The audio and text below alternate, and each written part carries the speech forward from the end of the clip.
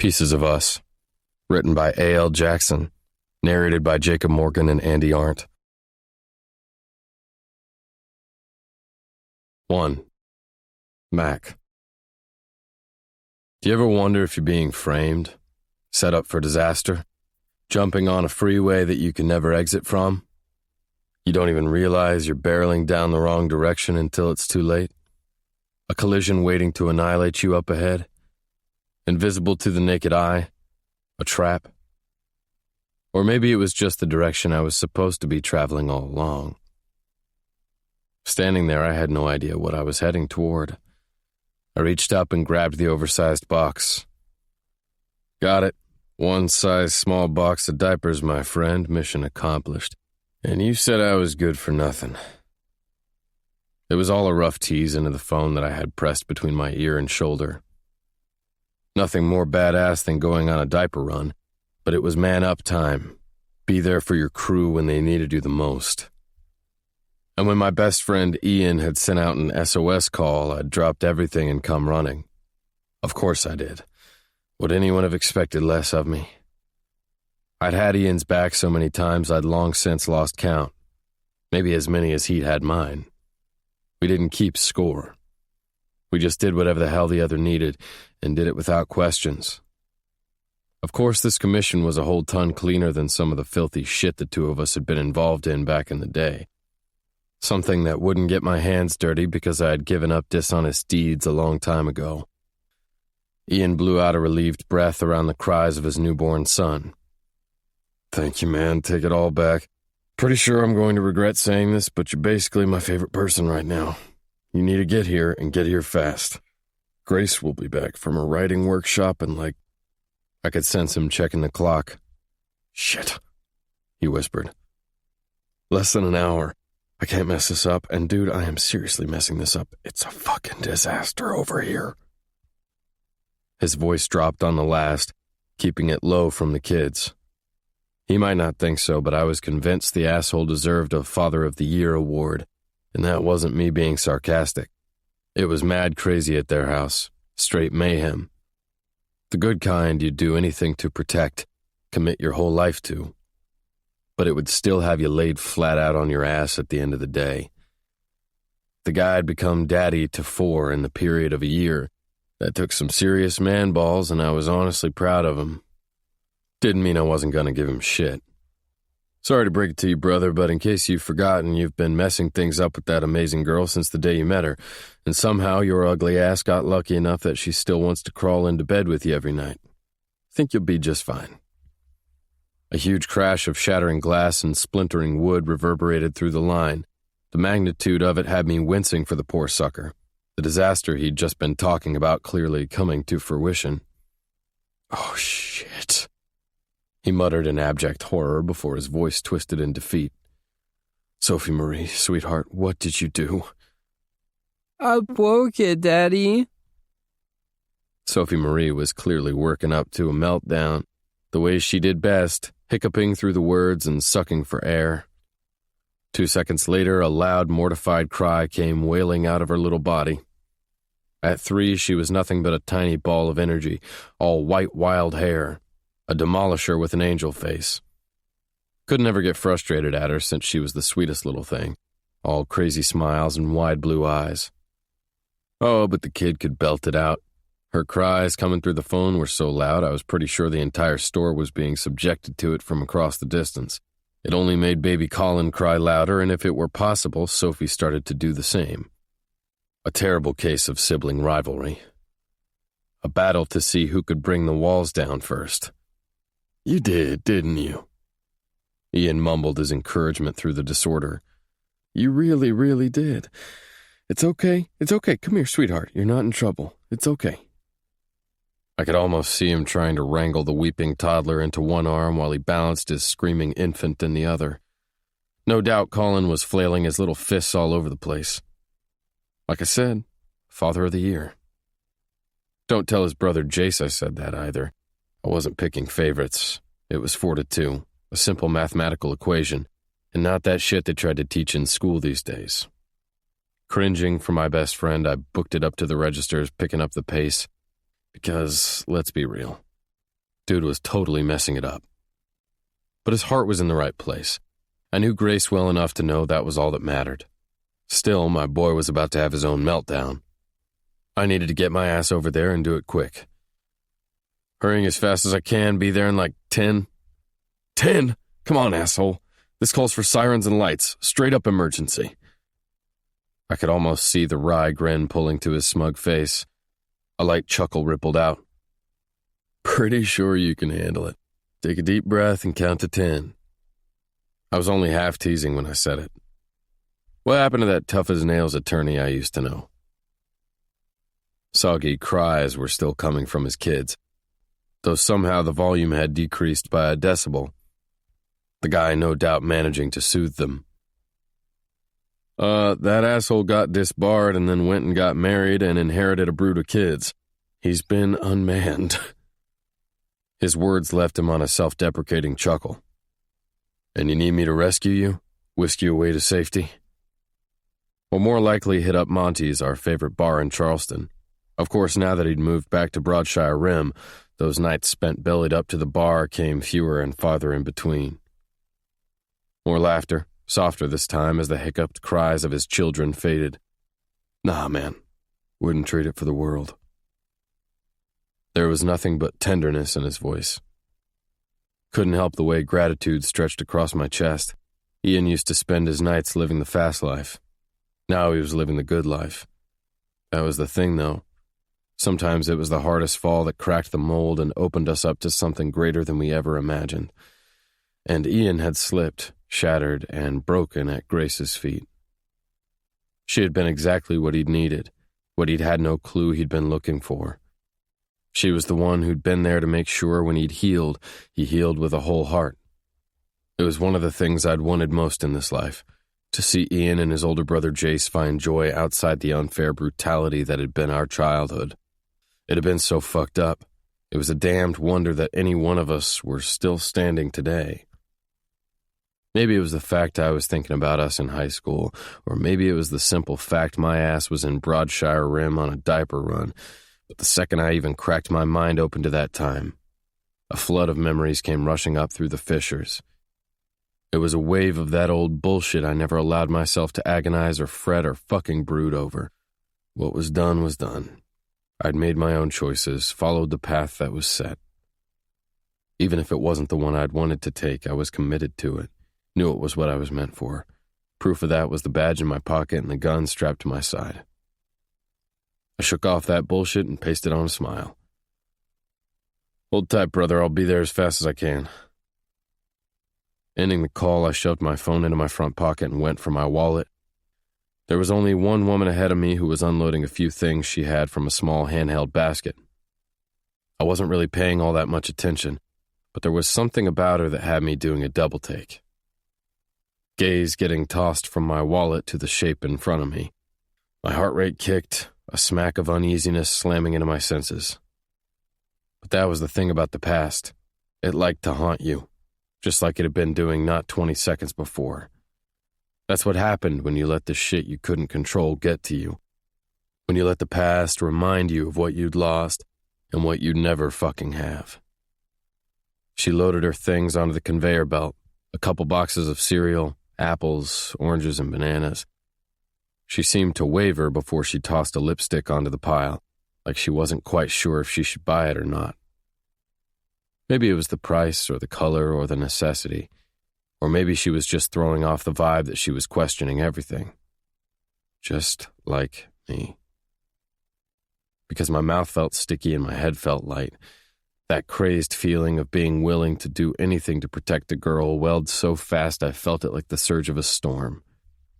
With her back to me, I took her in from head to toe, trying to slough the familiarity from my bones, to remind myself that it just wasn't possible. Still, my eyes were held, taking her in.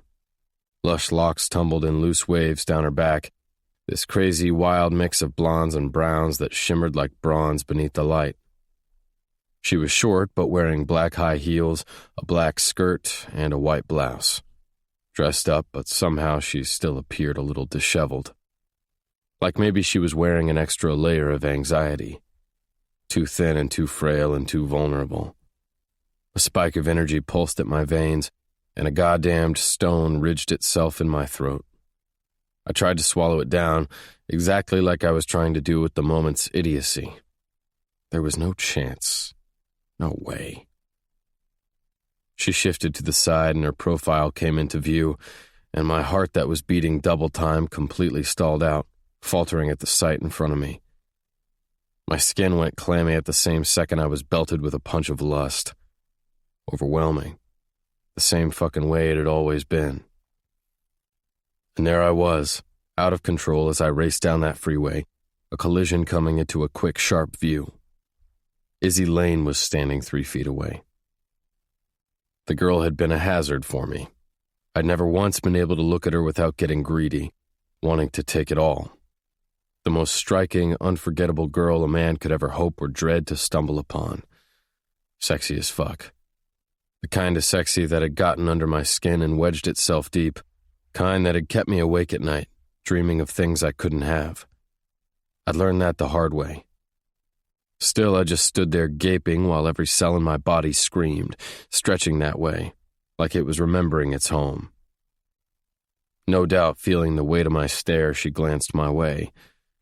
That was all it took for time and space to freeze.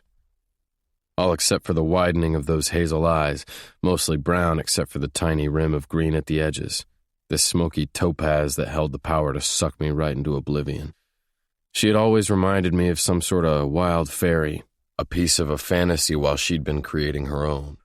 Her mind so big and vast that she'd opened mine. Waif-like with her high cheeks, angled chin, and pale skin, that starkness getting confused with the pinked flesh of her plump bowed lips. She was the kind of beauty that you couldn't look away from, the kind that you got stuck on, wondering if you stared long enough, you could figure out if it was real. She stumbled, reaching out to catch herself on the counter, like she was 2 seconds from being knocked to her ass. I was already there, floored and somehow still standing. What the hell was she doing here? Regret and greed bubbled in my blood, and everything only got fuzzier when I inhaled. Swore I could taste her on my tongue when I sucked down the gush of surprise that tore from her lungs and became one with the air. Attraction and hate, all wrapped up in a bow of yellow jasmine. Sweet and intoxicating. Maxon? My name wheezed from her mouth like it was pulling free before she gave it permission to. I blinked hard, hoping to hell it might break me out of the stupor I'd fallen under. But the soft timbre of her voice only made it worse, clouding everything. That sultry sound kicked me straight back to a time I'd done my best to forget. Maxon. No one had called me that in years, 13 years. I scrubbed a hand over my face, still wondering if I was hallucinating. Izzy? When I said her name, it snapped her out of the trance, and that chin trembled, a broken smile pulling to her mouth. I was pretty sure if I could read it, it was saying regret. Hi. She was wincing a little, on edge, and she turned back to watch the cashier ring her things. Like that was it. But what did I expect?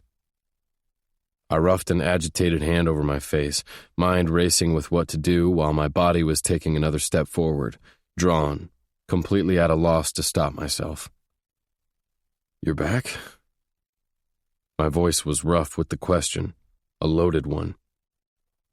Was kind of surprised she'd never come back once in all this time, had expected for her to, even prepared myself for it. But hell, I was a fool because there wasn't a thing in the world I could have done to prepare myself for this. She slowly turned back my way. I got blasted with a shock wave of heat that hit the air, the intensity of it so fierce it had me sucking in a staggered breath. 2 of us magnets. The only sound was her items beeping and the roar of blood pounding through my veins, hammering so hard through my body I was wondering if she could see it jerking my limbs. Not sure how long, but for now, she quietly admitted. Sadness had chased off the surprise. The girl standing there looking like the sight of me might make her cry, those big eyes watery and lips doing this trembling, distracting thing. And fuck, I wanted to reach out, stroke the lines of misery that marred her gorgeous face, tell her I was fucking sorry. If I could take back every horrible thing I'd done, I would. Wouldn't change anything, though, would it? I would always be the same man underneath. She glanced down and then jerked her attention right back up, another spear of shock seizing her expression, though this time it was softer, a little hurt and a lot wistful. You have a baby. What? My brow pinched in confusion, my mind struggling to catch up. Took me about 2 seconds to realize what she'd focused on. The box of diapers I'd grabbed for Ian. I had the urge to hide them behind my back or some stupid shit like that, like worrying about her thinking I had a kid should even register as important. But there I was, rushing to clarify. No, I mean, these aren't for me. Stammering, tongue-tied. Big bad detective reduced to putty by a pretty face. But it was the only face that had ever mattered. She shook her head a little bit, fighting for a smile to rise over the heartbreak muting that light that had always glowed from her. You don't need to explain. It's none of my business. I swallowed around my unease, explaining anyway, needing a reason to keep her longer, to make her stay while I figured out what the hell I was supposed to do. I mean, they're not for my kid, they are for Ian's baby boy. She pinned another one of those feigned smiles onto her mouth, 100% forced, pretending like everything was just fine when it was clear that it was not. What you do with your life is none of my business. I'm sorry I asked. Her brow pinched in regret, the girl tripping over her thoughts, and she squeezed her eyes closed and gave a fierce shake of her head. It's just been a long time, and seeing you here caught me off guard. That's all. I edged closer, not even able to stop myself, not sure that I wanted to. Maybe that's exactly what you should do. Ask. What answer I'd give her, I wasn't sure. Her face pinched in more of that honesty. I'm not sure that's a good idea. Excuse me. We both jumped when the cashier lifted his voice, all kinds of irritated considering the two of us were completely oblivious to anything else but standing there staring into the past. Oh, I'm sorry, she mumbled. Tearing herself from that tether I could feel stretching between us, she balanced her small bag next to the card reader. 2732. Handshaking, she fumbled to get a card out of her wallet. She swiped it and fidgeted like she was counting the seconds until she could make a break for it, while I stood there trying to figure out a way to get her alone, just for a few minutes. I wanted to know how she was, who she was, if she was happy. It says your card is declined. I tore my attention from the spiral of thoughts going down in my mind and whipped it to the prick who was looking at Izzy like she'd committed some sort of felony. Just as fast, I darted my gaze to her, catching her in the moment she was slamming those eyes closed. Like she was expecting this result, but had still been praying for a different outcome. Oh, I guess I brought the wrong card, she stammered. She dug into the paper sack and pulled out the lipstick. Can you take this off, please? Her voice lowered, embarrassment rolling off her like a disease. For the barest beat, she glanced over at me, hoping I hadn't noticed the exchange. Highly unlikely. The cashier rolled his eyes. Little fucker. I had the urge to reach out and grab him by the collar, like he was raking in the dough. I forced myself to hold back, not to say anything. Still, that thunder in my chest was growing louder by the second. I could feel it collecting speed, something severe gathering at the horizon of my mind. He re-rang it. 2290. He ran the card again, and she was already wincing before the punk had the chance to make her feel any worse, her card clearly being rejected again. Defeat dropped her shoulders, and there was no missing the dejection that fully took her over. Looked like she wanted to crawl under a table and disappear. Leaning around her, I handed the cashier my card. Put the lipstick back on. She whirled on me. I don't need any handouts. Pain and defiance reverberated with the words. I shook my head, not sure what situation she'd gotten into, but whatever it was, I didn't like it a bit. Didn't like any of this. Not a goddamned handout if I'm helping out a friend. A friend That was probably an insult, but anything else would no doubt send her raging. You forgot your card, remember? I cocked my head, giving her an out. Maxon, please, just don't. I set my hand on hers to let her know it was no big deal. The least I could do. But that was a mistake too, because at the contact a fire consumed me whole. Fucking flames and heat and need. Everything coming alive in an instant. I jerked my hand away, feeling like I'd been sucked into a vortex, tossed 13 years back in time. Izzy froze beneath it, drawing in a shattered breath, and the cashier had swiped my card and handed it back to me before she'd regrouped and had the chance to argue. The girl was clearly as shaken as me. He handed her the receipt. She grabbed it and the bag. She barely slowed to toss a whispered, "Thank you," over her shoulder before she was beelining for the double-sliding doors. I wanted to shout out for her, beg her to wait, to give me 5 freaking minutes.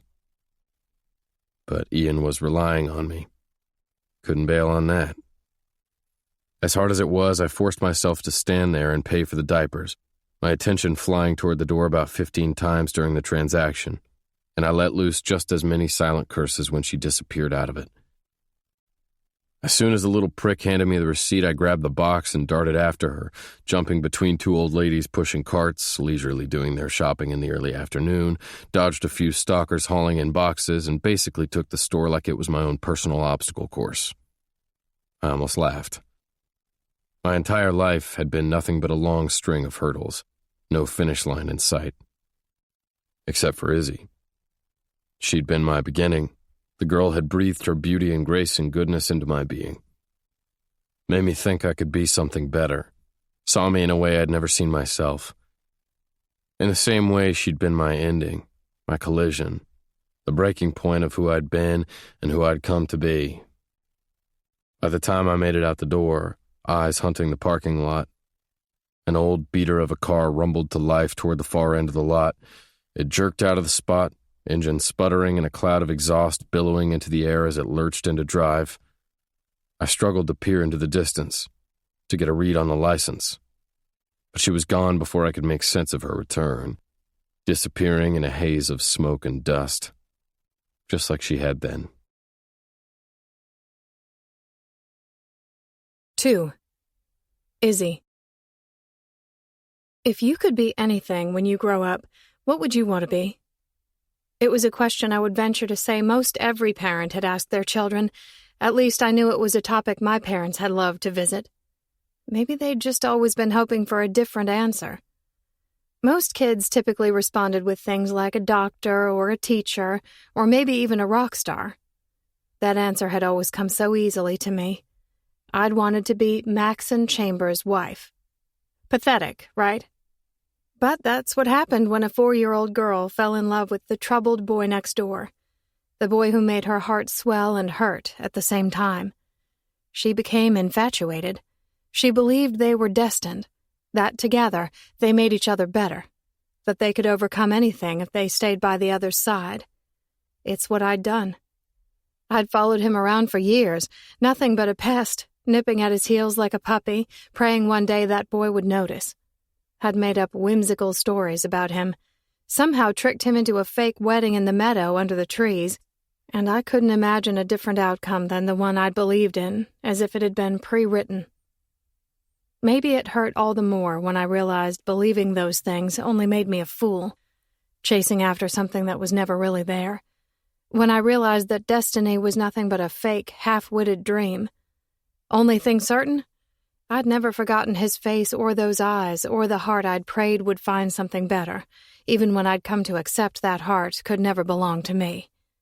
On top of that, I'd never imagined in a million years that at 30, I'd be standing in a dentist's office getting ready to beg for a job, praying no one would notice the tears that had been streaking down my cheeks, praying even harder that the world might actually right itself, considering I'd never in all my life felt so off-kilter. I had to pull this off. I needed this job. God, I needed this job. That declined credit card was proof of that. Panic still thundering so hard I could feel it in my veins, I approached the reception desk. "Hi, I'm Isabel Lane. I have an appointment for an interview at 1:30. When I introduced myself, I pasted on the prettiest smile I could find, one that had never felt so brittle or fake. Especially when my lips were coated in the same rose-petal pink lipstick that Maxon had just paid for, swooping in like some kind of devil or deliverer. I couldn't be sure. Something about it felt ironic. The man being there to buy me a stupid tube of lipstick, and not when I'd needed him most. "Oh, hello, Isabel. You can go right in, down the hall, second door on the right. She's waiting for you." "Thank you," I murmured, pulling in a deep breath and hoping it would pull in a load of confidence with it. "Good luck." "I'm gonna need it," I said. On wobbly legs, I moved down the hall, trying to refrain from reaching out and letting the wall help me along, my heartbeat still a clatter, running wild from the mere sight of him. Didn't even want to admit the way I'd been struck by his touch. The overwhelming rush of lust that had slammed me from out of nowhere. So gorgeous I'd momentarily lost function when I'd found him standing there, like a vapor in the recesses of my mind that had suddenly materialized. Foreboding and arrogant and imposing. That was all mixed up with that charm and the stupid, adorable dimple in his cheek, those two things far more dangerous than the others. When I made it to the second door, I drew in a stealing breath. I could do this. I'd have time to fall apart later, but right then, I needed to focus on what was important. I peered inside to find a woman sitting behind the desk, dark frizzy hair and readers perched on her nose. I lightly tapped my knuckles on the jamb. Her head popped up. "Hello, I'm Isabel Lane. I believe I'm up next." I wondered if my smile was wobbling as badly as my knees. "Come right in, Isabel." She stood and extended her hand over the desk. I tried to remain steady when I edged inside. "I'm Helen Montoya, the office manager and head of HR. "It's so nice to meet you," I told her, voice wispy and thin. I was searching all over for confidence as I returned her handshake. She almost laughed, her attention dropping to where our hands were connected. "You don't have to be nervous." "Oh." I jerked my hand away, realizing it was sweaty, and wiped it on my skirt. Wow, was I ever making a great impression. Light laughter tinkled from her. "Or maybe it might be this humid weather. It's so thick I thought I was going to have to swim to work," she said, sitting down and gesturing to the seat across from her. Fumbling, I sat down, adjusting my skirt and clasping my hands tight on my lap. "Oh yes, that might be the humidity. I'm also a little nervous," I added, peeking over at her. She smiled a soft smile. "No problem at all." She glanced at my resume on her desk. "So, I see you previously worked in a dental office in Idaho?"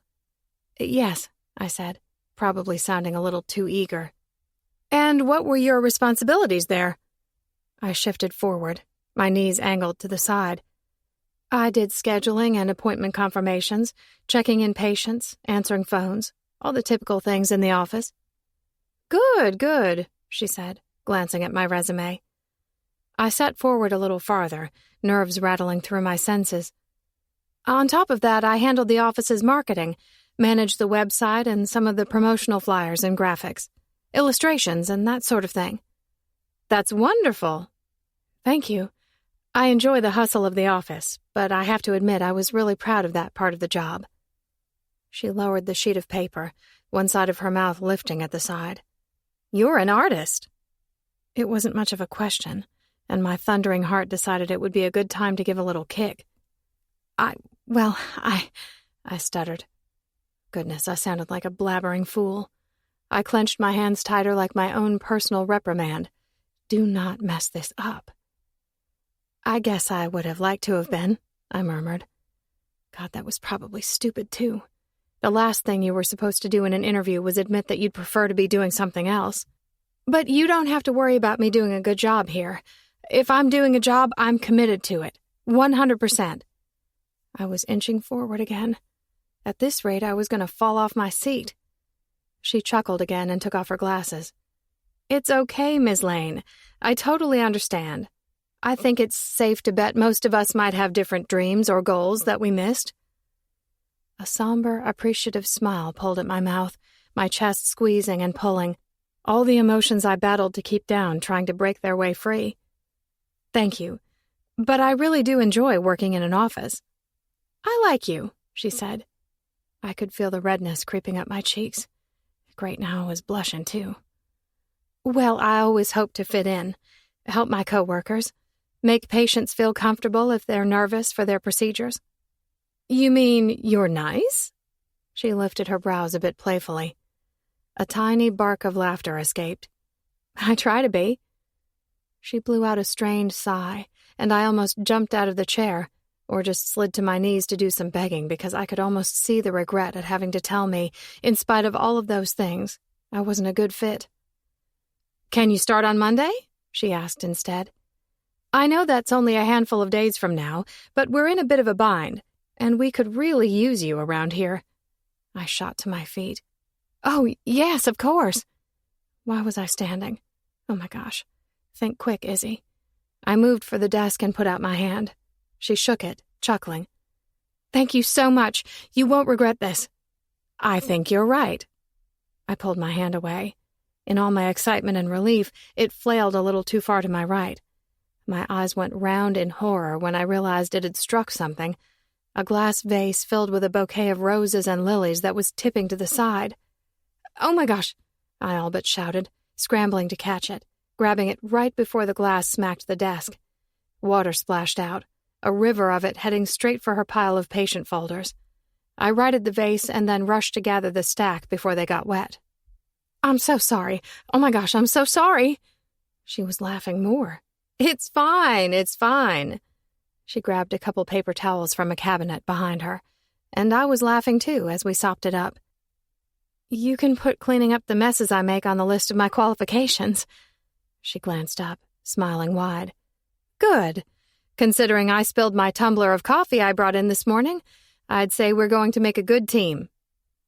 God, was I really getting cut this break? With my performance, she should have sent me packing. Instead, she was looking at me like I was the one who was saving her. I really am grateful for this job. I'm excited to work with you. Now go on, take a little breather. I'll see you at 8 a.m. on Monday, if you can come in a little early to fill out the paperwork. That would be great, I said, shaking her hand once more, though this time giving it a squeeze with the other hand. I started backing away, then gasped out and whirled around when I ran into something hard. A man wearing light blue scrubs and a bright white smile. Whoa there, he said, hands darting to the outside of my shoulders to steady me. I just stood there, gaping. He smiled wider, and my heart was thumping, racing out of control. You okay? I barely could nod, totally mortified by the fact I was a mess. Only Maxon Chambers could send me into a tailspin like this. I'm Dr. Nelson, but everyone calls me Trevor. Did I just overhear we finally have someone to take over the front office? Oh, awesome. I'd just knocked into my new boss. Yes, we do, Helen said from behind. This is Isabel Lane. He kept his hands on me, holding me up, but stepping back a little as he angled his head to the side. That was right when I was noticing just how attractive that he was. I mean, not quite like Maxon Chambers. That man was a brand all his own, but attractive in that clean-cut way. Light brown hair and dark brown eyes. Well, I have to say it's great to meet you. I was hoping we'd find someone to fill Sandy's spot. I stepped back and stuck out my hand. It's nice to meet you. I just hope I can fill her shoes. His eyes glinted when he returned the shake. I'm sure you'll do perfectly fine. I glanced between them, flustered, not even sure where it was coming from anymore. Well, I'll get out of your way. I'll see you Monday morning. I ducked out, glancing over my shoulder, redness hitting me again when I saw that Dr. Nelson was watching me go. My old car bounced down the narrow dirt lane that led to the house where I'd grown up. Our home was secluded in a dense thicket on the far east side of Broadshire Rim, the forest surrounding it lush and alive, fed by the river that twisted through our property. I wound along the mile-long lane that was hugged by towering trees, their huge trunks covered in moss, massive arms winding and curling as they fought their way toward the sky. The branches were covered in green leaves that protected the earth from the scorch of the blistering South Carolina summer. Glittering streaks of sunlight broke through, and I leaned forward to see them dancing across my windshield, sprinkling like stardust where they played on the ground. The sheer beauty of this place struck me with awe. I'd missed it. I'd missed it so much, just another piece of myself that had been ripped away when I'd left. My parents, my home, Maxon. All those stupid, childish dreams that he'd crushed in one sweeping blow. I looked out to the right to see the meadow peeking out from the copse of dense trees. The tiny house where he'd lived was barely visible in the distance. A lance of pain tried to cut through the joy I felt at getting the job. I forced it down. I wasn't going there right then. I kept driving, winding around one curve and then another, until the estate came into view. It had once been a bit lavish, if not pretentious, though there were far more grandiose mansions in the area. The years had taken its toll on it, though. The white, two-story home fronted by pillars and a sweeping porch had deteriorated, the paint peeling and wood splintering. The once perfectly maintained lawn was shabby in spots, and the wild jasmine was living up to its name, growing completely out of control. The money had run as dry as the gargoyle fountain that stood not so proud out front. But still, it was breathtaking, welcoming, my home. I pulled to a stop in front of the garage on the left side of the house and climbed out, my heels clicking on the red brick pathway as I made my way to the porch steps. I climbed them, the wood creaking with my weight, and I wiggled my key into the lock. Turning the knob, I pushed open one side of the double doors. "I'm home," I called, just because saying it felt so good when I'd been gone for so long. A trample of footsteps pounded down the stairs. "Did you get it? Did you get it?" "Yes, baby, I got it," I breathed out, my own relief and excitement uncontained. "Yes!" Dylan threw his fist into the air before he was throwing his little body across the room. I picked him up, swinging him around, even though he wasn't much of a baby anymore, already 5 years old and larger than life. He pulled back and looked at me seriously. "I'm really proud of you, Mom. I knew you could do it. Didn't I tell you that you could?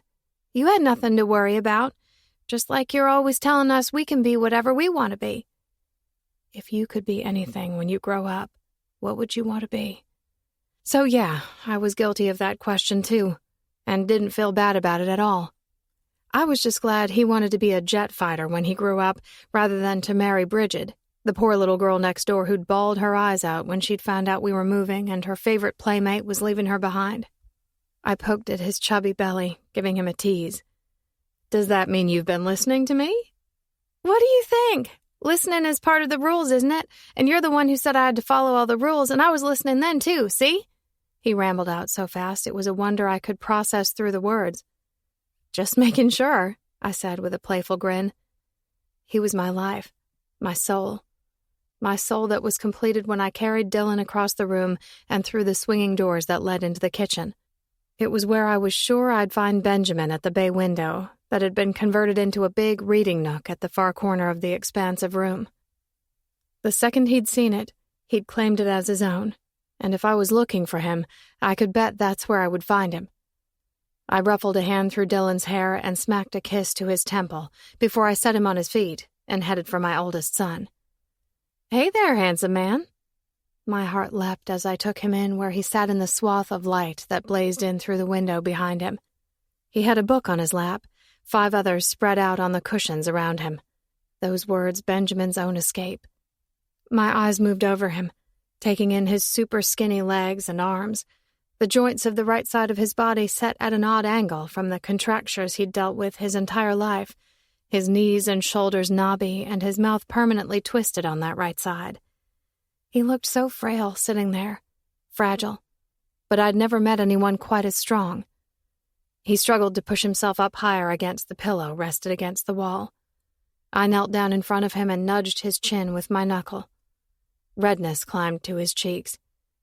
"Mom, I'm not a baby," he said, though he was grinning and trying to hide his angel smile that was brighter than the sun that shined like a halo on his head.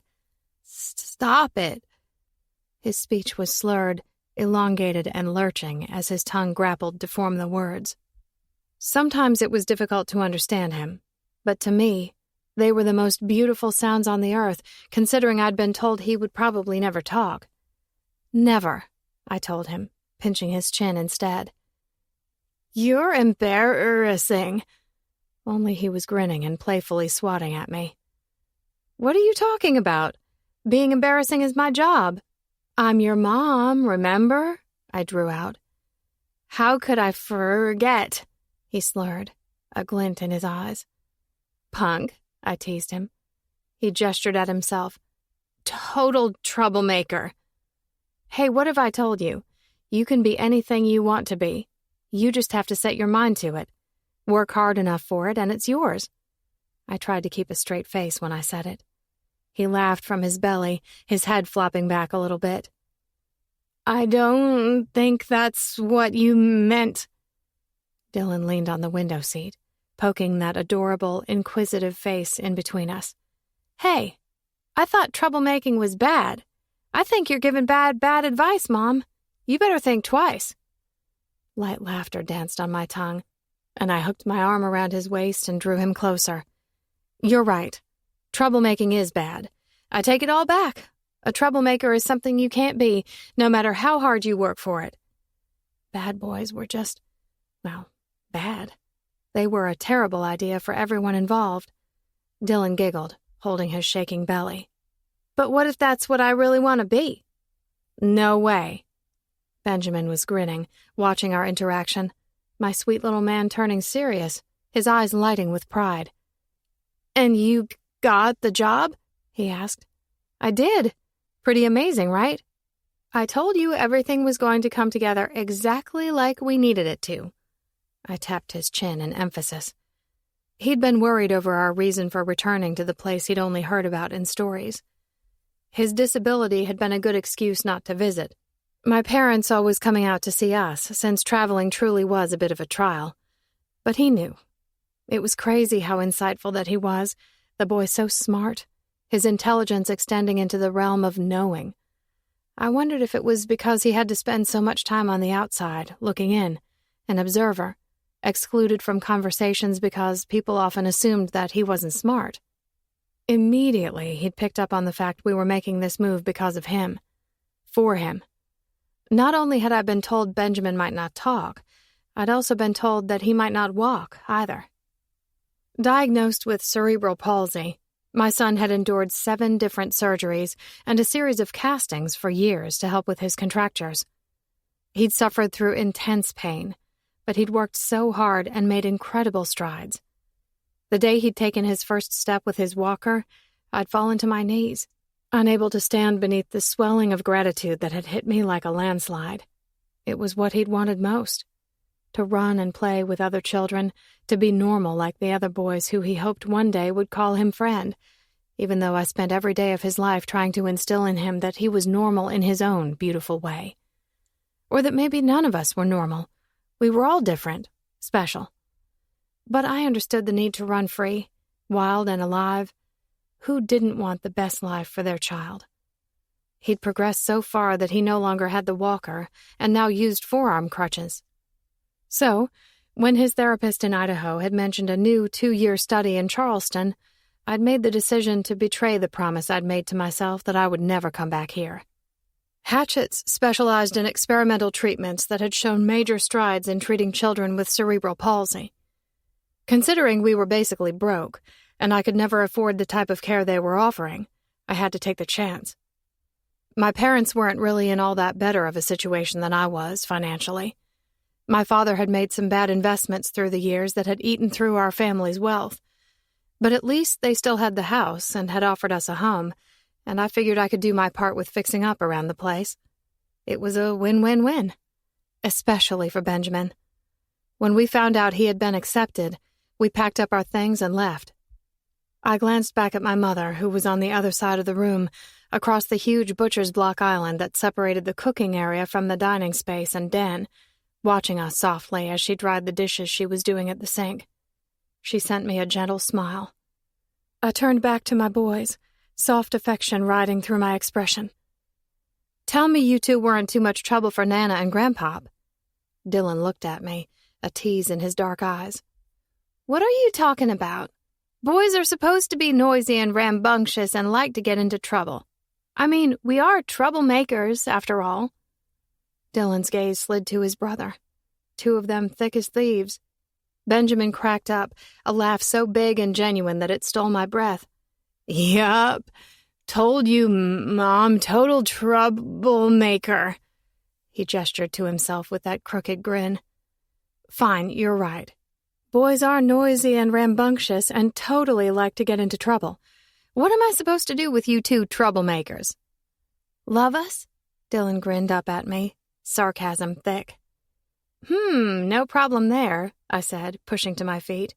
"But that doesn't mean I won't gladly send you to time out, too." "Aw, man, Mom's nothing but a fun sucker." I bit back a smile. "Watch it, little man." He held up his hands in surrender. Fine, I won't be a troublemaker. Crush my dreams, why don't you?" This kid. I laughed, kissing Benjamin on the top of his head and running my fingers over the top of Dylan's, before I turned around and headed toward my mama. She was plump and pretty as ever, lines starting to deepen on her face, like maybe she'd aged right along with the house.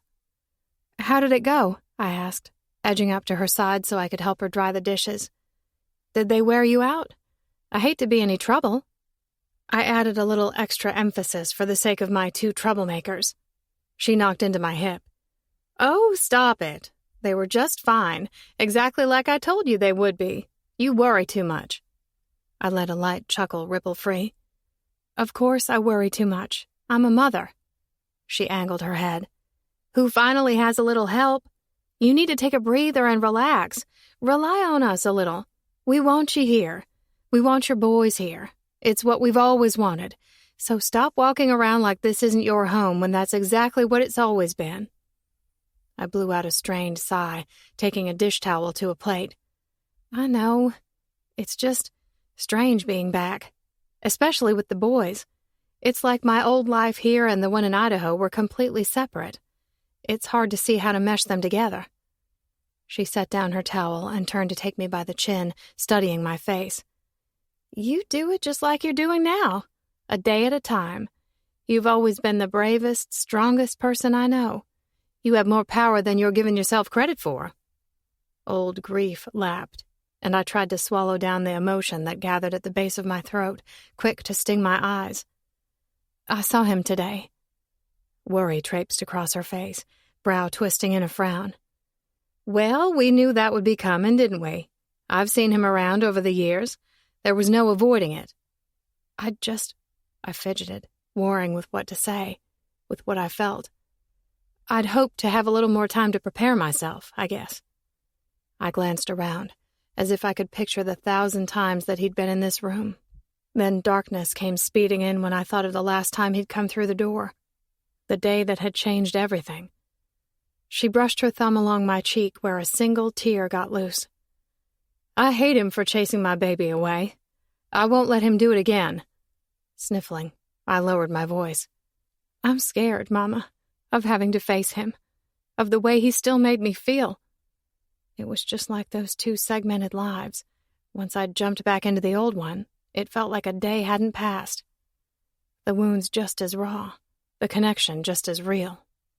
"He hurt you something terrible. But the one thing I am certain of when I see him is the guilt he carries." I winced. "He left me, Mama.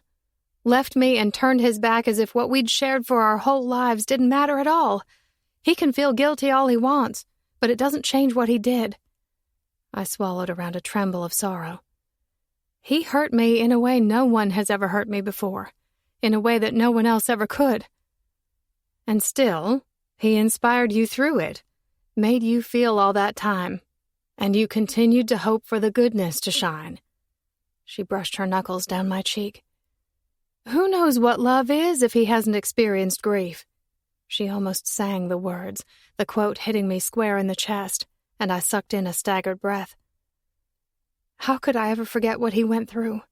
How could I ever stop hoping that he would escape that life? Her smile was close to sympathetic. "I think that says more about you than anyone else."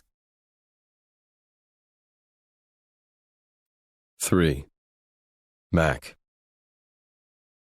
I drove up the short gravel lane to Ian's house, the sun a blister in the sky, my hands and legs still shaking like a bitch. Squinting against the glare, I came to a stop in front of the house.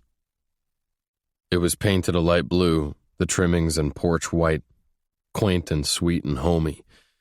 Such a mindfuck that Ian was really living this life. I shut off the ignition to my unmarked patrol car. The white Suburban with super-tinted windows was supposed to come off as incognito. Still, it stuck out like a car coming at you in the dead of night with high-beam lights. Pushing out a sigh, I just sat in it for a second, trying to get myself together before I went inside. But I couldn't shake the girl from my skin, the surprise at seeing her, the devastation that still remained clear. Hurt flashing like a beast, toiling in the air between us. Did I think she'd feel any different? Did I think that enough time had passed that she'd give me a quick, careless hug and offhandedly ask how I was, like she hadn't thought about me in years? But I guessed maybe that's exactly what I'd hoped she'd done. Moved on. Found something bigger and better away from this dead-end town. God knew I couldn't give her the kind of life that she deserved. Hoped she'd realized it had been for the best. Maybe even thank me for it. Which was damned stupid because she didn't even slow down long enough to thank me for buying her things, hightailing it out of there so fast I was left wondering if I'd hallucinated seeing her in the first place. Hardest part was that feeling was still there. The sensation of coming alive when I was in her space speeding beneath my skin, seeping all the way down to my bones. Need and lust, yeah, they were there. No question. But it was bigger than that, something unfound, special. I guessed maybe that's what it had always come down to. Izzy Lane was special. I huffed off the confusion trying to drag me under and grabbed the box of diapers from the passenger seat, hopped out, and started up the sidewalk just as the front screen door was flying open and banging against the wall. Mallory Paloma came bounding out at full speed. If I said Sophie Marie was a ball of energy, Mallory was a tornado getting ready to touch down, though her velocity hit you in an entirely different way. Uncle Mac Attack! You're here! You're here! She clambered down the steps.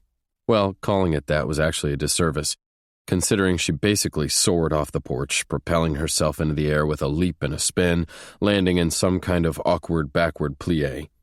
It almost had me dropping the diapers to sprint for her to keep her from falling and cracking her head. The fumble didn't even slow her down. She booked it down the walk and threw herself at me, not even giving me time to adjust the diapers. I caught her with an oomph, swinging her up into one arm while I tucked the box under the other. Hey! She grinned with all her teeth, arms wrapping around my neck tightly as she leaned the rest of her body back, her pin-straight white hair and bangs framing her cherub face. Yep, another angel. This one with wings. Hay is for horses, I told her, giving her a little tease. That's the oldest joke in all of ever, Uncle Mackety Yak, she said, hiking a sassy shoulder. Oh, really? How old are you anyway? She asked, her blue eyes narrowing in a combination of disgust and sympathy. Old enough to know better, apparently. I mumbled under my breath. Don't worry, I'll try to be cooler the next time I see you. You can try, I guess.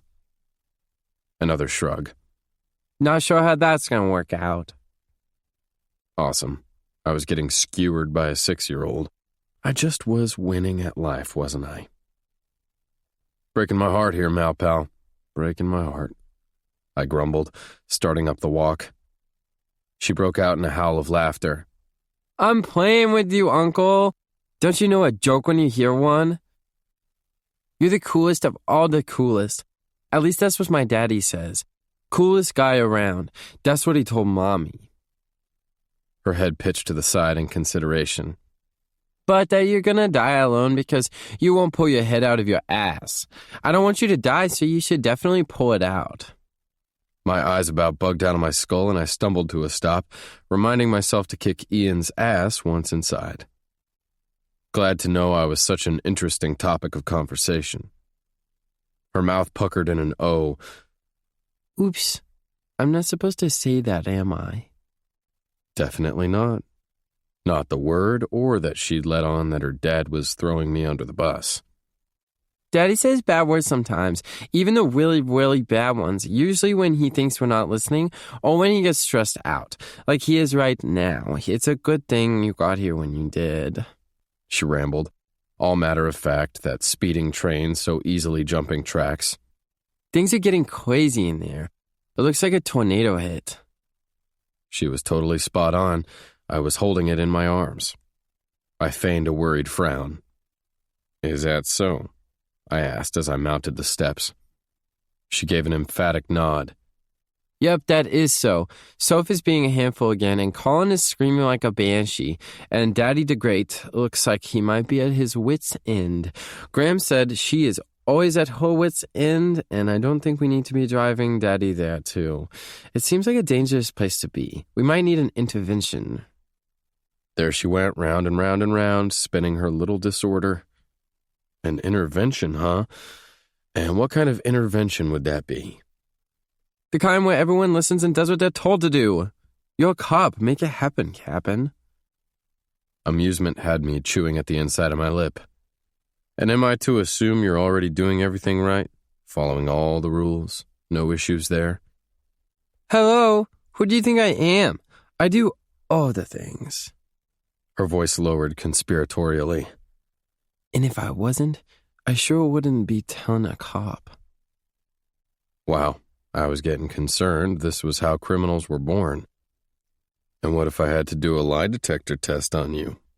I razzed. She inhaled a sharp gasp. Clearly what I was offering up was cruel and unusual punishment. No, that's just not playing fair. Who said life was fair? I asked with my brows knitted up, trying to keep it light, but feeling the way my spirit wanted to trip into turmoil at the thought. My own personal regrets and fuck-ups on top of the bullshit that I couldn't control. Life wasn't fair. I saw the truth of it day in and day out. And fuck if I wasn't feeling the weight of it right then. The kid looked at me with a completely straight face. Life is not fair. Mom already told us that life can be hard. Her brows stitched up, clearly struck with an important thought. But we already got our hero, so it's not really hard anymore. She frowned in worry.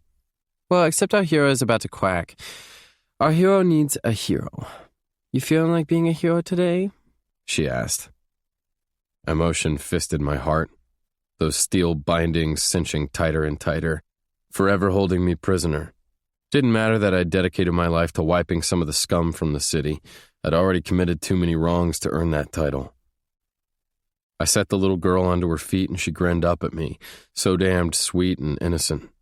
I could feel the magnitude of it twisting through my spirit, this feeling that shouted out that there was something inside of me that would always feel off, something missing, a piece I couldn't regain. I gave a little tug to a lock of her hair. Not sure I can reach hero status, I told her, straight up honest. But I definitely think we can help out your dad. I stepped through the door into the cozy house. Inside it was quiet, a distinct contradiction to the mayhem that had been going down in the background during our phone call that made it almost eerie. My attention darted around as I crossed the living room, guessed it was the detective in me that had jumped into action, taking note that the place was completely trashed, a fucking mountain of toys strewn everywhere, pillows and cushions tossed from the couch, trails of crumbs leading from one room to the other. We definitely needed to sneak in a quick cleanup before Grace made it home from her riding group. First things first. Hitting the swinging kitchen door, I pushed it open, making sure I had a smile pinned to my face.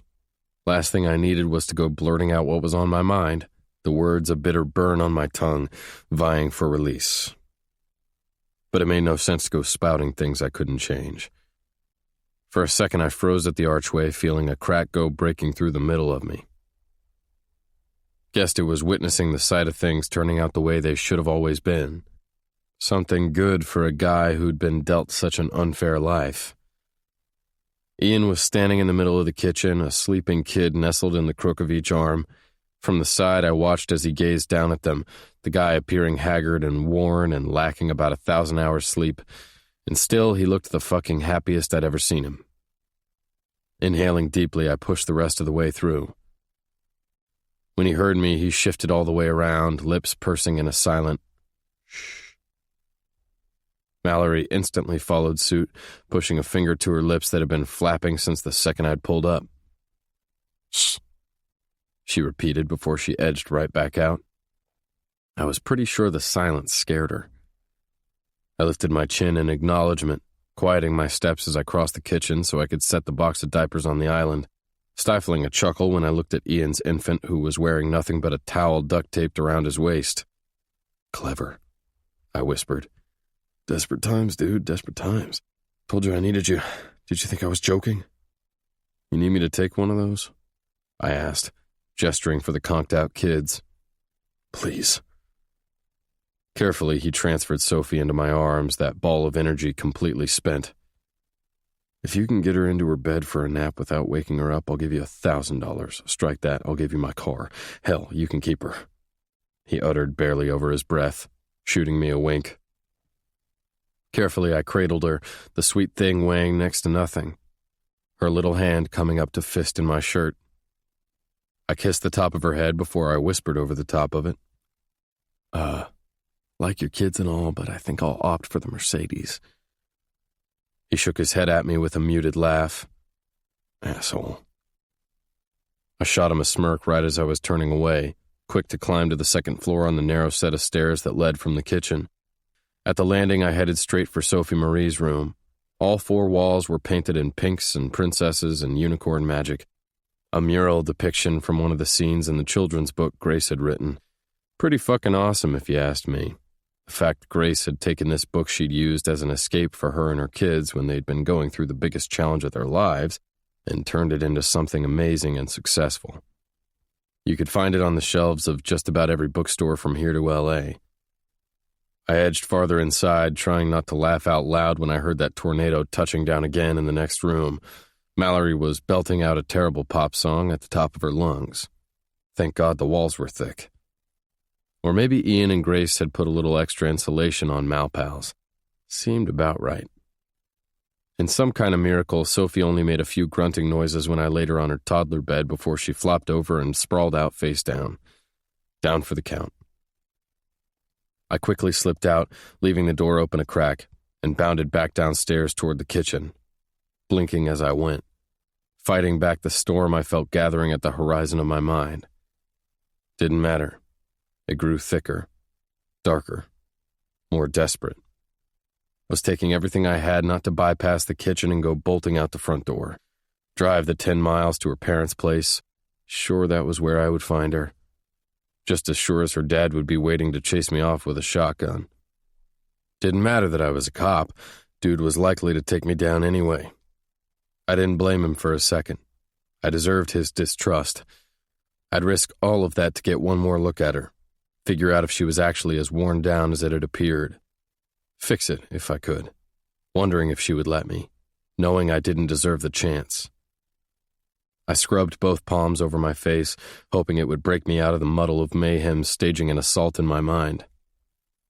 Stepping into the kitchen, I found Ian trying to rip into the box without setting Colin down. Need a hand? I offered, crossing to the island. Need about 10 of them, apparently. Poor bastard. I mumbled, eyeing him with a glint in my eye. Guess that's what you get for telling your kid I was going to die alone. He just laughed. Don't act like that's not exactly where you're headed. Don't worry, man. I'd have been happy to die alone right along with you until I met Grace. Funny how my life was filled with all these amazing people and still was utterly lonely. My house was so vacant that sometimes I thought it might swallow me up. Sometimes I thought Ian could see right into my mind because he frowned. You know the house next door is for sale. You should think about moving back to Broadshire Rim. Would be awesome to have you nearby. What, you need me to close for all the spur-of-the-moment diaper runs? Hell yeah. Like I told you earlier, you're basically my favorite person. He pointed at me. Repeat that and I will kill you. I laughed, brushed my fingers through my hair, and shifted around to lean my hip on the island. Changing the subject, I gestured my chin at him. Mallory said you were about to crack. Something about being at your wit's end. You good, man? Almost got there when this little guy crapped again, and I realized there wasn't a single diaper left in the house. Seriously, how many times can a kid this size poop a day? That shit's just not normal. He rocked him protectively against his chest, this little peanut wrapped up in his arms, wearing nothing but that towel. Pretty sure all that shit is normal. He chuckled again, the sound fading out as he gazed down at his little guy. Everything inside me softened. Couldn't help it. Was fucking happy for him. Looks to me like he had it under control. He leaned against the counter, holding Colin closer, not even making a move for the diapers. Guessed he was riding out the calm. The storm passed. Surprised that they'd all made it unscathed to the other side. His voice quieted with something close to reverie. Trying hard, man. Most of the time I don't have the first clue what I'm doing. So out of my element. I mean, a year and a half ago, would you have ever imagined this would be my life? And then Grace goes and trusts me to take care of all 4 kids. That kind of responsibility still sometimes scares the shit out of me. He blinked a bunch of times.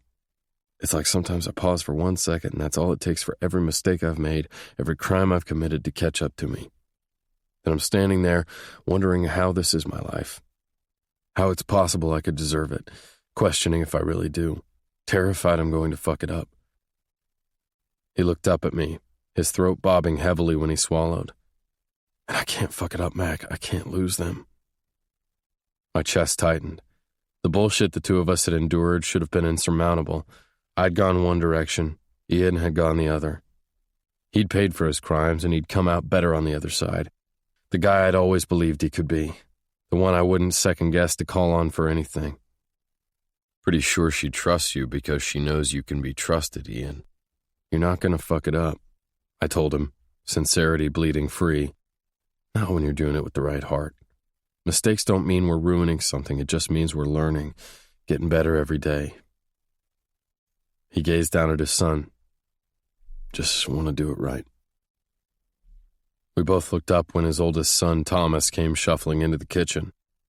Ian had adopted all 3 of Grace's kids, Thomas, Mallory, Sophie. He was right. He'd been given the greatest gift of all, not to mention that little bonus point of Colin, who he cradled tenderly in his arms. Thomas's socked feet slid across the wood floor, all of his attention wrapped up in his iPad. He barely glanced up, totally absorbed in whatever was on the screen. "Hey, Dad," he muttered. When the kid said it, Ian lit up like a light bulb. Kinda had one light up in the middle of me, too. "Did you see that interest rates are expected to go up? Wall Street Journal is reporting it. I think you and Uncle Jay should go for it if you're thinking about getting something new and you plan on financing. It's a good time to buy." Ian and I shared a glance. The kid was too much. As brainy as they came, always reading all these advanced articles and journals that I wouldn't have dreamed of reading at that age. Hell, I still didn't get half the shit he was talking about. "Oh, hey, Uncle Mac," he said offhandedly, just then noticing that I was there. I refrained from using the hey joke on him. "What's up, Thomas, my man? I see you're keeping your dad in line." Way cooler, right? Yeah, I was with Ian. Totally out of my element. Because I was pretty sure the one I knew about 2 hookers and a fisherman would be way out of line. Thomas shrugged a shoulder. "Trying." "Come here." Ian coaxed him softly, and he looked over the kid's shoulder, reading whatever report it was that Thomas had pulled up. "Whoa, good job finding that. I didn't hear. Uncle Jason, I need you looking out for us like this." Ian dropped a tender kiss to the top of Thomas's head, lingering a bit, like he didn't want to let go. Thomas tipped his head up backward, beaming at him, before he fumbled right back out. Easy, but the interaction seemed wholly profound. I met Ian's eye. "Pretty sure you're doing it right." Was doing my best to try to keep my voice from going rough, that unsettled, sticky feeling hitting me in waves. "Looks to me like you and Jace might have yourselves a new partner." Ian watched as the door stopped its slow swing and fell completely still. "Kid blows my mind. Did we think about stuff like that when we were his age?" he asked, as he angled his attention back to me. A snort blew through my nose. Hell no. Pretty sure the only thing either of us were thinking about at that age was the next thing we might be able to swipe without someone noticing, or what girl would be game to let us touch their tits. If I was my kid, I'd kick my own ass. He laughed out a subdued sound, wonder filling his tone. It was different back then, yeah? I shrugged, hating the heaviness that came rushing in, the weight of the reality of this world that could never be outrun. It's different for them, Ian. Different because you and Grace work hard to give them a good life, because you love them more than anything else, put them first. Not everyone gets that. These kids are damned lucky to have you, to have both of you. Pain leached into my chest. Ian, Jason, and I had been bred into that kind of life. Their mom an addict, my dad a low-life thief. At least Megan Jacobs had good inside of her. The willingness to sacrifice. If only my father would have possessed a sliver of those qualities. Shouldn't even have let that asshole get into my head, because the second I did, all I could see was the heartbreak written all over Izzy the last time I'd seen her before she'd left town. That striking, unforgettable face flashed through my mind, moving through me like a reel of time, progressing, now and then. The girl so pretty I felt her like a punch to the gut. Her face and that smile and that body. There was no forgetting her belief in me that I could be something better than my circumstances. She'd never given up on me no matter how hard I'd tried to keep her at a distance, arm's length. It was when I'd started taking her into my arms that everything had gone to shit. A pang of agony rattled my ribs, this choked sensation that was suddenly constricting the flow of air, because all of it suddenly felt like too much. The grief and the worry and the pain, the regret, the fear that I would never outrun myself, that I'd get sucked into that black vapid hole, become the man I'd been bred to be. Ian caught it. But what did I expect? The guy knew me better than anyone else. What was that? He asked, speculation written all over him. Needing support, my hands curled around the counter. No clue what you're talking about. Don't bullshit me, man. You think I didn't just see that thing go down in your head? He kept calling, nestled in the crook of one arm, the other coming to his head where he made a little exploding motion, replete with sound effects. Looks like a bomb just detonated in that tiny brain of yours. Now you're as white as a ghost. You working on something shady that has you on edge? I'm always working on something shady. It was the truth. True, he said. Then why don't you tell me what the hell that was? It wasn't. Don't even say it was nothing. You think I can't read you? Heaving out the breath I'd been holding, I scrubbed both palms over my face, thinking it might perk me up, get the blood flowing. Problem was, the blood was flowing too hard, sloshing and sliding and thumping. Groaning, I dropped my hands. Might as well fess it up because the asshole wouldn't stop until he pried it out of me anyway. Not sure I could keep this from him. Might have seen a ghost, I admitted, attention dropping to my boots. At the grocery store. Could sense his brows knitting up, the confusion riding free as he cocked his head to the side. Slowly, I lifted my eyes. One look at me and his expression paled in realization. No doubt my face was a mask of fury and guilt and regret. Izzy? He chanced. Izzy. Isabel. Yeah. I shrugged like it was nothing when it was everything. How is she? He asked, tone wary, like he was wondering at which point it was going to push me over the edge. Too bad I was already there. No clue, man. She took off before I got the chance to really talk to her. I paused, squeezing my eyes shut before I harshly shook my head, needing to scrape this feeling from my consciousness. It was for the best anyway. Better to leave it alone. Easier said than done, because that selfish, greedy side of myself wanted to hunt her down, find her, keep her, take her the way I used to. But she no longer belonged to me. I'd been cruel enough to make sure that she never would. What are you going to do? He hedged, digging deeper. Wanted to tell him to fuck off and mind his own business, but considering there weren't a whole lot of topics off limits between us, I figured that wasn't going to fly. Shrugging, I tried to keep the annoyance and helplessness out of my tone. Absolutely nothing. There's nothing I can do, even if I wanted to. I wondered if it came out sounding like a lie, because that's sure as hell what it tasted like on my tongue. "And you're saying you don't want to?" he challenged, though there was something smug writing at the corner of his mouth. "That's exactly what I'm saying. Her life isn't my concern anymore. Apparently I was fuller of shit than baby Colin." "Really? Gave your heart to Clarissa, huh?" Sarcasm dripped from his question. Repulsion seeped into my bloodstream. "You know better than to even joke about that shit. What seems funny is that you keep riding that crazy train. She's just a hookup." Such a fucking lie. I wondered if he bought it. He covered his baby's ear and muttered the words, "A good fucking settling are two different things." I laughed out a bitter sound. "Think I settled a long time ago." "Yeah, maybe it's your chance to change it. Took a chance once and look where that landed me. Look at what it almost cost." He shook his head. "You're an idiot." I went for his fridge and grabbed a beer, needing to shut this bullshit down before I spiraled. That was just when a clatter of voices echoed through the house, getting louder before the kitchen door swung open. Grace came in first, followed by Faith and Jace.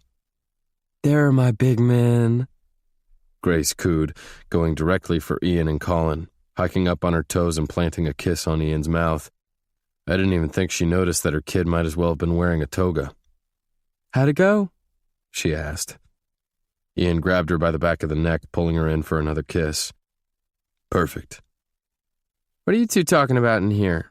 Faith asked, glancing between Ian and me like she'd caught onto something ulterior, her dark hair swishing around her sweet face. Had known Faith for all my life, about as long as I'd known Izzy. She was an incredible woman, strong and resilient. Couldn't imagine a better girl for Jace or a better man for Faith. They perfected the other. But that didn't mean either of them needed to know about any of this. "Nothing," I muttered. At the same time, Ian was lifting his chin. "He just ran into Izzy. The asshole. He was lucky he was holding that baby." Faith's attention jerked to me, something like horror in her expression. "What?" Jace was rubbing at his chin in discomfort, and Grace slowly turned all the way around, her mouth gaping open, which was kind of unsettling considering she'd never even met Izzy, which meant Ian had been doing a little more of that tossing.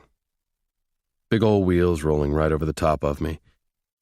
And there I stood, my heart in my throat and all those curious eyes trying to get inside my head. I twisted the cap off my beer and lifted the bottle in a nonchalant gesture. It was nothing. Except I knew damned well it was everything. 4. Izzy. Night pressed at the window of the same bedroom that had been mine for my entire childhood. On the second floor of the house, it sat at the opposite end of the hall as my parents' room, which had made it a whole ton easier sneaking out all those times growing up. Dylan and Benjamin had picked a room right next to me, choosing to share because this is what they had to do back in Idaho. The two were so close and found so much comfort in the other, separating them was like prying apart chain links. It was just better to leave it alone. Everyone else had gone to bed at least a couple hours before, and now I sat beneath the yellowed, hazy glow cast by the lamp on the desk where I was sitting, a journal spread out in front of me, and the end of a pencil tapping at my lip as I doodled my emotions and thoughts. I was battling to process the turmoil that was raging inside of me, as if I tapped into the quiet, I might be able to find the answer. That in the darkness, it might become clearer. Fat chance of that. Because with each second that passed, it only felt more complicated. I turned my gaze out the window. The towering tree rustled just outside, there like the sturdiest, most loyal of friends. Strong, thick branches stretched wide, as if it were inviting me to slip out into its safety, even though my daddy had screamed and ranted at me 100 times that it wasn't safe. I'd climbed up and down that tree so many times, I could still picture the perfect sequence of steps, each branch a rung. I wondered if it would feel the same, climbing it now, or if that tree, too, had been shaped and changed by the passage of time. I jumped about 10 feet in the air when my phone rattled on the desk and went off with a shrill ring. Crap, I muttered, fumbling to quickly answer. Hi. I rushed low, praying I'd silence the ringing before it woke the rest of the house. I heard you ran into you-know-who, Faith drawled, her country accent thick. Funny how the second I'd crossed state lines, mine had come rushing back, too. Pushing from the white chair that matched the desk, I tiptoed over to my door that I'd left open in case either of the boys needed me during the night. I poked my head out into the hallway. Coast clear. I quietly latched the door shut, quick to pad back over to my bed. My room was decorated exactly the same as it had been when I'd left. Pale yellow walls and a yellow and green floral comforter, the bed piled high with fluffy throw pillows. Word sure does travel fast in this town, doesn't it? I mumbled low as I crawled on top of my bed and pulled my knees to my chest. Should have just put out a notice in the paper. This is Broadshire Rim. You know how it does, she told me, a tinge of laughter in her voice, though it was the concern interwoven with it that I really heard. But I heard this one straight from the horse's mouth. My guts twisted at the thought of her talking to Maxon, being in his space. It just seemed so wrong, like she was consorting with the enemy, which was ridiculous because I knew full well they'd remained friends all this time. But don't worry, the gossips around here are alive and well. I did overhear you got a job at Nelson Dentistry when I ran in to pick up some things at the dry cleaners. Word on the street is you're making double what poor Sandy was. Congratulations. She was holding back wry laughter. They know nothing. I'm making triple, I deadpanned. I only wished. She barked out a laugh. Are you lost in some faraway fantasy again? You know that's where I like to live. Time to come back down to reality with the rest of us, my friend. Do I have to? It was almost a whine. Because I really, really wanted to stay there, in a place where I could make up all the circumstances and outcomes, and I didn't have to deal with any of this that felt so out of control. The teasing evaporated from her voice. You do, Izzy. You do. Heaviness pressed down on my chest. The sigh I released weighed every bit as much. I brought my thumb to my mouth, nibbling at the nail. I wasn't quite sure that I'd ever felt so many emotions all at once. Mixed, conflicted, and contradictory. Hope floated around me, this bright, bright light at the end of a dark tunnel. Benjamin had struggled for so long, and now he was getting his break. A bolster to his treatment, a buoy to his life. And I'd gotten a job. Relief billowed out at the thought. A job that I needed terribly. On top of that, it felt so good to be home with my parents. Their love and support so strong within these walls that I felt as if I were walking around wearing a blanket of it. But there was a dark blemish in the middle. I could feel her hesitation before she tentatively asked, So, how did it go? When you saw him? I shrugged as if it didn't matter, when it mattered so much more than I wanted it to. Probably better than I could have predicted. Really? Faith's tone filled right up with surprise. Yep. Ran out of there as fast as I could. Fight or flight. I picked the flight. I'm thinking it was a good call. Because the last thing I wanted to do was hash out the past with Maxon Chambers in front of the Broadshire Rim grocery store. If I thought news of our unlucky meeting had spread fast, that would have caught like a wildfire in the middle of a drought. I could almost hear Faith's disapproval and worry. What? I asked, chewing at my lip in discomfort. You know you can't ignore him forever. Why not? Okay, of course, I knew, but procrastinating felt like a much safer option. Because, like I said, word travels fast. Pricks of apprehension stung my skin, biting down. Barbs of regret and fear. It was loaded down by a mountain of old pain that I still had no clue how to deal with. Maybe I'd ignored it for too long. Locked it in that secret place and pretended it wasn't real. The unfortunate part? That meant I'd been carrying it around forever. And it was always right there, lurking, threatening to break out, accumulating in size. I was terrified if I fully released it, let it out to run wild, it might just consume me, eat me alive. Who was I kidding? It had been eating me alive all along. I don't know what I'm supposed to do, I finally admitted, wisps of agony clouding my voice. All these years, she and I had remained friends. She, our friend Courtney, who still lived in the area, and I had grown up thick, with each other every second that our parents would let us. Over the years, I'd stayed closer with Faith, who had a quiet spirit I couldn't help but be drawn to. Understanding. A confidant I could trust with anything. We'd communicated through emails and phone calls and Skype. She'd even been out to visit me once. But I knew the burden it put on her shoulders, that I'd asked so much of her. Especially once she'd finally married her high school sweetheart, Jace, who just so happened to be one of Maxon's best friends. "Are you asking for my advice?"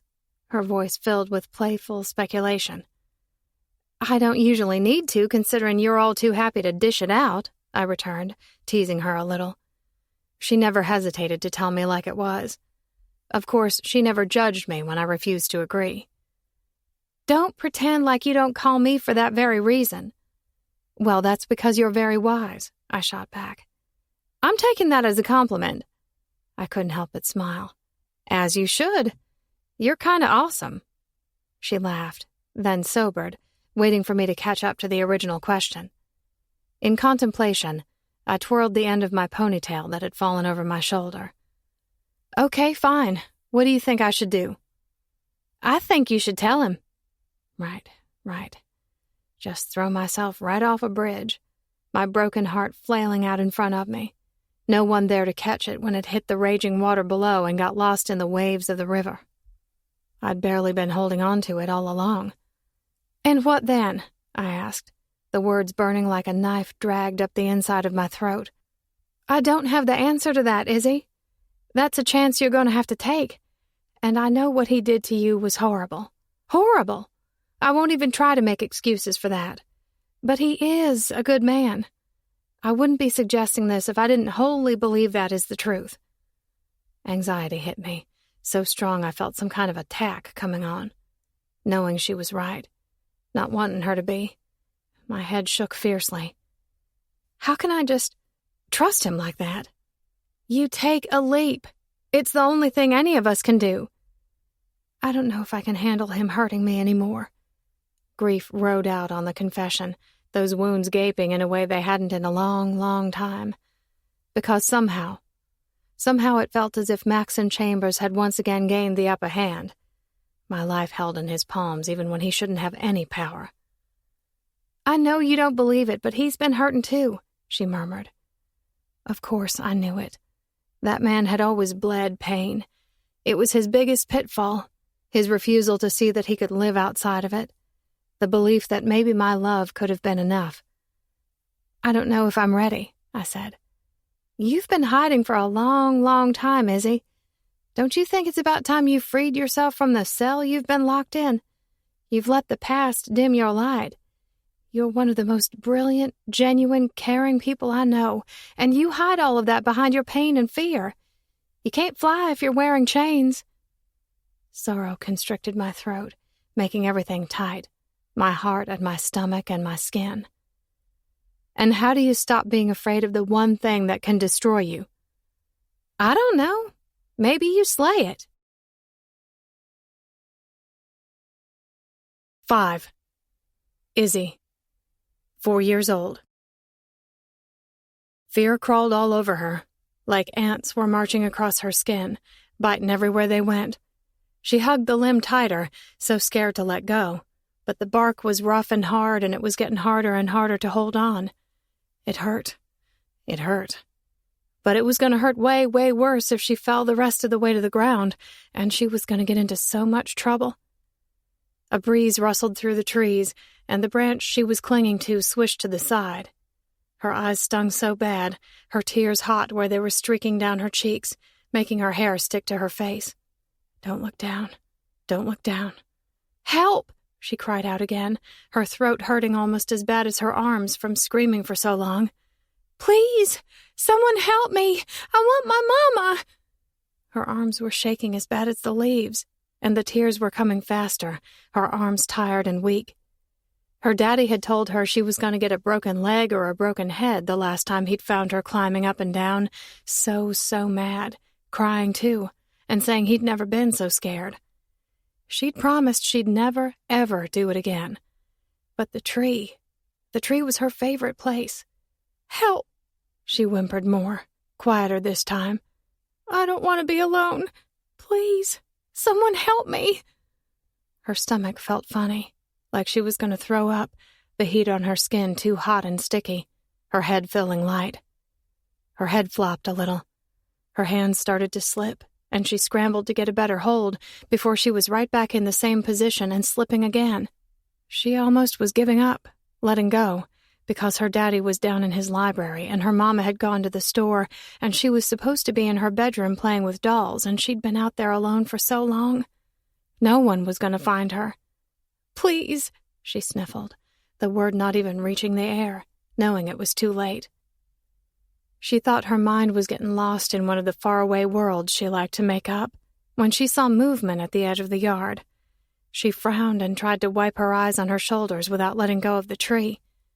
It was a boy who was running across her lawn, his hair like white flames where he sprinted across the yard beneath the bright summer sun. His big brown shoes flopped as he ran, and he wasn't wearing a shirt, just an old pair of ratty pants. "Help!" she shouted again, a rush of strength racing through her arms. "Help! Over here!" He skidded to a stop beneath the tree and peered up at her. "You been yelling up there? I could hear you all the way to my house." Izzy's heart raced, more scared than she'd ever been, her arms close to slipping. "Yes, I need help. Go get my daddy. Hurry fast." Except he wasn't running for the front door. He was starting to find his footing at the base of the tree. "Hold on, I'm going to get you." "You're not big enough." He scoffed like that made him mad. "I'm plenty big enough. You want me to just leave you out here? You'll be nothing but a splat of blood on those rocks if I don't get you right now." She wailed at the sound of that. "Please don't let me be a splat of blood." "I'm not going to let you fall," he told her, his voice sounding like laughter, climbing higher and higher, propelling himself up with his hands and feet, so fast she thought he might be flying. He made it all the way up to where she was, and he looped an arm around her waist and hauled her up so she could sit on a branch, freeing the weight from her arms. And it felt so good and hurt all over, and she was crying again. Relief. She wanted to hug him and hug him and hug him. "What you crying for, little bird?" Hiccuping, she wiped the tears and the snot from her face. "'Cause I didn't want to die. You saved me." He laughed. "I wasn't going to let you die, silly. I heard you, and I came running. That's all you got to do. Just start yelling, and I'll know when you need me to save you." She sniffled a little, a smile pulling to her face. "Okay, but what if you're not strong enough?" Except, he seemed pretty strong. Maybe even stronger than her daddy. Brave to come rushing right up that tree like it was nothing. "Psh, what are you talking about? Don't you know I'm a dragon?" He flexed his scrawny arms, his biceps the size of tangerines. "A dragon?" she asked, curiosity making her eyes pinch. "Dragons are the strongest and the fastest and the fiercest. So scary. Just like me. Except you don't gotta be afraid because I'm a good dragon. Even my mama says so." "Okay," she agreed super fast because that sounded just fine to her. Then he smiled softer. Little bird, stuck in a tree." She giggled, her heart feeling light. Dragon, come and rescue me." He grinned so wide that she couldn't help but laugh again. "That's right. Just like that." 6. Izzy. "Okay, I'm off to go pick up Nana's medicine. I won't be long." I smacked a kiss to Benjamin's temple where he was eating a sandwich at the table, then leaned down to grip Dylan's adorable mouth at the sides, making a fishy face and pecking a kiss there, too. He looked up at me with wide, worried eyes.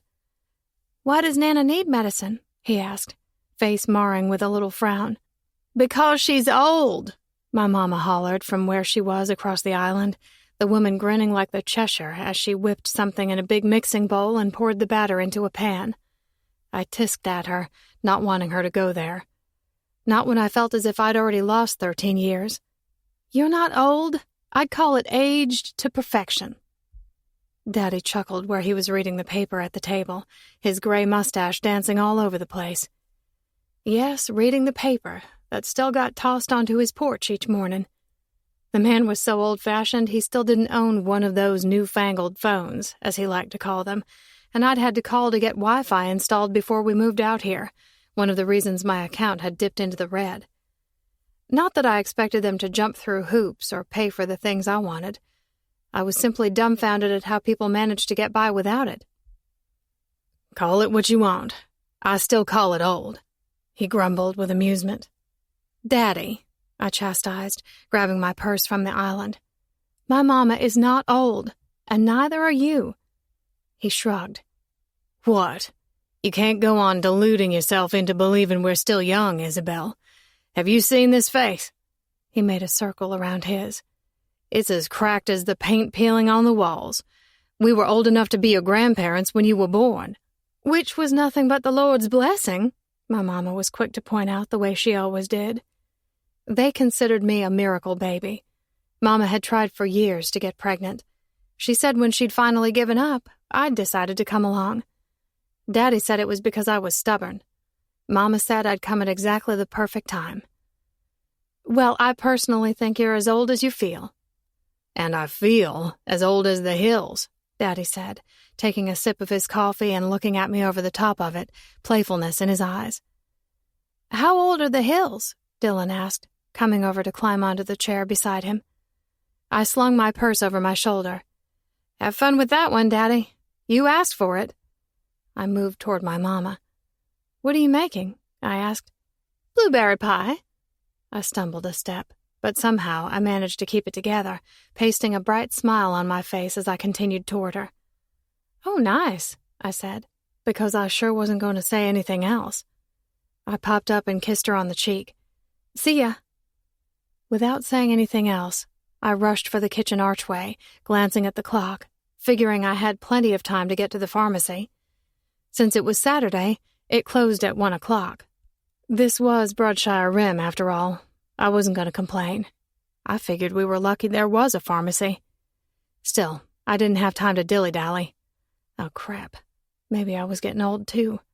Like I said, you were only as old as you felt. I started through the archway when my mama's voice hit me from behind. You know who loved blueberry pie. It wasn't even a question. Planned. Purposed. My mama nothing but a sneak. It stopped me in my tracks, and I paused to look at her from over my shoulder. Okay, glare would be a more appropriate description, considering my eyes narrowed on her in offended disbelief. She'd all but sang it where she was facing away at the counter as she spread the blueberry filling over the crust. Mama, I scolded, trying not to let any of that hurt I'd felt last night bubble up, to keep it down. I'd decided for a little while I just wanted to be. Let the boys adjust. I'd deal with Maxon soon, hash it out, wrap up our unfinished business and call it good. If only it were that easy. She glanced back at me. Think you should invite him over for Sunday brunch. Are you crazy? It was a gush of disbelief. I second that. My daddy waved his index finger in the air. Gotta happen sometime. Might as well happen over pie, she said. My attention darted to my children, that protectiveness rising high, so big and full that my breath started coming harder and faster. The last thing I want to do is have it out with that man over pie. Whatever you say.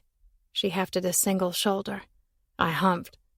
Mature, I knew, but I couldn't help but feel flustered. Redness crawling up my neck and landed on my cheeks. It seemed this whole damn town was conspiring against me. I've got to go.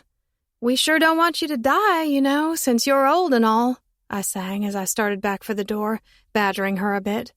Her laughter chased me out, along with her words. Just think about it, Izzy May. You can't go on living hiding under your bed the way you did when you were a little girl. Yeah, well, inviting that man into it was the worst thing I'd ever done. Shoot, I whispered when my car sputtered and lurched. Was this really happening? My car chugged a little more, and I pushed down harder on the pedal, trying to coax it into action. I tossed up a few silent prayers with it, too. That was right when something dinged and a red light popped up on the dash and a dark cloud of smoke came billowing out of the hood. "Oh no, don't fail me now," I whispered under my breath, patting the dashboard. "Come on, just give me a little more." It had been a wonder my clunker had gotten us across the country in the first place. I'd been figuring the poor old girl was on her last leg, and I'd bargained a really nice washing and a fresh quart of oil if she would just get us out east safely. Apparently, she thought her end of the bargain had been met, because that was right when she up and decided she had no power left, because she was stalling out right there on the deserted road. I was barely rolling forward, trying to at least coast off to the shoulder.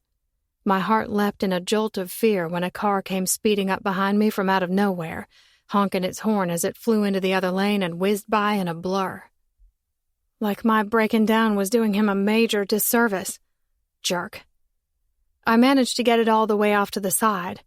At least I'd made it to the pharmacy in time, the little white bag with my mama's medicine sitting next to me on the seat. I blew out a strained breath, thumbs tapping at the steering wheel as I contemplated. The most logical thing would be to call a tow truck to get it fixed, but there wasn't enough left in the bank for that. A little thread of worry needled my chest. I needed this car to be working come Monday morning. Nelson Dentistry was 12 miles away, and it wasn't like there was a city bus or public transportation I could take. I could borrow my daddy's truck, but that would mean they would be left without a car. That wasn't an option I was comfortable with. Maybe I could fix it. I gave myself a resolute nod. That was exactly what I was going to do. I fumbled around under the dash and pulled the latch, and I almost squealed with pride when I heard the hood pop. I got right into that thing without a hitch. Point 1, Izzy. I pushed open the door to the sweltering heat, sweat instantly beating on my skin when I came into contact with the humid summer air. I was wishing just as fast that I wouldn't have chosen my heeled booties and a pair of fitted jeans when I'd gotten ready this morning. Carefully, I treaded the loose gravel in the 3-inch heels, basically tiptoeing my way to the front of the car. The front of the car where something was hissing like it was mad, a viper getting ready to strike. A frown pulled to my brow, nerves rattling, and I hesitated for a second, looking around at my deserted surroundings. Nope, no help there. Get it together, Izzy. You can do this. It wasn't like the car was actually going to bite me. I fumbled around under the hood, quickly because it really was hot, and I thought it might just bite me after all. I found the second latch and released it, the hood springing up with the smallest amount of force. It released another big plume of smoke, and I coughed and waved a hand in front of my face as it cleared. When it was safe, I peered down at the engine and fiddled with a couple of hoses. Problem was, I didn't have the first clue what I was looking at. Auto mechanics had never been one of my top priorities to learn. I turned away, deciding I was going to have to suck it up and call a tow truck to take it to a shop. Maybe I could find one that would be willing to let me pay payments. I couldn't be without transportation. I started to head back to the driver's side to get my phone when I heard the roaring engine of an approaching car. I thought about stepping out and waving my hand to ask for help, but if it was anything like the last one that had passed, I'd be risking death, and I was so not into playing Russian roulette. I stepped farther away from the road, safely shielded by my car. I could hear it getting closer, coming up around the bend, hidden by the tall, skinny trees that flourished in this area. Then that roaring shifted, and it quickly decelerated. A siren blipped a warning. Thank goodness it was a cop. I basically sprang out from behind the car when it eased off the road and came to a stop behind me. Peekaboo. I was sure I looked crazed, but I couldn't stop the smile that was splitting my face, my arms from waving over my head as if they hadn't already seen me.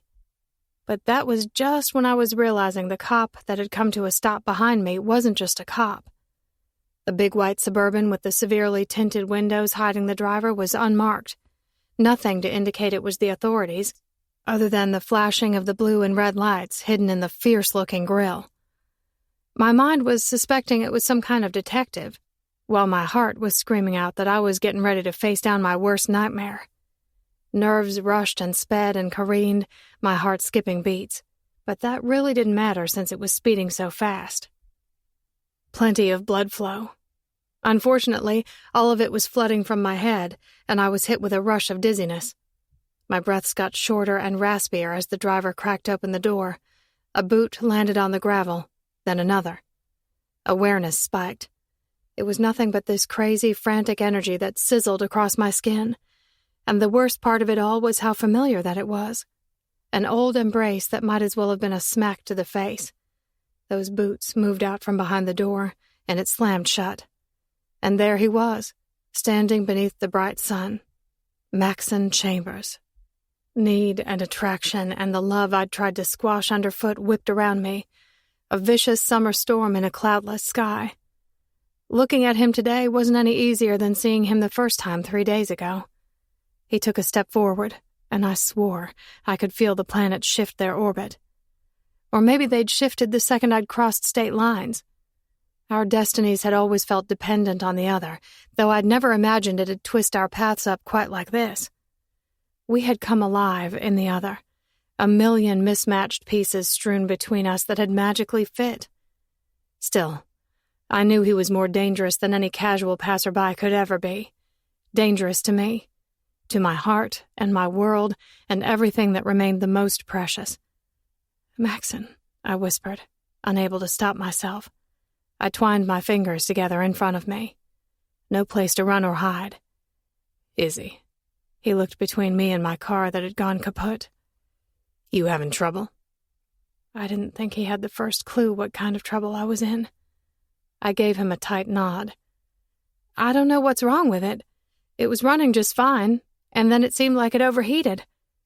A dose of amusement rode into his expression, one stark brow lifting in speculation. "It was running just fine. Are you sure about that? If seeing you drive off a few days ago was any indication, this thing hasn't been running just fine for a long time." A smirk ticked up at one side of his mouth, that easy sexuality he'd worn like a brand making a resurgence. My knees wobbled. "Well, I had to rely on her to get me all the way back out here, so I can't blame her too much." I lifted my chin. Why I felt the need to stick up for my crappy car, I didn't know, but the last thing I wanted was this man to be judging me. Maxon smiled a little more, tipping his head to the side. The guy so gorgeous it should have been a crime. "She?" A little huff blew through my lips. "Of course it's a she. She's a caretaker. I've been relying on her to get me around for years. Yours looks like a brute." Why in the world was I talking to him this way? Nothing but an easy conversation. "That's so." More amusement was riding out of him, that urgency from a few days ago gone. Like seeing each other this way was normal, expected. He started coming closer, a rough chuckle tumbling out, hitting me square in the chest, hit after hit. There went that easiness, blown out of the water by the magnitude of his presence. I managed to mumble. He'd always been unbearably tall, but now he seemed massive, imposing, foreboding in an arrogant, powerful way, dripping with all that danger and peril that he'd warned me he was capable of. Too bad I hadn't listened. "Well, I didn't have much choice in the matter. Government issued." He shrugged a bulging shoulder. It gave a little flop to his blonde hair that was cropped at the sides and longer on top. "I guess they thought it was a perfect fit." God, this man. I fidgeted, trying to take a step back. The last thing I needed to do was go and get hypnotized, his nearness some kind of mesmerizing drug. Face so deliciously rugged, his chiseled jaw coated in at least 3 days of scruff. I had the stupid urge to reach out and scratch my nails through it, to touch him the way I used to do. But it was hard to stop my mind from traveling that direction. The man of fantasy I'd tucked away that had manifested as whole. Every inch of that big body was packed with tight, rippling muscle, both arms completely covered in colors and designs that danced with a story I wasn't close enough to read. Still, there was something about it that felt as if he had peeled off his layers. A book sitting wide open to confess his sins. Maxon tipped his head, mischief playing out in those eyes, and I realized my mouth was hanging open, drool probably running out the side. Oh, God. He'd caught me checking him out. Could this get any worse? Redness flushed, and everything heated, and I swiped at the dampness that gathered above my lip as he was stopping a foot away from me. "Hot out here, isn't it?" he asked, something arrogant swimming in the depths of those blue eyes, the icy, vast color of a glacier tinged by the sea. Very. Those plush, full lips twisted into the softest smile, his demeanor jumping from one extreme to the next. Remorse and regret and affection. Things I was sure I wasn't ready to see. "Izzy," he murmured, and his hand was reaching out, like he was going to touch me. Panic sent me stumbling back, my eyes going wide. I splayed my hands out over my chest as if it could protect me. He huffed out a frustrated sound and sliced his fingers through his hair, looking away for a beat before he was turning that powerful gaze back to me. "How have you been?" Bitter laughter came rushing up my throat. I tried to hold it back, but there were some things you couldn't keep contained. "Are you really asking me how I've been?" He winced, but he didn't drop his gaze. "Yeah, I am." He edged forward a little, stealing my breath. I tried to shield myself from it, but there I was, sucking down his aura, an intoxicating cocktail of the woods and the sea, all man, all sex. As if you really care. God, I hated sounding petulant, carrying around this chip on my shoulder. But he'd cracked me, left that gaping cavern right through the middle of me that throbbed and ached. There hadn't been an ounce of me that hadn't believed in him, in his love, in his devotion. Him throwing that away had only made it hurt all the worse. A weighted sigh blew from his mouth, and he was slowly shaking his head. And still he wouldn't let me free of the trap of his stare. "I do, Izzy. I fucking do. And I shouldn't. But if you think I haven't been worried about you all these years, wondering how you were, and where you were, and who you'd become, then you're wrong." "You never even crossed my mind." "Oh, nice, Izzy. You are officially 13. Amusement came riding back to his striking face. "Not even once, huh?" "Nope." Lies, lies, lies. He knew it, too, because those lips were twisting up, all sorts of smug and far too playful, as if we were the oldest of friends, and he didn't mind if we sparred. Ripping myself from the trance, I stepped back and hugged myself tighter, needing to get away from the draw of this man. Or maybe I was just trying to hold back my heart that was trying to make a break for it, climbing a rib and getting ready to swing from a wayward rope. Just another foolish, deadly jump. "Listen, Maxon, I really need to get back to my mama and daddy's. I picked up my mama's medicine in town and she's waiting for it. Is there any way you could take a look or maybe call me a tow truck that can take it to a shop where they might let me make payments?" I really didn't want to be asking him for any favors, but what else was I supposed to do? His expression both softened and hardened with worry. But that wasn't what I wanted. His worry. Him thinking he needed to swoop in and save the day the way he always had. It was far too late for that. "Izzy," he started to say, and I put up a hand. "About what happened the other day. It was no big deal. I didn't keep close track of my account when I was traveling, and I spent a little more on gas than I'd first thought. It was no big deal. You don't have to worry." He grabbed the wrist of the hand I had put in his face.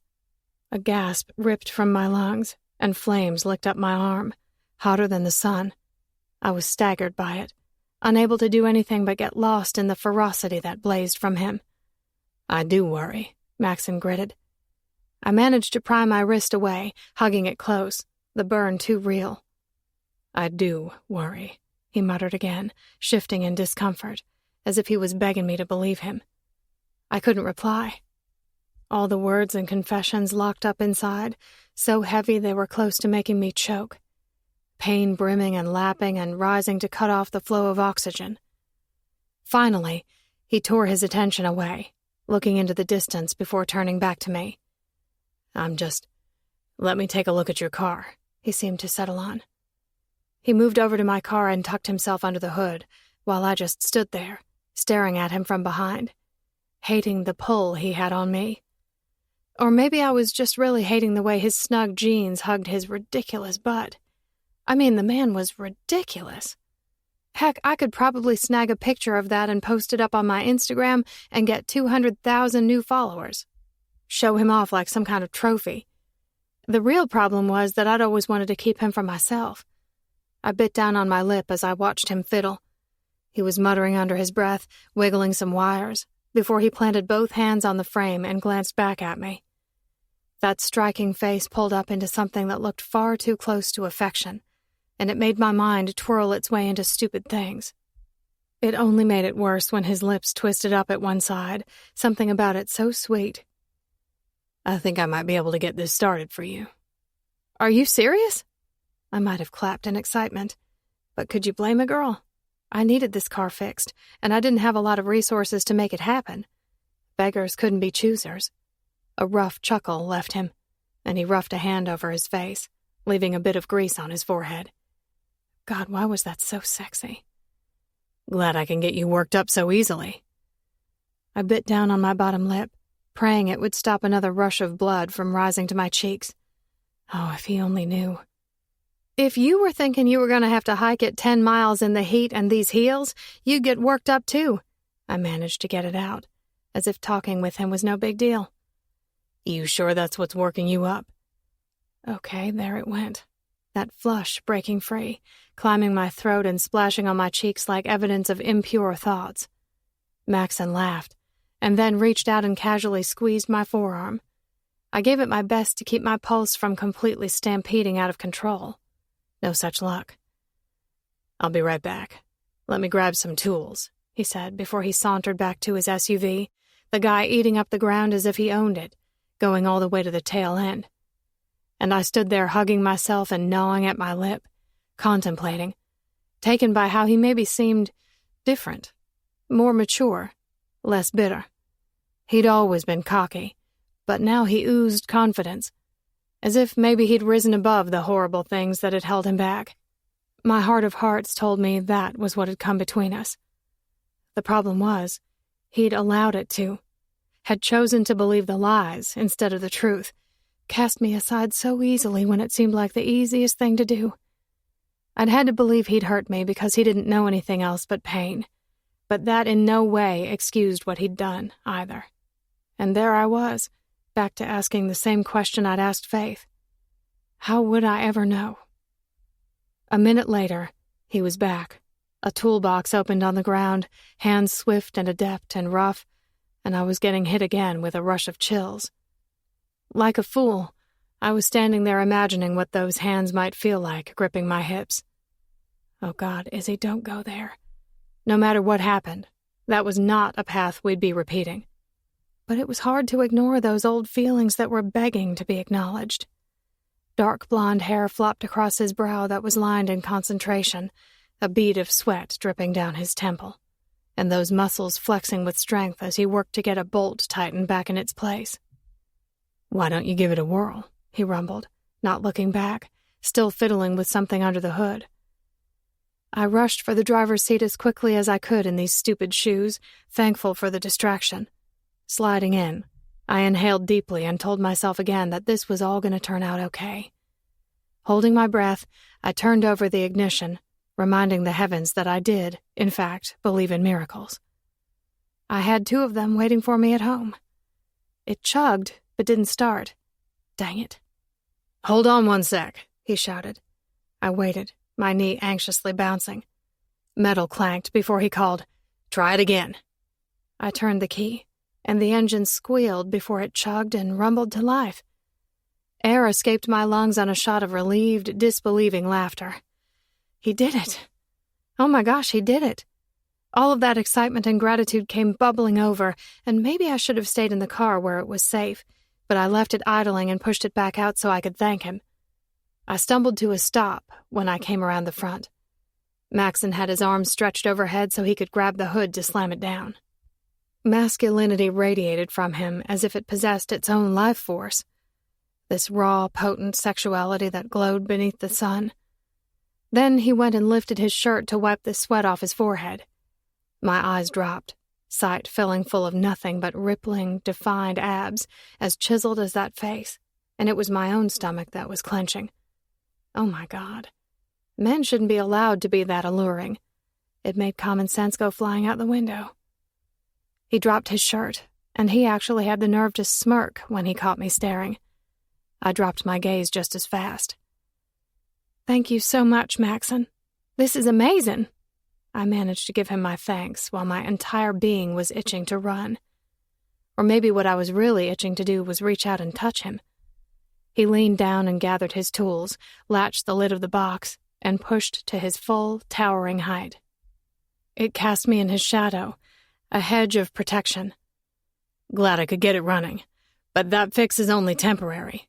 You need to get it into a shop and do it soon, or you're going to find yourself stranded on the side of the road again." "Right," I agreed with my mouth, calculating how many paychecks it might take to be able to pay for it. Agitation coming on, I hesitated, tapping my foot when I tentatively asked, "Any idea how much it might cost?" He sighed, roughed a hand over his jaw. "Thinking 400, maybe 5. You're going to need some new parts. I have a friend I can get in touch with. Might be able to pull in a favor." I probably shouldn't be taking favors from Maxon Chambers, but was I really going to be bitter enough to turn down that offer? "That would be really nice." He smiled one of his soft, tender smiles, the one that moved through my senses like a cool breeze after he'd heated me up with everything else. "I'd be happy to." "Thank you again. Honestly, I don't know what I would have done if you didn't find me out here." "Hoof it in those heels for 10 miles. A playful grin worked itself onto his lush mouth, that dimple showing up in his cheek just to make my life a little more miserable. Gentle laughter rippled out, unstoppable, and I was chewing at my lip again, trying with all of me to keep from going soft.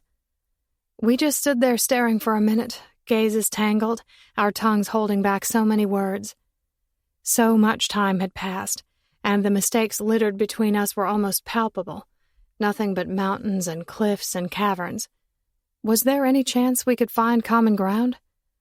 I pushed out a sigh and shook myself from the thoughts. I really should get going. Thank you, again. Why was it so hard to walk away from him? Don't do this, Izzy. Don't let your heart get wrapped up in him. It isn't a safe place. All right. I'll give you a call on Monday. Let you know when I talk to Dalton. He owns a shop in Charleston. Your parents still have the same number? I laughed out a small laugh. Yeah. Neither of them even have a cell phone. Something wistful pulled across his face. Why doesn't that surprise me?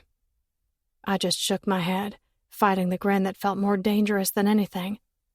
Hope they're doing well, Izzy. Just like I hope you are, too.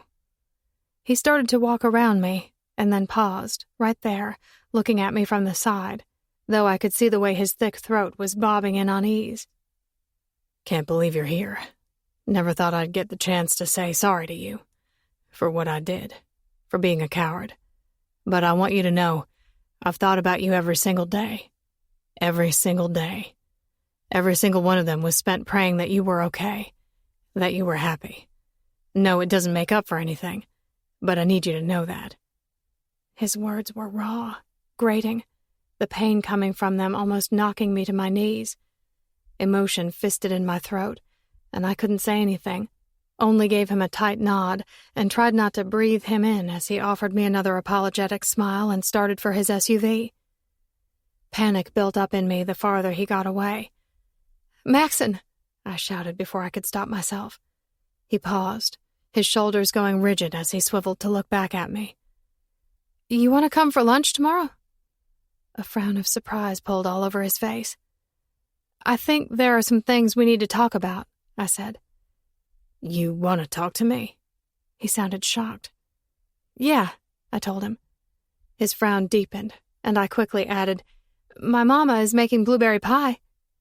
That was all it took to have an affected smile ticking up at one side of those lips. My favorite. I gave another nod. Awareness spun between us, a storm that churned and spiraled and sucked me right in, the way it had always been. What I needed to remember was that nothing would be the same. I'd love that, he said. All right, I'll see you tomorrow at 1. I climbed into my car, soul crashing against my ribs. I sucked in the deepest breath and pulled out onto the road, hoping beyond hope that I wasn't making a huge mistake. 7. Mac. You had to wonder why some asshole always went and ruined your day, especially when I was in the middle of one that had sparked a hope in me unlike anything I'd felt in a long, long time. Izzy just standing in front of me and making me feel like everything could turn out right. Helped a bit that she'd invited me over for her mama's blueberry pie. She might as well have been passing me an olive branch. But that's just the way life went, wasn't it? You had to take the good with the bad, and when you were a cop, you spent your life taking on a whole lot of the bad.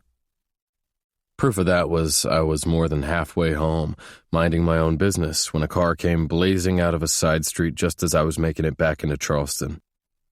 My attention whipped that way, watching as a late-model BMW blew the stop sign coming out of a neighborhood, fishtailing as it hit the main road. They gunned it going the opposite direction, doing about double the speed limit. Switching on my lights and siren, I flipped a U in the road, could feel my skin getting sticky, hit with the unsettled feeling I got whenever things weren't quite right, an intuition that had saved my ass more times than I could count. I grabbed my radio. Detective Chambers, lights and sirens pursuing late-model BMW requesting backup. I rattled off the license plate and my location. I got confirmation and I floored it, the big engine of my Suburban roaring. The white car in front of me swerved in and out of the lane, flying by 2 cars, not giving a fuck that he might be putting someone in danger. Nothing I hated more than that. My eyes narrowed and my heart thudded harder. Was this asshole trying to outrun me? With my siren going, the 2 cars pulled off to the side to let me by, and I got right up on the car's tail. Could tell he was thinking about it, itching to push his car as fast as it would go. Run. I edged an inch closer, letting him know I'd be all too happy to chase him down. Finally, he flipped on his signal, put on his brakes, and pulled off to the side of the road. I came up right behind him, adrenaline a thunder in my veins. I'd been in this line of work long enough to smell the stench of trouble from 100 miles away, and it was just emanating from this asshole. Actually, 4 of them. Could see the car was filled, 2 in the front and 2 in the back.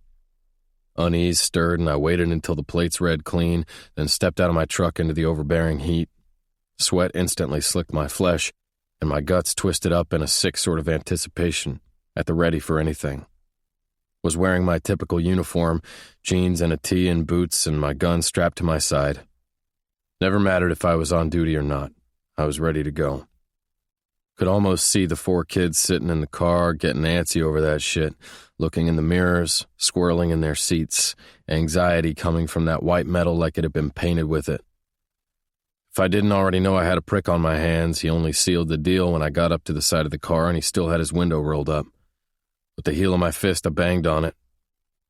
Reluctantly, he finally rolled it down, arrogance coming out of the inside as thick as the heat waves sagging in the sky. My gaze swept the car, taking in the 4 guys that I pegged at around 20. They weren't dressed much different than any other guy I'd come across on the streets. It was what was underneath those layers that got to me, something sleazy oozing from their skin that cued me in that they were up to no good. "Problem, officer?" The driver's tone dripped with sarcasm, brow lifting like it was me with the issue rather than the other way around. Had half an inclination to reach through the window and take him by the collar, let him know exactly what the problem was. But I played by the books as best as I could, and this punk wasn't even close to being worth my ass getting dragged into the sergeant's office. Considering you were doing 60 and a 30 and blew through a stop sign, I'd say there is. He scoffed out a laugh. 60? I think your radar must be off. Wasn't doing more than 30. Max. You can ask my friends. He almost laughed when he said it, glancing in the rearview mirror at the 2 guys in the back, sketch written all over them, carload of twitchy motherfuckers with their knees bouncing 1,000,000 miles a minute. "Yeah, no chance we were going any faster than that," one of the guys in the back spouted, head bobbing so fast I wasn't sure how it didn't snap off. "That's so," I returned, wondering if they actually thought that was reason enough for me to let them go. "That's so." It was nothing but a sneer from the driver. Not what my radar said. My head swiveled as I leaned closer, taking in the interior of the car, hunting for anything that might give me a reason to search it. Gut telling me they were dirty. Interior was clean, no bags or paraphernalia sitting out, nothing that should raise any suspicion that this was anything more than a normal traffic stop. "Where are you coming from?" I asked, voice low and controlled, hinting at a growl. "Pretty sure that's none of your damned business." This from the driver. Kinda wanted to pop him in the mouth. A rough chuckle left me. "You been drinking? Doing drugs?" "Do I look like I've been drinking?" Instantly, this kid was combative. Hated to say that I'd expected it, but I had. Not surprised at all to find that feeling creeping up and taking hold. "License and registration." I graded low. A disgruntled sigh left him. "That really necessary?" "Wasn't asking so I could find out the color of your eyes. Think you could do as you were asked, or do you need to step out of the car?" Defiance blazed from his expression, but he finally reached across the console when he saw the cruiser marked with police roll up behind my truck. I kept my eyes focused as he opened the glove box, watching for anything it might expose. Nothing stuck out in there either. "Be right back. Don't go anywhere, yeah?" I warned. I went back to my SUV to do a search after he handed both over. Zachary Keaton. My computer screen populated with a slew of driving-related tickets, mostly speeding and 2 for reckless driving. Shocker. Only thing even remotely criminal was an arrest for misdemeanor theft. No outstanding warrants. Even though my gut was telling me these 4 were involved in something bigger, I was left with no option other than to write him a ticket. I moved back to his window and handed it to him. "Drive safe." He snatched it out of my hand, a smirk taking over his face. "I'll do my best." I stood there and watched him pull back onto the street, fighting the sick feeling in my gut, shouting that I should do something more, that these guys were vile and corrupt. But sometimes I had to let things go, except I couldn't fix everything. It just sucked when you knew something seedy was right under your nose. "Where have you been my whole life, handsome?" I grinned, happy to hear the familiar voice. I needed a distraction for the uncontrolled energy, my emotions in shambles. Too excited for my own damn good, and that old worry trying to steal itself a winning spot after it was supposed to be long dethroned. I tossed my attention over to Marina, who stood at the head of the table where I was sitting in my regular booth at Monty's. It was the same question she asked me every single time I came in, which was more often than was probably prudent to admit.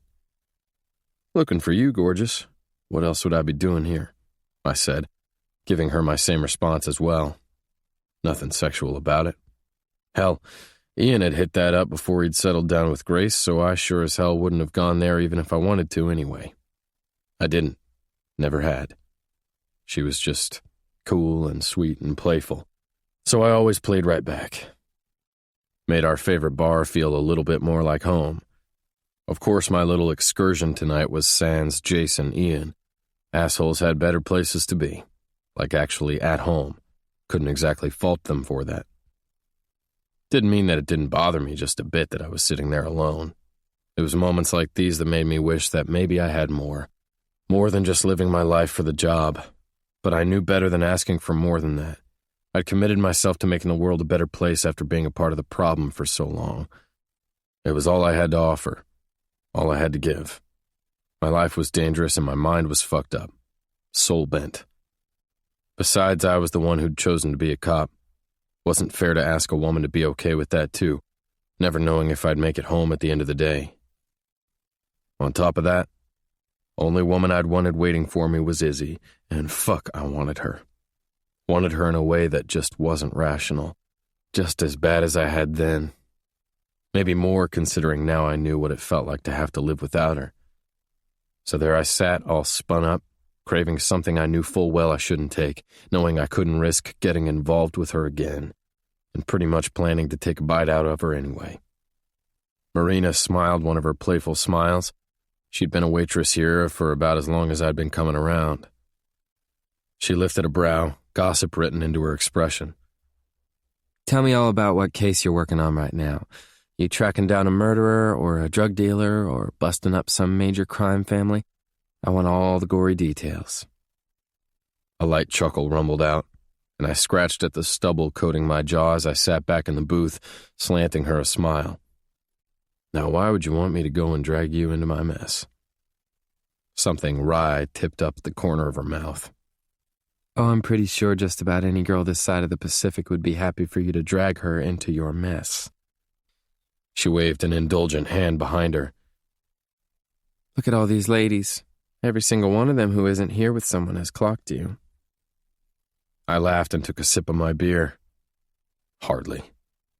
"You just keep telling yourself that, big guy." She rubbed my shoulder, the way she always did. Nothing to it. But that didn't mean I couldn't feel the ripple of jealousy that suddenly shocked through the dense, hazy air, anger surging, scratching its way through the atmosphere. Bitter unease clawed inside of me, and I glanced to the side of Marina in time to catch Clarissa pushing through the thick crowd, hips swaying from side to side, long dark hair flowing all around her. Tension knotted my shoulders, and I blew out a heavy gush of air that was nothing but guilt and remorse. Last thing I wanted to deal with tonight was Clarissa. Marina followed my gaze, almost wincing when she saw her striding our way. All the easiness she'd been wearing earlier vanished. Suffice it to say, Marina wasn't exactly Clarissa's biggest fan. "Just let me know if you need anything else. I'll get out of your way."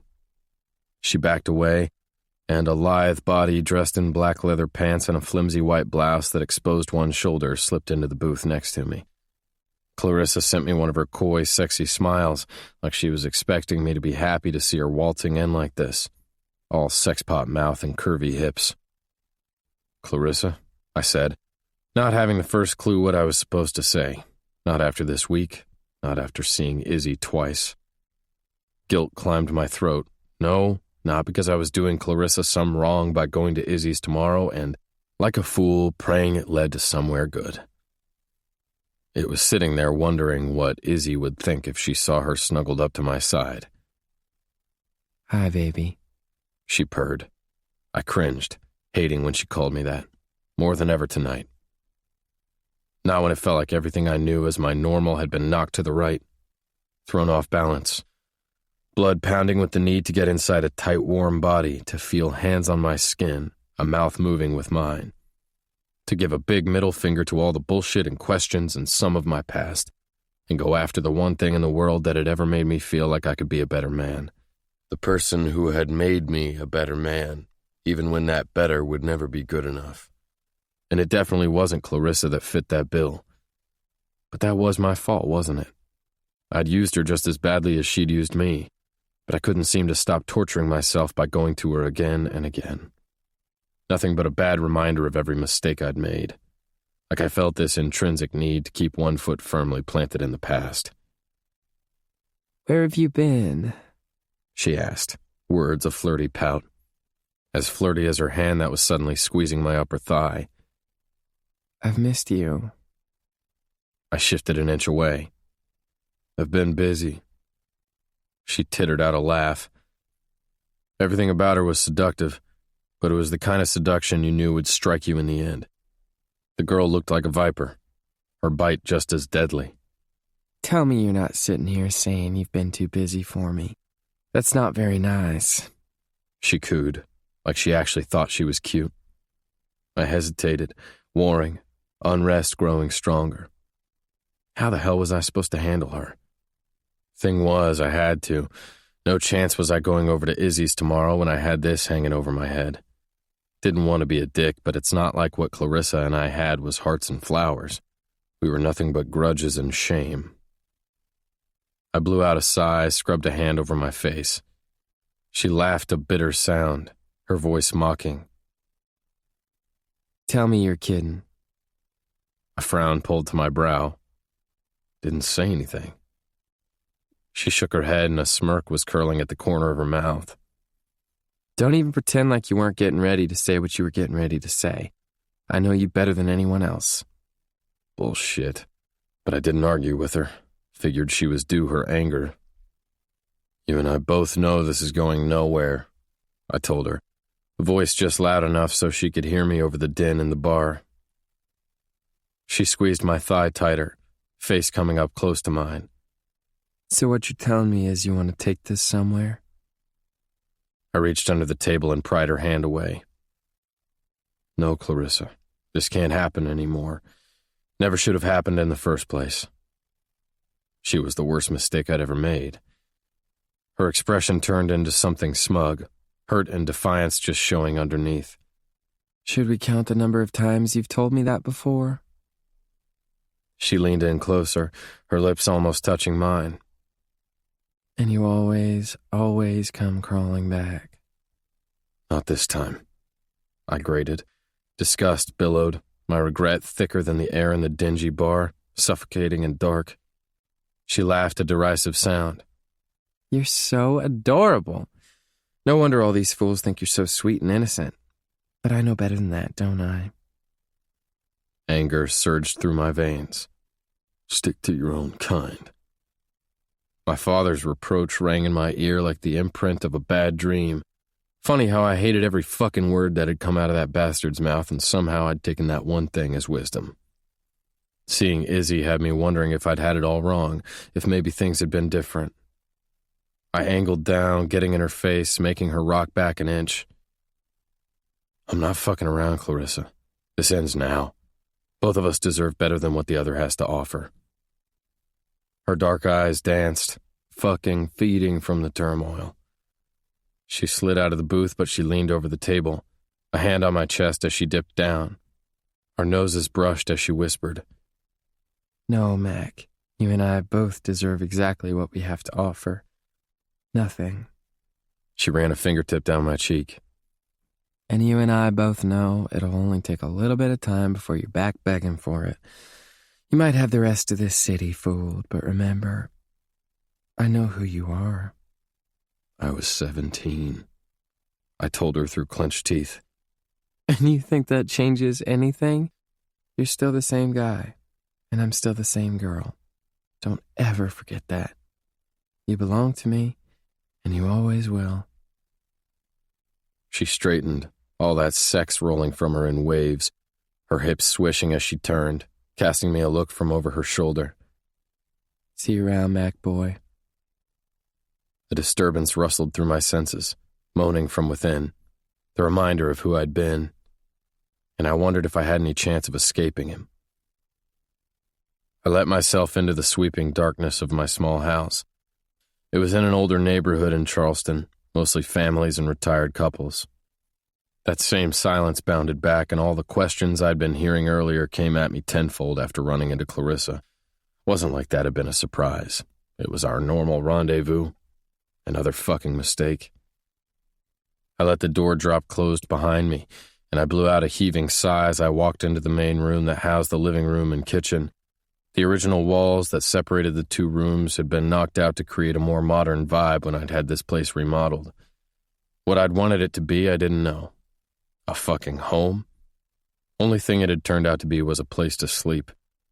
I tossed my keys to the island, trying to pull myself out of the funk I was getting sucked into. I went over to the refrigerator and grabbed a beer.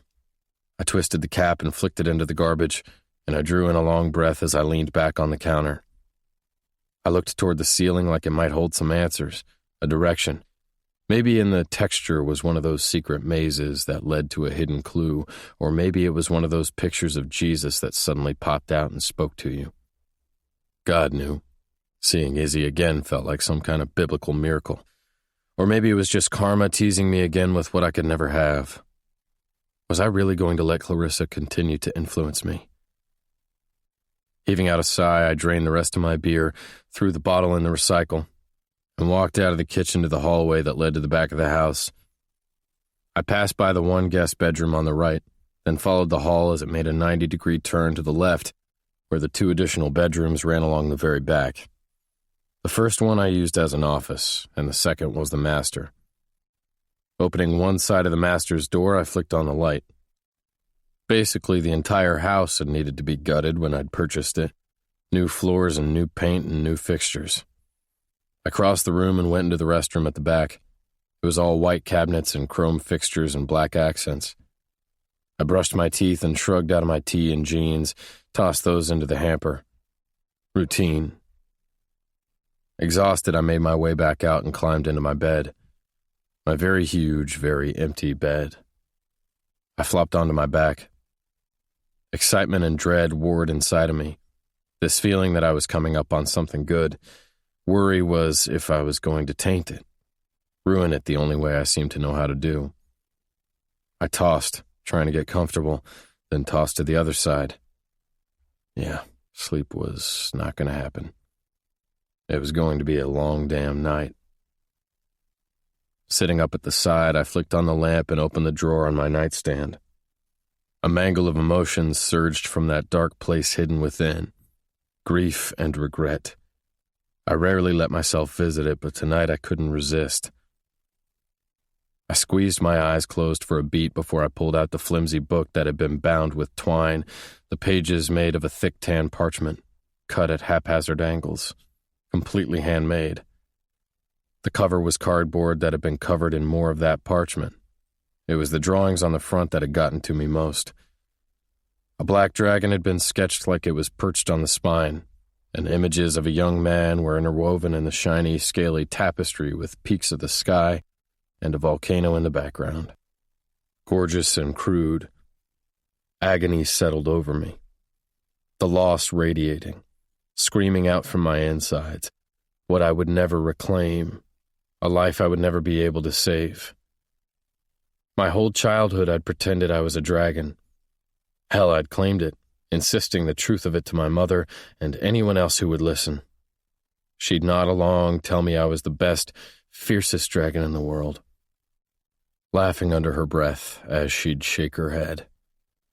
I'd thought she thought it was silly, nothing, or maybe that she hadn't even listened or understood me in any way. But then I'd found the book with my name scrawled on the inside in the shed near her things when I'd cleaned it out that last time. Like she'd left me a message. Words when she no longer had the power to speak. And it had spoken to me. It was the day I'd turned my back on my past and made the decision to become who I was today. Inside it was filled with a story that was simple and profound and had always felt like my mother had left me a message. This was a fantasy about a barn boy close to becoming a man. He'd been sent to slay a dragon to earn his right in the castle, only to find the dragon close to death, left with a stab wound from a knight who'd already come to do the deed. The boy had nursed it back to health, and in the process they'd found something in the other, a missing piece, an understanding, a realization that things weren't always as they seemed. They'd become united, a team who'd sought out the treachery of the king who'd sent the boy in the first place. I flipped it open to a spot at the end where the dragon had been injured again in the last battle that had brought everything to a head. Now, earn your right. Finish what you were sent to do. The dragon rasped. Its body heaved with great lurches of pain, the wound at its side gaping as its blood spilled onto the mountain floor, running down like a red river twisting through the towering trees. Tenno shook his head. No, I won't leave you. Go. There is nothing left for you to do here. There is nothing to gain. Prove who you are. Inside. You've already proven it to me. Tenno looked at his truest friend, the one who was to be his enemy, a vile creature to be left as dust and ash.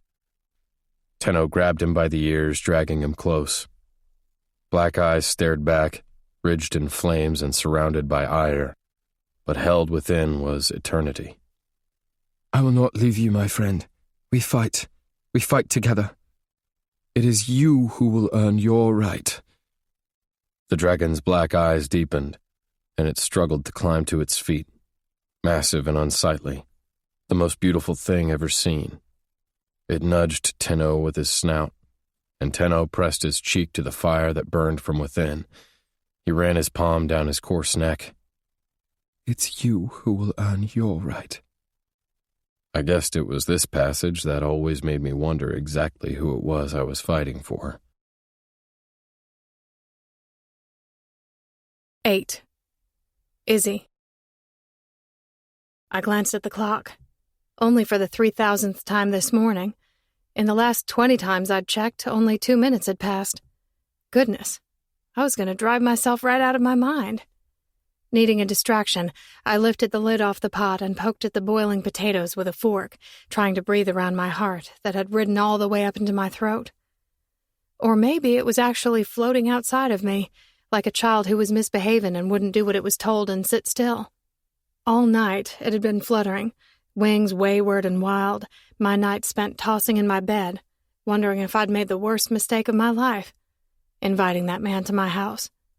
Could I be ripping myself open any wider? Just begging for him to reach out and punch in a few new holes. Apparently there weren't enough already. "Would you stop it?" my mama scolded softly from where she was putting the freshly baked biscuits in a basket. "Stop what?" I asked, wiping my sweaty hands on the back of my pants, erasing the evidence. She huffed out a dubious sound. "You've been flitting around this kitchen like a loon the entire morning. You might as well have your head cut off, the same as that bird that's currently roasting in the oven." With the butter knife held in her hand, she pointed at the oven where the chicken was roasting. "Seems about fitting, considering I put my neck on the chopping block," I muttered under my breath. Pushing out a sigh, my mother set the knife down on the counter and moved my direction. She placed both her hands on my face, dipping down to catch my gaze when I tried to drop my attention. "Hey, baby girl, look at me." I did. She squeezed a little tighter. "I know you're nervous, but you are doing the right thing." On a long sigh, I blew out some of the strain I was holding in. If I kept it in for a second longer, it was going to drive me mad. I peeked up at my mama. "And what if it turns out bad?" "Then that's on him." My lips pursed. I knew she was just trying to give me encouragement, that I couldn't make the right choices for Maxon. But still, that feeling in my chest grew heavier with the thought. "But that's the problem, Mama. If he does turn his back, I'm not sure I can handle that kind of rejection from him again. I'm pretty sure it will crush me. Even after all these years. Love always hurts, Izzy May. That's what makes it so important." I shook my head, not even willing to go there with her. "I don't still love him." The wrinkles at the corners of her eyes crinkled. "You just keep telling yourself that. You think a mama doesn't know when her baby girl is in love. I knew it then, and I know it now." "I think you're delusional," I told her, trying to play the heaviness off. She quirked a brow. "You mean old?" Soft laughter rolled out. "That's exactly what I mean." She moved back to her biscuits. "Well, then, I guess you should be thanking your lucky stars that your mama still has it together enough to make your favorite meal. And to butt her nose into my business. Don't forget that." She swiveled a fraction, grinning wide. "Never. I'll be meddling until the day I die." "Lucky me," I mumbled, going back to the potatoes, poking at them again. "Damn right you are," she winked. In amusement, I shook my head, and her smile softened. "No matter what happens, your daddy and I are here for you. You are never alone." I started to tell her how much that meant to me, but she beat me to the punch. "Of course, we don't look quite as good as that man who has you in a star, but I guess we'll have to do." "Way to ruin the moment, Mama." My eyes went wide with the playful taunt. Seriously, after everything, I had a hard time understanding why she still kept Mac on some kind of pedestal. "Ruin the moment? You should be thanking me for that visual I know just went through your mind." I jumped a little when the swinging door banged open, and Dylan came running in. Dark blonde hair flying, grin so wide my floating heart jumped back in my chest, right where it belonged. Because it didn't matter how stirred up I was over Maxon Chambers. In the end, my boys were the only thing that mattered. My world, my reason. He dashed around the island. Nana, is lunch ready yet? I'm starving." He threw his belly out, pounding it like a drum. "You're starving, huh? What have you been doing to work up such an appetite since I made you breakfast this morning?" she asked, bumping him with her hip. "I'm a growing boy, Nana. 5 years old. Do you know how many inches a boy my age grows in 1 year? We have to have lots of food to make us grow strong. And milk. Don't forget the milk." Nothing but serious business. "Never." She glanced at me with a secret smile. Good thing it's coming up on time to eat. That was the cue from my heart that had just settled into place to jump right back into a disorder, thrashing and flailing and doing stupid things. I searched for a breath, for clarity, reminding myself that I could do this. I pinned a smile onto my face, crossed over to Dylan where he was standing beside my mama, and ran my fingers through his messy hair. Remember, we have company coming over? He looked up at me. Your friend who really isn't a friend anymore and now gets to be a cop? His eyes got wider. Being a cop is so cool. Maybe I should be a cop instead of a pilot. Contemplation twisted his brow. What do you think, Mom? You think I should fight bad guys or shoot down bad guys? For once, I ignored his crazy train of thought and focused in on the first part of what he'd said. Is that what he got from the explanation I'd given the boys last night when I'd been tucking them into bed and told them Maxon was coming over? Mr. Chambers, actually. And I sure didn't tell them what he'd been to me. I guessed I'd really mucked that one up. Basically, I'd hemmed and hawed and stuttered around a really pathetic explanation of who our guest was going to be. He's not a friend. He's just, well, it's complicated. Awesome. There I went. Another bang-up job of explaining this to my son. What your mama is trying to say, Dill Pickle, is that they used to be friends and they grew apart, had a misunderstanding, which is what adults do sometimes, and now maybe they want to get to know each other again. I sent her a grateful glance, and at the same time wanted to roll my eyes about the misunderstanding. If only. Well, you could have just said that, he told me. The door creaked open again. Slowly. This time Benjamin using his side to push through the door. He fumbled around to make it through. A very strong part of me wanted to rush to his side to help him hold it open, but I knew he wanted to do it himself. He grinned his overwhelming smile, and my spirit soared, and I couldn't have stopped the affection that spread to my face if I tried. Hey, handsome man. Hi. On his forearm crutches, he slowly made his way over, his right foot dragging more than the other, his shoulders bunched up to his cheeks. But that grin never dropped, not once, not for a second. Is it time? Nervously, I glanced at the clock again. He should be here in about 5 minutes. 5 minutes? Goodness. Was I really going to go through with this? Do we have to wait for him to eat?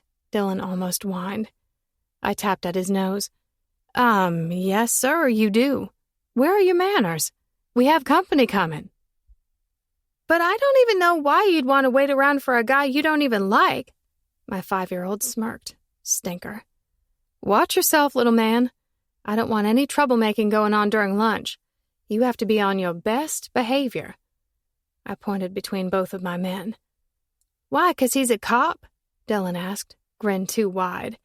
God, he was just like his grandma, always stirring the pot. I raised my brows in a teasing way.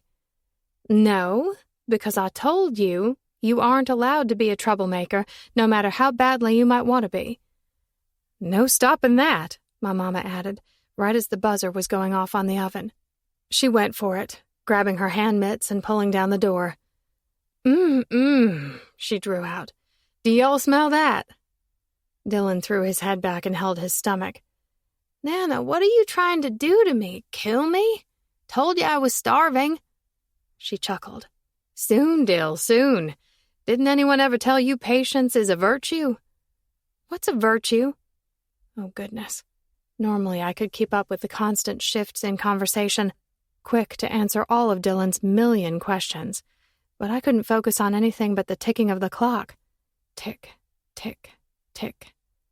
Problem was, I wasn't sure if it was a bomb. Benjamin hobbled his way over to me, and I leaned over and pressed my lips to his forehead, breathed him in. He angled back, the expression on his face a little confused, far too knowing, smiling at me as if he were trying to get a read on what was on my mind. You okay? You seem more nervous than when you went to your interview. That's because I was. Working was a necessity, and Maxon could be a travesty. I touched his cheek. I am, sweetheart. Don't you worry. I'm just a little nervous to see my old friend." "Is that what the kids are calling it these days?" My mama shot me a wink. I scowled at her. She laughed a small laugh. "Will I like him?" Benjamin asked, genuinely curious, and my heart was thumping more. "I think you will, sweet boy." That was right when the doorbell rang, and my heart that had been thrashing against my ribs crashed right through, a tumble across the wood floor. I knew that's what I was doing, laying my heart at his feet and praying he didn't stomp all over it. Inhaling deeply, I smoothed out the beige blouse I was wearing with the delicate lace ruffles on the collar and arms. I'd matched it with my best-fitted cropped black pants and a pair of heeled sandals. Nope, I wasn't dressing up for him. Not at all. It rang again. "Well, go on," Mama chided. Benjamin busted out in laughter. "What's wrong, Mom? You scared of cops?" "Just this one, Benjamin. Just this one." I tossed a look at all three of them, Dylan at my mama's legs begging for a biscuit, Benjamin leaning on the island. "Remember, I'm going to be a bit. I need to talk to him first, and then we'll be in, okay? I need you both to stay in here and wait. Do you understand?" "Oh, Mom, but didn't you hear that I'm starving? I'm going to be a pile of bones on the floor if you got to have a conversation. What do you got to talk about that's so important anyway?" "Yeah," Benjamin added. "Just old friend stuff." God, I'd dug myself into a hole, and suddenly I was feeling paranoid that I'd done this all wrong. Yesterday's invite had been nothing but a knee-jerk reaction. The memory of my mama saying I should invite him over, paired with the thankfulness that he'd rescued me when he had. I should have called him and asked him to meet me somewhere else, in private. It wasn't like Faith wouldn't have his number, because this was suddenly feeling like an ambush, and I'd never wanted to be the attacker. But I'd already done this, and the man was at the door, and I couldn't keep stalling for a second longer. I inhaled and pushed through the swinging door, legs shaking as I moved through the living room. I paused only when my daddy poked his head out of his study. "You need me. Just start screaming. I've got Gretchen locked and loaded." "Daddy," I scolded. He shrugged his bony shoulders. "What?" "There won't be any need for any shotguns, no matter what, you hear me?" "Fine," he grumbled, and retreated back into his study, and I set my hand on the door latch and the deadbolt, counted to 3, inhale, exhale, inhale, before I turned the lock and opened the door. Was stupid to be taking in all those deep breaths, considering when I opened the door, Maxon was standing right there, and I was hit with a swell of lightheadedness. The man so stunning, I was shooting a hand out to the jamb to keep myself standing, knees going weak. The stubble from yesterday had been shaven, his face so pretty it could make a girl weep. Wearing dark jeans that fit him just right, a blue-collared shirt with the sleeves rolled up those muscled forearms, all the colors on his arm sending my mind into a whirl. A spiral of patterns that sucked me right in. I wobbled. He chuckled. "Whoa there, little bird. You okay?" My head jerked up when he called me by the nickname he'd given me the first time he'd seen me, and my shallow breaths were turning ragged. Everything came at me all at once. I steadied myself, pulling it together the best that I could, a weak but real smile arching at one side of my mouth. Because I realized right then I had no shame. I'd done nothing wrong. It was time I pulled up my big girl panties and stopped acting like this man held the power to shatter our world. We'd been living just fine without him all along. "I'm glad you came." It was the truth. His lips twisted up, this perfect mesh of arrogance and sweetness, dimple peeking out. "That's good, because I'm really glad you invited me." I chewed at my lip. "I've been needing to talk to you." A little frown pulled to his brow, and I thought maybe it was just then he realized that when I'd said we had some things to sort out, I really meant it. It wasn't just a simple apology, a shake of hands, an awkward hug, and the promise of starting again. "Okay." His tone turned nervous. I jutted my chin out to the covered porch, and he took a step back, gesturing for me to go ahead of him. Our arms brushed as I passed. Heat blasted across my skin. The man too much. his presence just as potent as the thick air that sagged in the summer sky. Birds chirped all around, and the trees rustled in the hot breeze, and the smell of our home was coming at me from all sides. Wild jasmine dancing in my nose, all mixed up with the scent of the woods and the sea. His aura slipping and sliding and taking hold of me. I shivered and took a few steps out onto the porch. I was back to crossing my arms over my chest as I stood facing away from him, wondering how in the world I was supposed to tell him this. Izzy. That rough voice hit me from behind, worry and concern coming out with it, and there was no resisting the lure, and I slowly spun around, hit again with the full force of the man. "I need to tell you something before we go inside," I whispered like caution. He raked a hand through those dark blonde locks, the epitome of the description of sand. Shiny, sunny strands dappled with browns. "Figured you might have a few things you needed to say to me," he said. "Same as I have a few things I need to say to you." My smile teetered, and I was trying to hold on, trying not to break down right there. "I have children." I figured I just had to get it out before I lost the nerve. I watched the words penetrate him, the shock and the hurt and the jealousy. Maybe a little curiosity. Then it was acceptance that came riding in. The man knew he had no right to any of the earlier ones.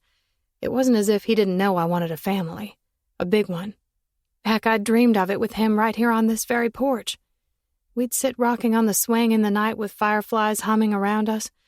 Sometimes we dreamed those dreams sitting in my tree, and sometimes in my room, which had led to bad, bad things that had felt so incredibly good. The memories of it seemed to echo around us then, whipping and whirring and inciting those old feelings that might have been better off left dead. His throat bobbed heavily when he swallowed, and he was back to rubbing at the back of his neck, doing his best to hold back his disappointment and anxiety. I understood that, was okay with that.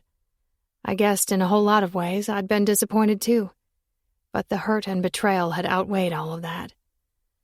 I let him process, the man looking off into the distance, his big body vibrating as he bounced a few times.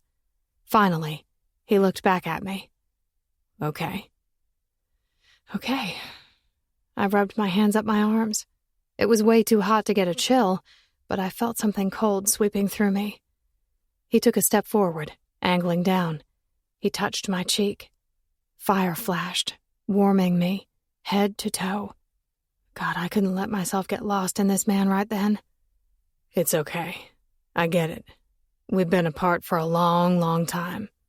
Never expected you not to move on with your life. It's what I'd hoped you'd do. Find something better. But I'd be a liar if I said I'm not fucking thrilled that you're back." Moisture welled in my eyes faster than I could stop it. I wasn't sure if it was because I didn't know if I could ever forgive him for what he'd done, if I could ever open my heart enough to go there with him again. At the same time, I wanted to so badly. But this was bigger than what I wanted. "Maxon, it's more than that." My explanation froze on my tongue when the door banged open, and in a blur, Dylan came stampeding out onto the porch. 2 feet away from Maxon, he came to a screeching halt. It took me a second to process that he'd gone and disobeyed, and my already fried nerves were zapping and crackling. "Dylan!" My voice was sharp, a little bit horror, and a lot angry that he hadn't listened. "What did I tell you about waiting inside?" But he didn't have time to answer before Maxon was swiveling around, and I was moving toward Dylan too, this feeling coming over me to get in front of my son, to be right there in case I needed to protect him. Not that I would ever think Maxon would purposefully hurt him, and in a physical way, never. But it was my job to protect my children the best way that I could, to shield them and hold them and ensure the relationships they were a part of, the ones they made, were the healthiest they could be. "Hey there," Maxon said, so softly and with so much affection that my scrambled heart throbbed in an overwhelming bout of emotion. "What's your name?" "I'm Dylan. Are you really a cop? Do you have a gun? Have you had to shoot anyone? Do you get scared at your job?" There my son went, rambling his unending slew of questions, while I was struggling to stand, to remain calm, to see this out before I totally lost my nerve and asked Maxon if we could do this another time. Maxon chuckled and glanced up at me with a smile on his face, so big that it was making it hard for me to see anything but him kneeling there. The kindness, the goodness, all the things I'd thought I'd seen in him before he'd proven just how cruel he could be. I shook it off. I had to focus. I wasn't finished. "Dylan, you weren't supposed to come out here until I was finished talking with Mr. Chambers. You need to go back inside." "Aw, Mom, why do you gotta be such a fun sucker? I was just saying hi." He turned his attention back to Maxon, lowering his voice. "My mom is so serious all the time, but that's okay because she's got the weight of the whole world on her shoulders. Life's hard, Mr. Chambers." Maxon laughed, and then he wasn't laughing anymore. I could feel it, the shift in the air. My alarm becoming his. His spine stiffened. This staggering wave of energy cracked through the air as he straightened. The man stumbled, as if he'd been burned, broken. I guessed I should have prepared myself for this, for his reaction to seeing Benjamin standing at the door. 9. Mac. Horror. Gutting, ravaging horror. It clutched every cell in my body, freezing me in that moment. I blinked, trying to break free, but those chains only cinched down tighter. Was surprised I could even register it when Izzy scrambled around me. "Both of you, get back inside right now." "But Mom," the little one argued. "Now, Dylan, right now." Her voice was desperate, flooded with panic as she tried to get her kids back inside. While I stood there, hands fisted in my hair, freaking the fuck out, trying not to puke right there on the ground. Wanted to pry my eyes away, but there was nothing I could do but stare at the kid in the doorway. This kid who was way too skinny and had these crutches that looked like he used every day and had the exact fucking eye color as mine. Same as it looked like his face could have been carved out of me. Jesus. Reality crashed. A tidal wave. Devastating. I had a kid. And Izzy hadn't told me. Izzy's mother was suddenly there, clambering around to help. "I'm so sorry, Izzy May. I was getting the chicken from the pan onto the platter and they slipped out before I could stop them. Just get them inside," she pled. And finally they were wrangled in, the door slamming shut, leaving just Izzy and me on the porch. Rage came eating up the shock I'd initially felt. Fury and hurt. They cut and slashed and filleted, knives slicing deep, pain screaming so loud I could barely hear, could barely stand, could barely breathe. Problem was, I didn't know who to aim the fury at. Izzy stood with her back to me, her shoulders pumping up and down, the silence echoing between us with the force of a storm. A storm that assuredly would decimate. Bile rolled up my throat, and my chest was heaving, body starting to shake with a turbulence I stood no chance at keeping at bay. "Are you fucking kidding me?" I growled. She whirled on me, tears streaming down her face, but there was fury on her face too, written on every inch. "No, Maxon, it's not a joke. Does my life look like a joke to you?" I pressed my fist to my eyes, trying not to fucking break down right there and sob like a bitch. Was not a crying man. But considering I'd just been knocked with the reality that I had a kid and I'd missed out on 12 years of his life, I was thinking I'd earned a pass. I dropped them just as fast, just feeling irate and pissed and fucking worried. So confused that I couldn't see, the world spinning around me, going faster and faster. I pointed at her house. "What's wrong with him?" It was a haggard demand. Izzy gasped and reared back, and those hazel eyes flashed with disgust. "You just saw your son for the first time, and the only thing you can think to ask is what is wrong with him?" Incredulity blazed from her, her pain as thick as mine. It was mixing together, pouring out to become this boiling vat of animosity that roiled in the middle of us.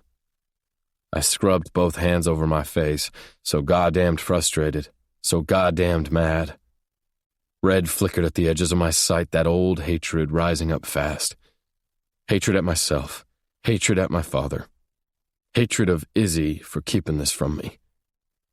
Well, excuse the hell out of me, Izzy, for not having the right words when I find out I have a kid that I didn't know about. I slammed the tips of my fingers into my chest over my heart. That I have a kid who obviously is disabled, and I didn't have a fucking chance to be there for him. Anguish came bursting out of her mouth, and her head swiveled from side to side in huge rolls of disbelief. Are you seriously going to stand there and act as if this was my fault? She took a step toward me, her face pinching up. Are you seriously going to stand there and make accusations? She took another, and the air was getting thinner, and the only thing I was breathing was Izzy Lane. You ruined me, Maxon. You broke my heart. You betrayed me.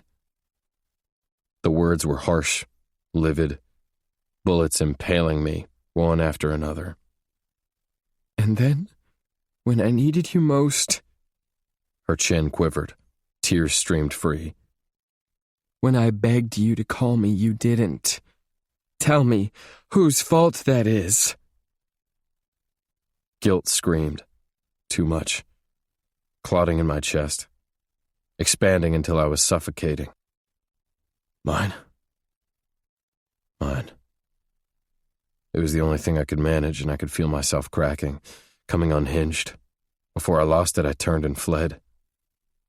Don't you dare run from this, Maxon Chambers! Izzy's voice pierced me from behind. And I wondered if she'd expected anything else. Elbows propped on the table, I had my face buried in my hands, thinking this was a bad fucking idea too. But since I didn't have any good ones, at least I could get tanked while doing it. Second Marina had seen me, she'd hauled my stumbling ass over to a secluded, darkened booth at the very back of Monty's, where I was hidden in the hazy shadows. Great place to get lost in a rage, in hatred and disgust. What the fuck had I thought going over there? That I'd apologize really quick, sweep her into my arms, and we'd live out our lives, a happily ever after. Sunshine and fucking rainbows. Sunshine my ass, and my ever after was never destined to be the happy kind. I should have known. That's what I got for hoping for a change, for something more when I'd always known I couldn't have it. I groaned, then jolted when I felt the movement across the booth from me. Warily I opened my eyes, not in the mood for any bullshit. Jace and Ian slid into the opposite side, worry written all over their expressions. Annoyed, I frowned, taking another sloppy swig of my whiskey. What the hell are you two doing here? Might have been slurring. Who knew? Tapping his fingertips on the table, Jace angled his head. Marina called my number on one of my business cards. Said Ian and I needed to get down here. Something about our brother getting ready to have a meltdown. I'm pretty sure she was just worried you were going to tear apart the place. Asshole tried to slide in a joke. Would have smiled, too, if his comment didn't have me wanting to rip off his face. Ian itched in his seat. Mac, man, what's going on? You look like shit. He glanced at the tumbler clutched in my hand, brow twisting in surprise. And are you drinking whiskey? Shit, it really is bad. Humorless laughter came rolling out. Oh, it's bad, all right. What's going on? He pressed. This have something to do with Izzy? Jace asked, leaning forward. No doubt he was probably shouting over the band playing on the stage, but his words were getting lost in the din, people shouting and the crowd noisy. I rested the side of my head on my palm, and it only spun faster, my stomach sick. So sick. Izzy's a mom, I somehow managed. Jace shifted in discomfort. Mac, I shook my head to cut him off. 2 kids. Oldest one is mine. Oldest one is mine. I gasped out a choked sound. Couldn't breathe. Might have been dying.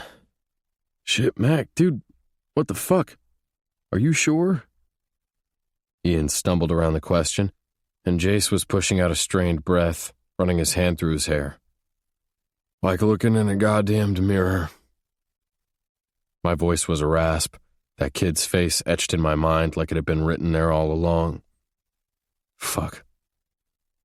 I took another swig of my whiskey and forced the acid down. It burned just as bad as when I forced out the words. Has a disability, too. Cerebral palsy, maybe. Something like that. His legs are all fucked up. Was I able to say that and not be considered a dick? Because they were, and I wasn't putting the kid down. Problem was, it was taking every ounce of restraint I had to remain sitting the hell down and not go rushing back over there, sweeping in to pick him up. Hold him. Protect him. Right there to make sure no one ever messed with him. His smile hit me, filling up my mind. The kid's so happy. A fireball that had come from out of nowhere, crashing into my atmosphere but not quite making it into my world. It's your fault. It's your fault. Pain splintered through my chest and a shudder of revulsion slipped beneath my flesh. I curled my hand around the glass so hard I was lucky I didn't crush it. But maybe that's what I was hoping for. A distraction from the unbearable pain scrambling all the rationale I kept inside. Anything would feel better than this. Fuck, Mac, I'm sorry, Jace said, and there was just something about his voice that had me looking up to study his face, this feeling taking me over. It only sent a fresh round of anger surging through my veins. This was Jace, not my blood, but my brother, the guy who I'd trust with my life. Hell, with the shit the two of us had gotten into a few years back, it wasn't even a theoretical notion. It had been our reality. And there it was, guilt gripping his expression. My head cocked to the side in disbelief. You knew? My voice was ragged and sharp, my existence no longer making sense. My attention flew to Ian, and he was already putting up his hands in surrender, head shaking fiercely. Don't even say it, Mac. You think I wouldn't tell you something like this? Yeah, well, your big brother didn't seem to find it fit to do me the same favor. Jace sighed out his regret. There was a ton of it, but that didn't make it better. Listen, Mac, I just found out, barely a week ago. Faith told me after Izzy came back to Broadshire Rim. Disappointment and betrayal pulsed and throbbed, and I sat back in the booth, blowing out a resentful breath. Faith knew. Of course she knew. She'd been Izzy's best friend. He nodded. Yeah, pretty sure carrying that secret has been eating her alive, but she felt she owed it to Izzy. A roll of bitter laughter filtered out, and I rocked my head back on the high booth, body filled up with nothing but disbelief. Perfect. This isn't Faith's fault. You're right, it's not. It's mine, I bit out, cutting him off because I didn't need any fucking explanations. I never wanted to keep it from you. I told her I wouldn't keep it for long, but I promised I would give Izzy the chance to tell you. Doesn't change anything, does it? Yeah. Pretty sure it changes a lot. You're a dad, asshole. And you're over here getting hammered when you should be getting to know your kid. Jace's brow was all pinched up, guy looking at me like he didn't recognize me. I scoffed out a sound. Izzy was right in not telling me. I don't deserve to be a dad, and I sure as hell don't want that kind of responsibility. The words slashed, disgust after disgust, all of it coming fast, all of it directed at me. I was to blame. I'd always been to blame. Ian angled over the table. So what, you're just going to pretend like you don't have a kid? Go on with your life like nothing has changed? Keep dipping your dick in girls like Clarissa because it makes your life easy? Tell me you're joking because you are not acting like the guy I know. Easy. Hilarious. Jace reared back. Tell me you aren't still hooking up with her. None of your concern who I'm hitting. I returned. I started to push from the booth. Now, if you'll excuse me, I'm going to go take a piss and get the hell out of here. You two have families to be with. You don't need to babysit me. I started to walk away, and Ian grabbed me by the forearm. Come on, man, don't act like this. Let's talk this out. This is a big fucking deal, and I know you have to be shocked, confused, angry, and on some level I'm sure you deserve to be, but you can't just walk away like this. I ripped my arm out of his hold. "Watch me." I was being a prick, but I couldn't sit there for a second longer and endure their judgment. Could feel it radiating from them, coming at me, wave after wave. Had enough judgment to cast me into the grave. I stumbled my way down the hall and fumbled into the men's restroom. Could barely remain standing at the urinal while I took a piss, my mind and head spinning so fast my sight was blurring. A cyclone of alcohol and agony. I tucked my dick back into my jeans, buttoned, washed my hands, refused to look at myself in the mirror in fear that I was going to see the kid staring back. The kid.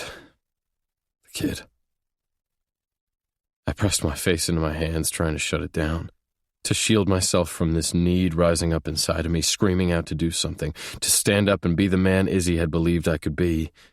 First sight, and I'd already fucked it up. Izzy hated me. Izzy. Little bird. I pressed my hand to the wall when I swayed, and I shook my head hard and flung open the door and staggered out into the hall.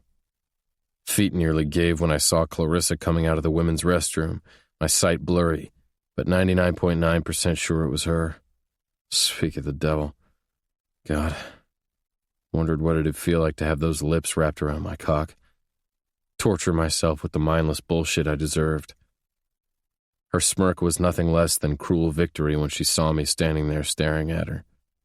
She sauntered across the space, dripping sin, backing me right into the wall. "Back for me so soon," she purred. My stomach twisted, nausea rising, but I was reaching for her, pushing my fingers into her hair, jerking her mouth to mine. "Told you you'd come crawling back." She hissed at my mouth, kissing me harder, deeper, her tongue slipping inside. That sickness only grew. Spin, spin, spin. I was going to lose it. The girl crawled all over me right out in the hallway. Nothing new. It felt wrong. So goddamn wrong. "You belong to me, Mac. You always have. Don't fucking forget it." And I tried to kiss her back. Tried to fight the nausea that churned in my guts when I wrapped my arms around her waist and hauled her against my hard, aching cock. Problem was, it wasn't aching for her. Izzy. Anguish flowed.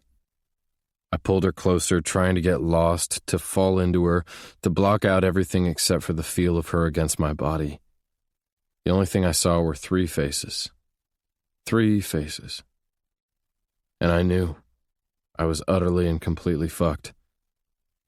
I pried myself away, stumbling back, and I pointed a finger at her. "No," was the only thing I could get out of my mouth. She raked the back of her hand over her mouth, cleaning the lipstick I'd smeared. Or maybe her face was just distorted. She laughed that crazed sound, like she'd won. "No," I mumbled again, turning around, hand darting to the wall to keep me steady. I blundered my way down the hall, her voice hitting me from behind. "Time to get over yourself, Mac. Why do you think you keep coming back to me? We were made for each other." Trying to block her out, I shoved through the throbbing crowd, glancing over at the booth where I'd been sitting. Jace and Ian were long gone. No doubt they knew the only medicine for me was blowing off steam. That's exactly what I needed to do. I shouldered through groups congested in front of the stage, knowing I was being a total dick, but I needed to get outside, get some fresh air, clear my mind. I never let myself get out of control like this. Always vigilant, always at the ready. I finally made it to the door and I pushed out into the night. Dingy street lamps burned outside the rundown brick building that was 1.5 miles from my house. Hardly anyone was out, only a couple getting cozy against the far wall, a single car passing on the 2-lane street. I turned the opposite direction of the couple, my feet dragging on the sidewalk as I started for home. The echo of the bar seeped through the brick walls, laughter and music and chaos. At the end of the building, I made a right down the alley toward the dirt parking lot behind Monty's. At the far end of it, there was a trail that cut through a grove of trees and led to a neighborhood right next to mine. I'd have to hop a fence, but that sounded way better than hoofing it the extra mile. The faster the route walking home, the better. My boots scuffed on the dirt when I felt the echoey silence shift. Something ominous rode on the night air. Noises hit my ears, and I struggled to listen, to make them out in the middle of the disorder wreaking havoc on my brain. Muted voices, low thuds. I kept moving that way, shaking my head, trying to sober up. The area was only illuminated by the dim glow coming from a light hanging from the shed at the very back of the lot, and I rounded it to get to the trailhead, eyes scanning. The fine hairs prickled at the back of my neck as awareness crawled over me from behind. When I shifted, the same 4 guys I'd pulled over yesterday stepped out to box me in against the fence. A spike of adrenaline jumped into my system, but my brain was fuzzy and soaked, and I fumbled around to get my phone out of my back pocket. Dizziness addled my brain, and I shook my head, trying to prep myself to go up against nothing good. Wasn't exactly at 100% after I'd drank double my weight in whiskey and was at 4-1. The prick who'd been driving cracked a grin. "Well, look who's here, big bad cop. You been drinking?" he taunted. Managed to at least get dispatch on the phone, even though I didn't have time to respond before they were encroaching. "Fucker, you're gonna get what's coming to you."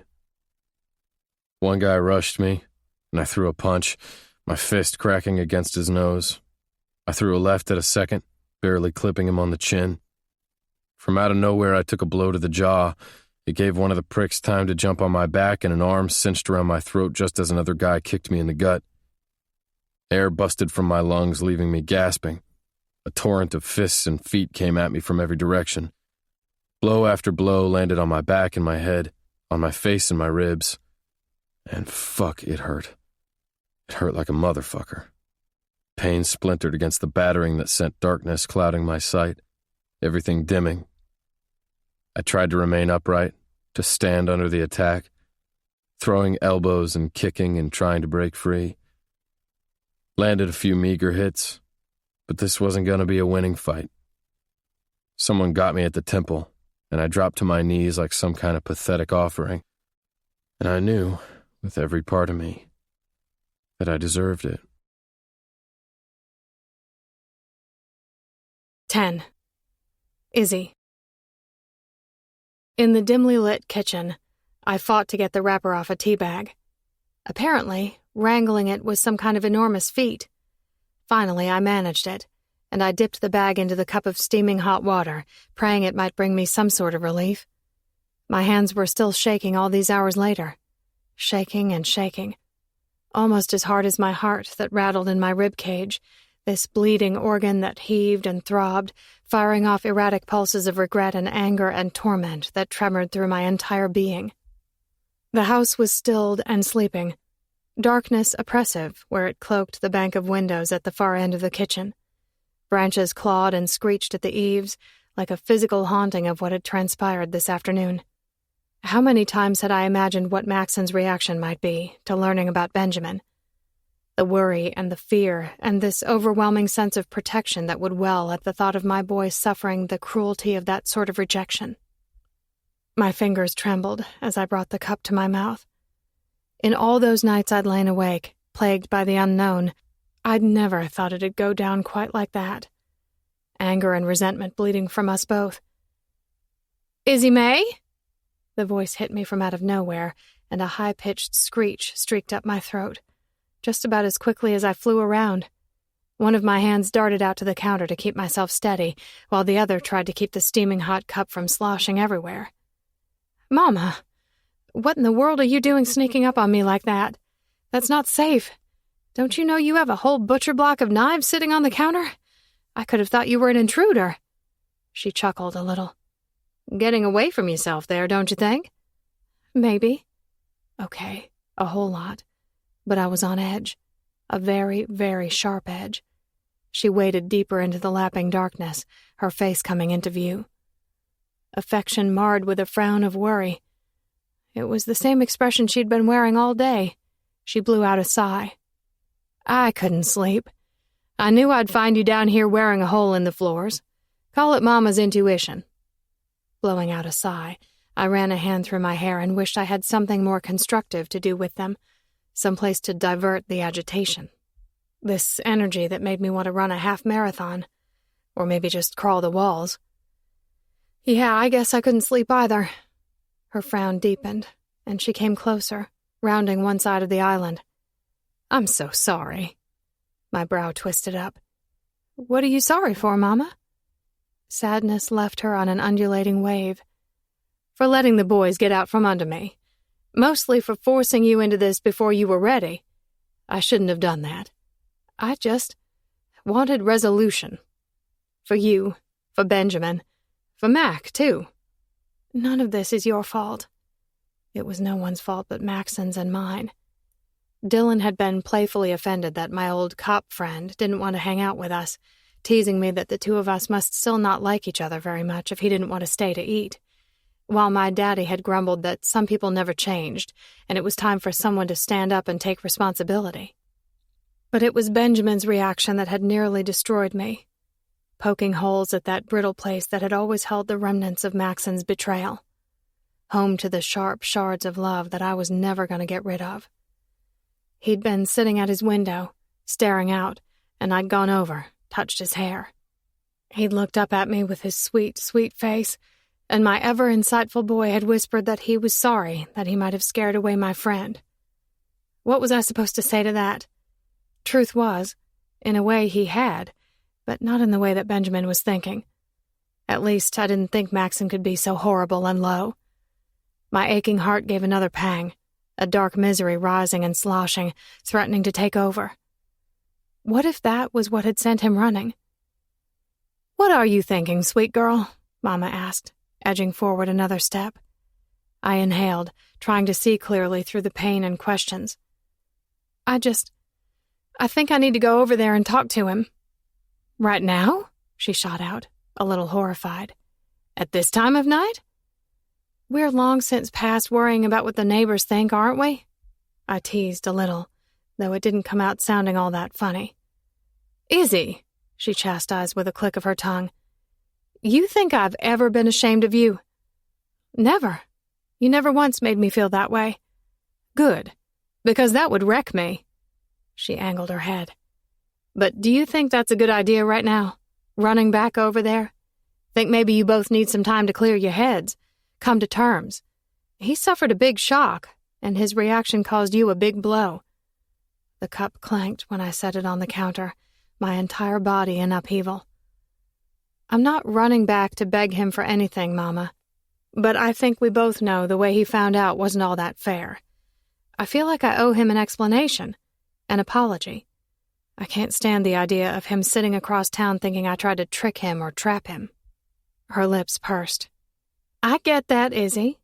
You've been the one who's had to make all the hard choices for all these years, always protecting your family, doing the best for Benjamin, the same when Dylan came along. I huffed out a sigh. Apparently, I'm not all that great at making those hard decisions, am I? Nonsense. You have done the best you can. And who those boys are? The love and compassion they hold? That's because of you and your heart. Don't question that for a second. I looked at my mama, emotion bleeding free. There are so many things I'd do differently if I could. A soft smile pulled to her mouth. All of us would, sweet girl. We all make mistakes. They shape us. We learn from them. We make changes because of them. They make us who we are. And all that shaping has made you into the most amazing person I know. Someone who is kind and good and deserves to find happiness. I am happy, Mama. My boys make me happy. Being here with you and Daddy makes me happy. Her gaze softened. I know that, but I'm talking about joy, Izzy. In life. In something just for you. Whether that's falling in love or reaching out and taking hold of what you love to do. You think that spark isn't still shining from you. Just because you're a mama doesn't mean it doesn't still glow. And I know that man broke your heart in a way that is hard to undo. But whether if it happens tonight or in a year, both of you have to resolve that. Let it go. So you can move on and find your joy. It's been holding you back for too long. A gleam came to her eye. Unless you're not wanting to move on. Mama, I chastised. God, she just knew how to get to me. She took me by the chin, and she studied my face in the shadows. But whose joy is forgotten is lost. Emotion rushed, warmth pressing full as I murmured, and whose heart is free is found. She held my gaze, that vast, endless love shining through, the kind only a mother understood. She smiled slow. Free your heart, Izzy May, however you need to do it, whatever it looks like. Thank you, Mama. She pinched my chin a little. I will always support you, wherever you go, whatever you decide. She stepped back. All right, then. You'd better go before it gets too late. I expect you home before 1, and don't you let that boy talk you into something you're not interested in. Or is that exactly what you're interested in? She cocked a brow.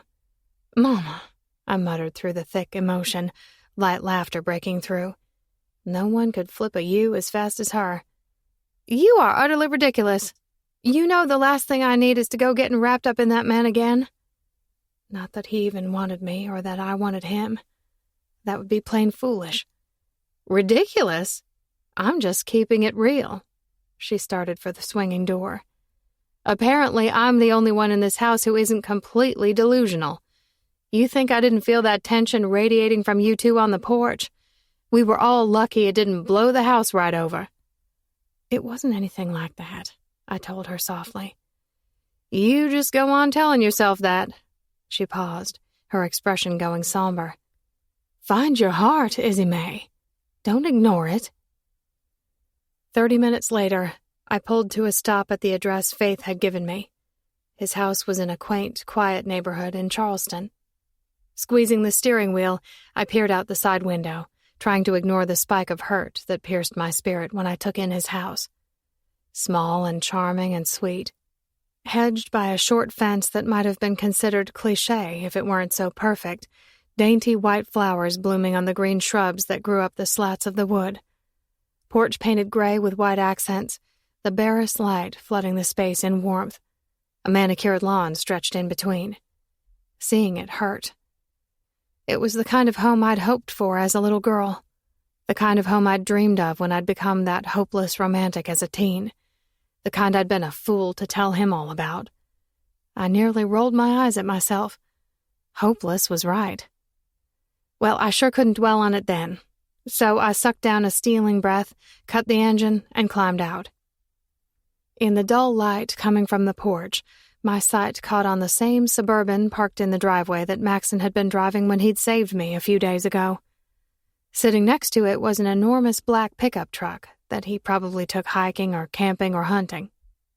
Or hell, it just looked like Maxon, no matter what. Rough and rugged and strong. Part of me wanted to run and hide from all that strength and intensity, the same way as I'd been doing for the last 13 years. But that was no longer an option. It was time for me to suck it up, tell him like it was. He could hold it or trample it or laugh in my face, but all of those things were up to him. The only power I had was in myself, my own choices, my own resolve. Fingers fumbling, I unlatched the gate and started up the concrete walkway, feet clumsy in the same heeled sandals I'd been wearing earlier. My heart felt even clumsier, like I might tumble, take a fall, land flat on my face. But that was a risk I had to take. I at least owed Maxon this, an explanation, an apology for my own wrongs, not that any of them negated what the man had done. Holding onto the railing, I eased up the 2 steps onto the porch. Swore. The echo of my shoes felt like gunshots as I crossed the wooden planks. A breeze whipped through the humid night air, and my tongue darted out to wet my dried lips, and I searched for courage as I stood at the dark gray door. I lifted my hand and rapped the wood. It sent a loud, reverberating echo through his house. I struggled around the dread and the worry and the gross feeling that had forever whispered in my consciousness. Whispered that I hadn't been good enough, not pretty enough or sexy enough or interesting enough. That insecure girl didn't matter right then. This was about Benjamin. Stilled silence echoed back. Well, that and the roar of my pulse that thundered in my ears. I leaned in closer to the door, listening for anything. I looked back at the cars parked in the drive, sure that he had to be there. A smack of panic hit me in the face. What if he was with a woman? Oh, God. I hadn't even considered that. And I shouldn't. Shouldn't even contemplate it or give it a second thought. But I couldn't help it. Those old memories that crept up the way they loved to do. Ghosts that shouted and mocked. Pain crushed my ribs, squeezing, pressing at those shards, still sharp enough to cut. I gulped for a cleansing breath and forced myself to knock again. Harder this time. Nothing. I frowned, bit my lip, wondered what to do. Resolution brimmed within. I wasn't going anywhere until the two of us had this out. Talked. Maybe found some closure. I moved over to the steps and sat down on the top one. And I waited, and waited. The night drew deeper, bugs trilling in the shrubs, the hot summer breeze rustling through the leaves on the enormous tree that grew in the middle of Maxon's yard. I got lost in the peace of it, my mind wandering far, to fantastical things that I hardly allowed myself to contemplate anymore. I was so deep in my thoughts that I jolted upright when the blinding glare of headlights came up the road. It had to have been the first car that passed in probably an hour. A lump climbed my throat, thickening everything when the car slowed and pulled to a stop behind mine. The sedan gave off the same vibe as Maxon's Suburban, completely white with those blacked-out windows, strange antennae sticking up on the rear window. An unmarked cop car. A shiver sped across my skin, cold and hot and sticky. I had no idea who he was with, if he'd even want to talk to me. Had no idea what I was going to say. The driver's side door opened. A super tall, thin man stepped out, wearing a rumpled suit. I pushed to standing, waiting. This worry rising up so fast, this feeling that something was wrong. The man eyed me speculatively as he rounded the front of the car. "Probably not a good night for Maxon to have any company," he said, though what I really was hearing him say was, "Get lost." Discomfort crawled beneath the surface of my skin. He thought I was there to sleep with Maxon. God, that hurt too. No doubt Maxon had women hanging all over him, waiting for him, wanting him. That face and that body and those hands. He was gorgeous, compelling and striking and sexy. I stood ground, refusing to back down because none of that was what this was about. "Is something wrong with him? What's going on?" I tried to keep the tremor out of my voice, but I failed that task miserably. Ignoring me, the man pulled open the passenger door, and a stir of that energy came blasting out. Disorder and disease. I felt it like a punch, a blow to the chest, bowling me back. Anxiety flamed, and I started to come down the steps, unable to stand still for a second longer, when the man dipped inside the door and helped Maxon out. He held him upright, and Maxon had an arm slung around his shoulders. His head drooped to the side, his body slouched, hardly holding up any of his weight. Wings of dread flapped in my stomach, and my heart lurched in a violent careen to the right. I reached a hand out to the porch railing to steady myself. "Maxon?" I questioned, panic laced through my voice. "What's wrong with him? What happened?" I demanded, my voice hitching higher. Through the shadows, I could barely make out the expression of the guy who was helping him, though I was pretty sure he was glaring at me like I was an obstacle. An annoyance. Or maybe like I was trash. "Think you'd better go on your way. Told you it wasn't a good night for company." Was it wrong that I wanted to toss it right back at him? Tell him good, he could go on his way. Maxon groaned. It was this horrible, pained sound, agony that cut me like a knife. But in it contained some semblance of my name.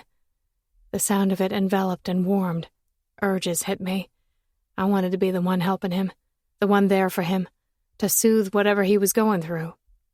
And I knew that made me nothing but a fool, but it didn't matter. I was drawn, shackled, chained, just the way I'd always been, unable to stand beneath the force of the man. I was a little terrified that I might just offer myself up as a willing prisoner. I hurried down the 2 steps, not even caring that the man helping him threw me an annoyed glare. I got that he was being protective, but this was my Maxon he was protecting. Oh, and that right there should have been a good enough warning for me to go running. but I just took another step toward the two of them, trying to get a hold on what was happening. Is he drunk? I mean, why wouldn't he be? I'd wanted to drink myself into oblivion, too. I'd just had 2 babies I had to think of first. You might not want to be too hard on the guy. He hasn't exactly had the best night. More frustration and spite coming from the stranger. My attention shifted from the silhouette of Maxon to the man at his side, questions of what he meant on the tip of my tongue, when every cell in my body froze. Because that was right when they took a lumbering step forward and came into the glow of the light cast from the porch. Horror raced up my throat, dragging like razor-sharp claws.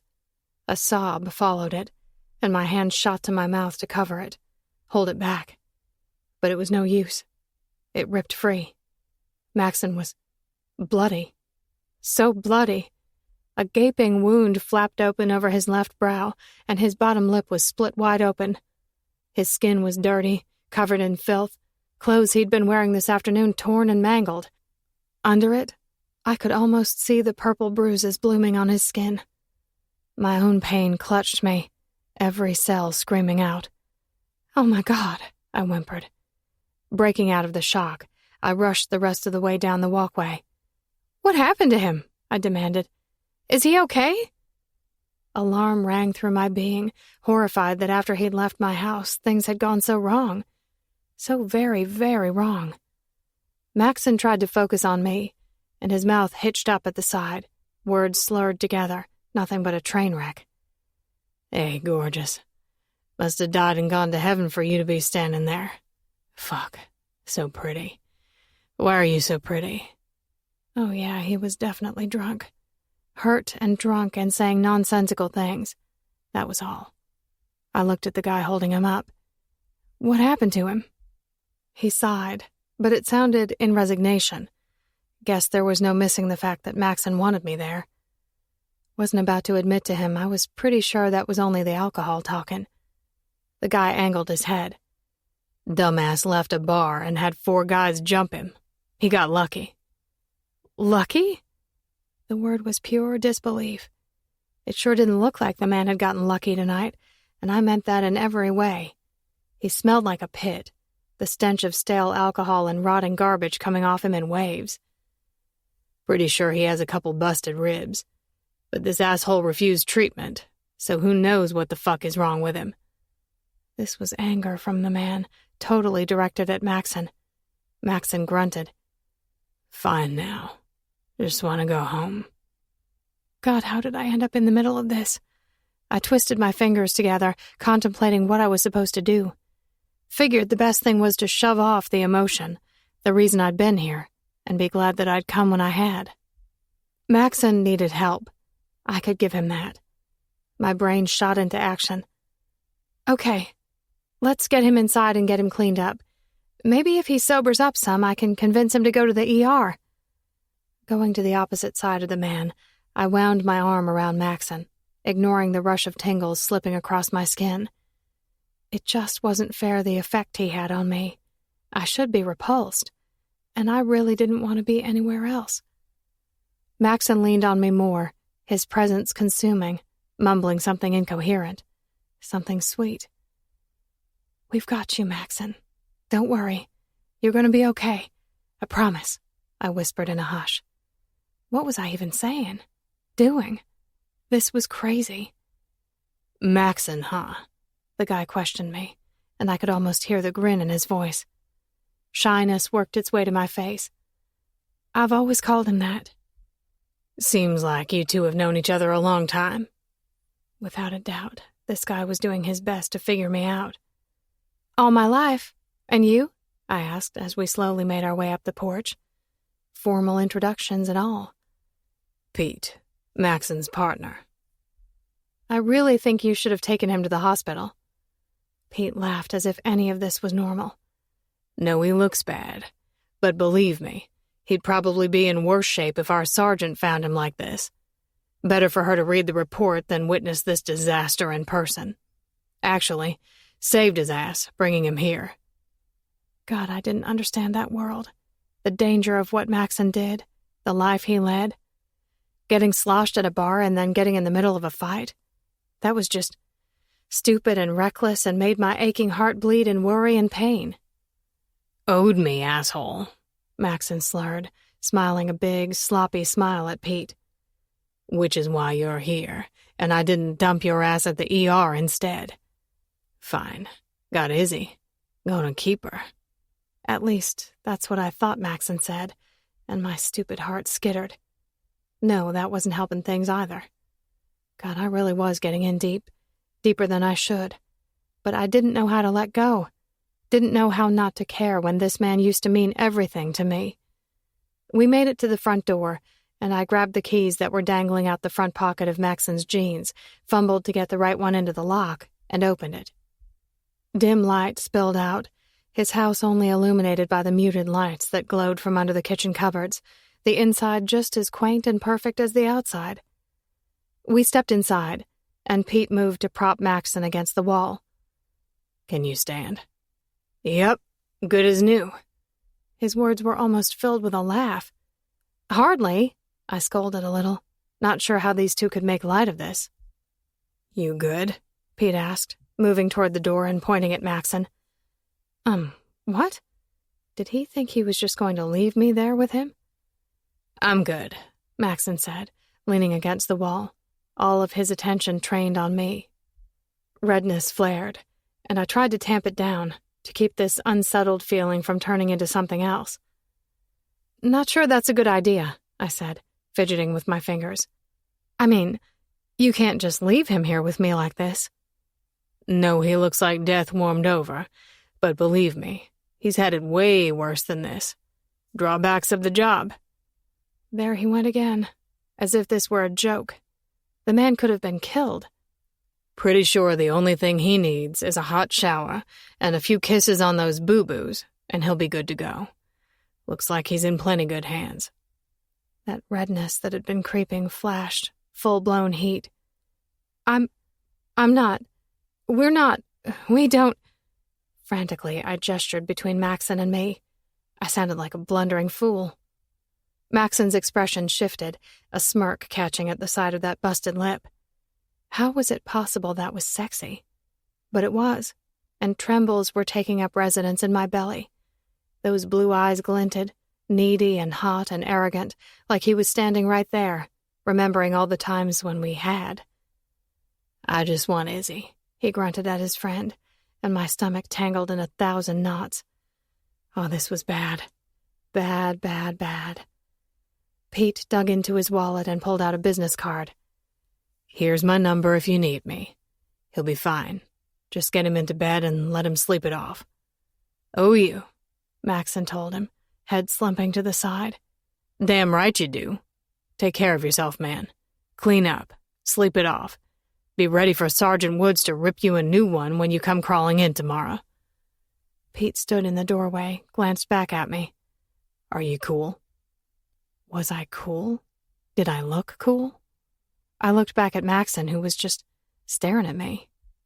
So many emotions coming off of him, I didn't know how to process them all.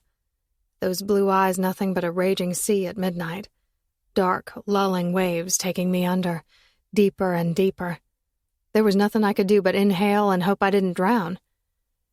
"Yeah, I've got him," I told Pete, while my rational side screamed out that this was a terrible idea. He gave me a tight nod and pulled the door shut behind him. The second he did, the walls closed in, closer and closer, the air thick and dense. Energy crackled, this physical entity that had always lived within us. I got stuck in a whirlwind of it, just staring at the man who'd loved me like none other, and then hurt me in a way no one else ever had the power to do. His commanding face torn to shreds, blonde hair sticking up and matted, chest heaving with massive, choppy breaths. Mine matched time, ragged and harsh. He was so beautiful, so big and powerful and strong, rippling with it as he leaned against the wall like a warrior who'd just made his way home after battle. Mesmerizing in a way that had captured me the first time I'd seen him. And I knew he was broken in ways that were only represented by his bruised exterior. Tonight was so much more than him simply happening upon a fight. There was a part of Maxon that hunted it, wanted the pain, wanted the disorder, wanted to make himself pay. I'd been desperate to fix those pieces for so long, but those were the parts of himself that he'd always kept out of reach, the ones he didn't let me touch. "Should I call Jace or Ian?" I finally managed to ask. The words choked as they scraped across my raw throat. "No, just you," he slurred. Air heaved from my lungs, and I squeezed my eyes for a beat, coming to the decision to be there for him. "Okay, let's get you cleaned up." I edged back over, wading through that energy. My footsteps slowed in that quiet ferocity. I wrapped an arm around his waist. Chills spread. Fire and ice skating down my spine, tingles spreading outward, touching every cell. "Do you think you can walk?" I forced out. "Yeah. Looks worse than it is," he rasped. "Don't lie to me, Maxon Chambers." He released a rough sound, pressed his nose into my hair, his mouth moving near my temple. "You're right. It hurts, Izzy. Hurts so fucking bad. That's the truth." The words staggered me, whipping through me with the force of a storm, and I knew what he was saying, where they were coming from. But I didn't think either of us were prepared for that conversation tonight. I didn't want him saying things he didn't mean when he had alcohol soaking his brain, when my heart was already tattered and torn and mangled like his body, bleeding at the sight of him like this. I started toward the short hall at the back of the open room that housed his living room and kitchen. He took lurching steps as we went, teeth clenching as he grunted with physical pain, and I took on as much of his weight as I could. Tears stung the back of my eyes, because he was hurting, because he felt too good, because I didn't think I could ever fully trust him again. "Where is your bedroom?" I murmured. "Down the hall. Last door on the right," he grumbled through halting breaths. I got him all the way to the end of the hall, to the double doors sitting there as if they were asking for permission for passage. A disorder blew through, the air too thin, too deep, too profound. Gathering my strength, I reached out and turned the knob. The door swung open to a big room, modern and redone like the rest of his house, masculine and sexy. My heart panged. I ignored it, ignored the forgotten dreams and his massive bed and his scent that was hitting me from all sides.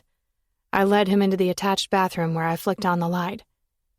He squinted beneath the harshness, and I gasped again when his wounds were illuminated this way. "Oh God, Maxon, what did they do to you? You should be at the hospital." "Don't want to." A frown pulled at my face. "You don't have to be the tough one all the time." He stumbled over a choked laugh. "Not so tough tonight." I released a breath. 4 men got to you?" 4 punk kids.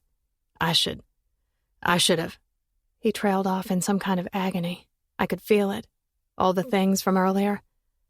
"Izzy, I'm so sorry." He was slurring more, and I was shushing him, whispering, "We'll talk about it later." "You came?" "Yeah." "For me?" Vulnerability tumbled out with his question. A band pulled tight, right through the middle of me. The part that wanted to promise that I'd be there for him forever, and the other that hated him for what he'd done. "I figured you and I had more things we needed to say to each other." "So many things," he mumbled. "Let's save it for when you feel better, why don't we?" I pled, sure my heart couldn't handle a thing he would say. Maybe I should have listened to my mama when she said we both needed time to clear our heads. She was right. We needed it. But that would have meant I wouldn't have been here for him this way. And tonight, just for tonight, I wanted to be. Fucking hurts. His face twisted. My stomach did the same, hating that he was in pain. "I know," I told him, trying to soothe him, because it did. It hurt so bad, and I wasn't sure if that would ever go away. He reached out, and his fingertips brushed my cheek. So pretty. Redness flushed. I bit my bottom lip, ignoring it, knowing he wouldn't be saying it if his restraint wasn't dulled, if the reality wasn't marred and distorted by the trauma of the night. "Come on, let's get you cleaned up." I stepped back a little so I could gather the hem of his shirt in my hands. Maxon stared down at me. Blue eyes roiled, fierce and uncontrolled, air coming in harsh breaths from his nose. I tore my attention away, unable to stay standing beneath the weight of it all. "I'm going to need to take your shirt off. Is that okay?" He grunted his approval, and I started pulling it up, over those rows of perfectly chiseled abs he'd been teasing me with a few days ago. I tried not to look, not to let my mouth water or my body trip into need. I tried all the harder not to cry when I saw the purples and blues rising under the red scrapes, some of them pitted with tiny rocks where his shirt had torn, a big scrape over the scar that remained on his side, one that I would never, ever forget.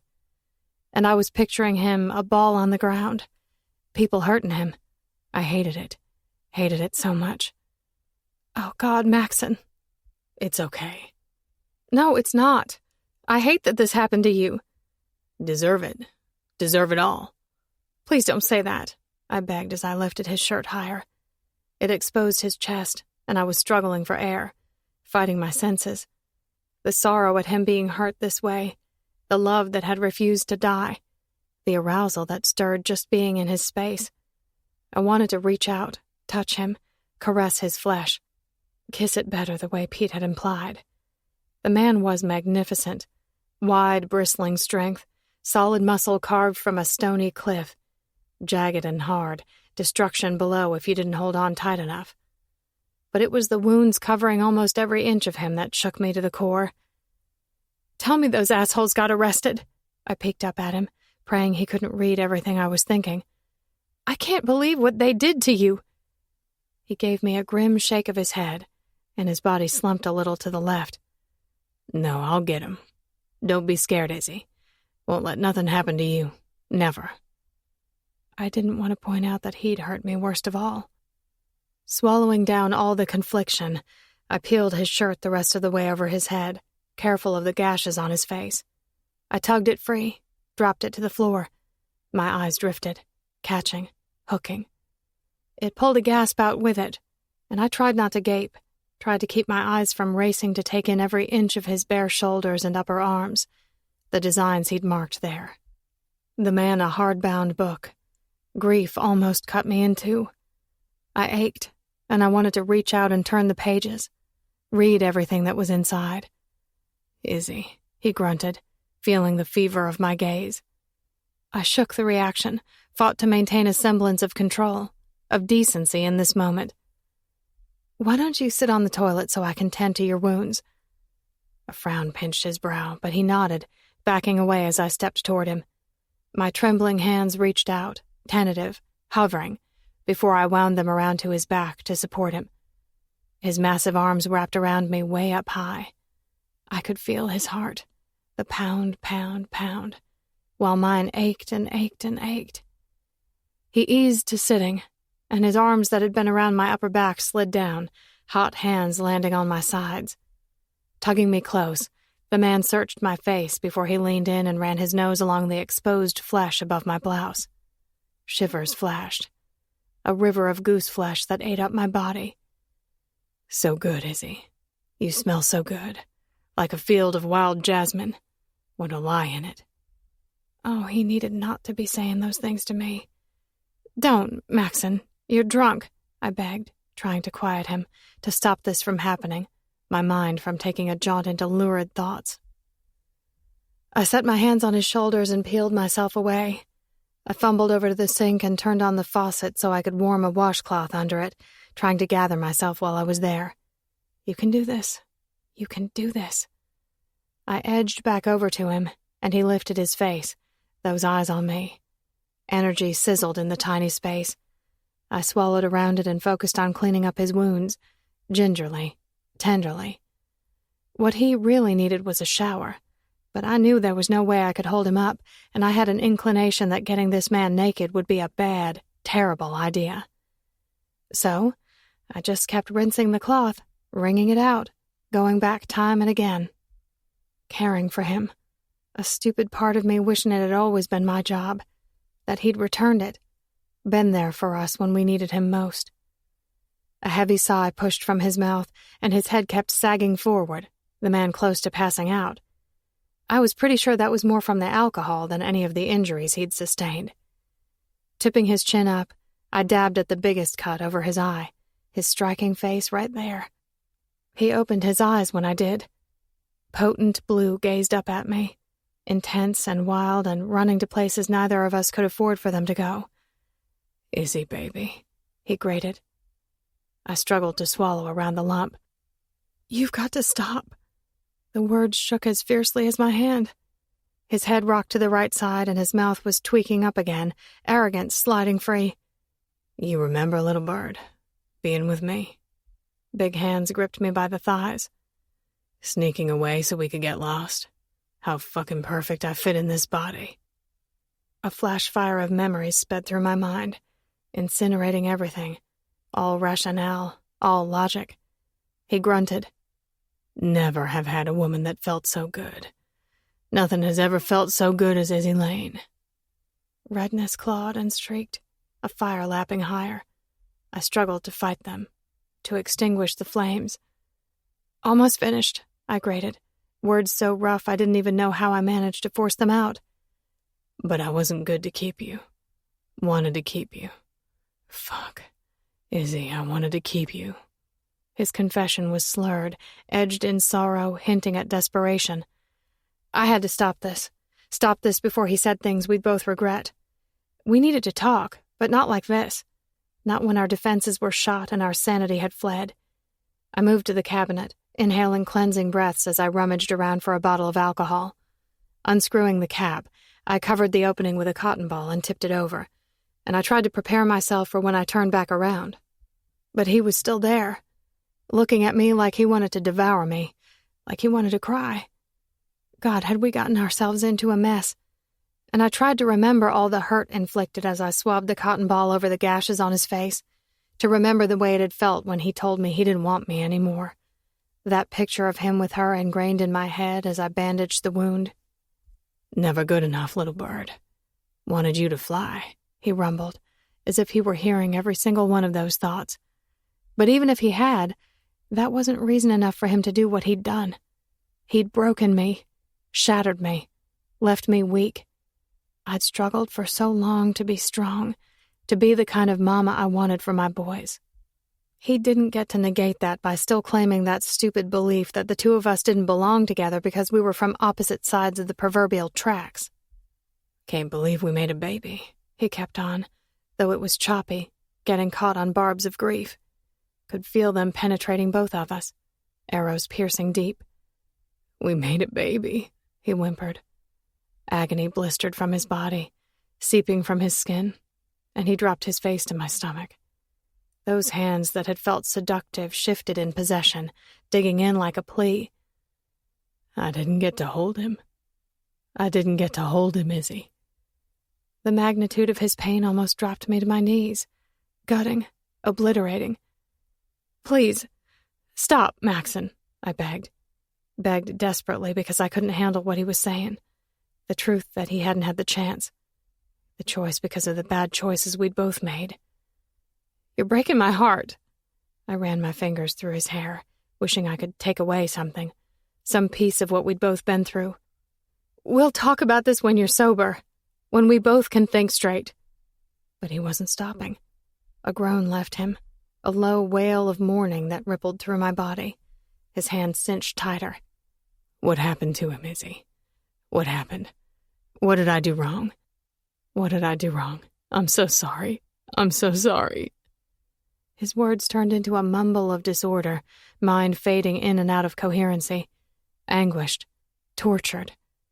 I reached out, prying his face away from my stomach, and forced him to look at me. "You didn't do anything wrong. It was my fault." My fault. Grief blistered through my being. The reality of my naivety. He grabbed my wrist and pressed his mouth to the inside of my forearm. "No. Perfect." I trembled under his caress, and I squeezed my eyes closed to break the connection, unable to take it a second more. I pried my hand away and tried not to look at his eyes as I finished applying his bandages. I had to stop what was happening in this bathroom before I had no chance of escaping it. "Come on, let's get you into bed." I helped him into his room, trying to keep my distance, which was basically impossible considering the way the man leaned on me as he staggered across the floor. I sat him down on the edge of his bed, and he flopped onto his back, so close to passing out. Which was exactly what I needed him to do. Close those eyes and that mouth and let us both rest. It had all become too much. I leaned over him, hating that I felt even an ounce of attraction right then, that my belly would tighten with need, a fire blooming when it should have been left to ash. Hands shaking out of control, I flicked the button of his jeans and pulled down his fly. The muscles on his abdomen rippled and danced. "Izzy, baby. Shh," I told him as I dragged his pants down his thick legs, tossing my gaze to the far wall to keep myself from looking at him in his underwear, hating that every cell in my body felt heavy and needy at the thought. I managed to wind them off his feet without peeking like a creep. I pulled down his covers. He rolled into them with a sigh, and I covered him up. "Little bird fly," he muttered, close to incoherent. Still, I heard it somewhere in my soul. 1 second later, he was passed out, and I sat there in the muted light, watching him breathe. The steady rise and fall of his chest. The man so beautiful it wasn't fair to my broken heart. My mind so conflicted and confused I had no idea where we stood. My gaze caressed over him. Like a fool, I reached out and traced my fingertips down the dragon he had tattooed on his left arm.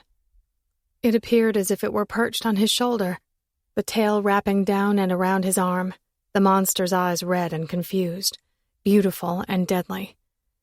My dragon. I knew if I got too close, I was going to get burned. 11. Mac, 7 years old. Mac darted through the forest, moving tree to tree, hiding behind their fat trunks as he stalked around the perimeter of the meadow, stealthy and fast.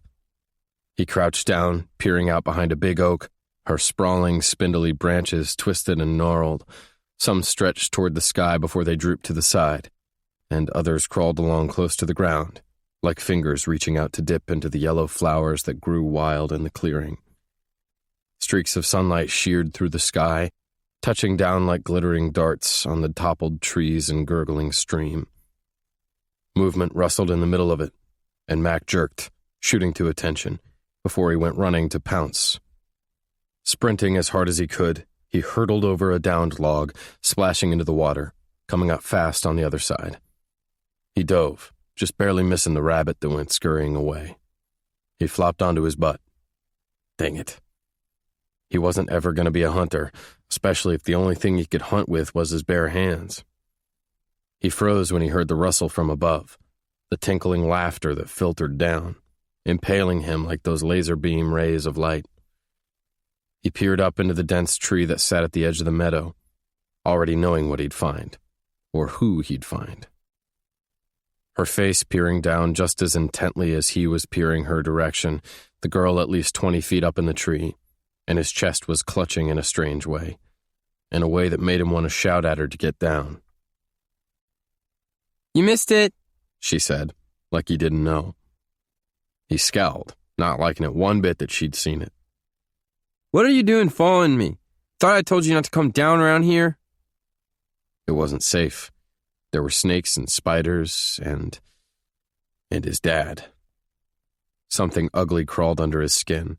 He had to stop himself from climbing that tree and hauling her down himself. But there she was, perched in her nest. She laughed, shifting around to sit on the branch. "Who said you get to tell me what to do?" "Well, your pa sure isn't gonna like it if he knew you were up in that tree." He was always yelling at her that she was going to break her neck. Mac promised himself he wasn't ever going to let that happen. But he wasn't sure how he was supposed to stop it if she never listened. She was always going on, doing her own thing, singing and laughing and playing, free, following him everywhere. He couldn't ditch her, no matter how hard he tried. She was a pest, a tag-along who wouldn't leave him be and made him feel strange in a way he wasn't sure that he liked. Her eyes went wide from her roost. "You wouldn't go and tell him." He crossed his arms over his chest. "And why shouldn't I?" She started to scramble down, faster than she should, her foot going for a branch that was too thin. She stepped on it, and Mac's heart lurched. He raced to get under her right as it snapped. She screamed. He stretched out his arms, trying to stop her fall, and her body hit his with a smack. It was nothing but a blur of her wild, wild hair, her flailing arms and thrashing legs. He held her tight against himself as the impact sent him tumbling back onto the meadow floor, arms wrapped around her as fiercely as he could, protecting her, ignoring the pain when his head struck the ground, ignoring the way his chest felt funny when she scrambled around, her hands planted on either side of his head as she stared down at him. You saved me again. Told you I would. She smiled this smile that was brighter than the sun that cast her head in a halo. That's because you're my best friend. He frowned. You can't be my best friend. She frowned right back, still pinning him. Why's that? Because I'm a boy and you're a girl. So? He hurried to think of a better reason. Because I'm a dragon and you're a bird, I might eat you. She laughed, her face twisting up in joy. He felt it too. Joy. He couldn't help but smile back at her. Doesn't matter if you're a dragon. You're still my best friend. We can fly away together. But what if I'm mean? She sat up, pushing off him. He sat up too. You're not mean. Mac! They both cringed when his daddy's voice cracked through the heavens, coming from the direction of his house. His house that was so much different than Izzy Lane's. Hers was like a castle. His mama called theirs a shack. But it hadn't felt so small until his daddy had gotten back out of prison for doing something bad. But his mama wouldn't ever tell him what it was. The only thing he knew was now everything felt different. Wrong and ugly and black. Mac! His father shouted again, and fear slithered down Mac's spine. Izzy bit down on her bottom lip and grabbed his hand. He realized it was shaking, that his whole body was shaking. She weaved her fingers through his and she whispered, Don't worry, my dragon. I'll save you too.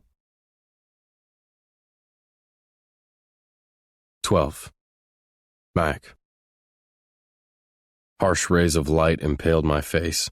I squeezed my eyes against them, desperate to cling to sleep. Oblivion. That's right where I wanted to stay. Reality danced at the periphery of my mind, a haze of blurred and distorted memories taunting me from the sidelines, getting ready to jump into the ring of chaos at the center of my brain. Lying on my chest, I pressed my face into my pillow, trying not to groan out loud at the pain that splintered through my body, head to fucking toe. What the hell happened last night? Felt like I'd been put through a meat grinder, skin raw, body stiff and brutally sore, but none of that came close to the torture I could feel eating at the deepest depths of me. No chance I could keep it at bay. Nothing I could do to stop that face from slamming into my consciousness. A wrecking ball. Demolishing the foundation I'd built. That kid. My reason, the sacrifice I'd had to make. No longer did any of it make sense. Groaning low, I rolled onto my side. I had to drag myself out of this bed and face the boatload of bullshit I'd gotten myself into last night. Was going to be lucky if I didn't find my ass chained to a desk job for the next 6 months. Then I froze. Awareness gripped me everywhere. A million tiny needles prickling across my skin. Pained pleasure. I pushed onto my hands and tried not to fucking toss what was left in my stomach at the punch of agony coming from my mangled body. I ignored it, instead swinging my gaze to the side, breath fucking hitching in my throat as everything came rushing back in vivid colors and dramatic scenes. She'd come to me. Had been waiting for me. Had stayed. My gaze fixed on the oversized lounge chair that was usually under the window that had been pulled up close to my bed. Girl curled up on it, fast asleep. Locks of that hair a shiny river cascading around her shoulders, a mess of blondes and browns that glinted in the light and had me wishing I could reach out and touch it, fist my hands in it, use it to hold her close. Her tiny body, way too thin, still too goddamn perfect, was contorted where she'd clearly been trying to find a comfortable spot. A throw that barely covered half of her was twisted around her torso, so pretty that looking at her hurt like a bitch, too. Regret hurtled at me. I'd felt it before, but never quite like this. Never where I'd thought that maybe I should have made a different decision. Always thinking I'd been doing her the best that I could do her, ruining her in a way that would set her free, because I'd always known I couldn't keep her. My dick didn't get the memo, though. Fuck her hard as steel where it was pressed to my bed. I pushed up to sitting, readjusting myself, trying not to moan. Pain and need. Story of my fucking life. I started to stand so I could slip into the bathroom when she stirred. Those hazel eyes blinked open, intensity building as she came to the realization that she was right there, with me. Probably the last place that she wanted to be. She scrambled to sit up, discomfort and uncertainty coming off her in waves, slamming me, ricocheting back. Two of us lost to that power that cinched down tight, the connection that had only been ours. I scratched at the back of my neck, cleared my throat, barely peeked over at her, afraid that I might scare her away. Hey. She heaved out a sigh and gathered the throw against her chest, clutching it like protection. She was still wearing the same pants that had made me want to come in mine from yesterday, her blouse wrinkled, her tiny feet bare. Her eyes were sleepy and her lips were pouty, shyness creeping across her pale skin. Sexy as fuck. Hey, she whispered back. How you feeling? A rough chuckle left me. Like shit. I'm thinking after what happened, we should be looking at the bright side and being thankful that at least you're here to feel that way. There was something in it, something sweet and serious, something tender that tightened my chest and made my heart beat harder. This boom, boom, boom that was taking to the air in the room. I dropped my attention to the floor. My job's dangerous, Izzy. I know, she murmured, edging forward. But it seems to me you went looking for trouble last night. Resting my forearms on my thighs, I looked over at her, full of regret, not having a fucking clue what to say except, I'm sorry. I'm sorry, too. Those hazel eyes were wide and sincere. I struggled to swallow around the rock lodged in my throat. I have a son. It wasn't so much of a question, just a clarification. Just needing her to look at me and tell me what the fuck had happened. How I didn't know. Yes. I forced myself to keep my gaze steady on her. What's his name? Benjamin. She squeezed her eyes closed when she said it while her confession nearly sent me toppling back. My heart clutched, stalling out, grinding to a standstill. My head started to nod, pain leaking out. Benjamin was my middle name. You named him after me. You're his father. She said it like it made sense, like my entire world hadn't been tossed upside down. I sucked in a staggered breath. Izzy inhaled deeply, sitting forward, and then started to rush. I know this is so much for you to take in, and you shouldn't have found out the way that you did. I came here last night to apologize for that. It was wrong. Wrong that I invited you over for a family dinner like you could just slide right into the table like you'd been there all along. I'm sorry that I didn't find a way to tell you sooner. Why didn't you? I asked, that hollowed-out space inside of me howling like a bitch. Unease had her shifting in the chair. I tried. You know that I tried. My mind flashed to the calls I'd ignored, close to 100 of them.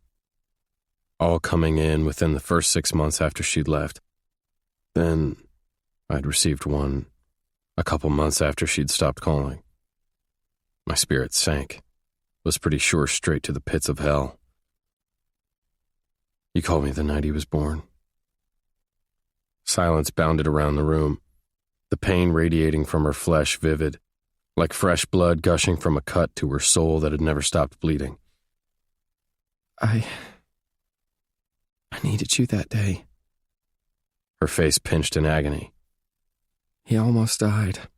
His umbilical cord had been wrapped around his neck. I waited too long because I was scared to be alone and wanted to pretend I wasn't in the position that I was.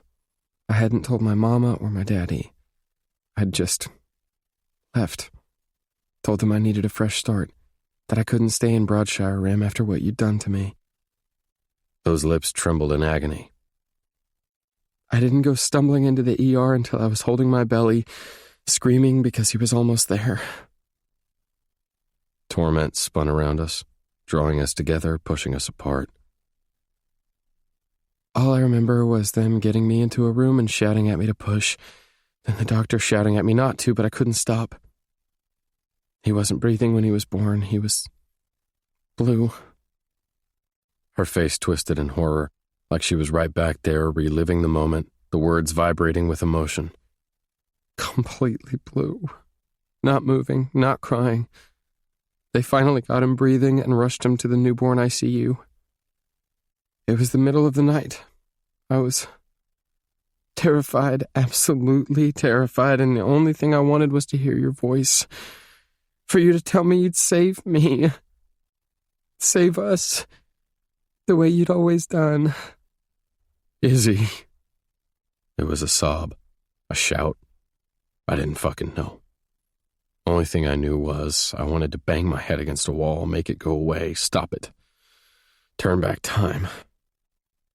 Sadness took to her features and she was chewing at her quivering bottom lip, trying to keep herself from crying. My mama and daddy came as soon as I called them. I wasn't alone for long. Don't make excuses for me. Her shoulder lifted at one side, that tenderness that was this girl right there. Oh, I'm not, Maxon. There's a very big part of myself that has hated you all this time. Hated what you did to me. If I could... She gave a harsh shake of her head. I'm not here for you to make apologies or excuses, Maxon. I came back to Broadshire Rim because Benjamin was accepted into a study here in Charleston. A study that might be able to help him fully walk again, have his independence. I came back for him, not for us. I gave a tight nod, my fingers clutched together, squeezing to keep myself from flying to my feet and putting a fist through the wall. What's wrong with him? A lumbering sigh parted her lips. He has cerebral palsy. No one knew until about 9 months after he was born that he'd suffered a brain injury from the oxygen deficit at birth. He just wasn't progressing normally, wasn't crawling or playing with his toys the way an infant would at his age. Indecision had her shifting, glancing at the floor before she finally looked back at me. He's an amazing child, Maxon. Amazing and smart, and he works so hard that just watching him breaks my heart. Makes it bust up with pride. I was warned he might not ever walk, might not ever talk, but after 7 surgeries, he took his first step. That was it. All I could take. I sprang to my feet, welcoming the searing pain that sheared through my body, 1,000 knives slicing me into pieces. Aggression curling through me, I pressed both my fists to the wall, like it could absorb the brunt force of the hatred I felt right then. Arms shaking with restrained exertion, teeth gritting. I flew back around, jagged breaths surging out before I was dropping to my knees at her feet. Shock rocked her back, and I grabbed her by the face. I'm so sorry. I'm so fucking sorry. And those words don't mean a goddamn thing, but I am. I knew I'd spewed a bunch of shit at her last night, that she didn't believe a fucking word I said, but I was going to prove to her that she could. Tears blurred her eyes, that mesmerizing dance of browns and greens. I should have come back sooner, told you, but it was easier for me to stay away than to have to face you. I'm sorry for that. Don't apologize to me, Izzy. I was mad, shocked yesterday, but you don't have anything to be sorry for. It was on me, all the blame, all the fault, just like it had always been. I want to know him. She blinked hard, and a slew of tears slipped down her gorgeous face. There was nothing I could do but gather them up, my thumb tracking up the path of the moisture. I'm not sure you're ready for that, Maxon. I can't have you coming into his life and then deciding it's too hard. I should have given you time to figure it out before. I realize that now. I just got back here and saw you and got carried away. I tightened my hold on her face. I want to get carried away. Fuck. I wanted to get carried away. Run ahead and behind and in between. Be there for them every step of the way. Racing a few extra million laps to make up for what I'd lacked. A bluster of dread and worry flickered at the back of my brain. Had anything really changed? But there was no chance in hell I was going to turn my back on my kid. He's my priority, not you, not me. It's my job to protect him. Let me protect him too. There was my answer. Everything had changed. I wasn't about to let my past railroad me any longer. Fear holding me hostage. Look what good that had done. A war played out on her face, those teeth going to town on her bottom lip, my guts twisted, wanting to dip in, kiss it away. She glanced to the far wall, contemplating, before she looked back at me. You really want to get to know him? More than anything. Why don't you come back over tonight for dinner? But I'm not ready for us to tell him who you are. You're my old friend, nothing more. Not until we both can be certain you can handle this. Relief gusted through my soul. So heavy I sagged forward and pressed my face to her heart that thundered in her chest. I wanted to reach out and touch it, carry some of her weight. Okay, she said. She leaned back, searching for space, for distance. I had to fucking pry myself from the lure of that sweet body, wanted to pick her up and pull her onto my lap, undress her fast and kiss her slow, hold her and fuck her and love her and keep her, the way I should have done all those years ago. Discomfort wound its way back into the atmosphere, and she looked at the clock before she angled those eyes back on me. I need to get home and get a shower. I start work this morning. Do you think you'll be okay to take care of yourself? Yeah, I'm okay. Fucking lie. But it didn't have a thing to do with my busted-to-shit body. I pushed to my feet and stretched out my hand. She hesitated for a second before she accepted it. Every cell in my body tightened. The brush of her fire, the warmth of her hope. Thank you, Izzy, for coming here last night, for telling me, for giving me this chance. Don't mess it up. Of course, because it was Izzy Lane, there was no hardness to it, just sincerity. I scratched at the back of my head, not wanting to let her leave. What I wanted was to drag her into the shower with me and have her take care of me the way I really needed her to, but I was pretty sure she wasn't going to be up for that. I'm going to have your car looked at today. Where are you working? How pathetic was it that I didn't know a thing about her? Where she'd gone and how she'd truly been. Only knew these few minor details that were so major that my head was still spinning, nearly as fast as my spirit was reeling. Nelson Dentistry, she answered. All right, I told her, calculating how I was going to make all this happen today. She stood a foot away, itching, the air between us alive. All right, I'll see you tonight at 7. I can't wait. She grabbed her shoes from where she'd left them on the floor and threaded the straps through her fingers. Her hair fell all around her, those lips and those eyes so dominant in her slender face. So goddamn gorgeous I wanted to reach out and touch her again. She looked up at me with the full force of that beauty. Just be careful with him, Maxon. That child has endured enough pain for a lifetime. She turned and started for the door, and the second she did, a million questions started coming at me. Faster and faster. Blow after blow. Finally, couldn't keep it in, and the words were getting loose from my tongue. Dylan's dad. Jealousy burned on my skin. Had no right to it, but it was there. Wound up in that cute kid who'd been bouncing around, nothing but a pistol. She froze at the doorway, spine going rigid. Slowly, she turned to look back at me. That's not something I want to talk about, Maxon. This is about you and Benjamin. That's it. You sure about that? Couldn't help but exert it. This, us, the fact it was going to happen. She held me with nothing but nostalgia and regret in that mesmerizing gaze. You hurt me, Maxon. You hurt me something fierce. I'm not sure I can handle that kind of hurting again. Then she left me there, my fists clenched at my side, a silent promise on my tongue. She was mine, and I'd never let a fucking thing hurt her again. 13. Izzy. You spent the night at his house? Faith screeched through the line. My attention went darting around my surroundings, and I lowered my voice to a hiss, as if it were the world's most sordid secret. Would you be quiet? Someone might hear you. Light laughter rolled out of her. Like who, your conscience? This isn't funny, I said. You know it wasn't anything like that. Except for all those stupid feelings that had kept rising to the surface the whole time.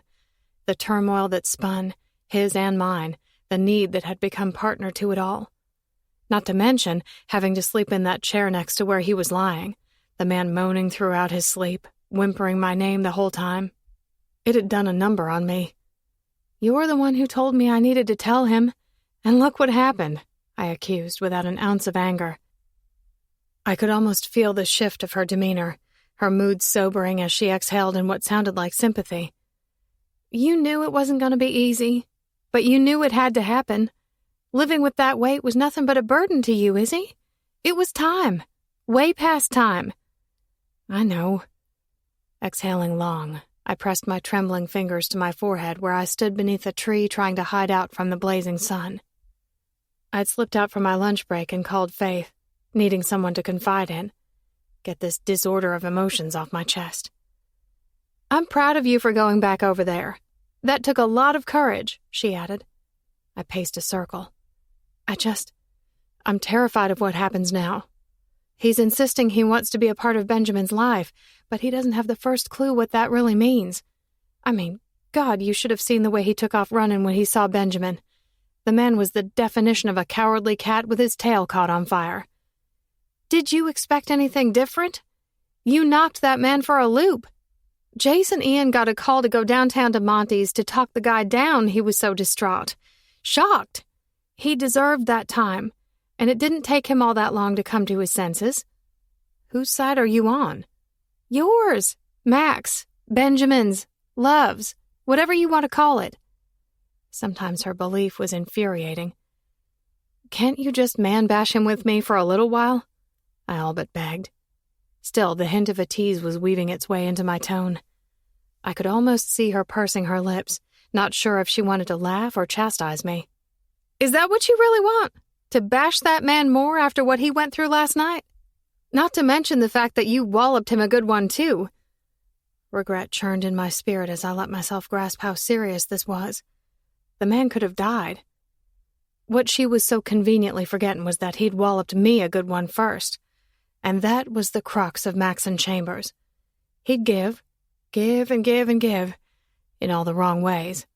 Believing his own safety wasn't of worth, making all the wrong decisions when he thought he was being noble.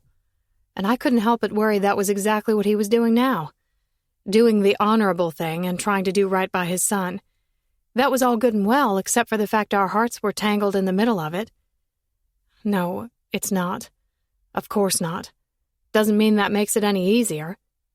Faith pushed out a slow sigh, and I could hear her wavering, struggling with what to say, and I knew she was getting ready to lay it out the way she always did. No holds barred. Think you need to ask yourself what it is you're really scared of, Izzy? You know exactly what it is I'm scared of, I whispered bluntly. No use in hiding it. I blinked away the moisture that threatened my eyes. Truth was, I was terrified. Terrified of the way he made me feel. Terrified of the power he still wielded. Terrified of those blue eyes that screamed sincerity. The man just standing there with that beautiful body begging for my trust. And trust? It was the pinnacle of loyalty, the culmination of hope. Grace given in love. He'd held all of mine in the palms of those hands, fisted it so tightly that he'd crushed it. I knew it in my gut. That man could wreck me anew, and I couldn't afford for that to happen.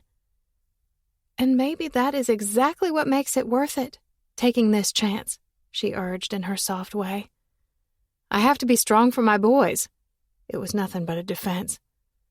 And sometimes strength reveals itself in our vulnerabilities, in our willingness to lay ourselves on the line. Maybe that's exactly what he's doing. Well, I guess we're going to figure that out pretty quick since I went and invited him over to dinner tonight. I almost rolled my eyes at myself. I couldn't even make the man suffer it out for a day or two before I was inviting him back through my door. Nothing but a masochist. But there'd been no resisting the sorrow that had been clear, the truth of it, the intensity of it. Maxon was broken over this, but he'd been broken all his life, and I just prayed that brokenness didn't destroy us all in the end. Heaving out the weight of the worries, I glanced at my watch. I better go. Lunch is almost over. I need to get back inside. Okay, call me later and let me know how it goes tonight. I will, I said before I ended the call and peeked over at the office door, where I'd started my new job little more than 4 hours before. Luckily, I'd taken to it quickly. The software they used the same as at my old office. Suffice it to say, Helen had been pleased, going on about how I was going to work out just fine while I'd been struggling to focus on work at all. Leaving the shade of the tree, I jogged across the parking lot and hopped onto the sidewalk running the front of the strip mall. I was just getting ready to pull the door open when Dr. Nelson popped out of the fancy car that had pulled into a spot in the front, wearing another pair of scrubs, smiling his bright white smile. He rounded the front of his car, tossing his keys in the air and catching them as he approached. "Isabel." "Hello, Dr. Nelson," I managed as I stepped back in his direction, nervously tucking a strand of hair behind my ear as I tried to turn my attention to the job rather than the disorder I'd left whirling back under that tree. Problem was, it was doing its best to follow me. "How did this morning go?" "I think it went pretty well." He tipped up a smile. "Pretty and modest." My brow lifted. "Excuse me?" Did he just call me pretty? He chuckled under his breath, waving me off. "Sorry, ignore me. I was just thinking out loud. What I meant to say is you're being modest about it only going okay. Helen has told me no less than 10 times that you're the perfect fit for the office and basically saved her life." There was nothing I could do to stop the flush that rushed to my cheeks. "Well, I think she might be exaggerating a bit." He grinned, leaning back. "I doubt that." More redness, this time rushing all over. "Well, thank you," I finally settled on, not exactly sure what to say, feeling a little unsettled with the way he was appraising me. "Thank you for stepping up the way that you have. We needed someone like you in the office." "I'm really happy to have this job," I told him, right before my attention was getting hooked, stuck on the roar of the big truck that rumbled into the lot. My breath snagged in my throat when I realized who was driving, Maxon's face so gorgeous when he pulled into an open spot and hopped out. My heart that had barely leveled since I'd left his house this morning shifted into overdrive. This out-of-control pound, pound, pound that beat in time with every overconfident step he took, as if my entire being was emitting a thundering signal that begged him to come my way. He wore jeans and a tight-fitted tee, just innuendos of those tattoos I'd seen last night peeking out the bottom of the sleeves, the rest of the innocuous shapes winding down into the art on his forearms. The grime from last night had been washed away, but the butterfly bandage over his eye was still intact. It only made him appear sexier, rougher and rawer, and everything that shouldn't be making my mouth go dry. Dr. Nelson turned his focus in the direction mine had gone, and he reached out and set a hand on my arm, as if he thought he needed to offer protection. "You know this guy?" His voice sounded with speculation and distrust. "Yeah," I barely managed. Maxon's easiness faltered when he saw Dr. Nelson touching me, his chin lifting and those eyes flashing possessively. If I didn't know better, I would have been sure there was smoke puffing from his nose. "Maxon, what are you doing here?" The words were a rasp. "Told you I was going to get your car taken care of today. You didn't think I'd forget, did you?" Confidence rode out with the question, and that strong brow lifted as his eyes dropped to Dr. Nelson, who was still gripping my arm. The problem was, I didn't have the first clue what to think when it came to him, what to say or what to do. So I just stood there staring with my mouth hanging open. Maxon cocked his head, waiting. Then he put out his hand as a smirk twitched up at the corner of that lust-inducing mouth. I'm going to need those keys, beautiful. I nearly had a stroke right there. It was bad enough last night when he was mumbling those sweet things incoherently, but out in broad daylight, in front of my new boss? Every cell in my body was seizing. He edged forward, and I was inhaling, sucking down the overwhelming presence of the man. Izzy, your keys? Oh, right, I fumbled, snapping out of the spell he had me under. Apparently, I went stupid when I had two very gorgeous men looming over me. Sucking in a breath, I stepped away from Dr. Nelson without drawing too much attention to the act and turned all my focus to digging around in my massive purse I had slung over my shoulder, kind of wishing it was big enough for me to crawl into so I could hide, disappear. I finally found them and pulled them out, and I held them up like a prize. Here we go. Maxon sent me a smile. One of those smiles that had my tummy tumbling and my pulse going haywire. Dimple denting on one side of that cheek and those blue eyes dancing. Oh, Lord, what was he trying to do to me? He stuck his hand out under them, and I dropped them into his waiting palm, kind of like he was asking me to do with my trust. Thank you, I told him honestly, wholeheartedly. His expression softened, and his lips pressed together. It's the least I can do. I bit down on my lip to try to keep the wash of emotion from flooding my eyes, and I simply nodded, taking a step back toward the office. He seemed to take the hint that I needed to get back to work, though he hesitated, looking back at Dr. Nelson, who seemed to be staring him down. What in the world was happening? But there was no missing the tension banging between the two of them. Some sort of challenge being thrown. Mac's eyes narrowed before they slowly shifted back to me. I'll have this back before you get off. Thank you again, I whispered. He nodded, then glared back at Dr. Nelson before he turned and started across the lot toward my car.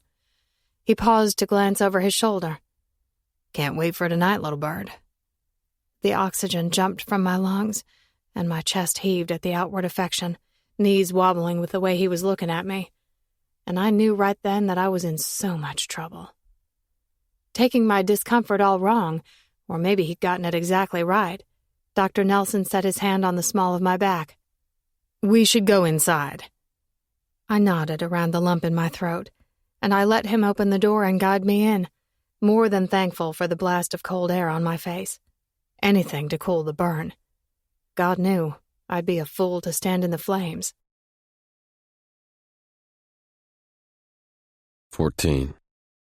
Mac. I pressed the button to accept the call on Bluetooth in the Suburban. Didn't even have the chance to say hello before Pete's voice was coming at me through the speakers. You're alive! He sang it like he was a cast member of some terrible Broadway show. Feel like death. Does that count? He laughed outright. You were beat to shit, man. I have to be honest, you scared the piss out of me when I rolled up on the scene and you were flat out and face down. Thought I might have lost you. Apparently Barron and Dominguez got there right as one of those pussies found themselves a nice steel rod. They'd have shown up a few seconds later and it would have been lights out for me. Too bad the rats scattered before either of them had made it out of their cruiser. Regret tightened my throat like a noose. What if yesterday on Izzy's porch would have been my only chance? The one time I'd seen my son. His one memory of me splitting like a bitch. Sickness clawed and I forced it down, hands cinching on the steering wheel. Instantly I wished I hadn't done that either. Truth was, every movement was brutal, every inhale agony, ribs burning like a motherfucker and my skin feeling like I'd gotten up close and personal with a cheese grater. Funny how I didn't think I'd ever felt so alive. The sensation of Izzy's presence still wrapped me like an embrace. I inhaled and I could still smell her. Closed my eyes and I could still feel the tender caress of those fingers, could still hear the soft cadence of her voice. Girl had taken care of me like I was something that deserved to be cared for, same way as she always had, filling me up when I was nothing. Maybe that was the reason I'd gotten greedy, just like I was feeling then.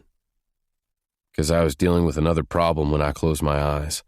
I saw that pompous fucker wearing scrubs with his hand on her like he thought he had every right to put it there. Took everything I'd had not to rip it clean from his body since it had been clear he was staking some sort of claim. Figured that wouldn't go over all that well. All I needed was a headline about a local detective going rogue and coming unglued on some poor, unsuspecting nurse, or whatever the fuck that he was. Except I was pretty sure the asshole would be expecting it. Gauntlet thrown. "How'd it go with Woods?" Pete asked, breaking me out of the haze of anger. Unclenching my locked jaw, I somehow managed to grin. You know she loves me. Could almost see the disbelieving smile crack his face. You asshole. Don't tell me you got off scot-free again. Wanted to roll my eyes. Again was a stretch. Sure, I'd gotten into a few situations that weren't exactly protocol, but I towed the line the best that I could, respected the rules and my sergeant. Seemed she couldn't be too mad at me when she was looking at me beat to crap. 4-1. There was nothing else I could have done. Of course, she has me on the desk for 4 weeks so I can heal and my ass is off the case. Not that I was going to just sit aside and let someone else take care of this bullshit. Still, I'd agreed like the good cop I did my best to be. Any idea why they jumped you? Why they found you? Guess they thought it'd be good fun to kill a cop. Sport. Or maybe the prick was just pissed he had to pay the fine. Who fucking knows? Why does it seem like people get more twisted every day? Because they do, I responded. Though I had to admit I wasn't 100% sold on that idea. I'd seen enough depravity and cruelty as a kid to know that sort of sickness had been around for a long, long time. Remember the good old days when kids were fighting over drugs and turf? He mused. I let loose a short laugh. Think you still have plenty of that to go around. Seriously, though, these senseless crimes. Don't get it, man. It's starting to wear. I grunted. Aren't they all senseless? I asked as I took a left from the main road and started to head toward my house. A pulse of anxiousness jumped into my veins. Been pulsing the whole day, really, even though I'd been trying to keep it cool. Knowing I was going to get the chance to really meet my son. Praying that old saying that we only got one first impression didn't count in this case, considering I'd blown that one to shit. Another shock of apprehension blistered beneath my skin. Couldn't wait to stand in front of him. Look at him. Maybe even get the chance to wrap him in my arms like I was aching to do. Whole time hoping I could be a better man than the one I'd become, the one I'd been bred to be. A coward who acted out of fear. Guess so, Pete continued. It's hard for me to process bullshit like that at all, but when there's nothing for them to gain but life in prison, what the fuck is that? I'm with you, man. Any leads? Pete asked. Car from yesterday was abandoned down on 5th. Barron and Dominguez went to the prick's house this morning. Loser lives in his mom's basement.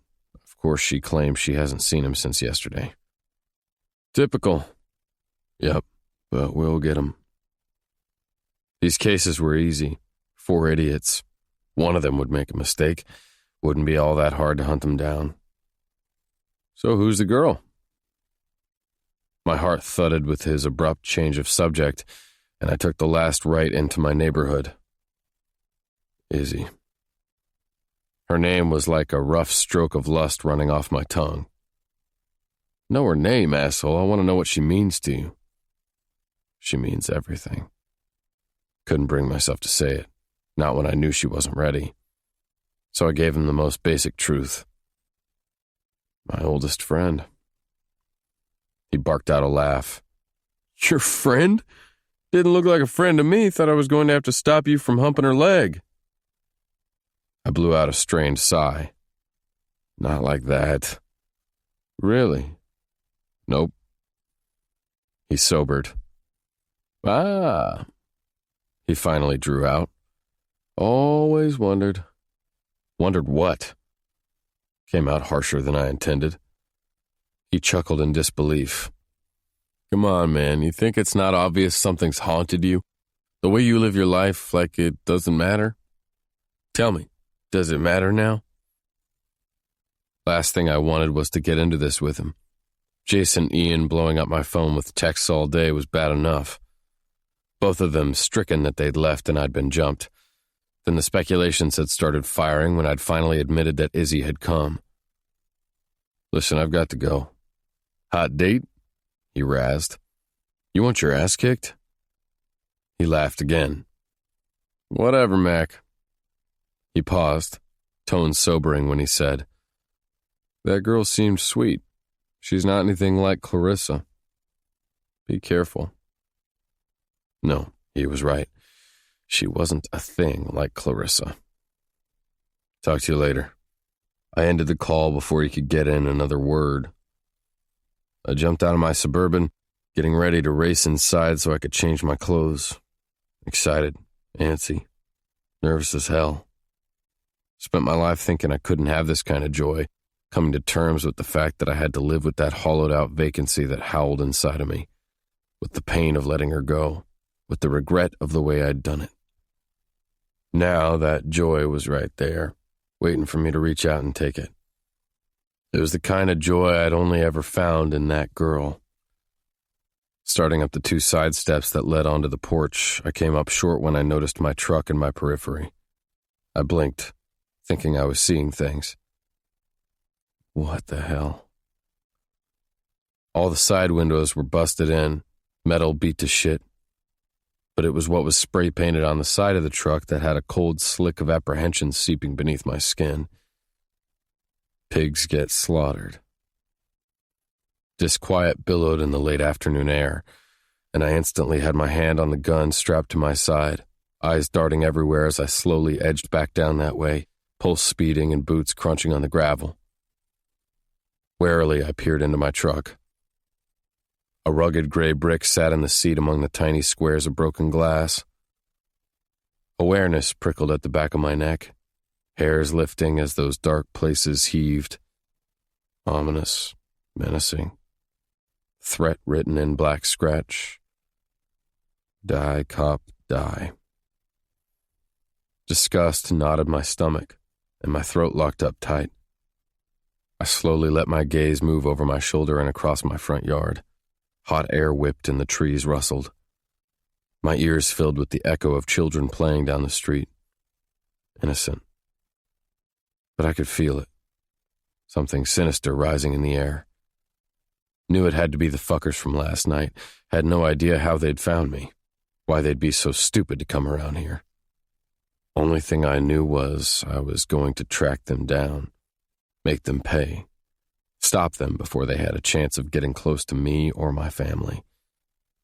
For the first time in years, I truly had something to lose.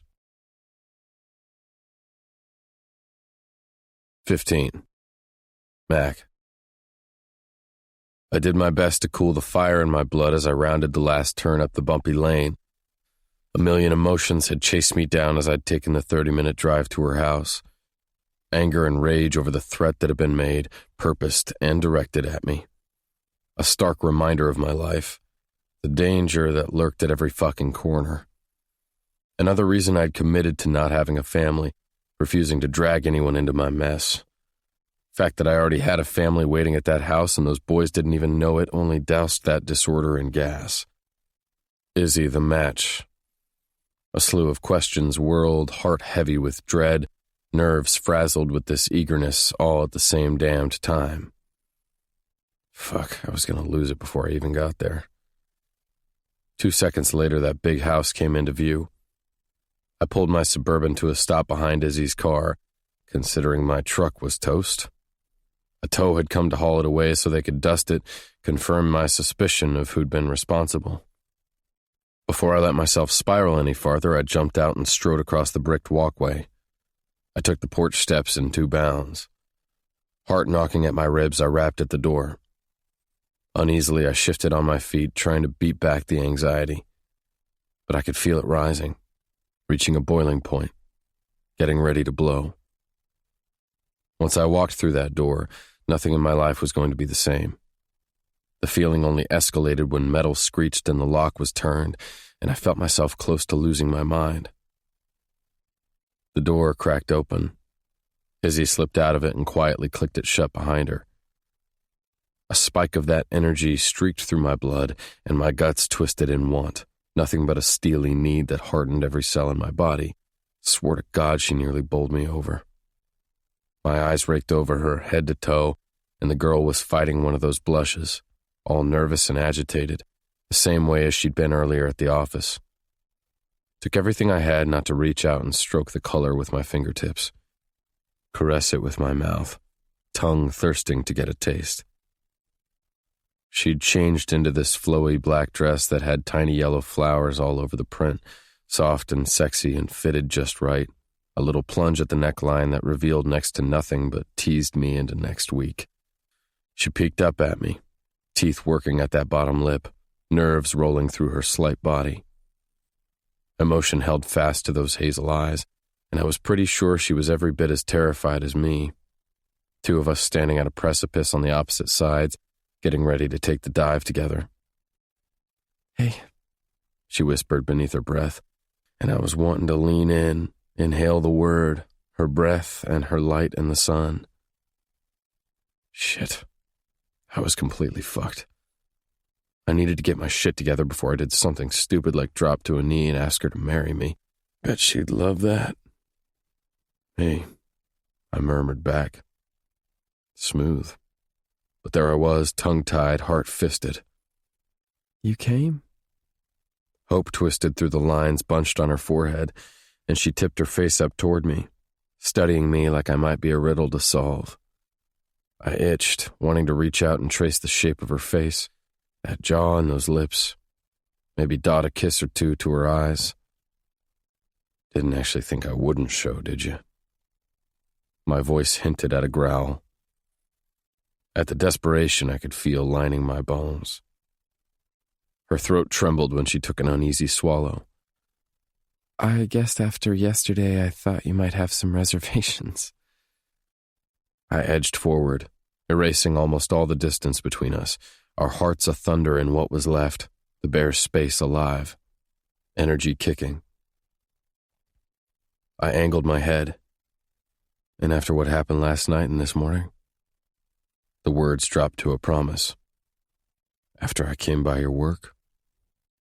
There was something to that one, the jealousy I couldn't seem to keep contained, no matter how hard I tried. Okay, I wasn't trying at all. Figured I'd better make my stance known before some slippery asshole snatched up the best girl in the world. She released a trembling roll of laughter, although there didn't seem to be a whole lot of amusement to it. She peeked up at me. "So maybe it's my own questions that had me worried you might be having second thoughts?" "You don't trust me." It was a statement. Of course she didn't. She didn't have a reason to. Not yet. Just prayed I'd be good enough to prove to her that she could. Lines tinted her forehead. "I think the real problem is how quickly I'm offering that trust to you." Some shape of relief filled my exhale, and I leaned even closer, this girl coming on like a drug, intoxicating, wild jasmine in the sun. I sucked it down and she was shivering as I pressed my mouth close to her temple and whispered, "I'm fucking scared too." She leaned back against the door like she was searching for space. Only thing it did was make me want to press her to it, slide my palms up the bare flesh of her thighs barely concealed by that dress. Her head rocked back on the wood, and it put that striking face on full display, her mouth a mere breath away. "We don't have the luxury of being scared, Maxon. This is real life. My children's lives. My children who are my entire world. And if you step through this door, that means I'm allowing you to be a part of it, that I'm taking that risk. Do you understand what I'm saying?" Fear stretched tight across my chest. More glaring was the determination and devotion that covered it. There's nothing more that I want than to be a part of that world. I wavered for a second before I asked, "What did you tell them about what happened yesterday?" I told them that you weren't feeling well and had to go home, but you were doing better today. Her voice was a wisp, close to a plea. A flutter of soft amusement pulled at one side of that mouth that was making me crazy. Dylan thinks we don't like each other much. Couldn't help the draw, just needing to touch. I reached out and took the first 2 fingers on her left hand, and I swung them between us. A simple touch that was nothing but a wildfire. God damn. My heart leapt, spirit all too quick to get on board. This was the way it was supposed to be. She gasped in surprise, because I'd had the audacity to do it, or from the shock of energy that went racing, I didn't know. Problem's never been how much I like you, little bird. Flustered, Izzy shifted, pulled her fingers away, and cleared her throat. This isn't about us, she reminded me, though I could feel the need radiating from her soft, flushed skin. Isn't it? Maxon. Blinking a bunch of times, she glanced away before she looked back at me, a shield visibly coming up, the girl trying with everything to block me out. We'd better get in there. The boys are probably bouncing from the walls by now. Can't believe they actually minded this time and stayed inside. Softness filled her gaze. No doubt that expression was reserved for her boys. They're really, really excited to meet you, Maxon. Please don't let them down. I know Benjamin is your son, but Dylan doesn't know anything different than Benjamin does. Her brow pinched. Try to treat them the same if you can, if only for tonight. A growl rushed up my throat and I pushed forward, eclipsing her as I towered over her tiny body. Shock had her gasping a tiny sound, and it was taking everything I had not to grab her, hold her, let loose all the words that were burning on my tongue. Figured there were only a few that were appropriate right then. They're your children, Izzy. Yours. A part of you. How could I not love them both? Redness flashed across her defined cheeks. I wanted to kiss her so damn bad my guts hurt. Her head shook. Don't stand here and make promises you can't keep. I want to be in my son's life, Izzy. Be the kind of father he deserves. It was a groan, and I was pressing closer, so close that I could feel the erratic thrum of her heart. I nudged her jaw with my nose, inhaling as I went. I want to be the man you deserve. Maxon, she whimpered. Let's go inside, Izzy, baby. I'm about 2 seconds from getting very, very distracted, and meeting my son needs to be my priority right now. Damn you, Maxon Chambers. I grabbed her hand and pressed her knuckles to my lips. Was damned without you. Took my first real breath in years the second I saw you standing in that store. She stared at me, that connection pinging between us, the air thin. Let's go inside, Izzy. My voice roughened. I want to meet my son. Trembling, she reached back and turned the knob, and she ducked her head as she pushed it open and ushered me inside ahead of her. A surge of warmth covered me, remembering this place, these walls, a sanctuary, peace. It was all clouded by the last time I'd been in this room, the horror of what had gone down. I gulped around the memory of it, knocked out of the stupor when the little guy who'd floored me yesterday came barreling down the steps from the top floor, inciting a riot with every step. Kid had a messy mop of dark blonde hair that bounced around his chubby face. Joy radiated from his spirit, and it was clutching mine, holding me in a tight fist. Emotion sloshing like a flood, coming at me from every direction. Bright and dark, beautiful and ugly, hopeful and sick. Standing there, it all fell over me. Why I'd pushed Izzy away in the first place. Wondered what had changed. Petrified I wasn't any better than I'd been then. But I was determined to be, whatever it took. Izzy was clearly worrying over the same thing, the girl chewing on her thumbnail as she shifted on her feet. Ready to intervene at a second's notice. Become a physical barrier between me and her kid if that's what it required. Hurt, but I got it. Accepted it. Dylan had his hand on the railing as he flew down. Somehow his words flew faster. Mr. Chambers, you came. Are you feeling better? Mom said you got sick. Do you hate being sick? Nana said that old people get sick all the time and need medicine. Are you old? You don't look old. Do you need medicine? Halfway down, he skidded to a stop, and his brown eyes grew wide with shock when he caught sight of me. Bruises littering my face, bandage over my eye. With everything else, I'd almost forgotten about what had gone down last night. He gaped at me for a second before he shot back into action. What happened to you? Did you get in a fight? Did you have to arrest someone? Were they bad?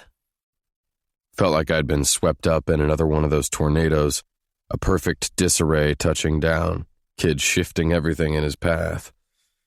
My insides were a tangle of emotions I wasn't even close to being able to put my finger on. I'd have gotten into a fight with a couple bad guys. Left out the part that they were still out there. He came to a stop a foot away, a massive frown wiping the happiness from his expression. Did they hurt you? Nana has a special bag in the freezer that makes it better, but I really think it's the love she sends with it that does the trick. Do you want me to get it for you? Fuck, there went my heart banging in my chest, an uproar that didn't know where to land. That's okay, little man. Looks worse than it is. It was everything else that was making me feel like I'd gotten a fist through the chest. Izzy moved to his side and ran her fingers through his hair. So I know you two sort of met yesterday since this one decided to disobey. She was looking at him with a gentle reprimand when she said it, her mouth tipping up. Guilt took hold of his face. I'm really sorry. I just wanted to meet your friend who is a cop. He turned his attention to me. Except you don't really look all that much like a cop. Dylan was clearly speculating as he took me in. Where's your uniform? I stood there, trying to keep up, this kid shifting from one topic to the next without so much as a blink of his eye. I'm a detective, which means I should probably be wearing a suit like my partner likes to do, but I think this looks better. Don't you? Pretending to play it cool usually wasn't too much of a stretch, but I was having a bitch of a time managing it right then. I forced a grin around the agitation, trying to win a few extra points with the kid. Could anyone blame me? You look pretty cool to me. Then his eyes doubled in size when a thought struck him. Are you undercover? He whispered it, looking around all covert like, kid all in at keeping the secret. Fucking cute. You do kind of look like a bad guy, he said even lower, and he looked at his mom in awe. Your friend is the coolest. If only she could be that impressed. Boom, bang, bam, sneak attack, he whisper-shouted as he launched into a couple karate chops and a sidekick that was nothing but awkward. My chest tightened.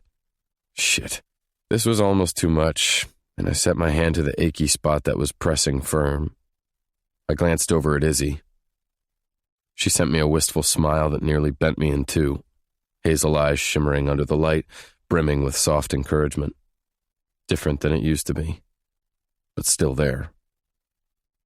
Taking her expression as a go, I knelt down in front of Dylan, this kid who I didn't have a clue where he came from, what her life had been like, if she'd been happy or hurt. Envy shivered, a vicious pulse through my blood. I beat that shit down and instead stuck out my trembling hand. Glad to meet you, Dylan. I'm Maxon, but all my friends call me Mac. His smile stretched wider, 2 rows of tiny white baby teeth, 2 big ones on top. Enthusiastically, he placed his hand in mine. Nice to meet you, Mr. Mac. Is it okay if I call you that? Am I your friend? Do you want to be mine? Are you and my mom friends now? I glanced over at Izzy, who was clearly fighting her own war, chin trembling and moisture glistening in those eyes. Yeah, Dylan. I'm really hoping she and I can be friends again. I was looking at her when I said it, and her teeth clamped down on her bottom lip.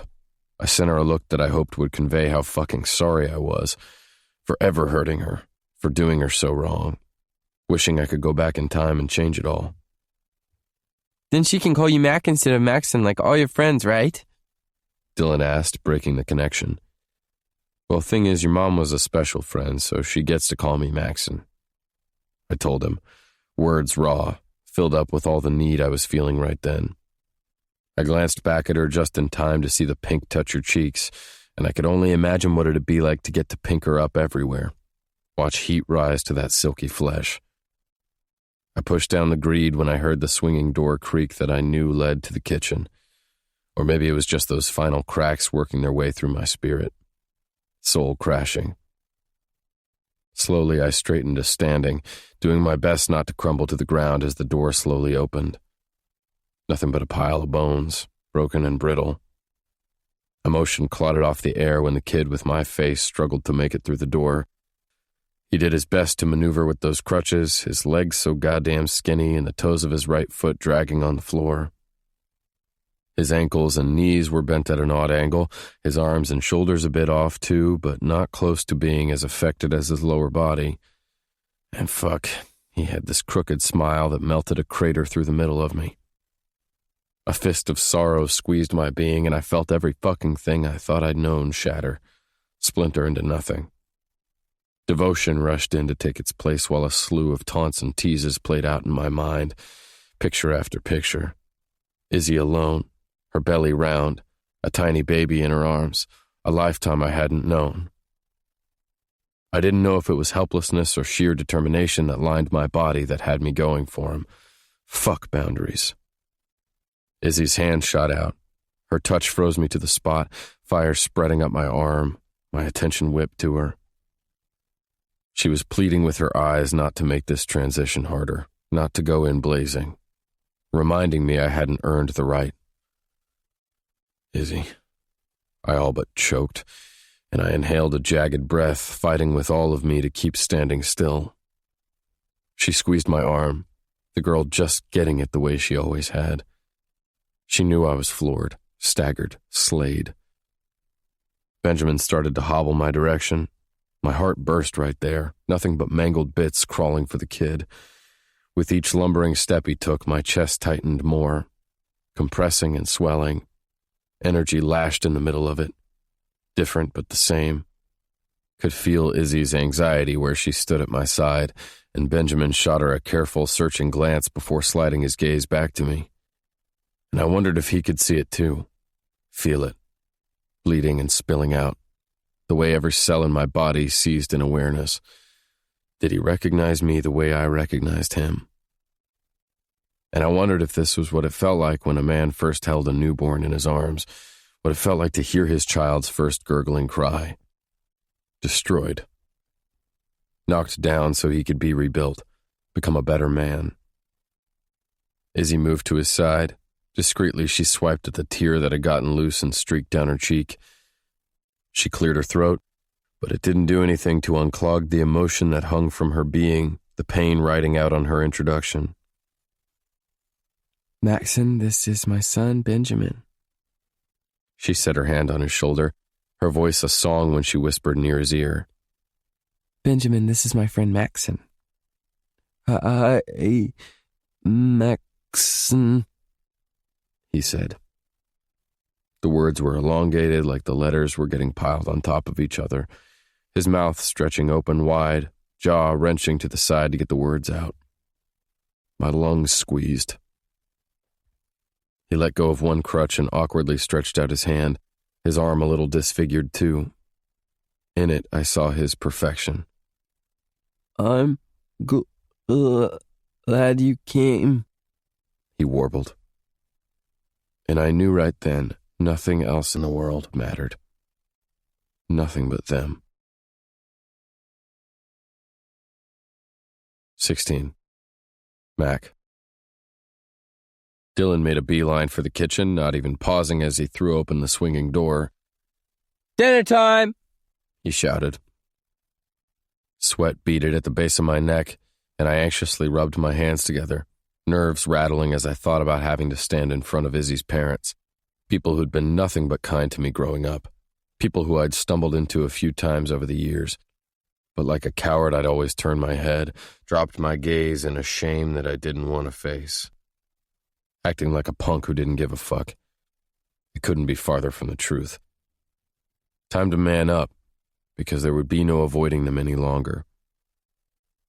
Benjamin slanted me a wayward smile before he turned around and started toward the door, a whole ton slower than Dylan had gone. Izzy stepped up behind him, her footsteps slow and tentative.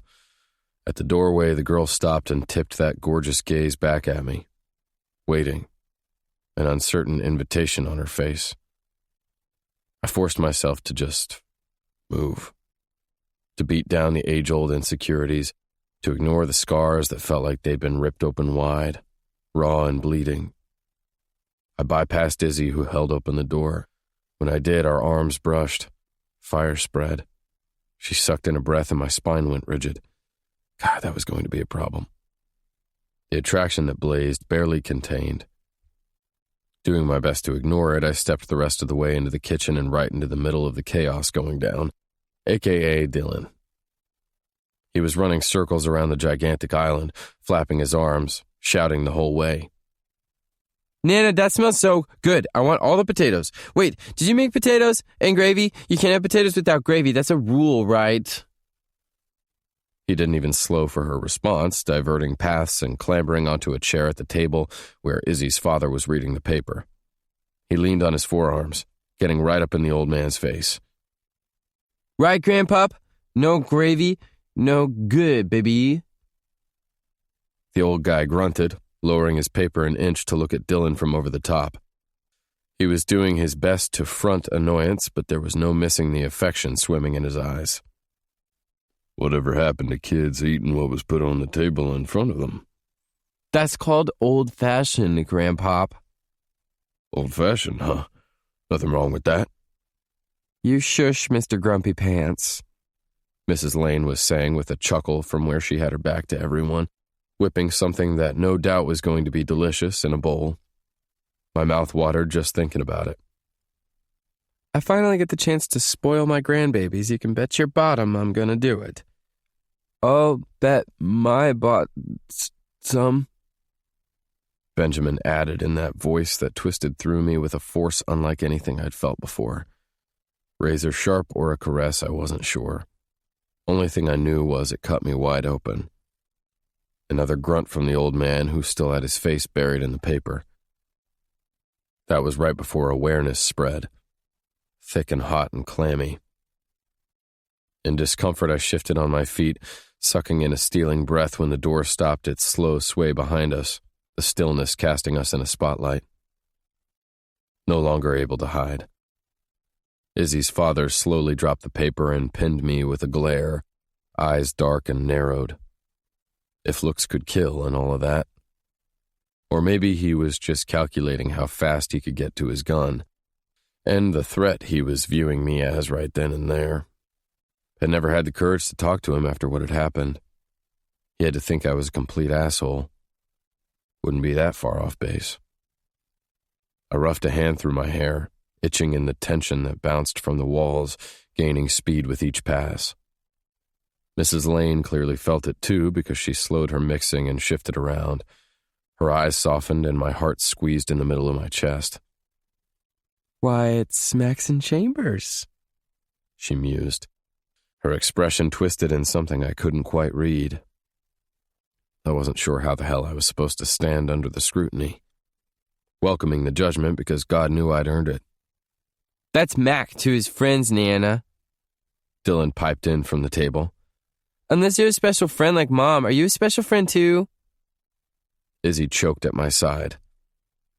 Mrs. Lane busted up laughing, and Mr. Lane grumbled something that sounded a whole lot like, "Special friend, my ass," under his breath. Izzy cleared her throat. Mama, Daddy, I'm sure you remember Maxon? She peeked over at me when she said it, redness still lighting on those cheeks. Girl trying to be a proper hostess in the middle of what had to be the most uncomfortable situation either of us had ever found ourselves in. You know, since I was only a friend coming over for a friendly dinner. If only I could forget. This from her father. Apparently I should have worn my bulletproof vest. Hell, full-on riot gear would have been safer with the way he was looking at me. This was a man I respected fully. He was the first man I'd met who fit the image of what a father should be, Ian wasn't the first man I'd thought deserved Father of the Year. Loyal and protective, loved his wife, playful too. Watching Izzy with a soft smile, losing his mind when she was doing something dangerous that she wasn't supposed to do, but never in a million years would he lay a hand on her. Was terrified of him at first, but I soon understood the difference between a gentle discipliner and a tyrant, night and fucking day. And standing there, I hadn't done a thing to deserve that kind of respect. I got it, but that didn't mean it didn't leave me feeling like an intruder. I glanced at Izzy, and my spirit stretched tight. Emotion gushed in all those vacant places, a direct reminder of why I was all too willing to stand in the fire. She was willing to take this chance on me, and that was worth any amount of unease or unrest, any amount of judgment or speculation. Jack, Mrs. Lane admonished, shooting a scowl at her husband and waving him off like it was no big deal before she was sending a welcoming smile to me. Ignore him. Ignore that, Mr. Grumpy Pants. Dylan was all too eager to agree. He might act mean, but he's got all the love. Benjamin cracked up like it was the funniest thing he'd ever heard, though those blue eyes were keen on me the whole time, watching, like he was digging for the answer to a mystery. Come here, Mrs. Lane said, gesturing with her hands at herself as she ambled over. She stretched her arms out in welcome. The woman had aged in the last handful of years, though she still had that lightness she'd worn like a signature color, tenderness oozing from her demeanor with a dash of sass that kept you on your toes. God knew she'd welcomed me like a son, but didn't hesitate to chase my ass out of here in the times when I was getting unruly. You know, like when I was climbing into her daughter's bed. She wrapped her arms around me and I let her, fighting the overwhelming bout of sadness I felt at her touch, the kind that could completely take me under. Stepping through the doors of this house had always reminded me of what I was missing, made me feel like an outsider, a beggar looking in from the fringes and wishing I belonged, a family where I didn't quite fit. I gulped around the magnitude of it as she hugged me tight. Urges hit me. This need to confess a million things, tell her I was sorry that I'd let her down, tell her how damn bad I hated that I'd hurt her daughter, hated that I hadn't been there for Benjamin. She beat me to the punch. I'm really glad you're here, Maxon. Pulling me closer, she hiked up on her toes and murmured quietly in my ear so only I could hear. Now don't go and do something stupid like hurt my daughter. I'll hunt you down and cut off your balls. No, it took some big ones for you to show up here today, so use them wisely. Wow, woman was not pulling punches. I pulled away and cleared the uneasiness from my throat. That's the last thing I want to do. She patted my cheek. Good boy. Good boy, Dylan parroted, and Mrs. Lane turned around and smacked her hands together. It's dinner time, my favorite little men. Let's get some food in those bellies. Who's hungry? Me, Benjamin stammered, and Dylan was shouting over the top of him. Me. Entire place was straight chaos, only the very best kind. Benjamin shuffled for the table. I get to sit by Mac. My spirit clutched. Fuck. Didn't know if I was ever going to get over that. No way, no fear. I get to, Dylan argued, and he scrambled to spread himself over the empty chair next to him while remaining seated on the other. Kid was a handful, that was for sure. I told you being a troublemaker is not allowed, Izzy said, angling her head at her son in tender exasperation as she started for the table, clearly preparing herself to break up a fight. Dylan turned up a Sour Patch face from over the top of the chair. Mom, I was gonna call it fair and square. Your brother called it first, she told him, voice firm. Don't you two know dogs sit on the floor? Izzy's father offered, way too light. Izzy gasped. Daddy? He raised his shoulders, mock innocence on his face. What? You know very well what. I already warned you that you need to be nice. He's our guest, she urged beneath her breath, like she could shield me from the clear irritation her father was feeling at my presence. Thing was, he was the one who had it all right.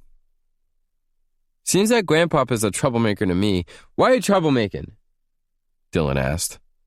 Mind your own beeswax, the old man said with a tease. Too bad Malpal wasn't here to skewer him for that one.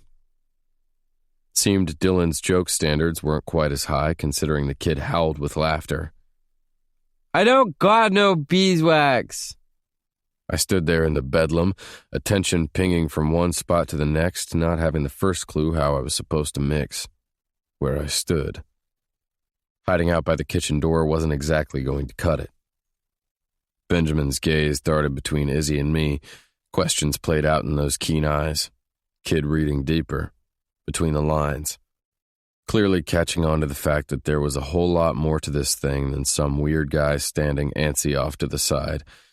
Wondered if he knew that, for me, everything was hanging in this precarious balance. Time to suck it up. I pushed out the strain and forced my heavy feet in the direction of the table. How about I sit between both of you, then you both can sit by me? Aren't you the good guy? Mr. Lane grumbled. Daddy, Izzy chastised again. Fine, he mumbled, shooting me daggers before he sent his daughter a winning smile. Oh, great idea. See, Mom, we can totally share, Dylan said, all too quick to vacate the middle chair so I could sit next to him. I waited until Benjamin climbed into the chair on the left before I slipped into the seat in the middle. Izzy took the seat directly across the table from me, hands shaking with her nerves, girl clearly feeling just as frazzled as me. I'm sorry, she mouthed. My head shook. I wasn't sorry at all. She smiled a soft smile that might as well have been an embrace, her presence sure, like fingertips tracing my skin. My muscles ticked, flexing with ripples of need, hardening with want.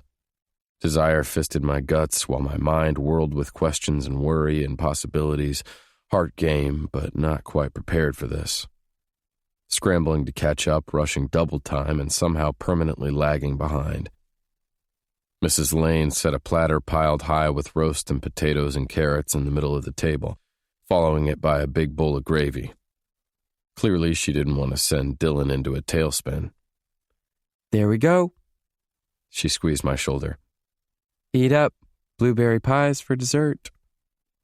Blueberry pie is my favorite, Benjamin said, shifting in his seat so he could grin up at his grandmother. Emotion pulsed, and I was struggling to breathe, to make sense of all of this, trying to process how it was possible that I was there, right in the middle of something so amazing. And again, I was feeling like an outsider, someone who didn't quite fit in. Desperate to be a part of a family, but remaining an outlier. Too fucked up to really belong. Mrs. Lane eyed me, nothing but knowing. Huh. What do you know, Benjamin? It's Maxon's too. 17. Mac. 9 years old.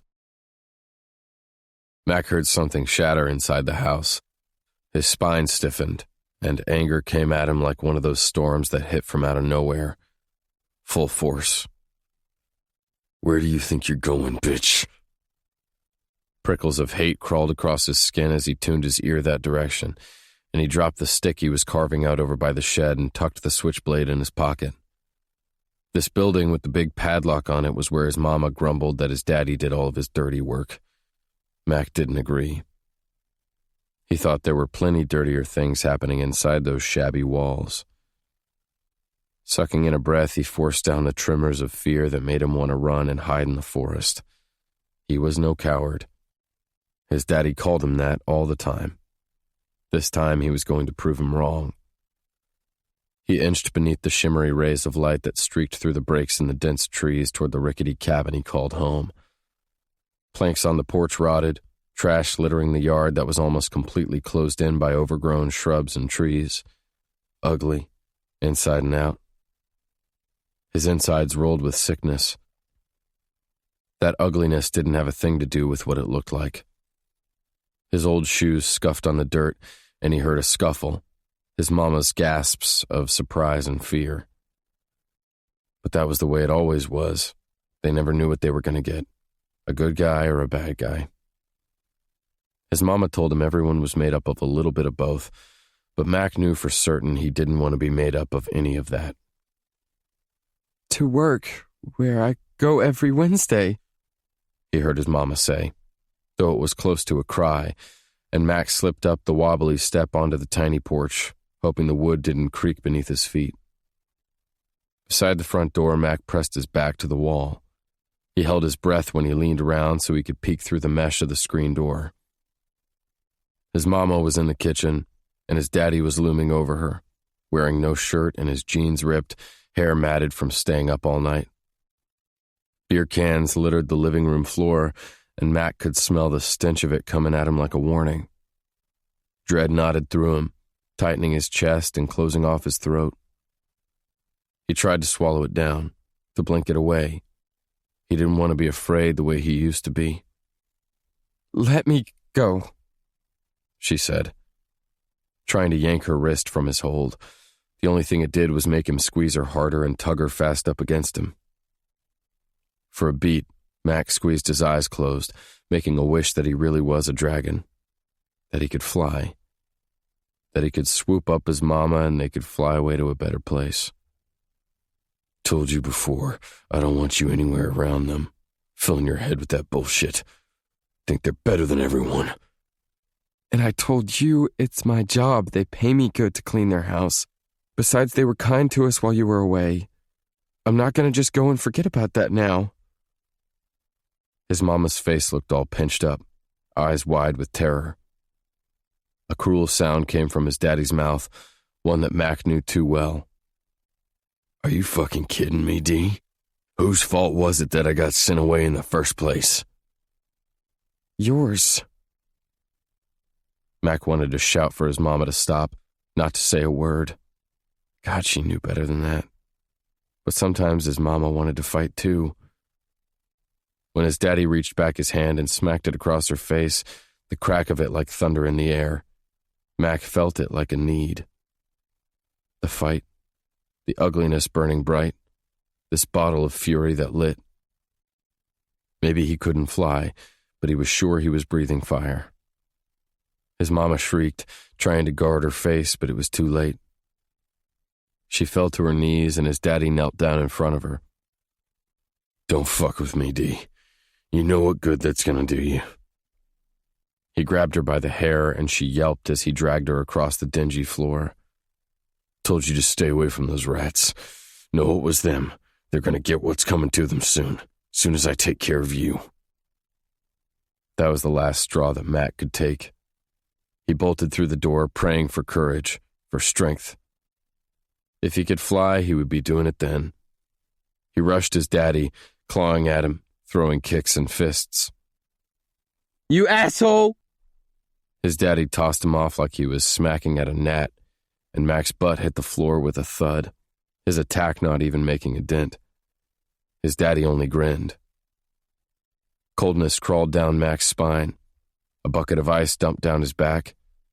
He started to scramble back, shaking, though the words were coming free. I hate you. Mama hates you. I want you to die. I'll kill you myself. Laughter rolled from his daddy, pitch black. That's so, boy.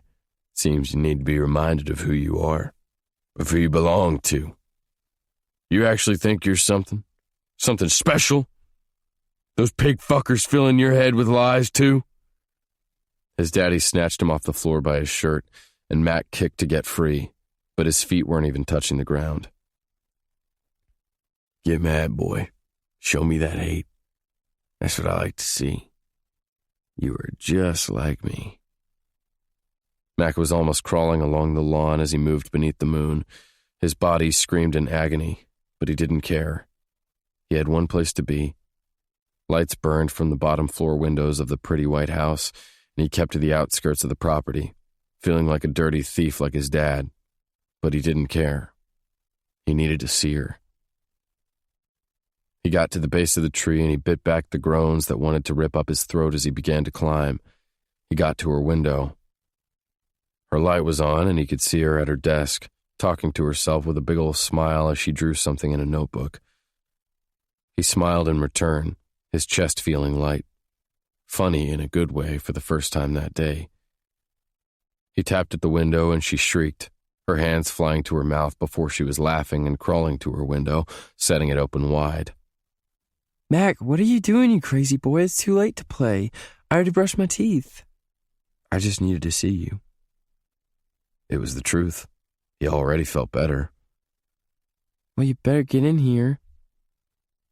He wasn't going to argue. He slid through, glancing at the drawing she was making of a dragon and a bird. Somehow it made his smile go sad. She flipped the notebook closed. What you want to do? Cry, die, scream, all of the above. He flopped on the floor. Just want to lay here with you. She snuggled down next to him. Want me to tell you a bedtime story?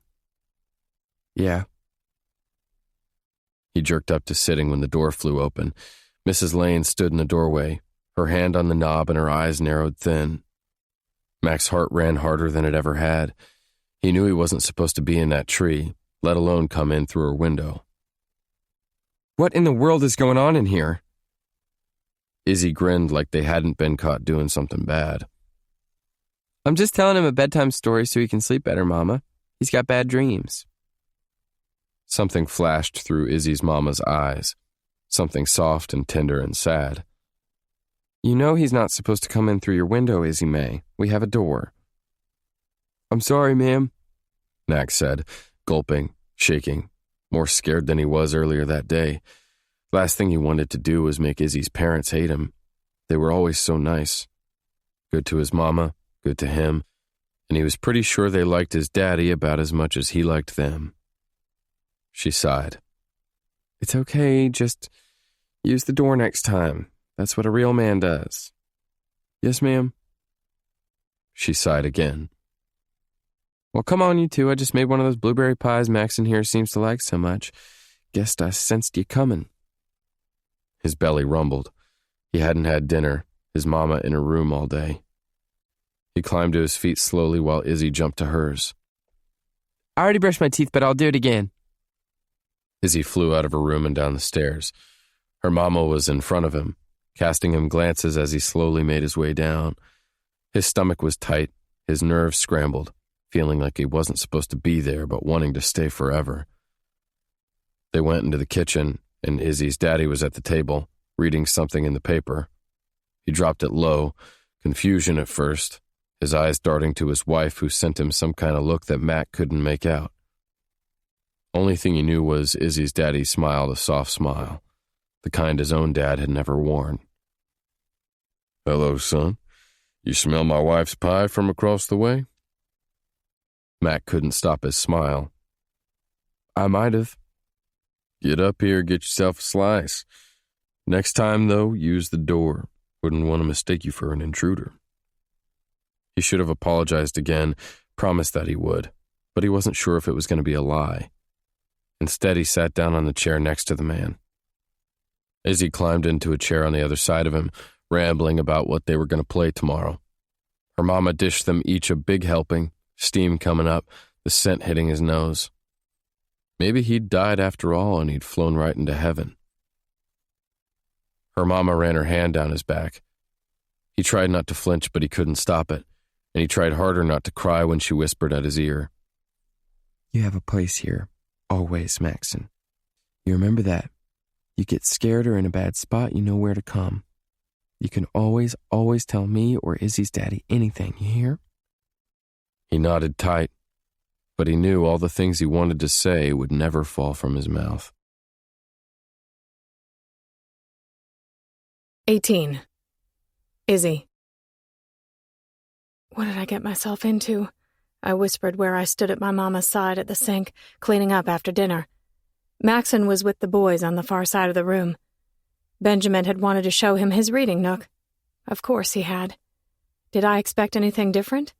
Did I expect that bold presence wouldn't make an instant impact on my boys, as if they were not going to notice him walking through the door? Hardly. From behind, Dylan tackled Maxon, who was sitting on the floor on the rug. My son roared like a monster, laughing uncontained as he wrapped his little arms around his neck. "Sneak attack! I got you! I told you that was the best kind!" Maxon roared back, dragging Dylan over his shoulder, flipping him upside down before he started to gently wrestle with him against his chest, like he'd been doing it for all these years. "Oh, you think you're sneaky, huh?" Dylan howled with laughter as Maxon tickled him. "Get him, Mac!"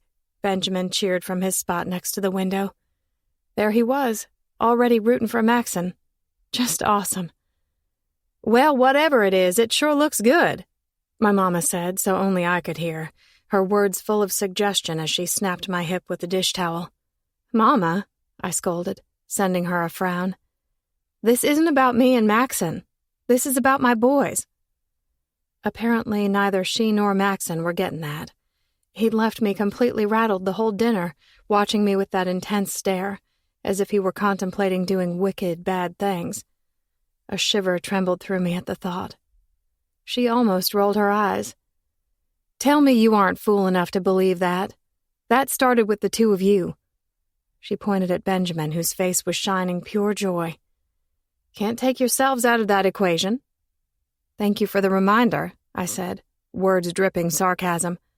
"I'd totally forgotten where babies come from." Or maybe that was exactly what I needed. A reminder to keep my panties on and my knees locked tight. Maybe order myself a nice chastity belt. Anything to keep myself from falling into the arms of that man. God knew it would be far too easy to do. "Alls I'm saying is you can't ignore the past, Izzy May. If he's going to be a part of your son's life, that means he's going to be a part of yours. It's going to come to the point where you have to decide what that role is going to be. Think he's making it plenty clear where he stands."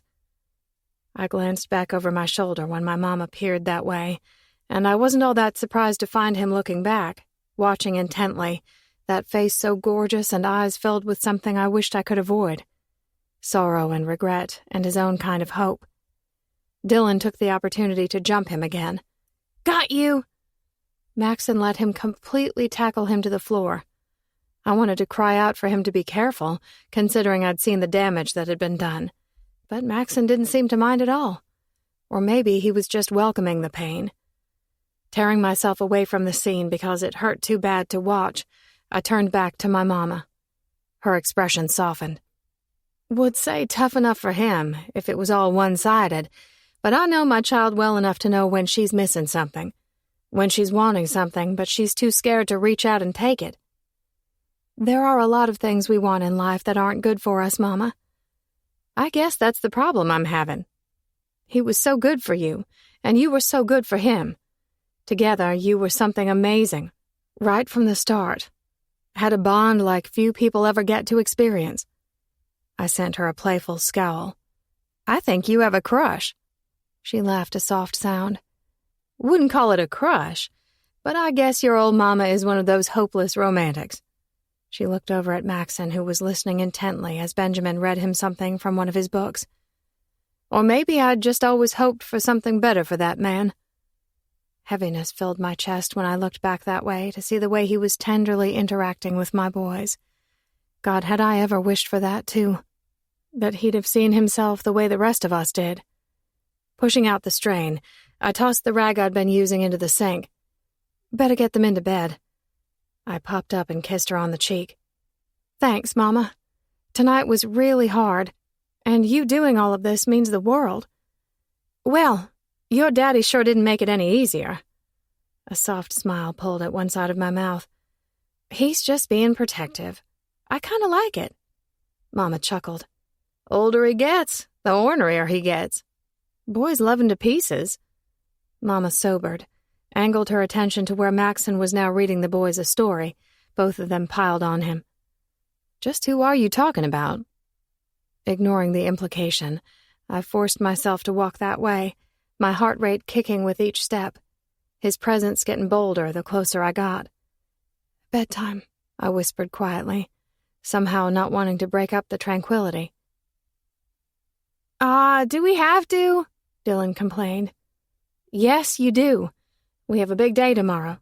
Benjamin has his first therapy appointment. It's going to take a lot out of him." Even though I knew he tried to hide it, Benjamin cringed, fear taking hold of those blue eyes that told their own kind of story, one of courage and determination and a life filled with pain. The kid my hero. When he turned his face away, I knelt down in front of him. He was sitting right up next to Maxon, and my pulse tripped, jumped at the proximity. I tipped my son's chin toward me. "Hey, brave boy. I know you're nervous for tomorrow, but you are going to do great. More than great. You're going to blow them away. And just think of all the things you're going to achieve there. You are amazing. Absolutely amazing." Grief panged at my ribs when his crooked mouth twisted with a smile of timidity, this child never wanting to make me worry about him. "It's okay," my sweet son promised in his fearless way.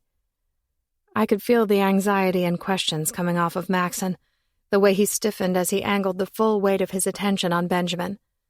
He looked at him as if he were a stranger, as if he'd known him forever, as if he got it and didn't have the first clue of what to do about it. He glanced at me, gutted, at a loss. Maxon slowly shifted and climbed onto his knees, and carefully he edged all the way in and wrapped his arms around Benjamin. He hugged him close, pressed his nose into his hair, inhaled him as if he were meeting him for the first time. Benjamin didn't reject him or hesitate. He wrapped his scrawny arms around that fierce, strong neck and hugged him back. Emotion raced my throat, thick and sticky, and my hands started trembling, unsure of what to do as I knelt there on the floor as he hugged the child that I'd fought for. The child who'd caused me so much pain and so much relief. 1,000 sleepless nights and a whole beating heart. Maxon stood the rest of the way up and helped Benjamin adjust his forearm crutches, the man standing next to him as if he were meant to be his protector, as if he were the one fighting for him too. I was a fumbling mess when I climbed to my feet and swung Dylan into my arms in the hope that this whole thing might seem halfway normal. Who was I kidding? There was no chance of that. Not when Dylan was uncharacteristically quiet as we started out of the kitchen. I caught my mama's eye as we went, her expression wistful. Maxon followed right behind, his hand on Benjamin's shoulder, standing guard over him the whole way up the stairs. "Brush your teeth." I set Dylan down at the bathroom door. Benjamin sent me a confused, heartbreaking glance when he passed, the child sensing the disorder, the reality that our lives were coming up on a change, a big, big change. They brushed their teeth and got ready for bed, and Maxon followed us around as if he wanted to be a part of the process but had no idea how he fit. The man lurked in the shadows, watching, too intent.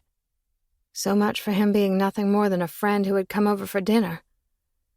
The whole time, I struggled not to break down, not to drop to my knees and cry with the weight of it all, to issue up 1,000 prayers that I wasn't making a horrible mistake, that I wasn't putting my children in the line of fire, leaving their hearts unguarded. Benjamin climbed onto his bed across the room, and I scooted Dylan toward his on the opposite wall. He scampered up. "Here we go," I said, dragging his covers to his chin and pressing a kiss to his forehead. "Good night. No more troublemaking for tonight," I whispered softly. He grinned a sleepy smile. "Don't worry. I'll save some for tomorrow." "I'm sure you will." I pushed to standing, crossed the room, kissed the top of Benjamin's head, brushed my thumb over his cheek. "Good night, brave boy." Shyness bled into his cheeks. "Night, Mom."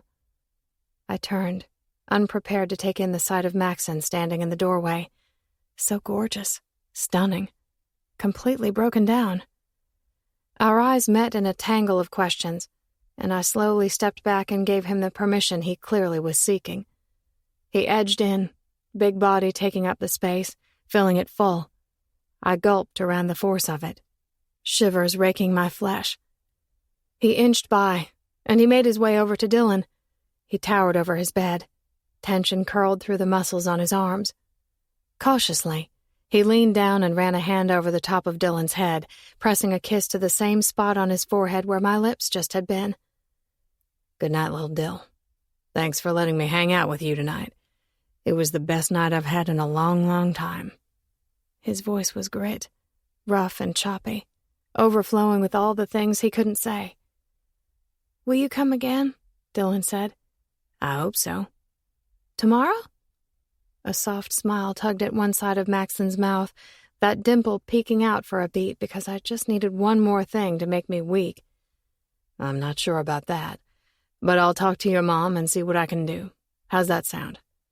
"Deal," Dylan said, sticking out his hand. Maxon shook it. Then he brought it to his mouth and pressed a kiss to his palm. Oh, my stupid heart. My stupid, wayward heart that was beating wild, getting way out there where it shouldn't be. It only got worse when he straightened, and he moved with slow, measured steps over to Benjamin, who was sitting up on his bed. His gangly legs hugged to his chest, his body thin and his teeth as crooked as his grin. Maxon sank down onto his knees in front of him and reached out and took him by both shoulders. Emotion crashed. I wasn't sure I was going to make it. "I'm going to be thinking about you all day tomorrow. I know you're scared to start something new, but you have this. I know you do." Benjamin's brow furrowed in a sweet, curious way. "But you don't even know me." No doubt, my smart boy knew this wasn't a random encounter, that all of this meant something, even though none of us had any idea where it was going to lead. He could feel the currents, a riptide, the crosswinds coming in from the opposite direction. "I don't have to have met you before to know you, Benjamin. I can feel you. I can see you. You are brave and strong." "Like you?" Maxon winced, and those hands tightened. Braver. Much, much braver. This man was going to wreck me. Wreck it all. I cleared the sob I could feel working its way to my throat and forced out the words. "All right, lights out. It's going to be a really long day tomorrow." Maxon waited for me to head to the door, and his gaze swept the room as if he were making one last pass, ensuring its safety. Sheer, unmitigated protection in his stance.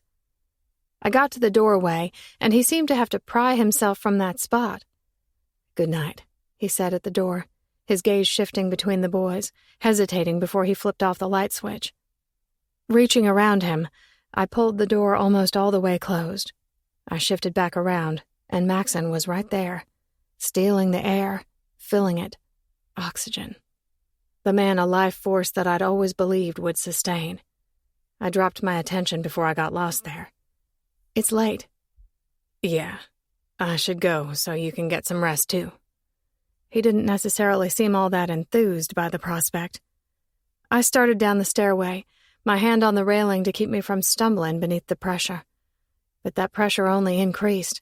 Maxon right there, 2 feet behind. His breath on my neck, his presence on my soul. I swore every single one of his steps sent a vibration scattering beneath our feet, a tremor along the floor. Downstairs, it was quiet. Most of the lights turned out except for the bare globe beneath the kitchen door. My daddy had retired at least 2 hours before, claiming he was wiped, but I was pretty sure he just couldn't tolerate the tension anymore. Couldn't blame him a bit. I was in the exact same boat, a prisoner to the tension that just grew and grew. Maxon said nothing, but I could feel it. 1,000 words, 1,000,000 confessions.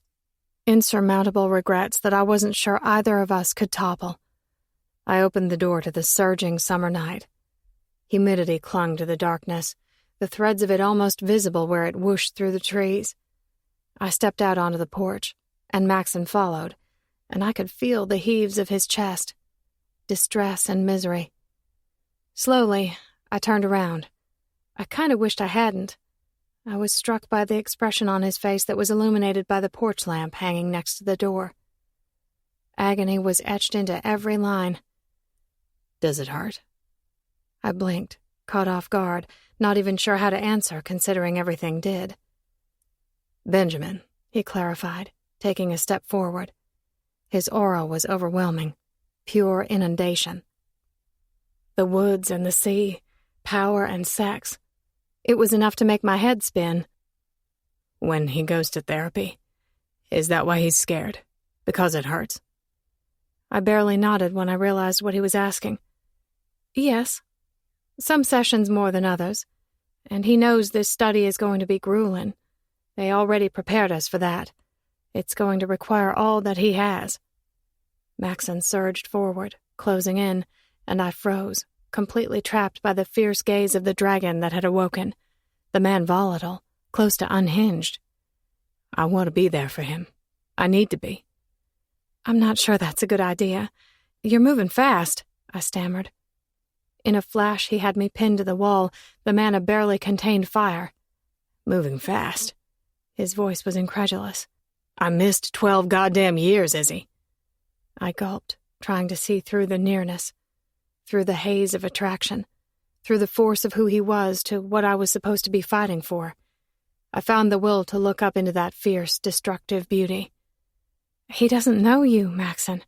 He needs time to adjust, and so do you. You've got to be sure you're ready for this. A groan pulled out of him, something guttural, something raw. He pressed both of his fists to the wall above either side of my head. The man writhed in physical pain. I can't stand the idea of him hurting, Izzy. I can't. It wasn't supposed to be like this. His words were razors, cutting him deep. Old love leached from my spirit, flooding my bloodstream. I tried to convince myself not to do it, but there wasn't a thing I could do to resist. Nothing I could do to stop that overwhelming feeling from taking hold. My dragon, my dragon. My hand was shaking when I reached up and traced my fingertips along his sharp jaw and down over his chest to his pounding, shattered heart. It's not the same as what that man did to you. Not at all. Maxon's eyes slammed shut, misery twisting him in two. I should have protected him against anything bad happening to him. I swore that if I ever had a kid, he or she would never go through what I did. And then I promised myself I'd never have one because I couldn't take that risk. He's not, I croaked through the promise. He might be in pain, but he's got love, so much of it. I had it too, Izzy baby.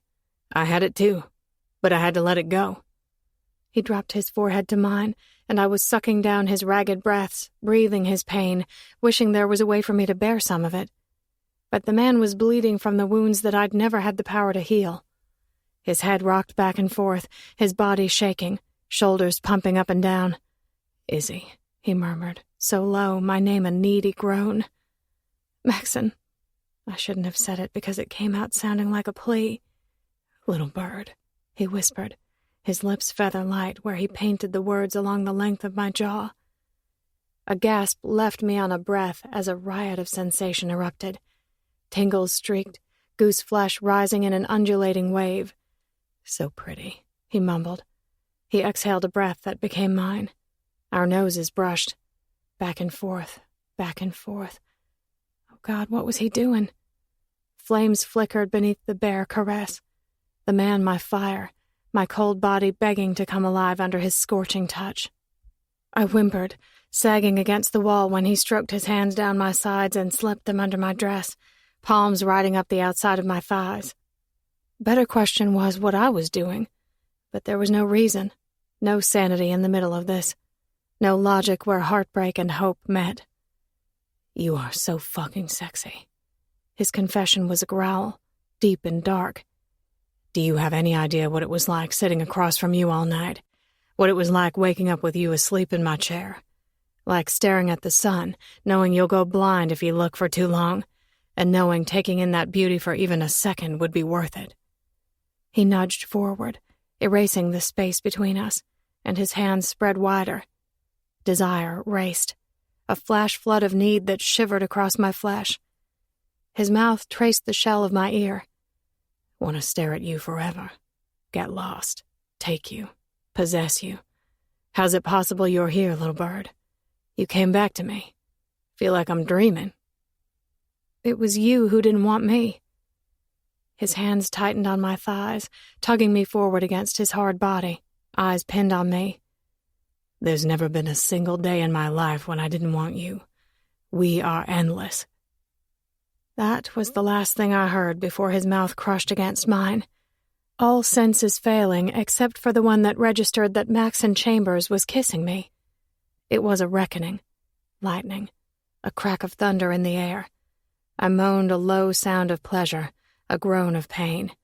His kiss was fevered, a demand. Push, pull, take, give, a promise, an apology. Sensation rushed my body. This old love trying to bust free, to climb out, reach for him. Endless, endless. I whimpered. Izzy. He raked at my mouth, his hot tongue stroking out in search of mine. There was nothing I could do, nothing but open to him. Our tongues met in a dance of greed, desperate in their play, as desperate as our hands that began to fumble and grasp, both of us searching for what might have been. His hand fisted in my hair, tugging as he kissed over my jaw and down my throat, a fever pitch. Our bodies ignited, grappling and groaning and begging to get closer. He licked down to kiss at the flesh that my dress exposed above my breast, and then he was palming it over the fabric, thumb tracing circles over my nipple that immediately puckered into a hard peak. It had been so long since I'd been touched this way, so long, and it felt so good, so right. Urgency burned in my blood, reaching a boiling point, and I let my hand slide over his wide shoulders, holding on, fingers digging in to beg for more. I was losing control. This moment that was spinning out of our grasps and given to something bigger. Sweeping me from my feet, he hiked me up and pressed me against the wall, winding that big body between my thighs. Second nature. The skirt of my dress bunched around my waist, and I was gasping, making all these sounds that I didn't recognize as he rubbed against me, his hand on my breast, his fist on my soul. He dove back into my mouth, and in the same beat, both of his hands moved to my bottom. The man took 2 handfuls of bare flesh. A spike of pleasure tore through the middle of me, and I jerked and arched, and he was pressing himself to me, the hot, hard length of him seeking my surrender. Nothing has ever felt as good as you. Nothing. Want to get lost here, Izzy. In this body and this sweet, sweet heart. Oh, was that heart speeding, sprinting out ahead, and I was letting him wrap an arm around my waist, the other hand slipping around the front and nudging my panties aside, fingers sliding through the throbbing flesh. So wet, he groaned, and I was trying to get closer, welcoming the intrusion when he pressed 2 big fingers inside my body, and I had the craziest thought that I wished it was his cock that was pushing inside of me instead. Good judgment demolished. He drove his fingers deeper, the man groaning as he devoured my mouth. Sparks of pleasure lit behind my eyes, and my hands were clutching, tugging, fingers digging in, trying to find a place, to remember the way he'd been before our treasons had been committed. I wanted to go there, to run in our meadow, to fly in that blue, vast sky, to trust, to tumble through the atmosphere and know he'd be there to catch me when I reached the end. And I was already there, standing in the shadow of a blue moon, shooting with stars. Flying, streaks of pleasure, jolts of ecstasy. I cried into his mouth, and he swallowed the sound down, as if he were feeding off my bliss. "Mom?" Dylan's voice broke through the insanity, coming from the other side of the door. I froze. Maxon jerked back a fraction, lust raging in his eyes. Jagged breaths spiked between us, our bodies vibrating, our pulses racing in the distance, crashing together where our senses were just out of reach. As hard as reality crashed over me at what I'd just done, what I'd been about to do, and a tiny sound of horror bled from my mouth. I pushed at his chest, and reluctantly, Maxon settled me onto my feet. Stealing glances at me, he helped me to resituate my dress, considering I couldn't seem to get my hands to cooperate. Oh, God. What did I do? My body felt achy and needy, sated and still throbbing with the kind of want I didn't have the luxury of feeling. Maxon's shoulders heaved with barely contained aggression, like he was 2 seconds from coming back for me. "I need to go inside." The words clanged with regret, ricocheted with my stupidity. "Izzy." He reached for me. I whirled back around. "Please, Maxon, don't. That..."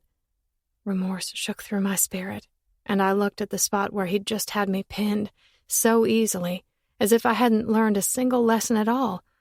I warily shifted my attention back to him, voice a rasp of fear. That was a mistake. That cannot happen again. I wouldn't survive. "Mom, where are you?" Dylan called again, and I tried to force back the overwhelming emotion. Frantically, I straightened my hair, but I was pretty sure there wasn't a thing I could do to straighten out my heart. Stupid, stupid heart. I started for the door, praying I could make it there without falling apart. I should have known better. I knew exactly what coming back here was going to do to me. Make me that same naive girl who just wanted to fall into the hands of the boy that she loved. The boy who'd become a man. That man who edged up behind me. A dark shadow, a wraith. I might have made a ton of mistakes in my life, Izzy. But you and me, we've never been one of them. And I promise you, I'm going to be here to do right by my son. Do right by you. My head dropped, and I stared at the ground, inhaling a breath that was purely man, sex and desire and dominion. I tore myself from it and rushed inside, not stopping to look back, terrified of what I would see on his face.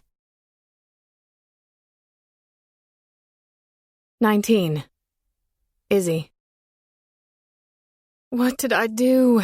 I groaned, leaning on my elbows and burying my face in my hands. Faith reached over the bistro table where she'd met me for lunch and pried my hands away, trying to talk me down from the ledge where I was teetering. She'd come running the second I'd sent out a distress call. I hadn't gotten a lick of sleep last night, body twisted up in the remnants of pleasure that streaked and clutched and throbbed, teasing my sanity, while my mind had raced with the implications of what I'd done. She angled herself closer to force me to look at her. "You let yourself feel. There isn't a thing wrong with that." Oh, I'd felt plenty, all right. "Are you crazy? There is a ton wrong with this. I invited the man over for dinner to meet his son, not for a quickie out on the porch." The hint of a smile played around her mouth. "Sounds to me like you were the only one who got the quickie in." I pouted at her, hating the picture she'd evoked, the man hard and needy and left wanting, while I'd been tucking tail and fleeing. That was his fault. Her brows lifted in speculation. I released a heavy sigh.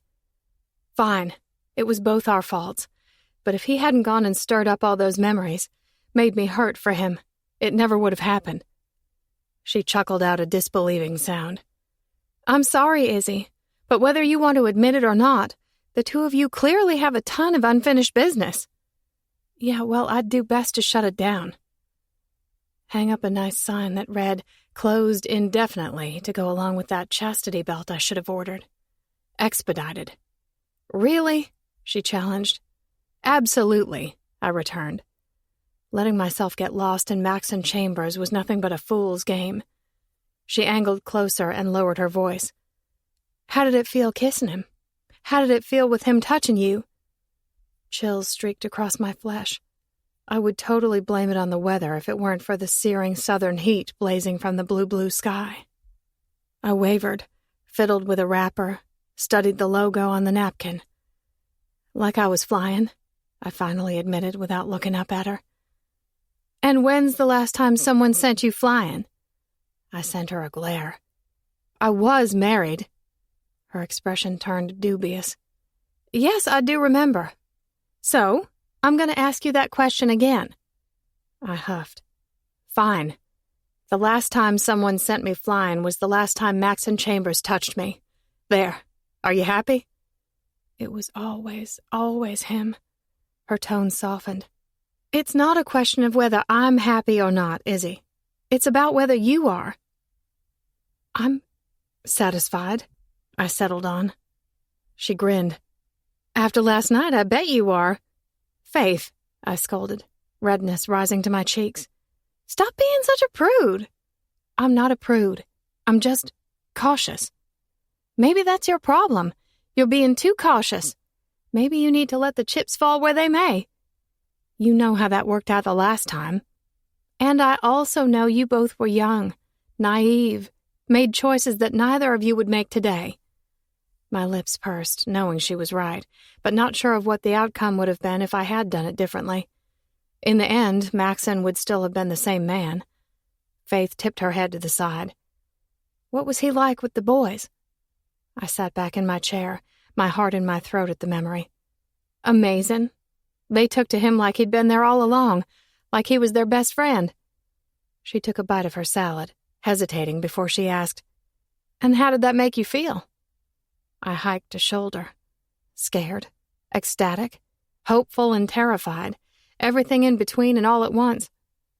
Pausing, I looked out over the shopping center that was in the same plaza as the dental office, trying to process the convoluted emotions that had stalked me all night. I returned my gaze to her.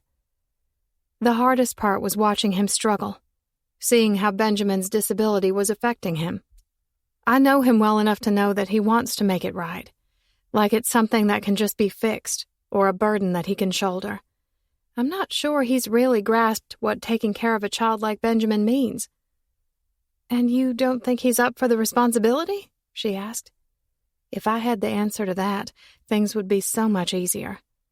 He says that he is, that he wants to be there for him.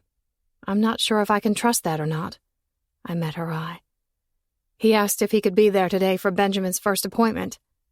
She nodded like she wasn't surprised by that at all. "What did you tell him?" "That I didn't think he or Benjamin were ready for that." She gave me a look that promised she wasn't surprised by that either.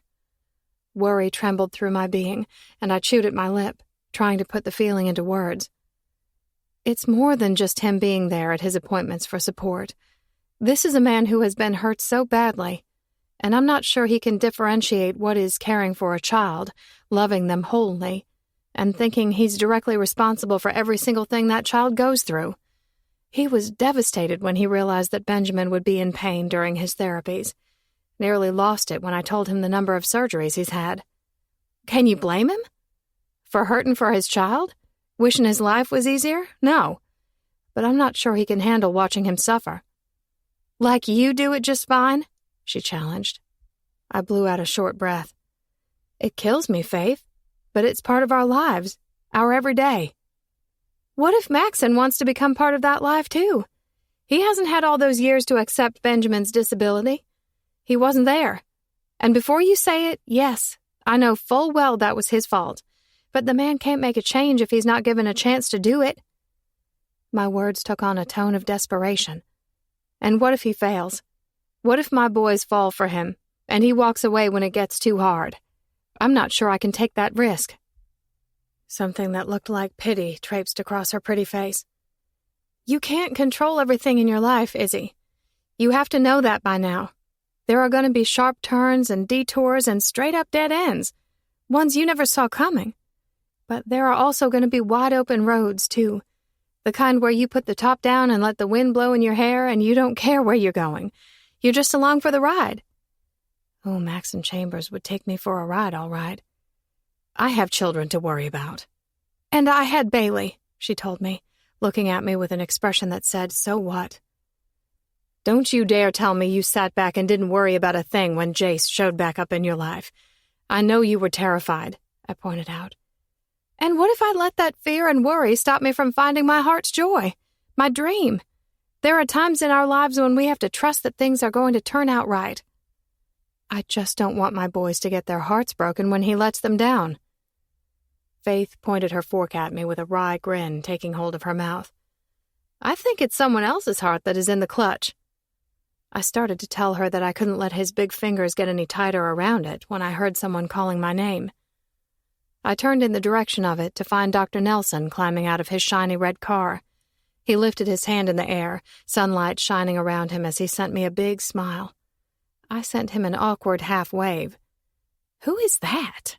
Faith all but hissed, angling down low as if we'd stumbled upon some sordid secret. "My new boss."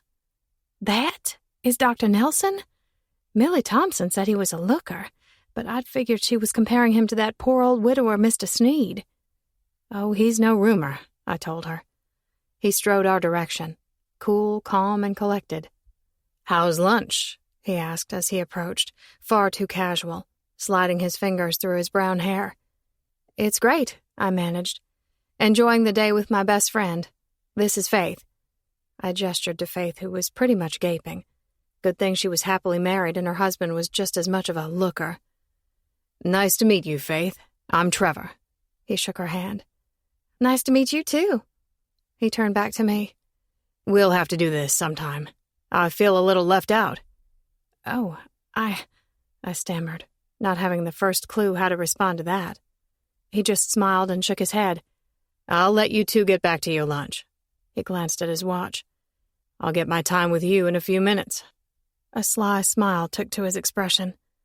I sat there stupefied, watching his back as he turned and walked away, just as confident as he'd come.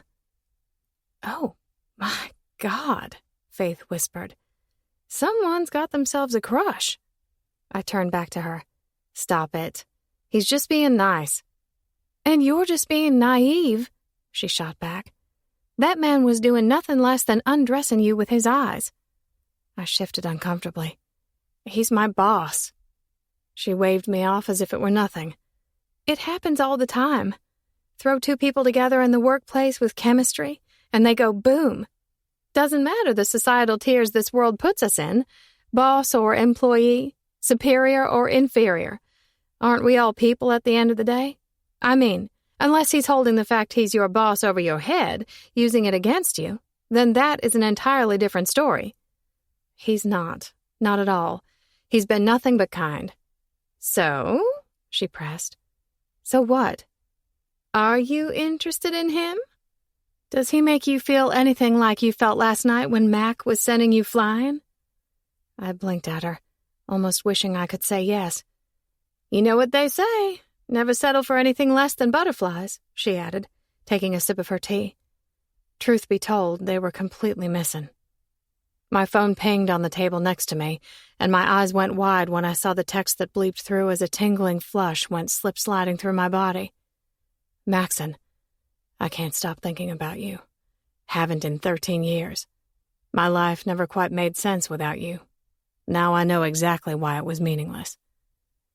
Oh, there were the butterflies she was talking about. Taking flight, swooping and flapping, dive-bombing my good sense. Faith narrowed her eyes. Is that him?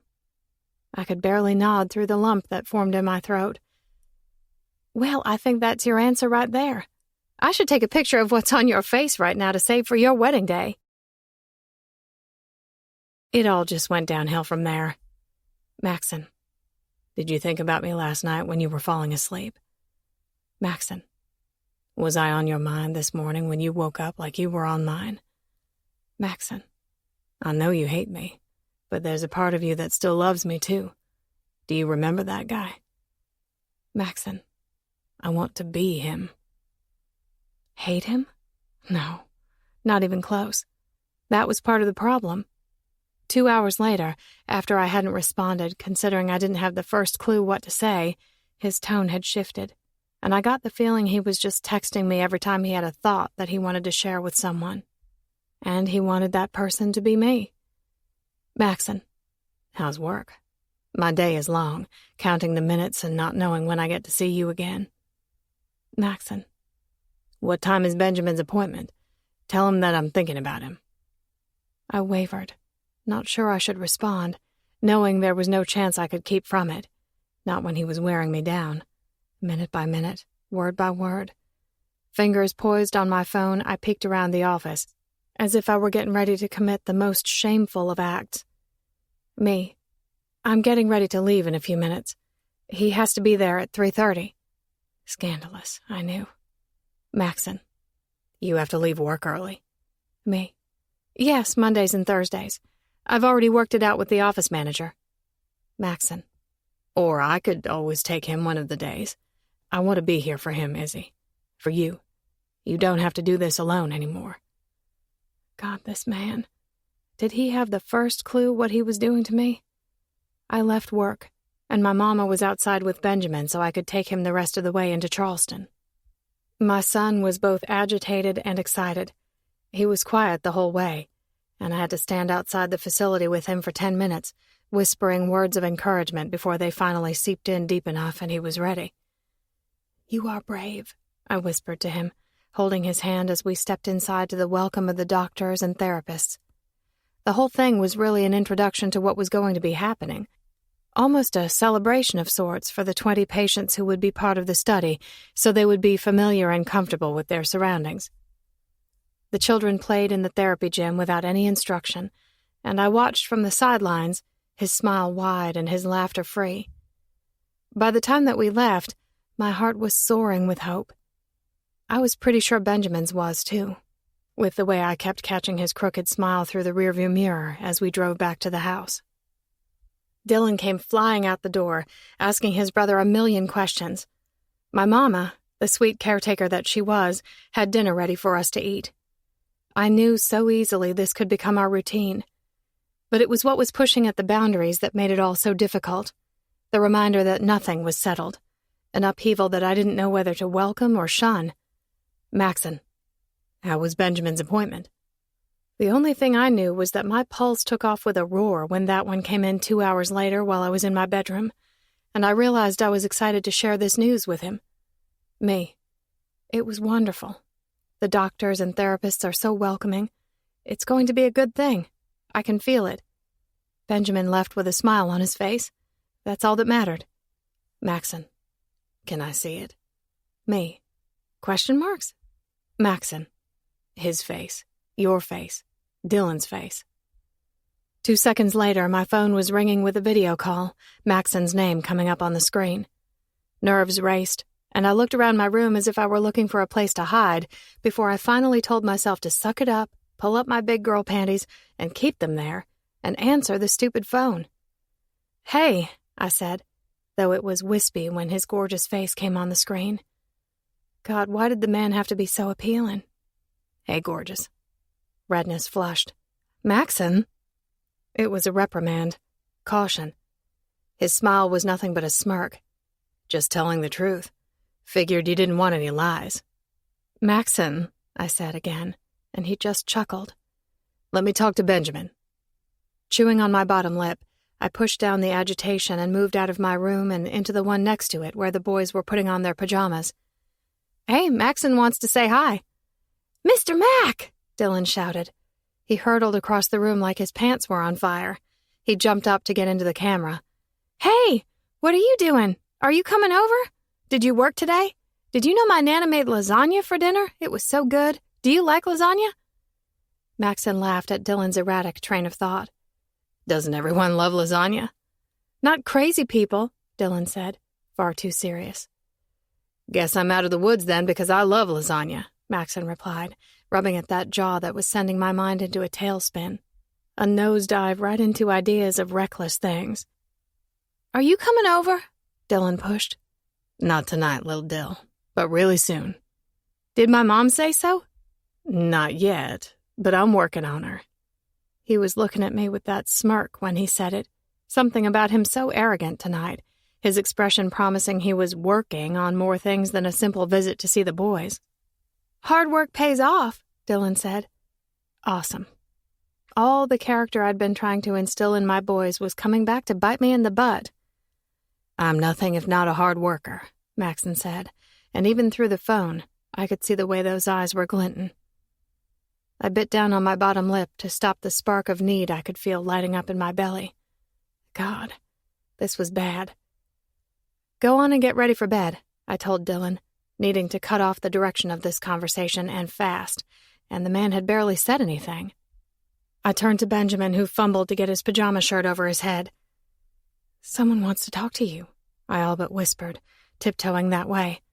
Benjamin smiled. Maxon? My heart leapt, praying that didn't make me a fool. Nodding, I shifted my phone around so Benjamin was in view, and I could see Maxon's expression do its own foolish things, leaping and jumping. Hey there, Big Ben. My heart clutched. Big Ben. Oh no. Now he was giving my boys nicknames. This was really bad. How was your session? Good. Not hard today, but next time the real work starts. It was basically verbatim what his therapist had told him. Are you ready for it? Benjamin nodded. That's my boy. Oh, God. I had to put my hand on my chest to keep my heart from physically spilling out onto the floor. It's bedtime. You better tell Maxon good night, I barely managed, my emotions all over the place. Wanting to just give, terrified of what might happen if I did. Good night, my sweet boy said, and Maxon just stared for a beat before he finally whispered, "Good night, Big Ben. I'll see you soon." "Okay."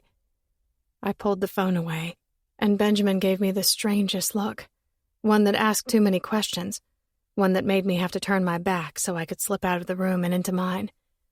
"I've got to go tuck the boys in," I rushed, words a ramble to match the shaking of my hands, the memory of last night too raw and fresh, too tempting to repeat again. Because, God, looking at him, I wanted to. I wanted to run straight to his door and into his arms. "Izzy." "Good night, Maxon," I told him before he could get in another word, before he made me stumble, before he made me lose all reason. I tossed my phone to my bed and scurried back out to get the boys into bed, as if I could outrun that man so easily. Because when I got back to my room, a slew of messages were waiting. "Maxon, let me take him to his appointment Thursday." "Maxon, I can switch my work schedule around easily, and you won't have to worry about taking the time off." "Maxon, let me be there." "Maxon, I'm going crazy over here, Izzy baby." "Maxon, fuck, I can still taste you on my tongue." "Maxon, I can still smell you on my fingers." "Maxon, I want you, little bird, so fucking bad." Oh God, that shifted gears and fast. A complete 180. It sent my pulse scattering, draining from my head and rushing to areas where I sure as heck didn't need my blood pounding. I fumbled with my phone, quick to respond, needing to get it over with before I let myself get caught up in something foolish. "Me. Fine. Thursday. Come pick the boys up here at my mama's. He needs to be there at 3 o'clock. You can bring them to my work by 5 after." Then I quickly shut it off completely, needing to cut the interaction, as if when I climbed into bed it would stand the chance of escaping him. Because when I closed my eyes, he was right there waiting for me too. 20. Maxon. Wait, let's get this straight before we move on any farther. You're actually calling me for advice? I could almost see Ian's smug smile from across the miles, the asshole. I grunted at him as I accelerated through traffic on my way back to my house after checking in at the precinct. Fine, get it over with, rub it in, and then tell me what the fuck I'm supposed to do. I'd basically begged Izzy to let me take that kid to his appointment this afternoon. Now I was sweating bullets so thick I might as well have been in the middle of a 1070 with shots fired. If I had the answer for all the nonsense going down in your brain, I would be a very rich man, Ian razzed. Cut it, man. You are rich. You want to rub that in too? Wouldn't call his life golden, but the fucker had sure gotten lucky when it came to the dollar signs. Ian laughed, and then his tone sobered. Here's the thing, Mac. You're calling me for the answer, and you and I both know you already know what that answer is. And what's that? I challenged, changing lanes and passing a couple of cars. You know this lands right back on your father's doorstep. You've got to stop worrying that you're going to follow in his footsteps, make his same mistakes. Already made plenty of them, haven't I? The chokehold he had on me still felt like steel lining my ribcage, memories of the path I'd been traveling, who I'd almost become. Yeah, and you were a kid. A teenager who didn't have a whole hell of a lot of a different choice. And you've been running around for the last 12 years, this badass cop putting every criminal behind bars so you can prove that you're nothing like him. Denying yourself happiness, thinking your life is what you owed. Ian's voice twisted in emphasis. Now it's time to prove you really are nothing like him. No, you're scared, and this fatherhood thing came from out of nowhere. Believe me, I get it. But the only answer to any of this is to step up and become the man you were meant to be, the man every single one of us know you are. The lump I'd been fighting for the last 3 days bobbed heavily in my throat. Every question I'd had about pushing my way into their lives rising to the surface. And what if that man isn't good enough? What if I fail? Those boys, they're amazing. Affection and fear buzzed through my being. Not sure if I can risk bringing them into my life. You really think there's a chance you're going to make their lives worse rather than better? You really think I won't? Yeah, he shot back. You say that so easily. Look what I almost got you wrangled into when I first met you. Again, you were fucking 17, and I think it's pretty clear I went looking for any trouble I could find. It's not like you dragged me into this sordid life. I was already there.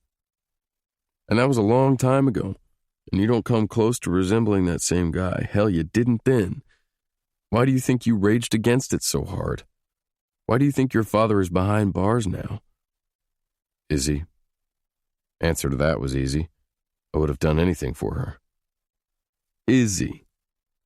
He dished right back, though he served it like a solution. I sat there silent until he pressed. Izzy's here, man. Right there. What are you going to do about it? My head barely shook. Guts knotted up, and the lust that I hadn't been able to shake since the first day I'd caught sight of her had only gotten worse with every interaction, with every pass. Sunday night out on her porch had very nearly done me in. Want her, I admitted, voice rough. Want her in a way that's not even reasonable. There I went, cutting myself wide open, but this was Ian, the guy who got me better than anyone else. And the boys? Want them too, in my life, permanently. With Izzy right by my side. Ian laughed like it was completely obvious. Then it seems to me the only risk you can't take is not fighting to have them in your life. Wish it were that easy.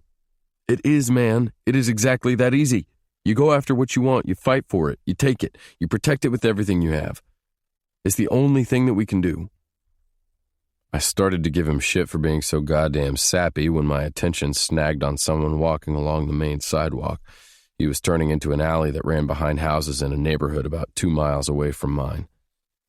Maybe it was the color of his hair or the demeanor of his stance, but I knew it the second I caught sight of him in my periphery. Gotta go. Without saying anything else, I ended the call and made a quick left into the neighborhood while I called for backup. I jerked my Suburban to the curb and jumped out, heart rate ratcheting high. I jogged as quickly and quietly as I could between 2 houses, eyes darting everywhere, keen, beating back the fury that wanted to come unleashed. Did my best to remain concealed and level-headed, hand on my gun strapped to my side as I slinked along.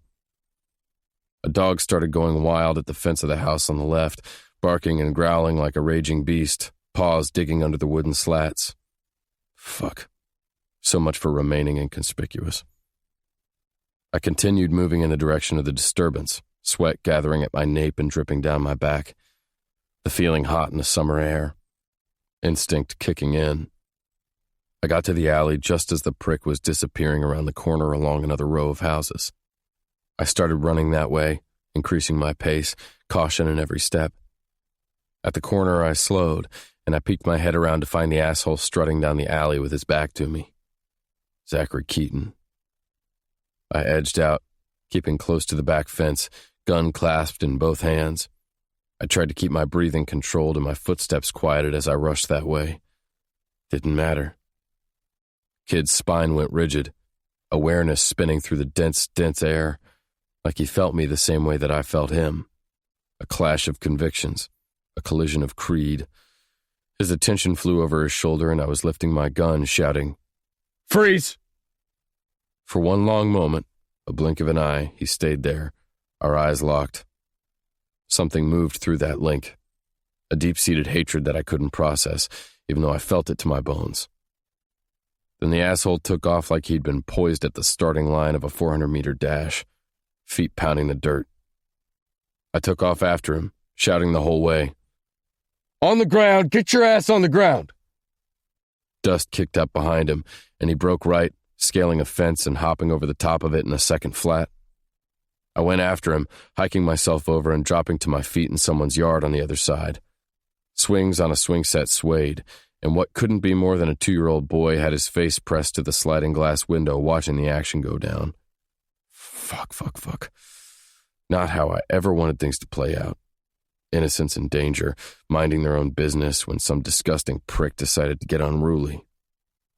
Rage burned hot in my blood, and I shot back into action, racing for the fence where the asshole had gone. I followed the chaos, going for the next yard where I heard a dog start yelping in agitation, and I was pushing over the top just as the punk was skating over the opposite side. I sprinted, pulse racing hard, pants raking out of my throat as I gave everything I had to chase this fucker down. But by the time I made it over that fence, I'd lost sight of him. Vanished. "God damn it!" I shouted, chest heaving. Within minutes, 2 patrols showed. We scoured the neighborhood for a full hour before I had to call it, refusing to be late to pick the boys up for the first time, wondering all over again if I wasn't making a huge mistake. I made it to my house, wary and on edge. After I searched high and low and found no sign of anything awry, I jumped into the shower, quick to dry off and pull on new clothes. The bruises from the other night were still evident on my body, but it was the dread of who I was, of my life, that was aching in an unbearable way. Feeling the weight of it, I edged over to my bed and sank down onto the side, and I dug into my nightstand drawer and pulled out the book that always brought me comfort. The drawing on the spine to match the tattoo I'd had done on my arm and shoulder, both scared and fierce. I opened to one of the passages that I had marked. The dragon puffed, smoke coming from its massive snout. "You set out on a journey you believed your purpose, your only option, to prove your loyalty to the king. Yet your heart stumbled on that path, knowing it was unsound. Now you tremble in fear." Tenno rocked, legs curled to his chest where he sat next to the fire, struggling to find warmth in the wrath of the winter. "How can I stand against an army when I am but one man, no more than a stable boy?" "You stand because you are brave, because you've known all along who you were meant to be." For a moment, I let my eyes drop closed, inhaled the words like a buoy, and then I stood to go and pick up my son. 21. Mac, 14 years old. Beneath the silvered light of the moon, Mac quietly climbed the tree that was an escape, a stairway to his own personal heaven, little bird's nest. With his shoulder, he swiped angrily at the tears clouding his eyes, hating that they were there. He wasn't a wimp or a coward, but he wondered if maybe he really was as he rushed to make the ascent as fast as he could. Every inch of his body hurt, inside and out, inside and out. There was only one thing that could make it feel better. He scaled the limbs, palms of his hands burning as he carelessly grabbed and pulled and hoisted himself higher, desperate to get up that tree as fast as he could. He was almost weeping when he got to the darkened window on the second story of the house, and he crawled on the branch that reached it so he could lightly knock at the glass. Darkness radiated from within, and he could barely make out the hint of the wispy white curtains that hung at the sides. Relief stretched like a band across his chest when metal screeched and the white-framed window was pushed up. Little Bird poked out her head. Blonde hair fell around her shoulders, her skin soft and pale, hazel eyes wide as she stared back at him through the shadows. Or maybe she was just an angel, a figment of his imagination that had been sent to rescue him. "Maxon, what's wrong? What happened?" She whispered, her words worried and sweet. He wanted to fall into the comfort of them, close his eyes and forget. "Let me in," he begged, glancing down and behind him, listening for anything, for any indication that he might be coming for him, or for Izzy. He wasn't about to stand for either one. "Okay," she agreed without question, and she scrambled to get out of the way. He slipped through, and he climbed on top of her desk before he slipped all the way in. The second he did, he dropped to his knees on the carpeted floor. No energy left. She slowly knelt down in front of him. She was wearing a nightgown that was pink, and her legs were bare, and Mac felt guilty that he kept thinking dirty things. Things her mama and her daddy definitely wouldn't like. Things he was sure she wouldn't like either. "What's wrong?" she asked again, the green of her hazel eyes glowing in the muted light. "I just needed to see you." Something good. Something good. Relief. A frown tore through her expression, and she slowly reached up and ran those tender fingertips across his cheek. Are you missing your mama? Grief clutched his chest, his stomach, his mind, knives and whips and chains. His body felt like it was on fire, incinerating, eaten alive. If this went on any longer, he was sure his heart was going to fail. He grasped her hand and pushed it closer to his face. I want to die, too. A tear slipped from her eye, and she leaned up higher on her knees, angling his direction. Don't say that. Please don't ever say that. Why not? What's the use in living when it always ends? Her head shook emphatically, desperately. Because I'm here and you belong here with me. We belong together. Always, Maxon, always. He slumped to the floor. So tired. So tired. Rolling onto his back, he stared at the darkness that danced on her ceiling. Tingles spread across his skin when she snuggled against him. She rested her head on his chest. He winced. He regretted it the second that he let his weakness show because she scrambled to sit up and jerked at his shirt. Did he do it again? She gasped in horror. Frantically, her little hands tried to expose him, to lift the fabric, to show off his vulnerabilities. He didn't want her to know how weak he was. He grabbed at her, trying to stop her frenzied search. Please don't. His daddy had gone on one of his drunken rages, coming after Mac when he hadn't gotten the wheels off a car he'd been stripping in the shed fast enough. Instantly, the tirade had gotten physical, the vicious words coming from his father's mouth turning to the loss of Mac's mama the way they always did, the way she'd died in that fiery car crash, blaming it on the Lanes for making her pack her things and run. It had been Mac's idea, though. His fault.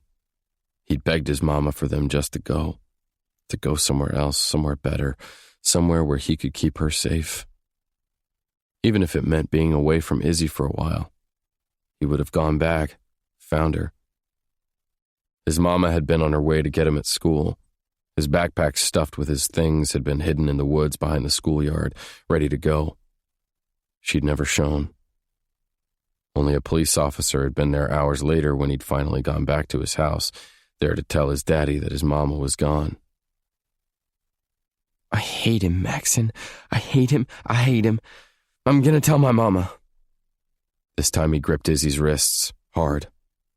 You can't do that. You know the only thing it's gonna do is make him madder, and he'll just hit me harder. It wasn't like anyone was gonna do anything about it anyway. It didn't matter how much people acted like they cared. In the end, they always turned a blind eye. A lame excuse enough to explain it all away.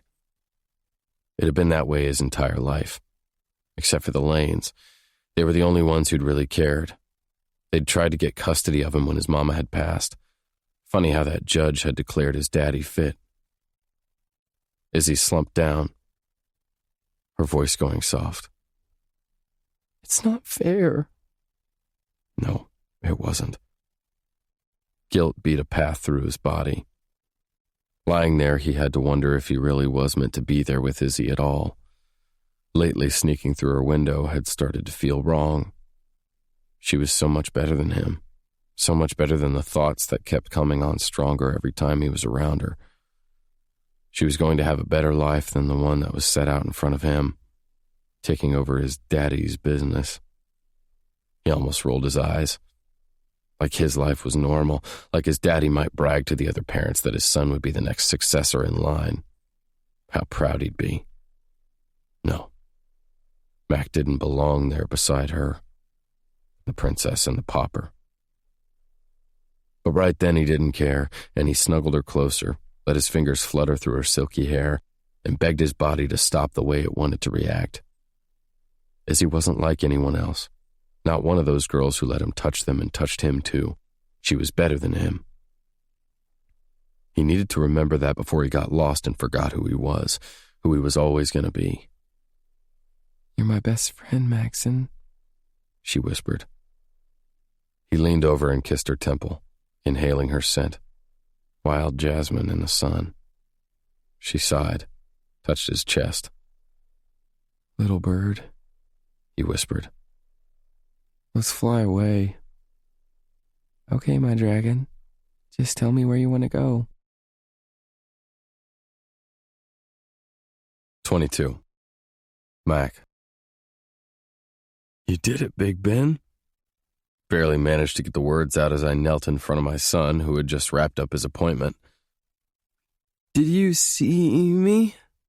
He asked hopefully, smiling his crooked smile, and my heart that was already wrung out squeezed. Squeezed so tight that it wrenched out this soggy feeling that I couldn't fully process. This feeling that left me gutted and overjoyed, aching and full. Like I was on the cusp of something bigger than I ever could have imagined, and the weight of it was already too much. Yeah, buddy, I was watching every second. You did amazing, just like I knew you would. Dylan and I were cheering for you the whole time.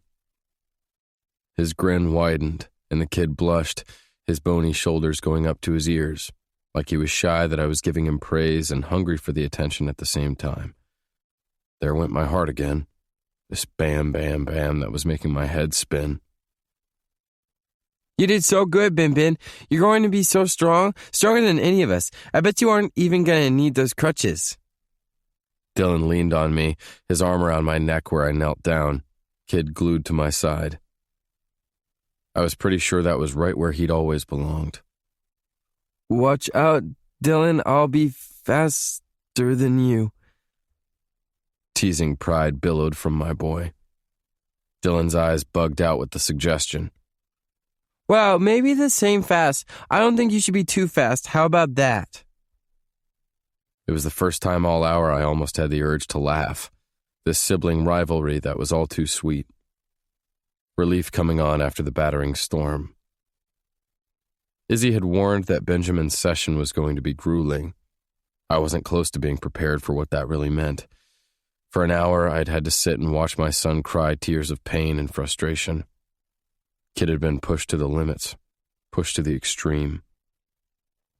The whole thing had been about recording his baseline so they could set goals and parameters for the direction they were going to take his treatment, see where his strengths and weaknesses were, where the improvements could be found, and where the focus needed to be.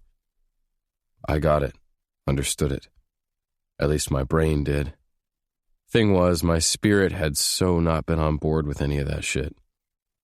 Whole time I'd sat there with my knee bouncing 1,000,000 miles a minute, soul raging, banging at its confines.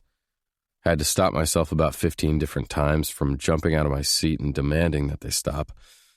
Never expecting my heart to ache this way, in a crazy way that didn't quite make sense. No, it didn't come close to coming from personal experience, but I thought it was safe to assume most parents wanted to protect their children, shield them from pain, shelter them from suffering. But this, it had been fucking brutal. Every second he'd been through slowly killing me. What only confused it was the massive amount of pride that had soared in me every damn time he'd cheer in victory, when the therapist would shout encouragement that he was doing great. Talk about not knowing how to stand under the upheaval. I had all but dropped to my knees when the therapist had given him a high five and told him he was finished. We have about an hour before we need to meet your mom.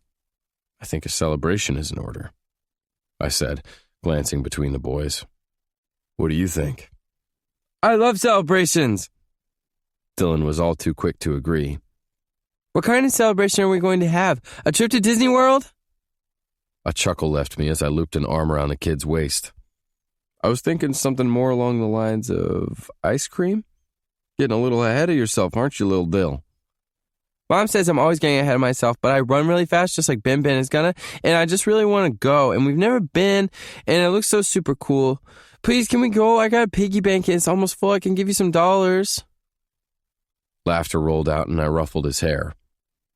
Maybe another time, little Dill. Pretty sure your mom wouldn't be too happy about that idea right now. Besides, we only have an hour. Don't think we can quite squeeze that in. Aw, man, why's she always gotta be a fun sucker? Could feel the force of Benjamin's smile. Because we're troublemakers. She's got to keep us in line. Troublemakers? You two? I don't believe it. Believe it, Mr. Mac, Dylan claimed. I mean, not bad guy troublemakers. Wait, is it the same thing? Oh man, I hope not. I don't want to get arrested. So far, I think you're fine. Just don't push it, I teased. And then I pushed to standing, taking Dylan's hand and winding an arm around Benjamin's shoulders to lead them out. We stepped out into the late afternoon, 3 of us together, walking along like we were a family. Family. I gulped around the thought of it, the agony of it. Something I'd never really had. Something I had witnessed with Izzy and her parents, so close but always out of reach. I got them into the truck that I'd rented while mine was being repaired, and 10 minutes later we were standing at the ice cream counter with a slew of flavors beckoning from behind the curved glass. Pick your poison, I said. Poison? That sounds like a bad idea. Maybe you're really the troublemaker. This from Dylan, except he was grinning up at me with his hand still clinging to mine. Kid razzing me. My chest tightened, same as my hand did on his. You have no idea, Lil Dill. No idea at all. Wished I could erase it. The bullshit I'd done, the things I'd kept hidden, what still haunted me today. Do they have blueberry? Benjamin tumbled through the question, hobbling on his crutches to the glass, peering down. I couldn't do anything but reach out and feather my fingers through his hair that was the same color as mine had been at that age, heart beating overtime at the contact. Might not be as good as your grandma's pie, but it looks like they have it. I'll take bubble gum, Dylan exclaimed. Can I have a cone with the chocolate and the sprinkles on it too? Izzy was probably going to kill me for sugaring them up before I took them to meet her, but I was with Mrs. Lane. If I got the chance to spoil them, you could bet your bottom I was going to do it. Sure can. How about you, Big Ben? You want one too? Can I have 2 scoops? I looked at the teenaged girl and gave her our order, paid, and carried our ice cream over to an open table. They immediately went to town, digging in.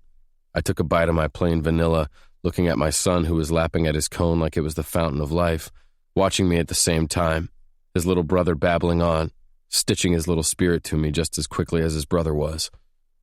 Impossible, but right.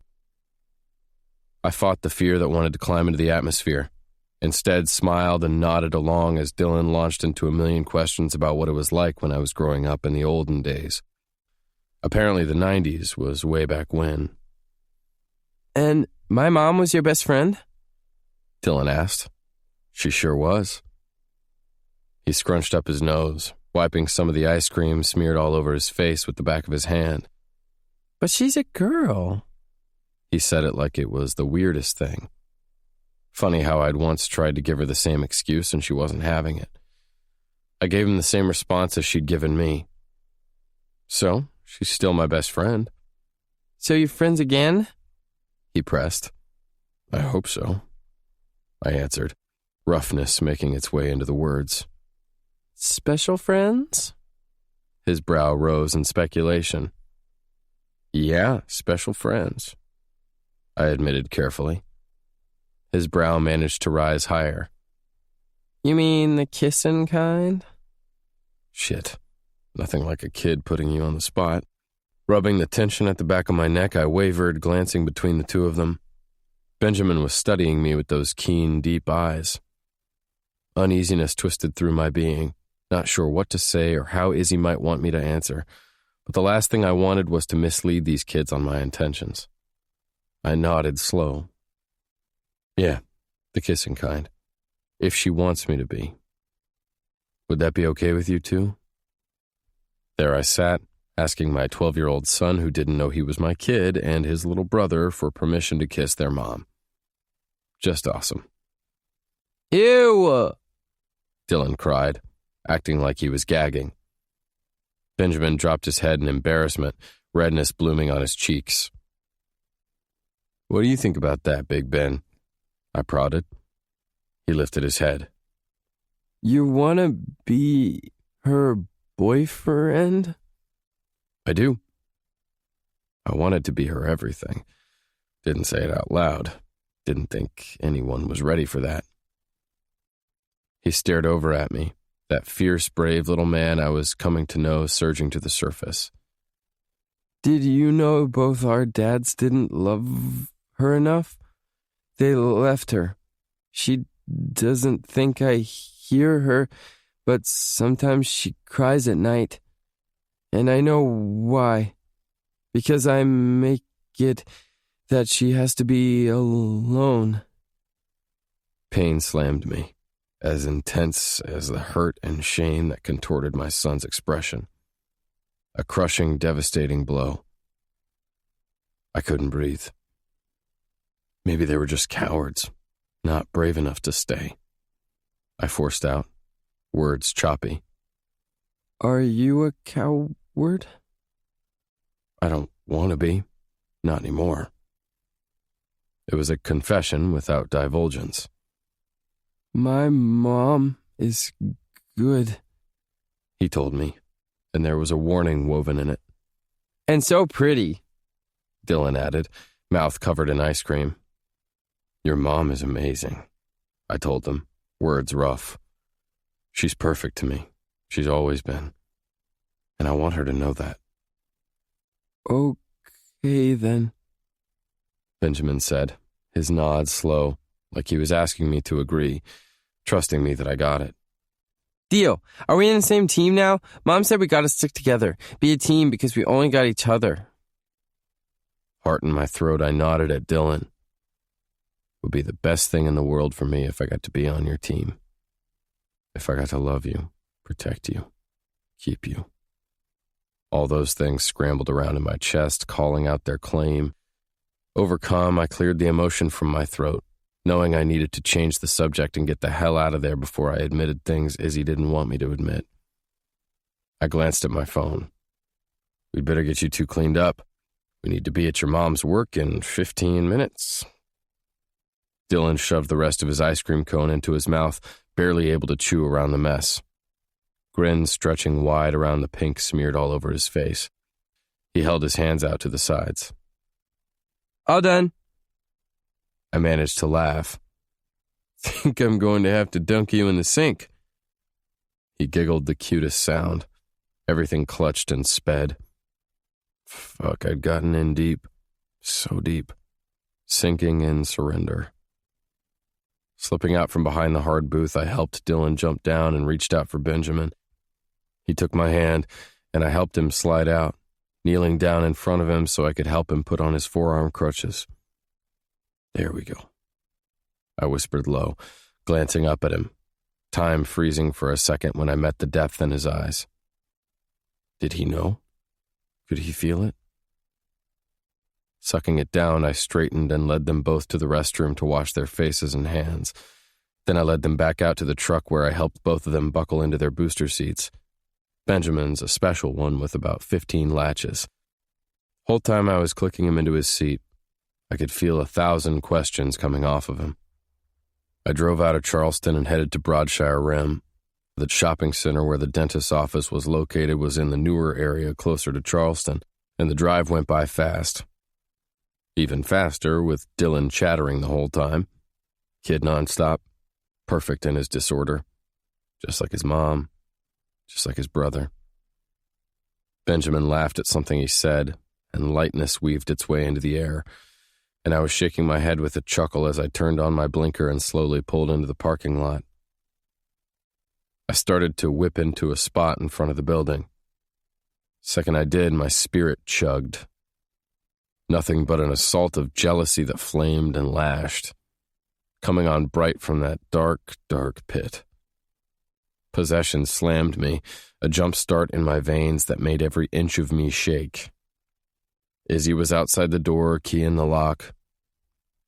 The prick who'd been all up on her on Monday was leaned against the wall with his arms crossed over his chest, looking like a pompous douche, eyes grazing her flesh like he was figuring out how long it was going to be until he got to taste it.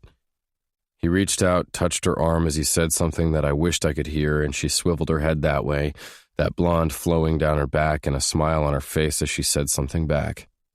Would pay a pretty penny to hear that, too. Head craned to the side, his mouth moved as he adjusted the strap of her bag on her shoulder where it had started to slip. Oh, fuck no. That's a really bad word, Mr. Mac. Don't tell me you really are a troublemaker, too. Mom's already got her hands full with the two of us. Shit. Didn't even realize I'd said it out loud, but I couldn't stop it. Anger surging, jealousy rising, teeth grinding to dust as I put the truck into park. I wasn't about to sit there and watch this go down. Who is that cock? Shit, I was slipping again. Roach. I fumbled to add on. Great. There I was, winning all kinds of points. Dylan quickly unbuckled and flew forward. He held onto the headrest in front of him as he peered out the windshield. That cockroach is Mom's new boss. He's a dentist. Do you like going to the dentist? That was her boss? Mom always thinks it's so good. Dylan continued to ramble.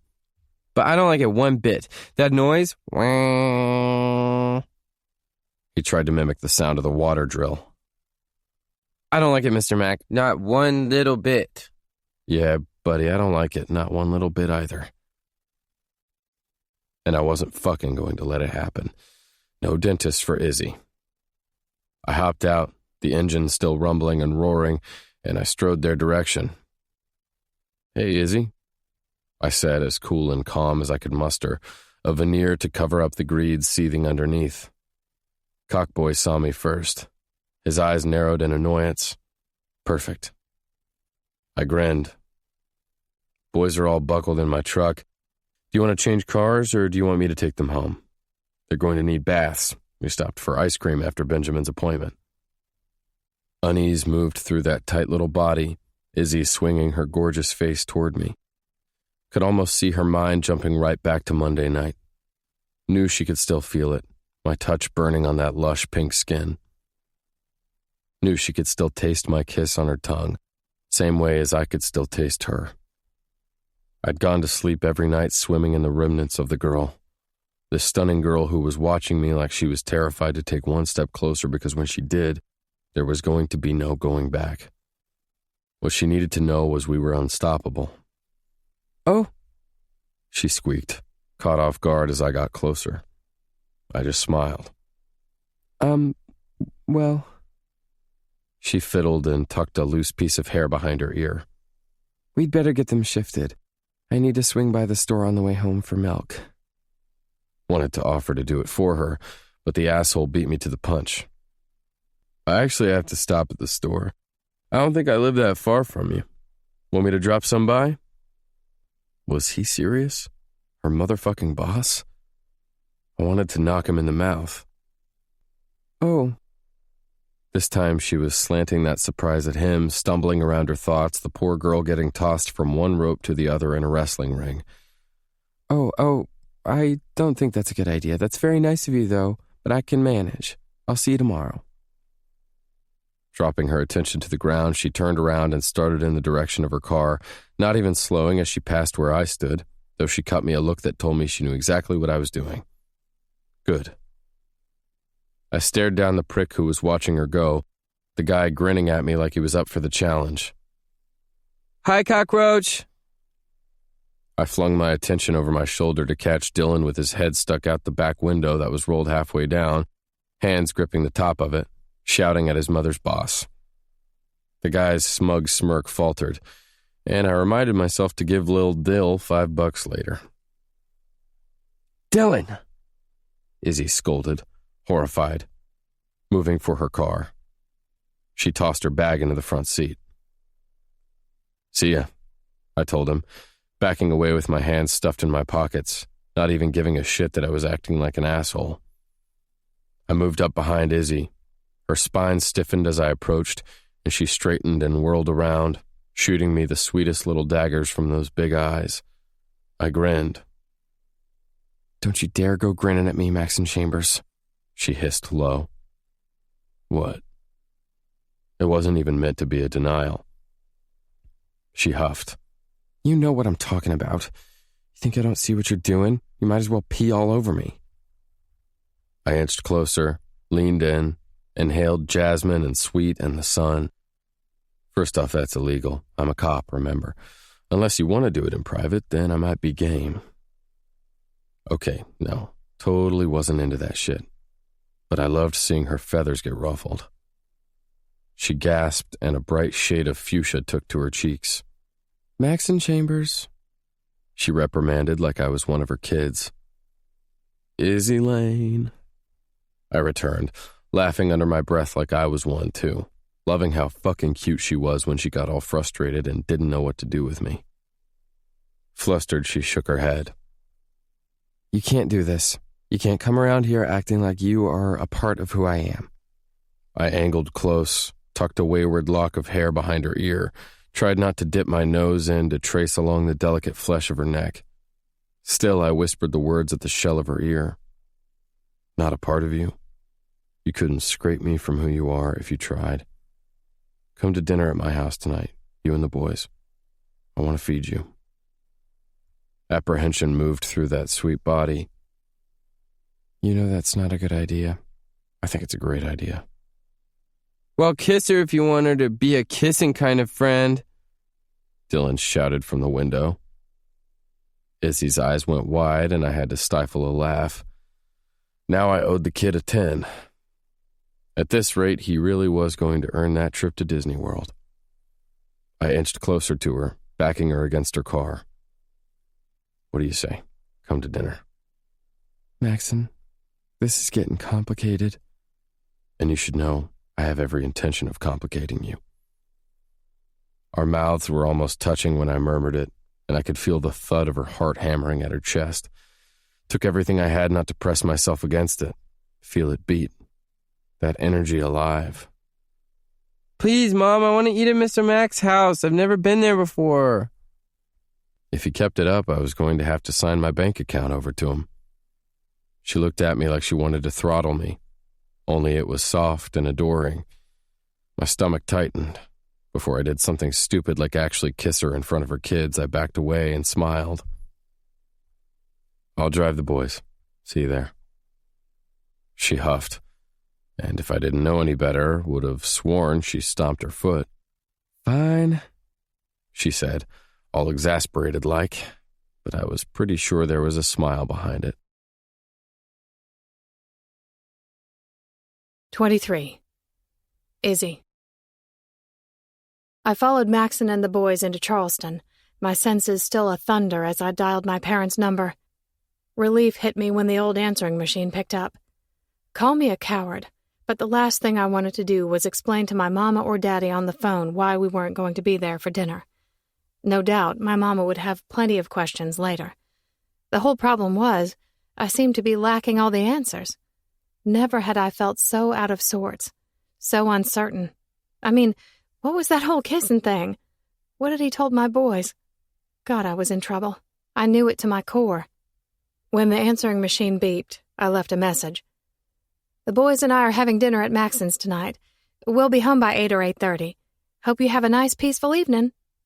I quickly tacked that onto the end, as if maybe I could convince myself that the only reason I was staying out tonight was to do them a favor.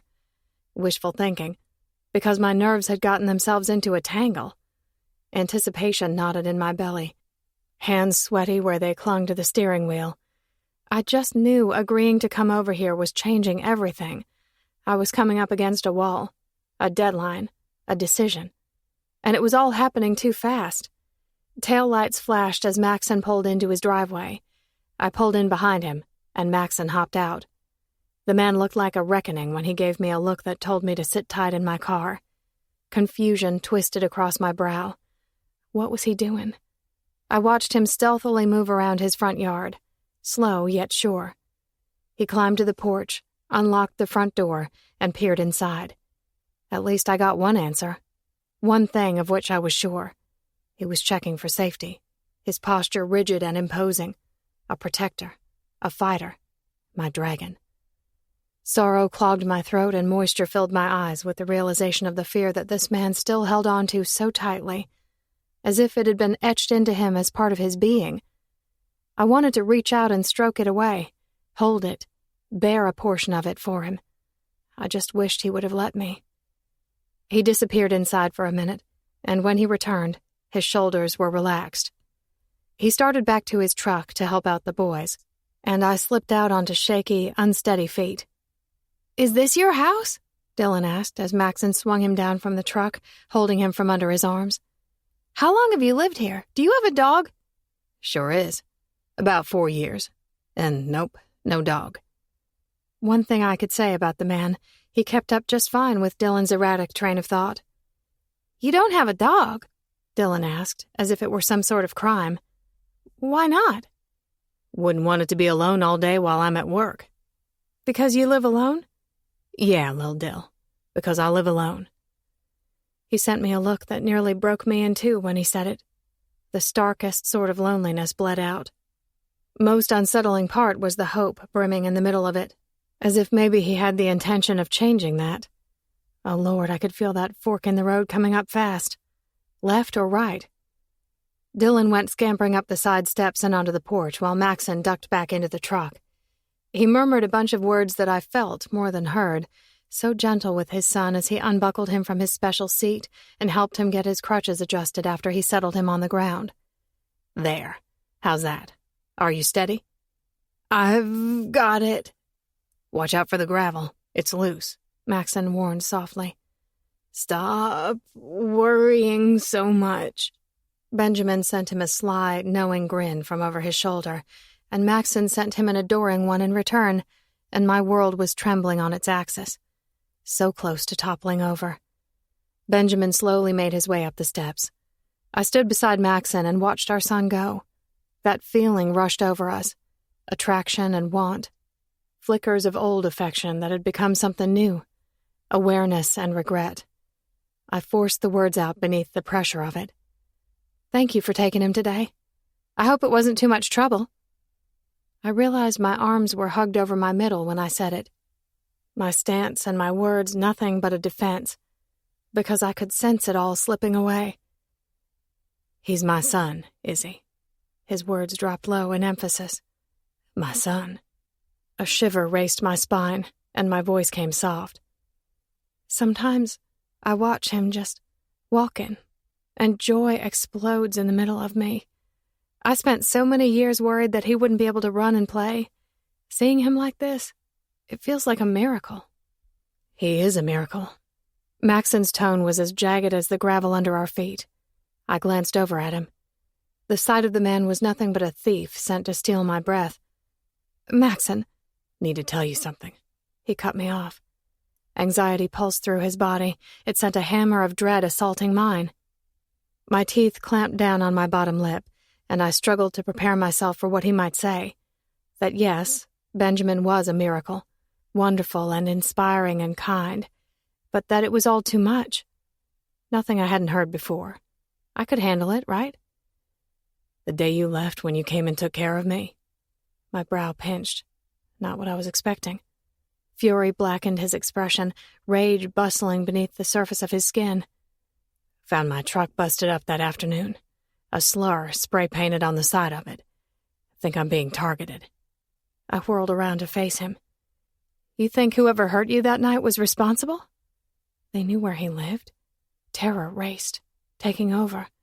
The thought of something horrible happening to him more than I could process. His hands curled into fists. "Don't know for sure. We're still waiting on the prints, but my gut says yes. Could just as easily be some neighborhood kid playing a prank, but I won't take the chance. Won't let my guard down." He inched forward. "Need you to know what's happening before you walk through that door. What being around someone like me means. Last thing I ever wanted was to drag you into my mess. Never wanted this for anyone. And when it comes to you, I don't know how to stop myself." There was his fear again. Though, in that moment, I was feeling it too. Fear for him, for the life he led, the danger he faced at every turn. Respect seeped from my pores. Respect for the decision he'd made to turn his back on the path he'd been slipping down when he'd been getting caught up in the ugliness. But I had to wonder if he were doing it for the right reasons. "I'm not afraid for me, Maxon. I'm afraid of you racing toward danger just because you think that's what you deserve, that you have to pay a price, prove who you are. I think that's pretty clear."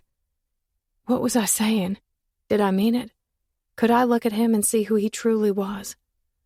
But I was sure that I always had, I hadn't been the one who was blinded. It was Maxon who'd gotten lost. That's because you were the good in my world, the light that chased out the dark. You never wanted to acknowledge what was hidden underneath. There was a warning in the rumble of his words, and I turned my attention away, needing a breath. Not sure how we were ever going to meet in the middle. If he'd ever get over his past. If I could ever forgive him for living it. Where did that leave us? He blew out a sigh. Come on, let's go inside. I cast him a soft smile, unable to stop myself. We'd better. The boys are probably raiding the refrigerator by now. I took the hand he extended. Heat sizzled up my arm at the contact. I didn't know whether to chastise myself for thinking it felt so right. He ushered me inside, and Benjamin was on the floor in front of a console with a huge TV sitting on top of it, pulling out a video gaming system. Maxon said we could play, Mom. He's got Mario Kart. It's the coolest game in the world. You want to play with us? Dylan shouted. I glanced at Maxon, feeling out of sorts, wondering how I was supposed to fit into the shape of his world. He nudged me. Go on, sit down, relax. I'll start dinner. You don't have to take care of me. Another defense. He inched closer, his breath a warm caress across my face. Let me. I want to. For a moment, I hesitated, and then I gave, towing off my shoes and settling on the couch. Tucking my knees to my chest, I tried to pay attention to the boys who started playing a video game. But my attention kept getting caught up on the man in the kitchen, his big, powerful body adept there, too. Dicing the vegetables, tossing them in the heating oil, the scent of garlic and onion rising to the air. His face intense, yet at peace, shoulders rigid but demeanor welcoming. I found myself standing, drawn, the way I'd always been, moving that way. Energy washed, a lap across my bare feet, throat getting wobbly as I edged up to his side and leaned my hip up on the counter beside where he worked. Miss me? He lifted a brow, half his attention on me and the other on the food he was prepping. A light giggle escaped. Talk about a shift in the mood. But I loved that about him. The lightness he could wear when the heaviness threatened to pull us under. Not even for a second, I teased right back. I just came over here to make sure you knew what you were doing. Wouldn't want your cooking to make my kids sick or anything. Something coy played all over that sexy mouth, dimple denting at the side. I had the stupid, reckless urge to reach out and taste it. There was that fork, coming up faster. Huh. I would have sworn your heart just started beating harder. You sure it's not something else that has you coming this way? Nervous about the food, I retorted, though my words were getting low and wispy. I blinked through the haze of need that was suddenly clouding the air. I cleared my throat. Who knew you could cook? That smells delicious. All kinds of things you don't know about me. He winked. Okay, so that was kind of what I was worried about. The unknowns. Who he'd become. Was he different than this beautiful surface that he was showing me? He tossed in some strips of chicken. I hope you like stir-fry. Easy and fast. Anything you make would be just fine. How long have the two of us been settling for just fine? The shift in his tone came out faster than I was prepared for. This easy, cocky boy flipping a 180. Blue eyes flashed. Savage possession. I reared back in surprise. And there was nothing I could do but whisper the admission into the dense air, unable to stop it. Not sure I wanted to keep the reality of it from him. It needed to be said. I've never been just fine, Maxon. Though I'm sure you were. Plenty of company to keep you warm at night. I didn't mean for the bitterness to come through, but it was there. Before I could make sense of it, he had me by the upper arms, and he spun me around, backing me into the counter and out of view of the boys. He towered over me, so powerful, muscles of those arms twitching with restraint. Heat instantly exploded in the middle of us, flames raking at my skin.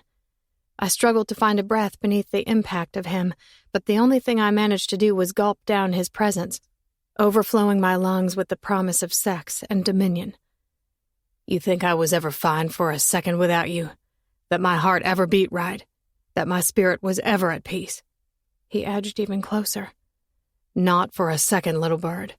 Can't fly without you by my side. My head shook slowly. You're wrong. You could always fly. Soar higher than anyone. My moon in the darkest sky. You just forgot to remember you had wings. That you had the power. I believed in you. Believed in us. You gave me away, Maxon. Why? For what? I almost begged, moisture clouding my eyes with the way he was looking at me, with the scars that he'd left ripped open wide. A patter of footsteps came scurrying our way. I froze, not sure what to do, realizing I was pinned. Dylan groaned. Oh man, is this what it's gonna be like all the time now? You two kissing away? Sheesh. He was all childlike outrage. Maxon's eyes fired, still pinned on me for a beat, wrought with something so severe my knees nearly buckled beneath the force of it. Then he fixed on a bright smile, turned around, and swept Dylan off his feet. And then he was peppering a million kisses all over Dylan's sweet, chubby face, making my son shriek with laughter. What? You don't like kisses? Kisses are gross. You better get used to them. Why, 'cause you're part of the team now? Dylan asked, still howling between the kisses Maxon was smacking all over his face, trying to deflect the assault and desperate for more of it at the same time. Maxon shifted his gaze back to me, slowing as he tucked my 5-year-old to his side. He held him tight, as if he wasn't ever going to let go. Yeah, little Dill, because I'm a part of the team now. No getting rid of me. In you go, I told Dylan, who crawled into the back seat. Buckle up. Do we have to go? We do, it's late. But we don't even got school yet. Not for 2 whole weeks, he argued, his eyes begging like a puppy dog's as he stared at Maxon, who was lingering around by my back. You might not have school, but I have work. Come on, Mr. Mac, tell her it's early. We could play Mario for like 15 more minutes. That's it, I promise. I could feel amusement riding off of Maxon, his hands going up in surrender. If your mom says it's time to go, it's time to go. Oh man, always a fun sucker. Always a troublemaker, I shot back, playfulness pulling at the corner of my mouth as I bantered with my son, who always had something to say. The quiet one was just smiling soft, content and happy after the amazing night we'd spent inside the walls of Maxon's house. Dinner so easy, light, laughter and conversation coming from the 4 of us, as if we'd been simply catching up at the end of a day that was just like any other. Funny, when it felt completely monumental, as if we'd just shared our first real meal as a family. That in itself was terrifying. I needed to get out of there before my body settled right in. Straightening, I backed out.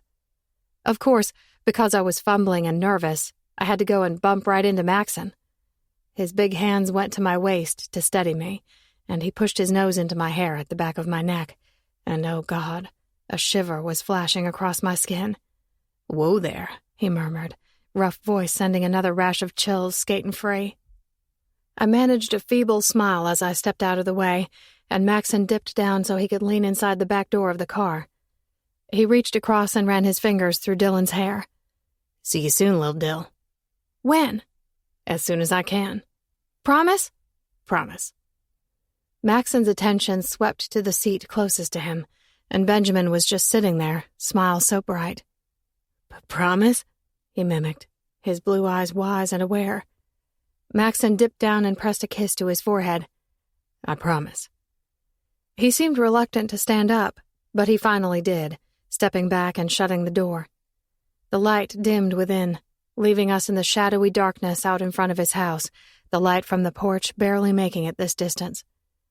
I swallowed around a lump the size of a grapefruit that had taken up residence in my throat, a chaotic disorder of what I wanted, and what I knew would be so reckless to give in to. Thank you so much for dinner, I managed. It was wonderful. The boys had so much fun. I'm sure my mama and daddy were happy for the break from the noise, too.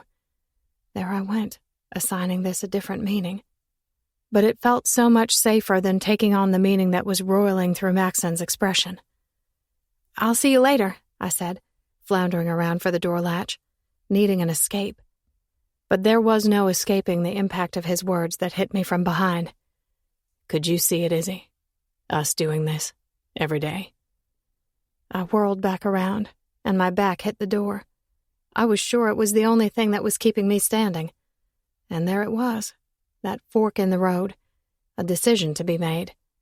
He was so beautiful, staring back at me, his shoulders heaving with the exertion I could see him using to keep himself standing there, from not surging forward, taking me the way we both knew I wanted to be taken.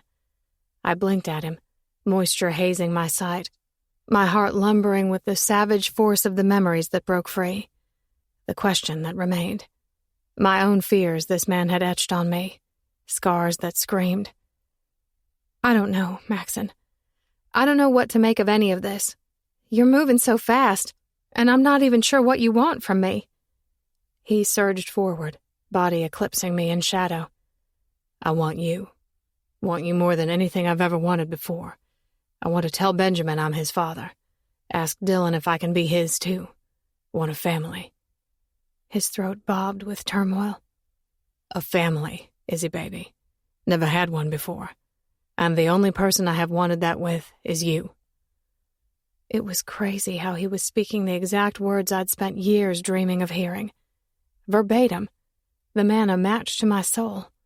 But that's what it had been. A dream. And my soul had spent 13 years aching with torment, misery meted at his hand. I struggled for a breath, struggled to find reason, to make sense of the chaos of what I was feeling. Words started pouring free. I loved you, Maxon. I loved you with every part of me, with every breath, with every heartbeat. I did since I was a little girl. And you shattered that in a way I don't know can ever be repaired. I clutched my hands over my chest, voice cracking with the confession. I'm terrified to believe in what you'd refuse to believe in. Terrified of feeling all those things again. I don't think you understand all that I've been through. What it feels like to be alone, scared. But I did it. I did it because I had to. For my boys. I glanced at them and cringed when I found their attention locked on the shadow of us. I prayed they couldn't hear what I was saying, but I turned back to Maxon anyway, opened up, spilling my guts all over the ground. I don't know if I can afford to put myself in that position again. Not when their hearts are on the line, too. Not when I'm not sure that you fully understand what love is. And loving you when you don't love me back? That's the worst place I've ever been. And I can't condemn myself to that kind of hell again. He looked like I'd struck him. His body bowed, stricken. I took the opportunity to jump into my car, fingers fumbling as I turned over the ignition, desperate to get away. A sharp turn left, veering off this collision course, fleeing the flames, knowing I had no chance of outrunning them anyway. 24. Maxon. 17 years old. Music thumped against the walls and the entire house vibrated with a dark, greedy energy. Voices were elevated, pitched to be heard above the din, a throbbing crowd that chased ecstasy.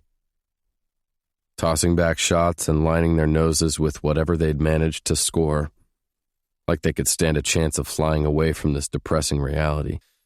The loudest of the crowd was by the sink in the kitchen, a ring of morons chanting chug, chug, chug as they did keg stands, cheering in pride like they'd brought home a gold medal. Sitting at the round table at the back, Matt kept his voice low, his focus turned toward Ian, who sat sideways on his chair facing him, angling his ear Mac's direction. $1,000, man. Your only job is to drive those parts across state lines and not get pulled over. Mac tried to ignore the bitch who straddled him, wanting to get up close and personal with his dick, Clarissa thinking this was her damn business too. Simple as that, he added. Simple. Hatred spun through his being. Last thing he wanted to do was bring Ian into this mess, this scraggly kid who'd shown up in town about a year before. Even though Ian was a year younger, the two of them had become instant friends. He guessed the broken down always gravitated toward the sleaze and shade. Thing was, Ian had come to him. Desperate. Desperate for money, for food, for a goddamn break. Wanting an in on what was clearly going down in Mac's backyard. Ian nodded. That's it? I don't have to do anything else? Clarissa laughed. The sound of it curled through him like a disease. You sure he's got the balls to do it? She cooed her insult, pressing her tits against his chest. He had the distinct urge to toss her from his lap. He ignored her instead, ignored the tussle of unease that moved through his stomach and focused on his best friend not getting his ass nailed for grand theft. That's it. Drive slow, but not too slow. Fucking pay attention and make sure you aren't drawing attention to yourself. Drop it at the address and get your ass back home. Anxious laughter rumbled from Ian. Yeah, I can do that. Good. Ian looked up at him. Just don't tell my brother, man. Jace will have both of our asses if he catches wind of this.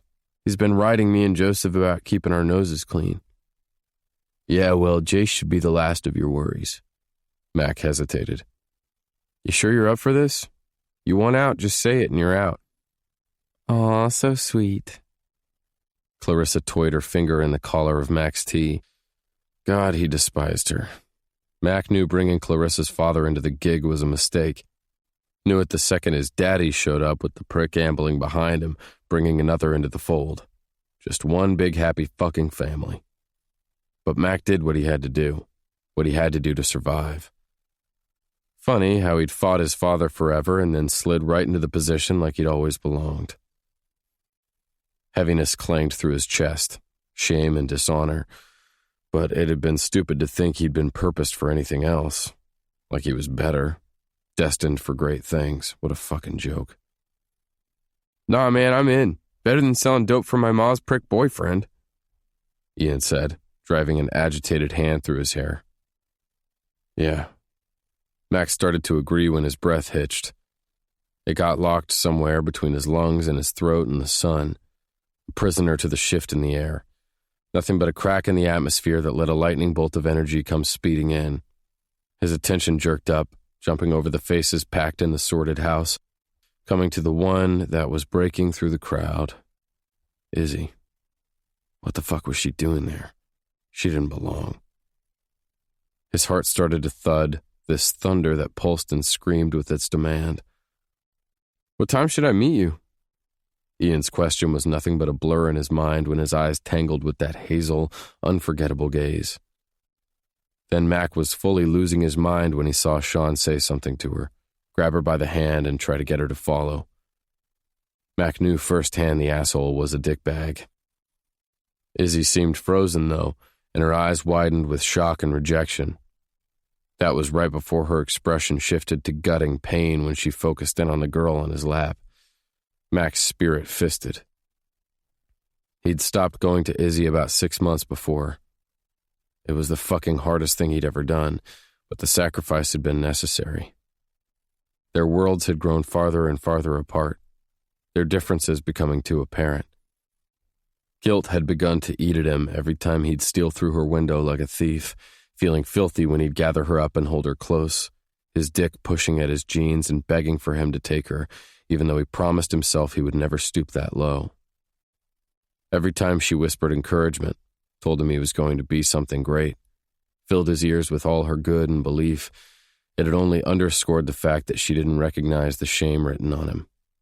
The things he'd done, the things he was bound to do. She was so much better than him. She was the great one, the one going places. His little bird with the biggest, brightest wings. Then the day had come when he'd had to accept it fully, that their worlds could no longer mesh. It had been close to dawn when he'd slipped out of her bed, his heart clutching all over the place as he'd stared down at the girl who was fast asleep, that blonde strewn all over her pillow. He left with that picture of her emblazoned on his mind, and the memory of her fingertips tracing shapes across his bare shoulders etched on him like a tattoo. 5 minutes later, he'd stumbled through his front door. His daddy had been awake. Didn't matter that he'd denied it. His father knew where he'd been, spewing his old, misguided hatred at the lanes through his drunken stupor. Mac didn't care. He'd turned his back and headed for his room so he could crash, until his father had said it. If she's so good, maybe I should take her for a ride. Maybe her old mama, too.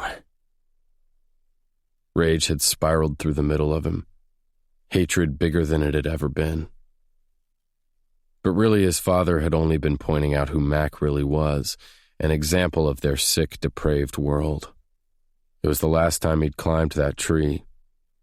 Like he'd just told Ian, don't draw attention to what you wanted to keep hidden, to what was important, to what was good. And Izzy Lane was the only good thing in his life. Sean started to pull her through the crowd in the living room and through the kitchen, smug smirk on the bastard's face as he was leading her outside. Izzy's attention was locked on Mac the whole time, uncomfortable and scared. She cast him one last glance over her shoulder as the door shut behind them. That was all it took to send that whole philosophy flying out the window. Off, Mac demanded. Clarissa clawed her way closer, pouting like she thought it was sexy. Where do you think you're going? Don't worry about what I do, he grated, shoving her off. Rage buzzed from Mac's body when he stood. He might as well have been on autopilot with the way he moved. No sense or reason, just one destination. Pushing through the crowd, he ignored anyone who tried to get his attention, and the second he had his hand on the door handle, he flung it open and surged out into the deep black night. A fire pit blazed in the distance, the heavens dense and darkened. His gaze scanned the silhouettes of couples and groups that were sprinkled throughout the yard. But there was only one who mattered, the one who'd gone off the far side of the deck with that asshole over by a hedge of overgrown shrubs, close to out of sight. Didn't matter.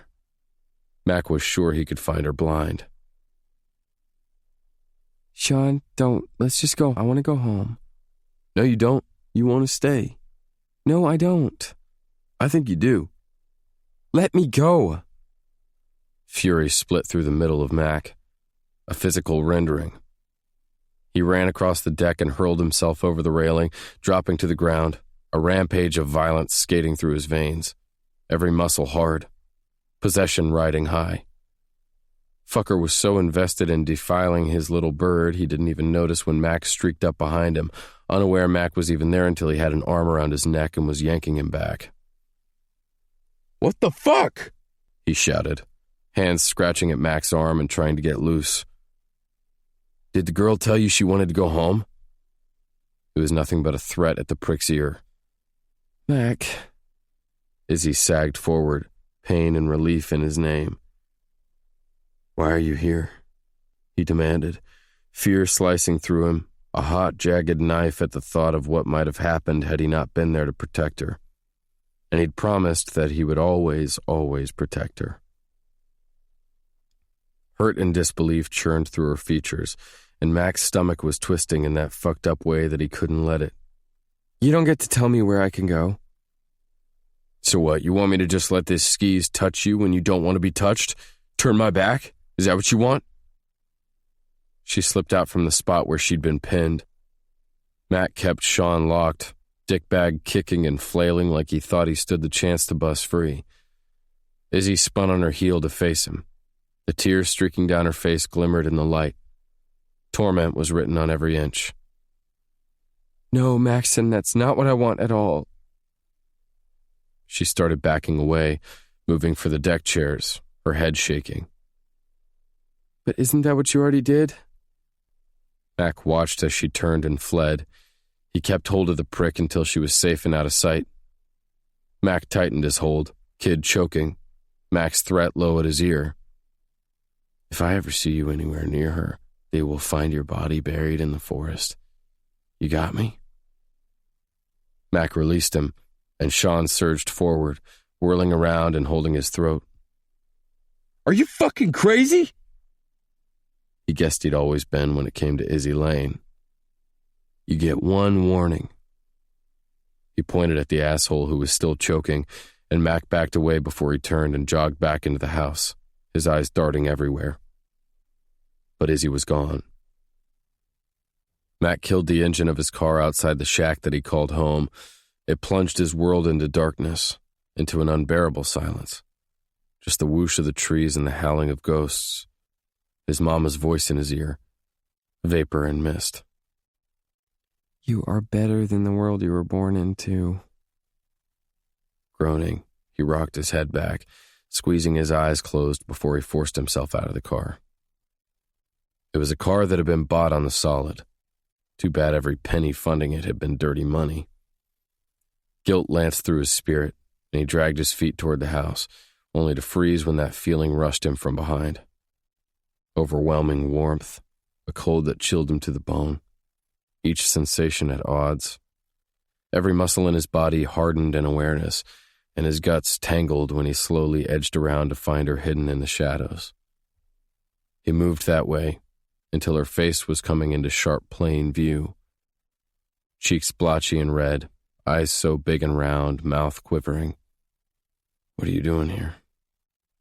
The words were grit, fear, and need. Fuck.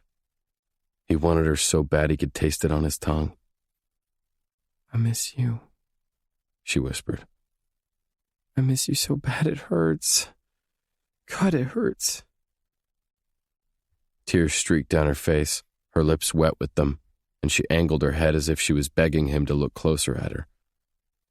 "Do you have any idea how horrible it is to be waiting for you to come and you never do?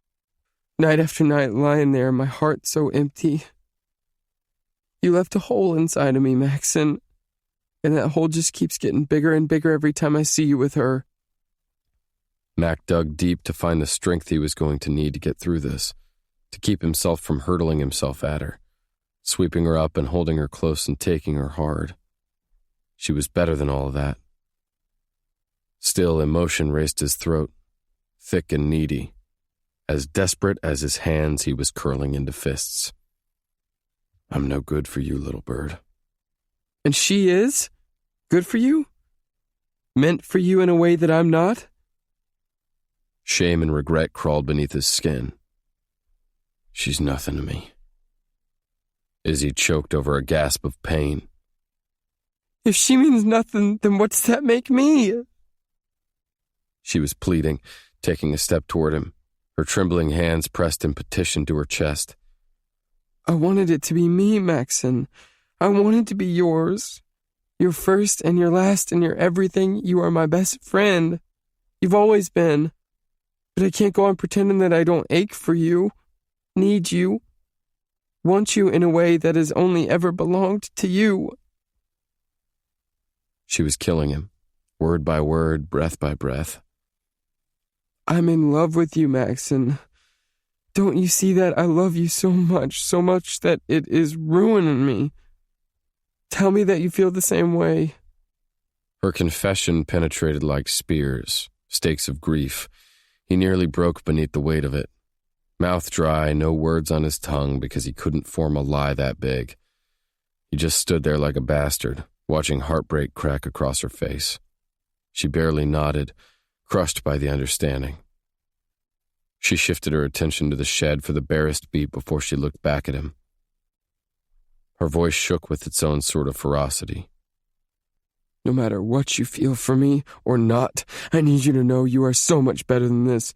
You have always been destined for greater things. I hope one day you realize that." She pointed her finger at the ground, at his world, at his life. Then she turned around and disappeared into the trees. Agony clutched his spirit, driving a knife right into his soul. Empty and vacant as he watched the only person who could ever fill it walk away, her presence fading. He tried to force himself to go into his house, to turn his back, but panic was taking over. He couldn't stand for her to leave with that look on her face. He needed... Fuck. He had no clue what he needed. The only thing he knew was he started running, dodging trees and branches as he cut through the forest. He burst through the thicket and out onto the meadow. He skidded to a stop, chest heaving from the exertion, from the turmoil, from wanting something so bad and not being able to have it. Izzy whirled around and those mesmerizing eyes went wide with surprise. "Maxon," she rasped. He hesitated, torn, but then he found he was unable to stop the words from bleeding from his heart. "I feel it too, Izzy. I do." Pain followed the admission. "But this can't work. You know that it won't. We come from two different worlds or two different people. She blinked at him through the wetness in her eyes, and she started to move back in his direction. Two people who belonged together. It doesn't matter where we come from, just as long as we end up in the same place. He swallowed around the thickness in his throat. I'll ruin you. You already have. He started moving for her, drawn, unable to stop. I'm terrified of this, Izzy, of what it means. The only thing I know is my life means nothing without you in it. She started running for him, and he was running for her too. They met in the middle, and he swept her up. Relief. He pressed his face into her hair as he spun her around, breathed her in, wild jasmine and the sun. I love you. I love you so fucking much. So fucking much. He held her close, listening to the rapid beat of her heart, the fluttering that promised to carry him away. My dragon, she whispered. Little bird, he murmured back, chest stretched tight as he stared up at her. Let's fly away. Just tell me where you want to go. And he was taking her mouth, kissing her soft and slow and with everything he had, twirling her around. Together they soared. 25. Izzy. With a dull lamp lighting my way, I sat at my desk, hand brushing in frantic strokes over the paper in the notebook I was drawing in. A jumble of designs were bleeding out, all my confusion and hurt and anger at odds with the massive amount of need and want the man had evoked in me. How could I just let go? Believe?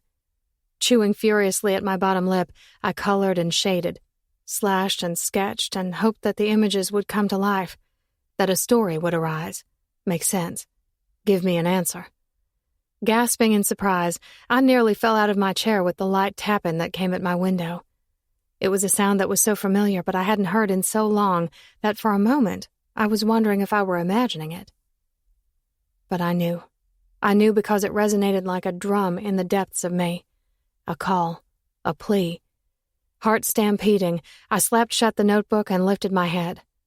A dangerous, darkened silhouette came into view out in the tree, massive and distinct, beautiful and destructive. So compelling that I could do nothing but push off the chair and lean over the desk, my hands shaking like crazy as I fumbled to release the latch and slide up the window the way I'd done 1,000 times before. In all of a second, Maxon had pushed through, and I was stumbling back, struck by the force of his blistering presence as he climbed over the desk and onto his feet. Body towering, expression fierce, overwhelming. For a moment, we just stood there staring at each other, pants heaving from our lungs as our spirits caught up to the point of the meeting. An intersection. His eyes pinched in despair. "You think I don't know what a family is? That I don't understand what love is?" he demanded in a desperate sort of disbelief, voice rough and raw as he took a step forward, every word scraping with the magnitude of what he was saying. My spirit clenched, and I sucked in a shattered breath as I stared up at the devastation written in his expression. There I was, right back at that fork in the road. Only now, it felt like there was only one direction I could go. Reaching out, he took me by both sides of the face, those big hands stretched across my cheeks and dipping under my jaw, forcing me to look at him, as if I could look anywhere else. A shudder ripped down my spine, and need rushed like wildfire through my body. "Loving you was the only truth I knew," he grated. "The only thing I ever did right. The only thing that has ever been real." I could feel the thunder of his heart, this rioting pound, pound, pound that ricocheted against the frantic beat of mine. Oh, God. I didn't know if I could handle this. What he was saying, what he was implying. "I don't want to go on living this life without you in it." There he went, tearing me up more, his tone deepening in emphasis. "Don't want to spend one more day without you by my side, one more night without you lying next to me. Let's love again, little bird. Love me, the way I love you, and I promise I will never let you go."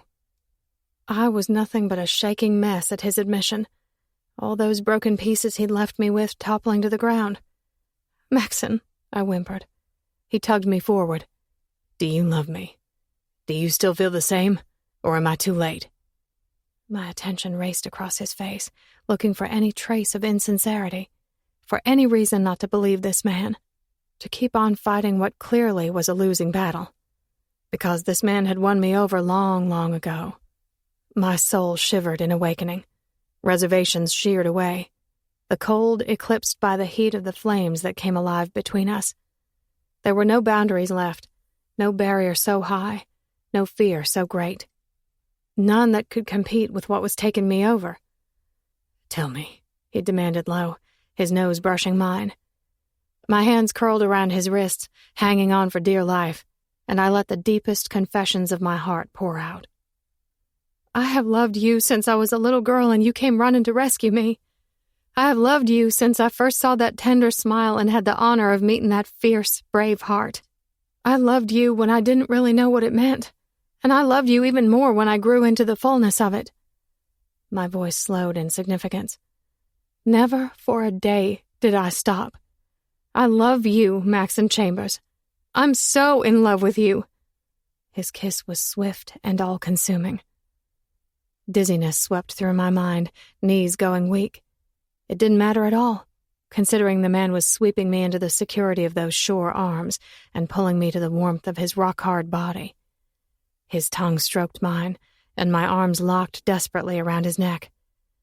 "Every day I loved you," I muttered into his mouth, and he grunted back, splaying a big hand over the small of my back and sliding down to grip me by the bottom. The other wrapped up in my hair in the same moment my legs were wrapping around his waist. Basic instinct, belonging there all along. Never breaking that kiss, he carried me across the room, keeping hold of me as he crawled with me on top of my bed and laid me down in the middle of it.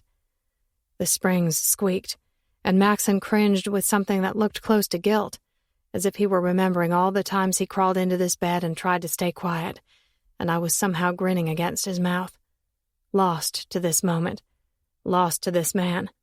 All sanity given, offered to his willing hands. Because in that moment, nothing else in the world mattered. Nothing but us. "What are you grinning about?" he asked with a quiet, playful huff, the man grinning too, though there was so much affection woven in it that the force of it was stretching my chest tight. Joy pressing full. "At you. That you're here.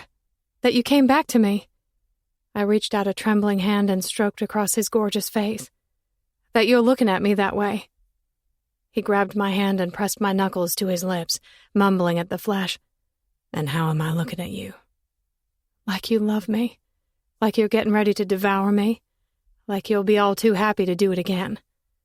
Rising up higher, he planted his hands on the mattress as he dipped his face down to whisper his mouth across mine. "Again and again. Forever." "Endless," I murmured back at his lush lips, so soft, so sexy in their pluck and pull as he kissed me slow, reverently. His hand slipped over my cheek, cupped my jaw, my chin. Maxon glided it down to palm my breast over the fabric of my shirt, chills spreading in the wake of his adoring touch. I arched, released a tiny moan. "God, I love the sound of that," he rumbled, getting onto his knees and sitting back so he could reach down to gather the hem of my tank in his hands. He peeled it up, cool air hitting my flesh, goosebumps flashing across my abdomen and scattering over my arms as he tugged it over my head. I wasn't wearing a bra, and my nipples were tingling, pebbling to hard, needy peaks as I sank back onto the pillow. Maxon stared down at me. Desire sparked, little bursts lighting up in the space, excitement and greed. "Shit," he hissed, and he leaned forward onto one hand so he could trace the tip of a finger around the aching flesh. "So goddamn sexy, is he, baby? You have any idea what you do to me? Years I spent dreaming about you, fantasizing about this body. No memory could ever do you justice." He dipped down and grazed his teeth on the lobe of my ear. Chills streaked, and I whimpered, hips jerking from the bed. I wanted to feel every inch of him. Rediscover and reclaim what I'd been missing for so long. Can't wait to get inside of you. Take you the way I've been dying to. Going to prove to you that I can be the kind of man you deserve. I promise, little bird. I promise you." I could feel the tremor of fear come rolling out with it. The little boy who'd been marred by brutality, fed the lie that he would never be good enough. Heart clutching in a fist, I rocked my head back on the pillow to make sure he understood what I was saying, my gaze seeking his. "You've always been the kind of man who deserved me. Right and good. Just like I always hoped I'd be good enough to deserve you. Maybe you just needed a little time to come to terms with that, with who you really are, the man I saw." Blue eyes flashed with regret and devotion. I ran my thumb along the hollow beneath one of them. "I'm so proud of who you became. I knew it. I knew it all along." And that seemed to be all that Maxon could take before he broke. Restraint gone, chains busted. He dove for me, his kiss as desperate as his hands that searched my body, palms pressing firm as they roamed my flesh, cupping my breasts before they were riding down and his mouth was taking their place, sucking and licking and driving me wild. Little teases of pleasure of what was to come. My fingers twisted in his hair, cinching down tight, and I tried to silence the whimpers that were escaping my mouth as he kissed a path down my belly. Tried to contain the blaze that burned across my skin when he tucked his fingers into the waistband of my sleep shorts. Tried to quiet the shout of my heart when he angled back and peeled them down my legs. His gaze fire, complete annihilation. Completely bare to him, my stomach trembled and shook, my knees quaking as he eyed me like he was watching the sun rise and set at the same time. A collision of colors, complete and utter awe. And I could take it no longer either, and I shot up, ripping at his shirt to get it over his head. And oh my God, I was sure I died a little when I got to the full impact of his fierce beauty, when I tugged the fabric free. Those shoulders wide, muscled arms nothing but intimidation and strength. The colors and designs vibrated across his skin, that dragon perched on his shoulder and wrapping down like a reminder of who he was. I caressed it, felt my spirit leap into the sky where I met with him. The second I looked back to the intensity in his eyes, we were an instant, frenzied tangle. Maxon kissed me mad while I touched him everywhere that I could, hands on his massive pecs and riding down the carved planes of his abdomen. "You steal my breath, Maxon. Steal it right out of my lungs." I yanked at his fly, and he jerked back. "God damn it, Izzy. You're going to kill me." He ripped his zipper down and shoved his jeans and briefs over his hips, winding out of them as his eager pants rose into the air. Mine escalated to match, desire racing through my veins as he freed himself. A tremble rolled, and I was swallowing around the nerves that flickered through my senses. Sensation heightened, my mouth going dry. His thick, hard penis bounced at his belly, straining for me as he kicked his jeans from his ankles and climbed right back between my thighs. I was gasping, feeling lightheaded, unable to see, blinded by this lust, blinded by this love. I swatted around for the drawer on my nightstand, silently thanking my mama for constantly meddling, even though I'd wanted to crawl under a table when she'd shoved the big box of condoms at me the other day and whispered, "Just in case." He tore into the box and had his massive length covered in a flash. Just as fast, he crawled back over me, and my thighs were gripping at his hips, anticipation racking through the middle of me. Oh, Lord, was this really happening? Our breaths mingled and our hearts careened, tempos lost to the urgency that struck in the air, and Maxon was running his nose along my jaw, inhaling as he went, as if he were looking for some sort of control that had long since slipped. But I was so tired of fighting this truth, the truth of who we were. No longer could I lie to myself, and I was issuing his name like praise, a promise, a plea. Maxon! Because it had been too long, and every second that he wasn't mine seemed like a complete waste of time. And I was pretty sure that Maxon agreed because he took me in one quick stroke, one that sent the oxygen gushing from my lungs and exploding in the air, one that filled me so full that the only thing I could feel was him.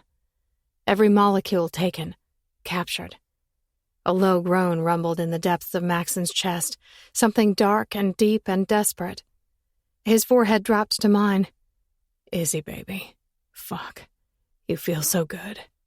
Never thought I would get to feel you like this again." He nuzzled the side of my face. Motherfucking heaven. Those eyes met mine, so intense, and I swore that I could feel him sinking all the way inside. Little bird. It was his own prayer, an appeal. He gathered me up, and I dug my fingers into his back, holding him to me, fiercely. Knowing there was no chance after this that I could ever let him go, he began to take me, wholly, without measure, letting himself go. Hips rocking in rough strokes that sent my mind spinning. They grew with each thrust of his body, a drive of desperation as we raced for the top, this war of give and take, and I could feel it, riding high, coming together, coalescing, gathering to a breaking point. You're so gorgeous, so fucking beautiful. Do you have any idea? Maxon, please. Shh, little bird. I've got you. I won't let you down. Not ever. Vibration shook through my body. He reached between us, stroked me where I was aching. Oh, God! I almost sobbed it. In an instant, he sent me soaring, ecstasy shattering me into a billion unrecognizable pieces where I became partner to his dark sky, a scatter of stars strewn through the heavens. And I was whimpering, fingers clutching his hair as he took me higher, the intensity almost too much. My body stretched taut as he drove into me again and again. Kept me there, refused to let me fall until he met me, until we were flying, high, high above the trees, where we'd always belonged, where he was my forever, endless. 26. Izzy. I bolted upright in bed, and then I was scrambling to clutch the covers to my chest when I realized I was naked. Naked. That was all it took for an onslaught of memories to assault me. Picture after picture. Heat flashed across my flesh as if he were still touching me, and with a trembling hand, I reached out and brushed my fingers over the vacant spot on the bed where I last remembered him being. Sheets cold, and somehow, every part of me was still on fire. Sunlight spilled in through the window that was cracked open, and I wondered when he'd gone, when he'd slipped out into the rising morning the way he used to do. He'd held me last night, that gorgeous man curled around me from behind, quietly, soundly, nothing but our spirits whispering the weight of our thoughts. Of course, that had been after he'd taken me time and again. Every time I'd drift, he'd be reaching out. Every time I opened my mouth, he'd kiss the questions away. For that sacred moment in time, it had just been us, our bodies, our hands and our hearts, loving, adoring, putting everything else aside. There was nothing like the morning sun to shine a spotlight on all the questions that still pervaded my mind. It wasn't like I regretted it, at all. That didn't mean there weren't traces of worry flickering around in my mind, warning me that we had no plans, that I had no idea where we were going to go from here, and that tiny, tiny seed of dread that Maxon wasn't ready. That he still harbored so much pain, and it was liable to come busting out at some point. There was an even tinier sprout of alarm that he might have woken up to second thoughts and used that window as an escape. My gaze moved to the window, drapes fluttering on the breeze, and my mind filled with all the times that he'd come in and out of it, coming to me, for me. My fingertips stroked over my bitten, swollen lips that were splitting into a grin. I refused to worry about all of that right then. Slipping out of bed, I pulled on my tank and sleep shorts from the floor, trying not to blush like mad, remembering him peeling them off. Barefoot, I rushed out to find my boys. Their bedroom door was already wide open, and I could hear laughter wafting up from the kitchen. I padded downstairs, holding onto the railing, mouth tipping up in affection as I listened to their joy filling the air. It filled me full, too.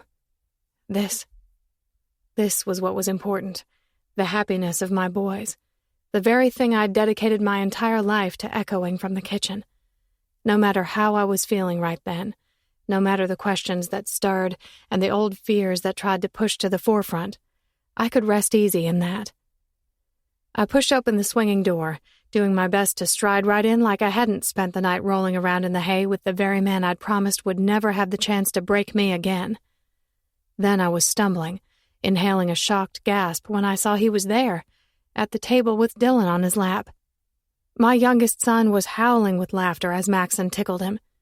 Benjamin clapped where he sat beside them, cheering, "Get him, Mac!" I didn't know when they realized I was there, but suddenly Maxon slowed, shifting to look at me from over his shoulder. The energy shifted, intense and alive. The rest of the eyes in the kitchen turned to land on me. Nothing but a target. I stood there fidgeting, sure it was written all over me that I'd dipped my fingers into the cookie jar one too many times last night. Dylan popped his head up my direction, hanging onto Maxon's shoulders. "Mom, you're awake! About time! It's almost time to eat. Breakfast is the most important meal of the day, don't you know that? Grams is making pancakes and eggs because we need our protein, too. And Mr. Mac is going to eat with us." Right. Mr. Mac was going to eat with us.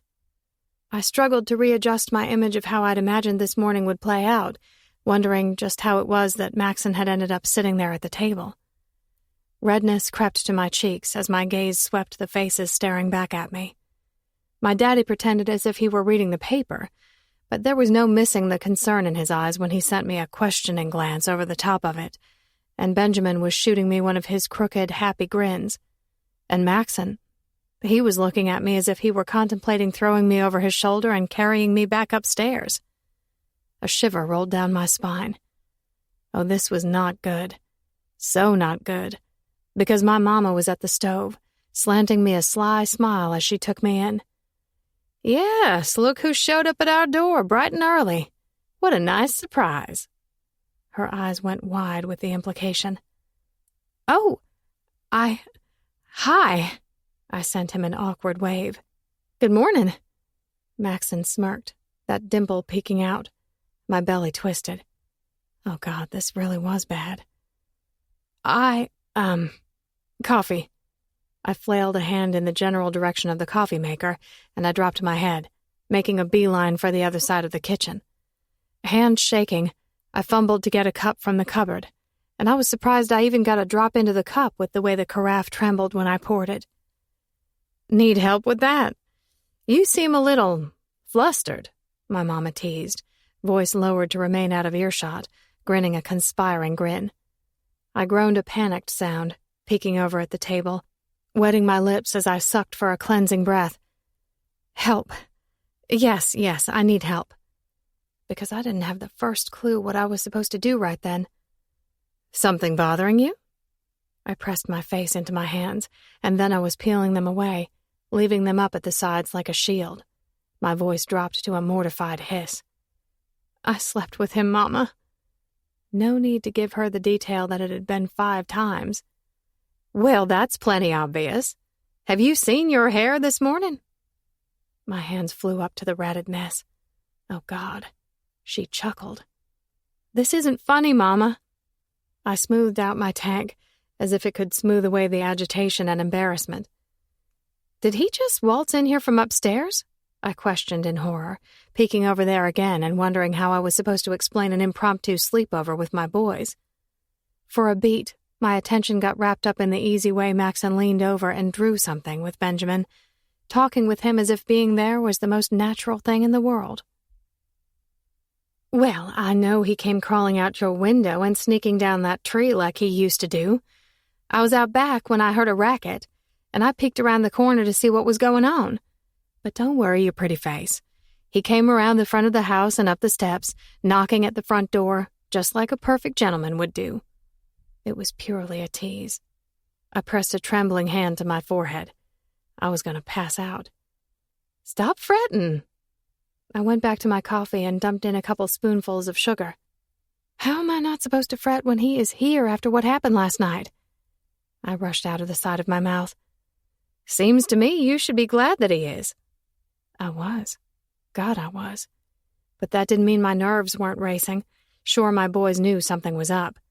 My daddy sure knew it, with the way his glare was cutting between the two of us, though it was different somehow. Softer and less angry, though he appeared 1,000 times more worried than before. This really was a mess. "Go on, I'll feed you," Mama said, transferring the huge skillet of scrambled eggs into a serving bowl. "You've got to be to work in an hour. Oh, that was right. Work. It was the last thing on my mind.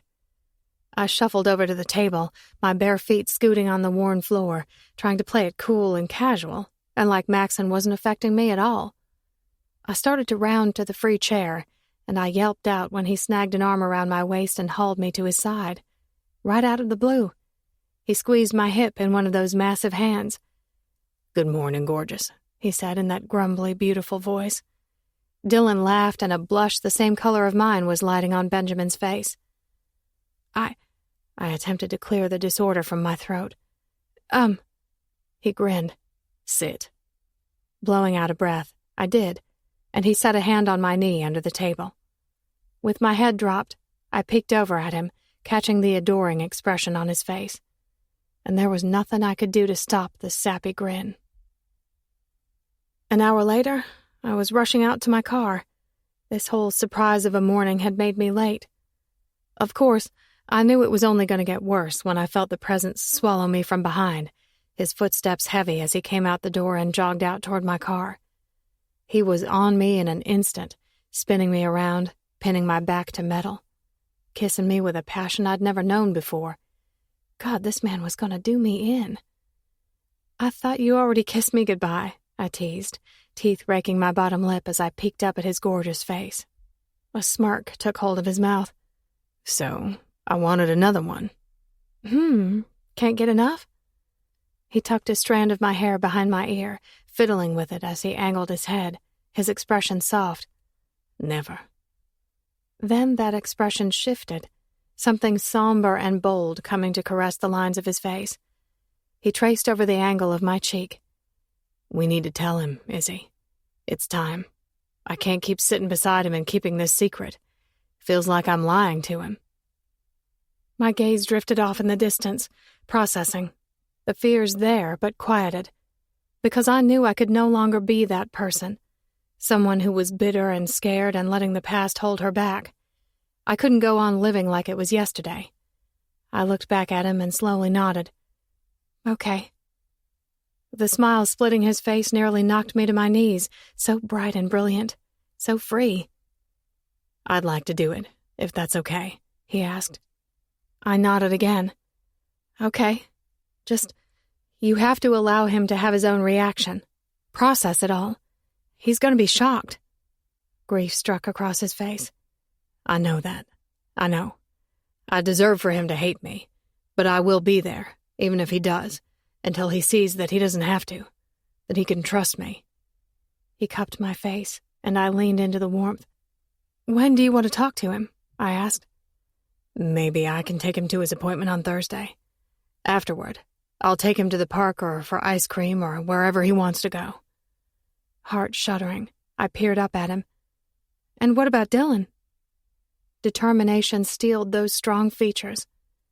"Wasn't playing when I said I want us to be a family, Izzy.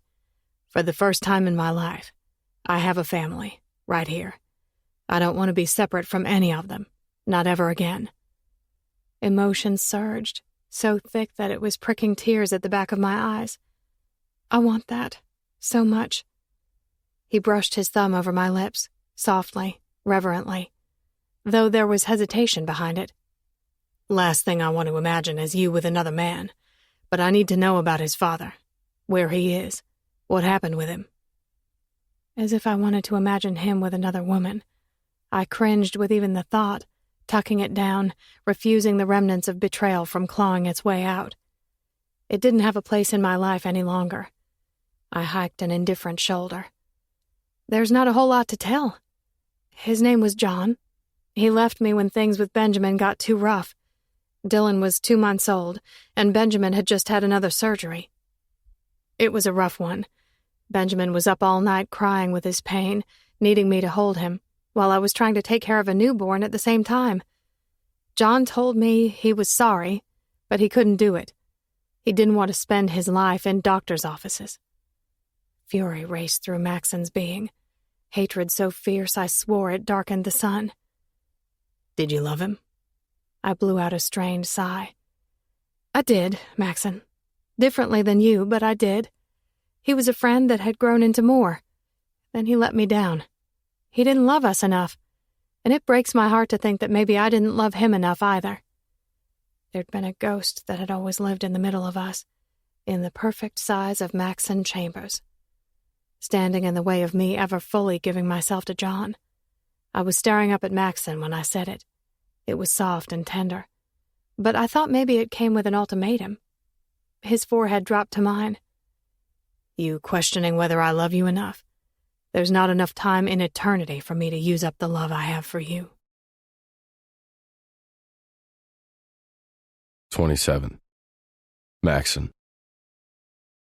I glanced over at my cell ringing on my desk to find Pete's name lighting the screen. He was out hunting down monsters while my ass was stuck at a desk for 4 weeks. 2 down, 2 to go. What's up? I rocked forward and leaned my elbow on my desk, ignoring the commotion and clamor of conversations going on around me. Fingerprints are in, Pete said, caution in his voice. Figured he realized he was about to set me off. Yeah, I pressed, preparing myself for the news I was about to receive while trying my best to ignore the agitation that stirred in that dark pit that writhed deep inside. The place that reminded me whose side I was on but never let me forget where I'd come from. His voice lowered like he wanted to keep me from the truth. It was definitely Zachary Keaton. Seems he didn't do a whole lot to hide it either. Prints were all over your truck and on the brick. Aggression jumped into my bloodstream, seething and violent, and I ground my teeth to keep from coming out of my chair. Got any clue why this punk has it out for you? He asked. Unease rippled through my body, something taunting at the edge of my mind but remaining out of reach. Other than giving him that ticket, no. He sighed in frustration, worry weaving into the middle of it. You think it's because he's found a cop to point his aggression and animosity at? I shrugged, but it wasn't an acceptance. Maybe. Gut told me it was more than that, though. He hesitated, clearly not wanting to broach what it was he was getting ready to say. Have you checked into your father? Hatred spun and my jaw clenched. Yeah, fucker is still sitting behind bars, where he belongs. Kept close tabs, always. But the second Izzy had shown up in town, I doubled those efforts. Fuck, I hate this. Crime for nothing. I can't handle this. I'm going to have to go into an early retirement before I have a heart attack at 40, live on a deserted beach somewhere, sipping pina coladas for the rest of my life. I thought it was me with my ass in the hot seat, and you're the one who's trying to hightail it out of here? I attempted to go light, not wanting to give in to what was pressing at me. Fear and rage and darkness. I wasn't that guy, not anymore. Couldn't give myself over to it, not with what I now stood to lose. Maybe I was making a suggestion. 2 of us run away together. Sorry, dude, but you're not my type. He laughed. Yeah, and how's that going with that sweet thing? Tell me you locked that down. Your ugly ass isn't ever going to get another chance like that. I blew out a sigh, scrubbed a hand over my face. I'm going to marry her, man.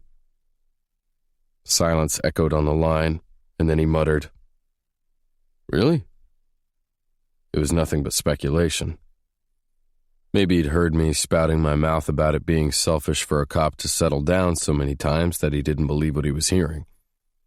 Told you she was my oldest friend, also the mother of my son. She has another little boy, too.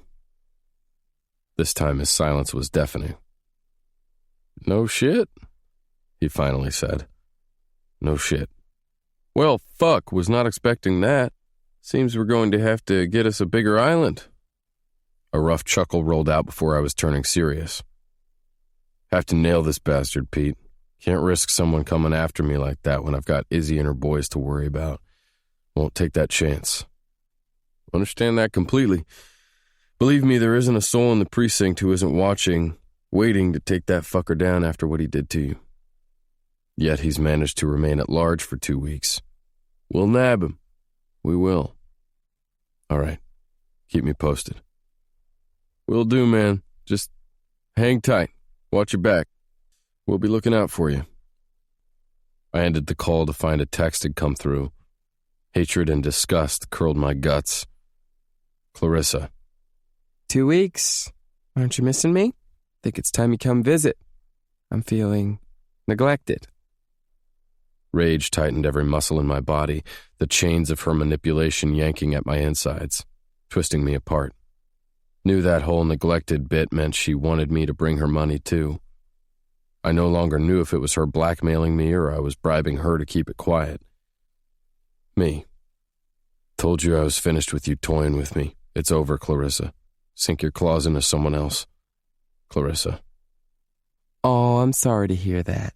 I'd hate for one of Charleston's finest to be found to be nothing but a criminal. Even worse that his cute little girlfriend was involved. A frenzy built in my body, a storm that raged in my soul. She knew Izzy was here. Shit, she knew it. Dread pulsed, and I didn't know how the screen of my phone didn't shatter when I fired off my response. Me. Stay the fuck away from her, Clarissa. Away from me. I am warning you. You don't want to mess with this. I will make sure you regret it. I tossed my phone to the desk. Hostility boiled in my blood, and my knee was bouncing, trying to find a direction to focus my aggression. I looked at the clock. I needed to pick Benjamin up in 30, needed to cool it, get it under control before I did something that I would be regretting. I grabbed my phone and called Pete back. Yo, he answered. I've got to run, but do me a favor, will you? Anything. Get whatever you can on Clarissa Pelter, bank records, cell records, anything you can. Shit. Could feel him stirring on the other end of the line. You don't think she's involved? Don't know, but I am going to find out. Big Ben, buddy, I murmured softly, heart gripping as I glanced in the rearview mirror of my truck. Benjamin rode in the back. He'd just finished his session. This one had been brutal. He'd worked so goddamn hard, but there had been no missing the agony that had been written all over him. The frustration and the discouragement, just like what dimmed his spirit now. His attention cast out the window. Child silent. But it was a different kind than his typical quiet observation. This was sad. Fucking sad. And I didn't have a goddamn clue how to fix it. He shifted his attention to me, meeting my eye through the rearview mirror. He didn't answer, just looked at me. Blue eyes glistening with unshed tears he was trying to hold back. What's wrong, buddy? Could barely force the words out around the torment crushing my ribs. A tear got loose. He tried to hide it when he said, Don't worry. It's okay. He seemed barely able to form the lie over the thickness in his voice. A lie I knew wasn't done maliciously, not in any way, but to pretend like everything was okay. Some days I knew it just couldn't be. I could feel my heart riding against my ribs. You can tell me anything. Did you know that? You can tell me anything. My words deepened in emphasis, close to desperate. Confide anything. If you're hurting or scared, you can come to me. You don't ever have to be ashamed.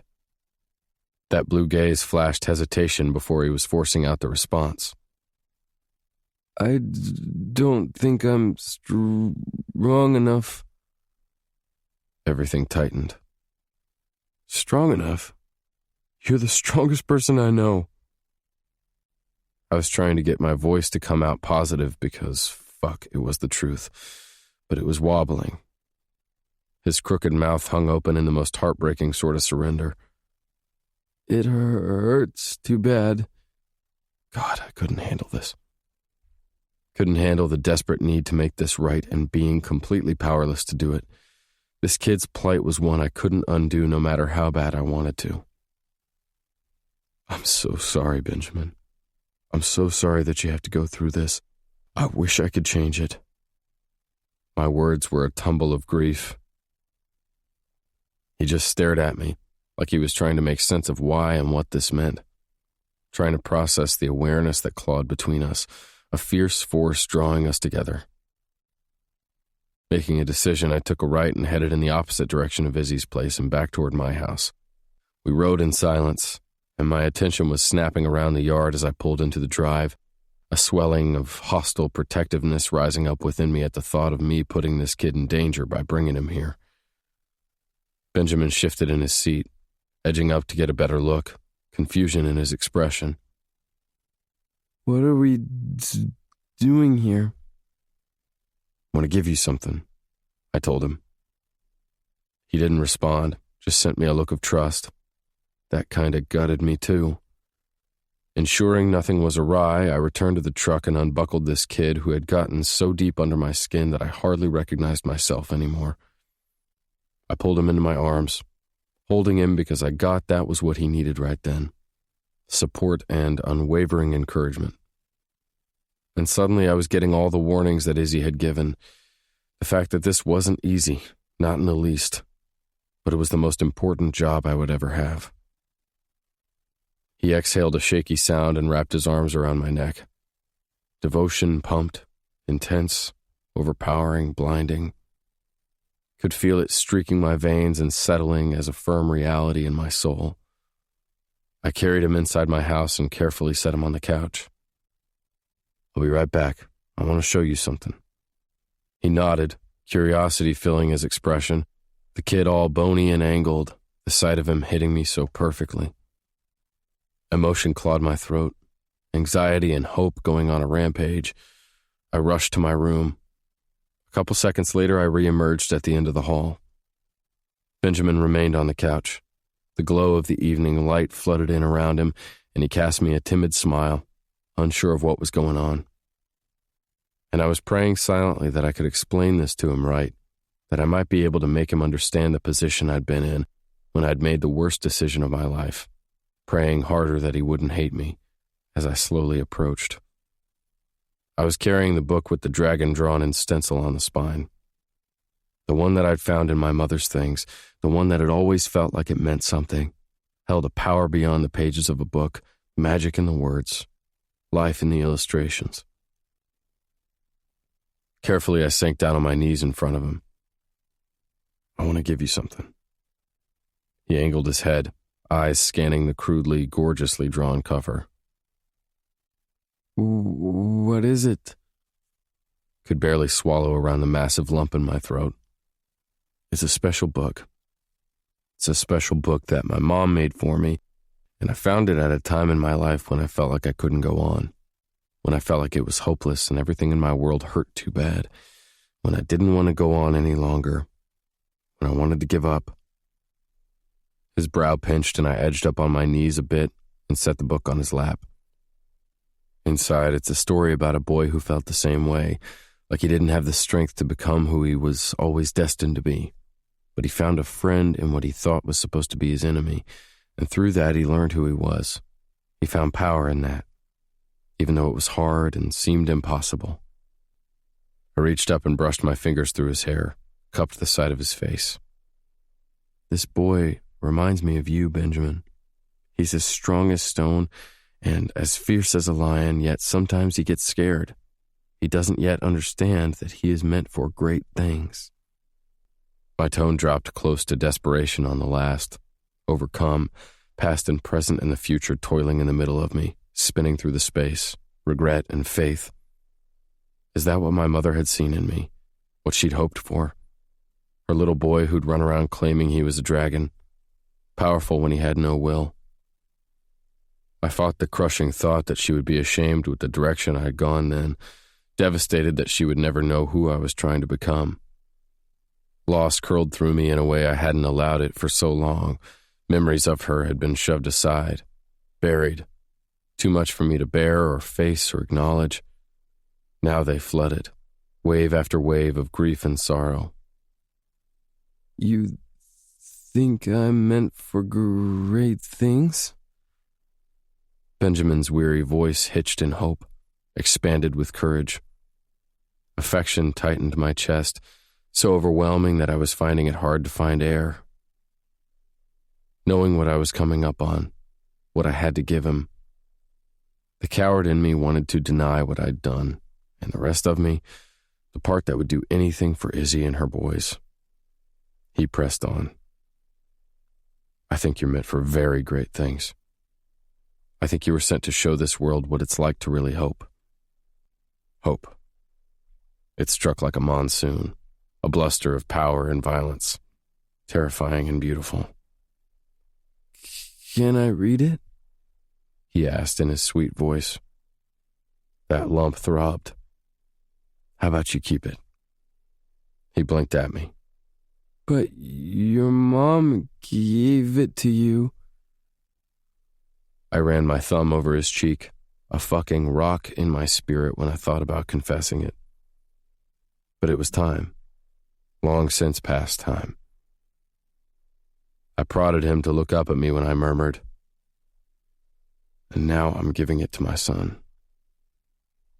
Time stopped, the past and the future colliding. He blinked more, those eyes moving over me like he was looking at me for the first time. Or maybe he was realizing why we'd shared that connection. Why it never had felt like we were standing in front of a stranger. Spirits recognizing the other. Still, he asked, What do you mean? His words lurched more than normal, his tongue getting tied, agitated and confused and somehow laced with a thread that said he'd known it all along. I'm your father, Benjamin. Your dad. Your mom and I. Sadness moved through his face. I know where babies come from. I'm not stupid. People might think I am, but I'm smart. I know you're smart, Benjamin. So smart. He studied me, though for the first time it was done with distrust. I look just like you.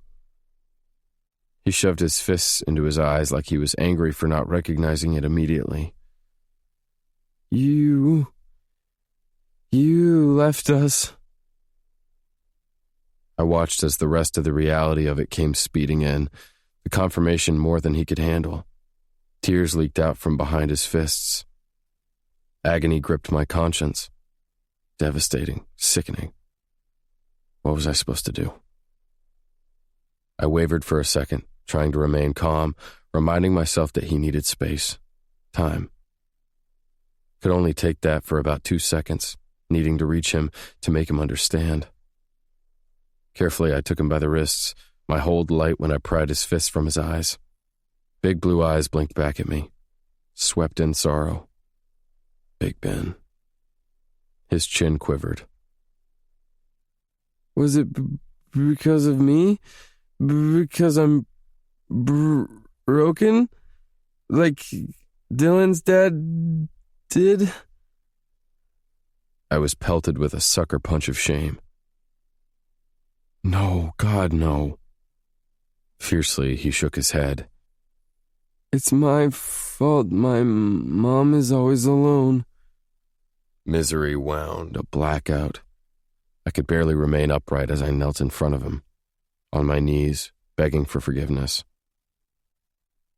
I reached out and gripped him by the face, making sure he was looking at me when I said it. No, Benjamin, no. You are perfect. You are the most perfect thing I've ever done. That and loving your mom. Awareness spun between us.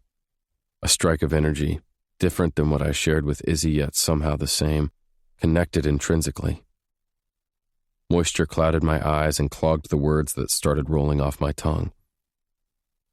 I loved your mom more than anything, Benjamin, more than anything, but I wasn't a good guy then. I was still hopeless. I thought she was better off without me. Protecting her in the only way that I could. I'd known dragging her into my mess was dangerous. I'd had to cut her free. But she needed you, he whispered through his pain. More pain that he didn't deserve. I know that now. I just didn't understand it yet. That means you didn't love us enough. I didn't know about you. I didn't know about you until the first time I saw you. The second I saw you, I knew it. I think my heart recognized you with the way it leapt out of my chest. It's not an excuse, But I need you to know there wasn't a day in all those years that I was without your mom that I didn't think about her, that I wasn't praying she was happy and living the kind of life I'd always hoped that she would have. My head angled, and I filled my gaze with my son, hands splayed across his precious face. And I have to wonder if all that time I didn't sense that you were out there too. Maybe my thoughts could never get that far from her because you both were pulling at my heart. Tears blanketed his face. Then why didn't you find us? I don't know the answer to that, other than I was afraid of loving someone the way I loved your mom.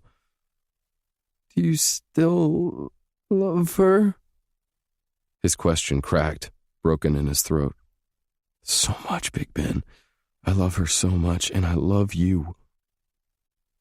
God, I loved him. Loved him so much it physically hurt. My ribs expanded, too full. This massive feeling taking over.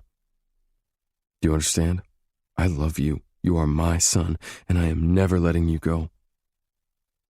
A timid smile curved the corner of his mouth. You won't leave us? Never. He swiped at the moisture on his face. It would hurt bad if you left. We need you. I hugged him to me, desperately. I need you too. His little arms wrapped around my neck. I love you, Dad. I think I knew it too. I pulled back. Knew what? That I belonged with you. I took his hand and pressed it over my thundering heart. You do belong with me. You are right here forever. With that crooked, adorable grin, he took my hand and spread it over the thrumming of his little heart. Forever. 28. Mac. It was strange when you spent your entire adult life feeling like an outsider, on the fringes peering in and wishing for something better when you knew you had no chance of ever attaining it. You got content in your own weird way because you had to accept that was as good as it was going to get. Then the roof gets blown clean off that conviction, that resolve blown to smithereens. You're left splayed wide open, feeling things you never thought you'd get the chance to feel again. Couldn't say I was complaining. Ian lifted his tumbler of scotch into the air where we all gathered around a booth at the back of a trendy bar downtown where we'd met for dinner and drinks. Couples night. Me and Izzy, Jason Faith, Ian and Grace. Well, we had a +1. Courtney was flying solo, an old friend of both Faith and Izzy's who wanted to tag along. This one goes out to these two lovebirds right here, Ian said.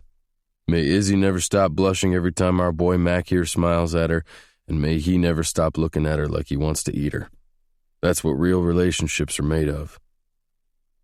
My shoulder was slung around both of Izzy's so I could hold her close, and there was no missing the heat radiating off of her as she buried her face in my chest, her flustered grin pressing right at my heart. Ian and Jace had been razzing us nonstop since we'd shown up. Okay, they were razzing me. It just meant Izzy got in the middle of it. Welcome to the family. I lifted my beer. I'll drink to that. Grace swatted at her husband, nothing but love beaming from her smile. Of course you would think it's all about the sex. He leaned in and nuzzled her face. Yeah. Get to live my life in you. What could be better than that? She grinned and leaned in for a quick kiss. Ha! Isn't that the only thing all men think about? Courtney added, laughing. Take away their boy bits and they wouldn't know what to do with themselves. Faith here sure doesn't seem to be complaining. Jace winked at his wife. Nope, not at all, she agreed. My chest stretched tight, overflowing, all things right. I leaned over and stole a kiss from the side of Izzy's head, breathed her in, felt the satisfaction in my soul. I love you, I murmured, knowing she'd feel it rather than be able to hear it. Izzy turned that sweet face up to me. Tonight she wore that blonde hair up, pieces all over, The girl's so fucking sexy I didn't know how we made it all the way over here without me taking a detour to my place. But it was more than that. So fucking much more, because I knew I'd never felt happier than when those hazel eyes flashed with our truth. I love you. So much. I'm so glad I'm here with you. She touched my face and I swore I was going to get lost in it. Or maybe scoop her up and get her out of there. Could feel the eyes on us, and when I pulled back, Ian was lifting his glass again. Seriously, you look the happiest I've ever seen you, Mac. You two hold on to that feeling right there. He pointed at us with his index finger that was curled around his glass, like we could take a photo and forever remember exactly what experiencing this moment was like. No problem there. It was unforgettable. This time we all clinked our drinks in the middle. The waitress came by, asking if she could get us anything else. Ian and Jace both ordered another, and Faith asked for a refill of her water. Grace swiveled her gaze over to Faith, who was tucked in close to Jace's side. Her mouth dropped open on a gasp, like she'd caught her in the middle of doing something salacious. Why are you drinking water? You have been all night. Faith's eyes went wide, and then Izzy and Courtney were gasping too. No. Grace drew out the word, having a secret conversation with her sister-in-law. Faith nodded and Jace kissed her temple in a tender way. We're pregnant, Faith drawled like she was shouting surprise. Oh my God, this is amazing, Grace whispered, though it was a shout over the din of the bar. I get to be an auntie again. A tear slipped down Izzy's face and I almost panicked, a second from asking her what was wrong. But she cut off the action with the way she was smiling and reaching for Faith's hand across the table. I'm so happy for you. Thank you. Gah, I can't believe it, Courtney cheered. Sitting back in the booth, I took a swig of my beer and sent both of them a smile. Really happy for you both. When do we get to meet this new little thing? She pressed her hand to her flat stomach. In February. Faith had called me last week and we'd had a long talk about her guilt for keeping Benjamin's existence from me. She asked me to forgive her. I told her it was me who was working on forgiving myself. She was the one who had done what was right. Izzy sent me an adoring look that knocked me sideways, right into eternity. So sweet, she said. She pressed her hands to her chest. My heart feels so full, Maxon. I couldn't be happier than right now. Couldn't do anything but drag her the rest of the way onto my lap. Poor girl completely squished between the booth table and me, but she was laughing free, the sound so right, enveloping me. She curled her slender arms around my neck. Mine, I muttered to the side of her fucking delicious flesh that was making me insane, ensuring she could hear it, that she understood what I meant. Both her and the boys. My family. And I was kissing her deep and desperate, hands in her hair and my heart in her hands. A bunch of oohs and ahs went up around us, and fuck, we had an audience. Ripping myself away, I peered out from behind her as Izzy pressed her embarrassment into my shoulder, girl shaking with self-conscious laughter when she realized we were getting carried away. Shut it, assholes. Whole lot of you. I pointed between my closest friends. Zero irritation behind it. Couldn't have fronted it if I tried. Was too goddamn happy for any of that. An 80s song came on the speakers that not a soul in the world could seem to resist, and Grace jumped out of her seat. Oh my God, this song. On your feet, girls, we're dancing. I'm pregnant. Faith deadpanned, completely droll. Pregnant schmagnant. Grace waved her off. We only live once, and all that living has to happen while we're mamas, too. Every moment, guys. Every moment.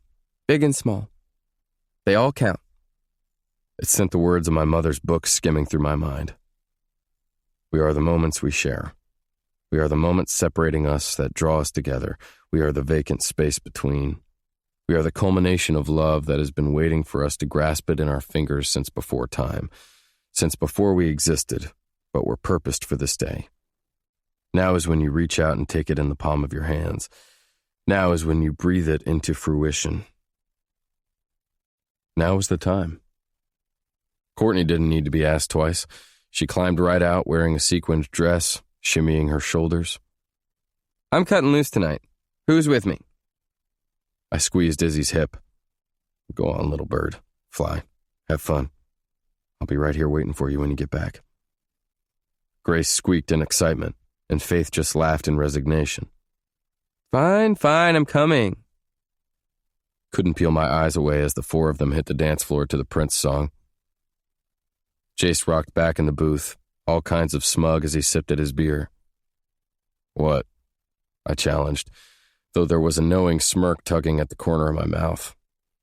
He lifted his mug. You look happy, man. So goddamn happy. It looks good on you. Guess I'm not going to die alone after all. Going to have to clear that up with my Mal pal, aren't you? This I tossed at Ian, who was laughing behind his tumbler of scotch. All right, I'll admit defeat, but seriously, asshole, do you really think I was that off base?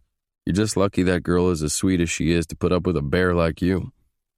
I gruffed. Lucky is right. Jace angled closer, gesturing to Izzy with a flick of his fingers. That all went down fast. I leaned my forearms on the table. Think we've been barreling down that road toward each other for a long, long time. We were bound to collide. Some things can't be stopped, no matter how hard you try. He hesitated for a second. How's it with her boys? I looked between them both. Incredible. Incredible and terrifying, I added on. Ian laughed. Yeah, exactly that. Hardest thing you'll ever do, and some days you're going to think you're never going to get through it, but you wouldn't trade it for all the money in the world. Guess at least I won't have any diaper escapades, I told him with a forced laugh, itching a little. Wondered if it was sympathy that went traipsing through his expression. No matter what time you come into a child's life, it matters, Mac. Doesn't lessen your importance in their lives. Hell, I'd venture to say it makes even more of an impact. Thomas, Mallory, and Sophie are every bit my kids, as Colin is. A couple days ago, Izzy and I had sat Dylan down and tried to explain to him that I was Benjamin's biological father without having to give him all the sordid details that went along with that. Kid had fucking wept. Not because he was pissed that I hadn't been there, but because he wanted me to be his biological dad, too. I'd just dropped to my knees and told him it would be my honor if I got to be his dad. Definitions didn't matter. It was the heart's commitment that counted. My head shook, and I contended with the regret that vibrated in my being, wondering if it would ever fade. I believe that 100%. I lifted my beer like I was giving them a toast. Both of you taught me that. For a second I hesitated, trying to process. I just wish I could go back, do it all different, erase who I was. Self-condemning laughter rocked from Jace. Don't we all? But that's not how life is, Mac, you know that. You keep living in the past, you're gonna repeat it.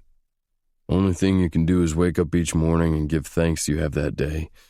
Spend it wisely, love entirely, don't look back.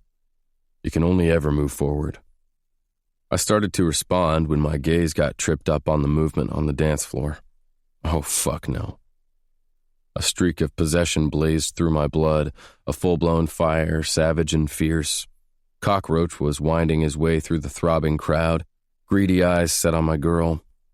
For the first time, he wasn't wearing scrubs, and instead some preppy boy suit. Where was Dylan when I needed him?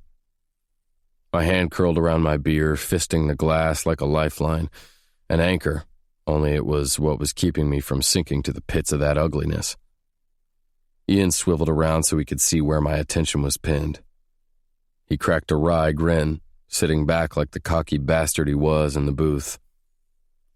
How's it feel, man? Loving someone so much that you always feel like you're right on the cusp of losing your mind. Exactly like that? Like I might lose it? Only got worse when Cockboy slinked up to her like a creeper, not even taking it slow when he set a hand on her shoulder. Way too familiar. She whipped around, her face lit in a stroke of white light. Staggering beauty. A wide, welcoming smile split her face when she realized it was him, and those plush lips moved as she responded to something that he said. He tipped his ear her direction, and motherfuck, I was getting sweaty. Hot and bothered, and not in a cute way. He angled back, mouth at the shell of her ear, and Izzy nodded along.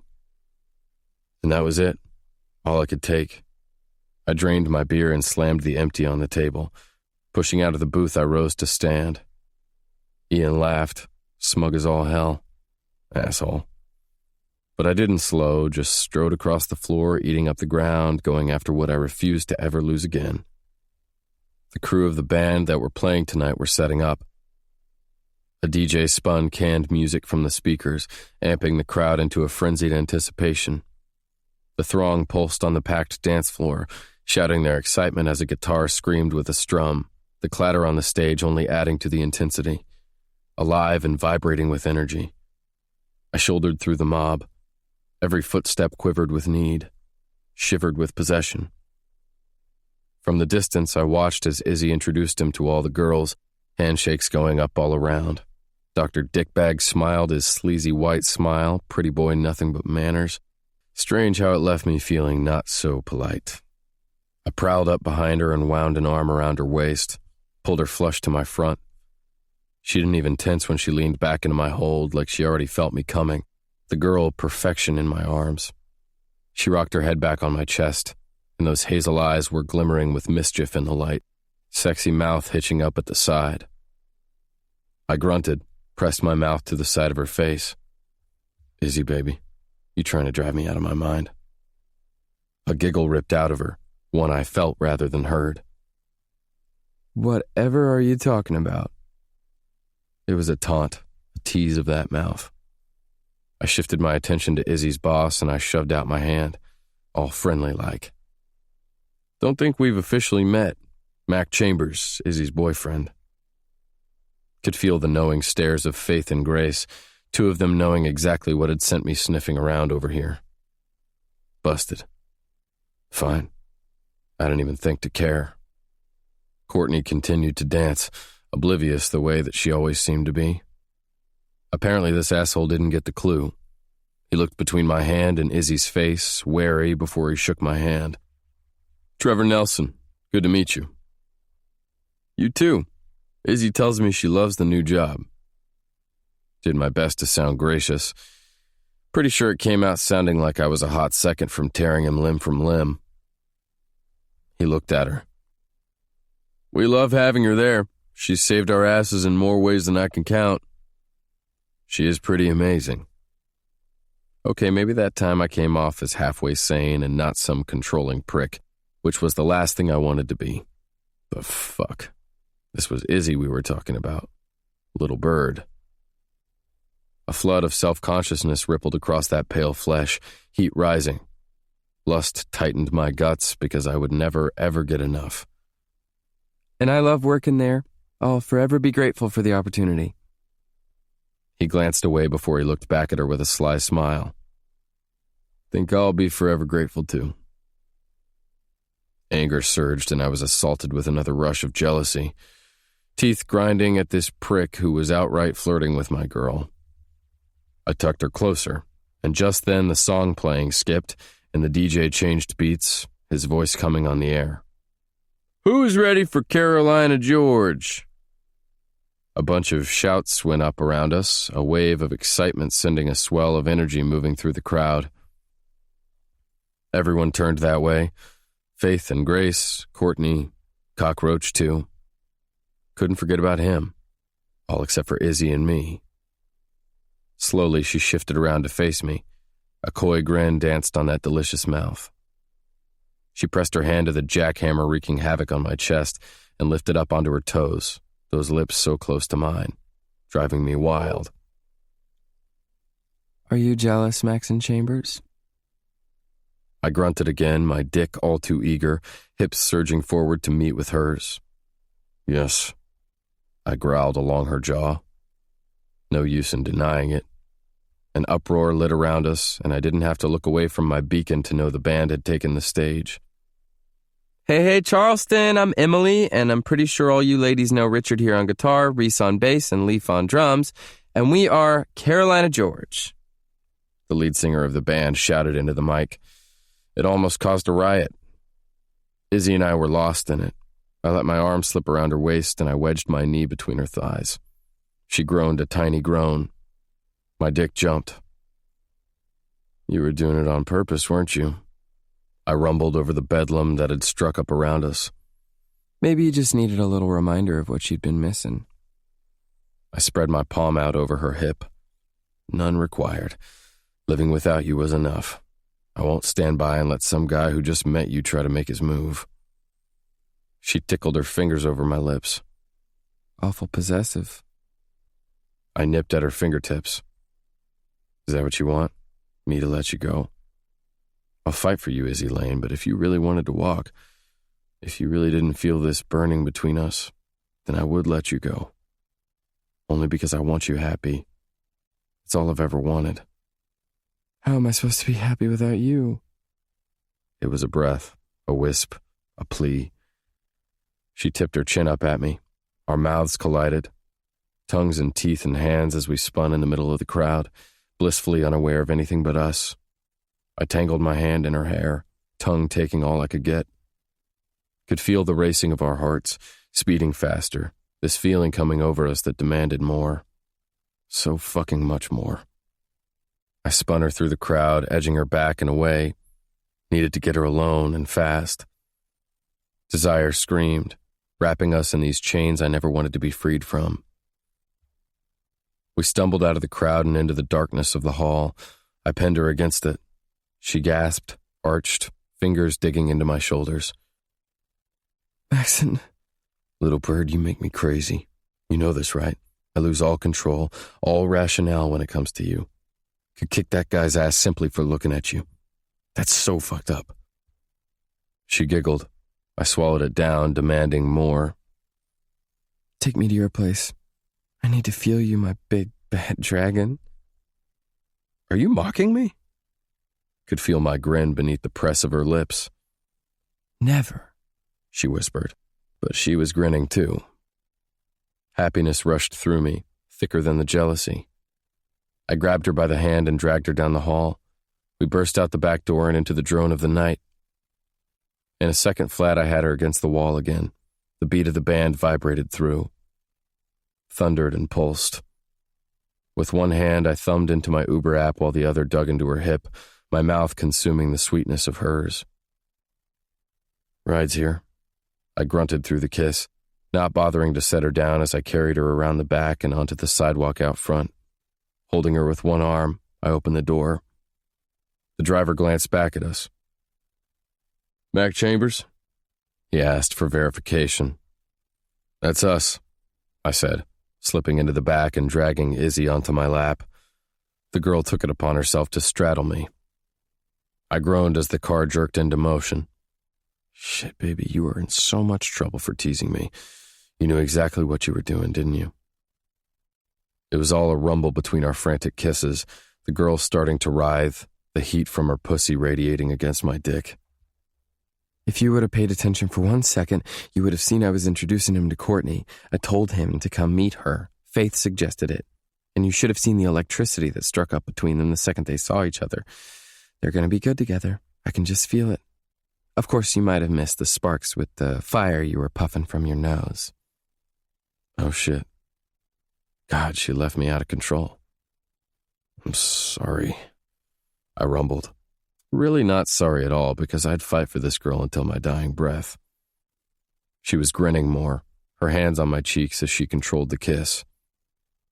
You think I wouldn't feel the same if someone were going after you? You are my heart, the one I ache for, the one I need, the moon in my sky. She murmured the last. Nothing but seduction. Our bodies ground, frantic, the intensity between us rising. Unstoppable. No sex in the back seat of my car. This from the driver, his voice spitting his irritation. I squeezed both of Izzy's ass cheeks, grinding her against me. Close her on, man. At least for 5 more seconds. He pulled up in front of my house and I already had the door open, scooting out with Izzy still in my arms. Door slamming shut, I carried her up the walk and onto the porch, fumbling to get the key into the lock at the front door. It banged open to the darkness, and I kicked it shut with my shoe, carried her down the hall and into my room. She was giggling when I tossed her onto my bed, that sweet body bouncing, hair falling out all around her, tender smile on her face. I stood over her, overcome. Seemed impossible that this could now be my life. "Easy, baby," I grated. She climbed onto her knees and came to the edge of the bed, and she spread her hands under my shirt. Flames. She began to pull it up, that sweet gaze locked on me as she did, her mouth parting with need as she let her eyes rake over me. Loved that, too. That she shook when she looked at me, a prisoner to this energy. She tugged the fabric over my head. "You are so gorgeous, Maxon Chambers. Do you have any idea what you've done to me? I'm so over settling, so over being alone." I stroked my thumb over the angle of her cheek. "You're not alone. Not anymore. Not ever again." I slipped just my fingertips along the line of her delicate throat, riding it down to brush the swell of her breasts exposed by her slinky green shirt. So fucking pretty. She shivered. Then I was gathering the silky fabric, dragging it up. She was bare underneath, perky tits pebbling up, rosy flesh begging for a bite. I dipped in to lick my tongue over one. She yelped and wound those fingers in my hair. "Maxon." "Yeah, baby," I murmured, lips caressing over the flesh. "I need you." "I've needed you my whole life," I told her, though my voice was turning somber, filled with awe, with respect, with this girl who had always believed in me even when I didn't come close to deserving it. She prodded me to look up at her, a tender hand set on my face. "Who knows what love is if he hasn't experienced grief?" Familiarity pricked at my senses, and I frowned as I was rushed with a memory, the meaning of it just out of reach. And then she was pleading. "Take me, Maxon. Take me the way you've been dying to." She leaned in and whispered at my ear. "There's no one around to hear except for me. Let go, my dragon." I kissed her hard, our tongues claiming the other, our breaths short and choppy. Our hearts thundered, a rage that only increased with each lash of our tongues. Nothing but a frenetic batter at our ribs. Those delicate hands fluttered down my stomach, every muscle twitched in anticipation, tightened in greed. She flicked the button of my fly and she shoved my jeans down over my hips, freeing my dick that was already painfully hard, pointing for the sky, dying to get inside of this girl. I kicked them the rest of the way off, and then I was pushing her onto her back. She heaved a needy breath. Without slowing, I unfastened the clasp on her black pants and dragged down the zipper. The sound of it echoed through the dense air. Her belly trembled, and I adored the silvered marks on her stomach with my tongue as I dragged her pants and underwear free.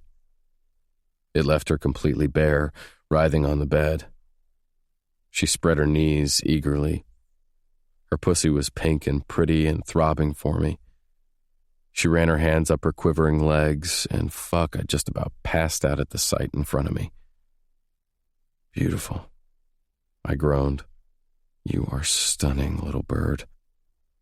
I ran my fingers through her perfect slit before I leaned down so I could get a good taste of it with my tongue. Nothing but throbbing hot woman, wild jasmine, and the sun. A desperate breath jerked from her lungs, and she curled her hands in my hair. "Maxon." A needy growl raked up my throat. "Want to stay right here forever." I nipped at her folds, dragging my teeth over the flesh, licking into her cunt, teasing her into a needy mess in the middle of my bed. She squirmed, begging for me to get closer, all these sweet little pleas coming from that mouth. "Please, Maxon."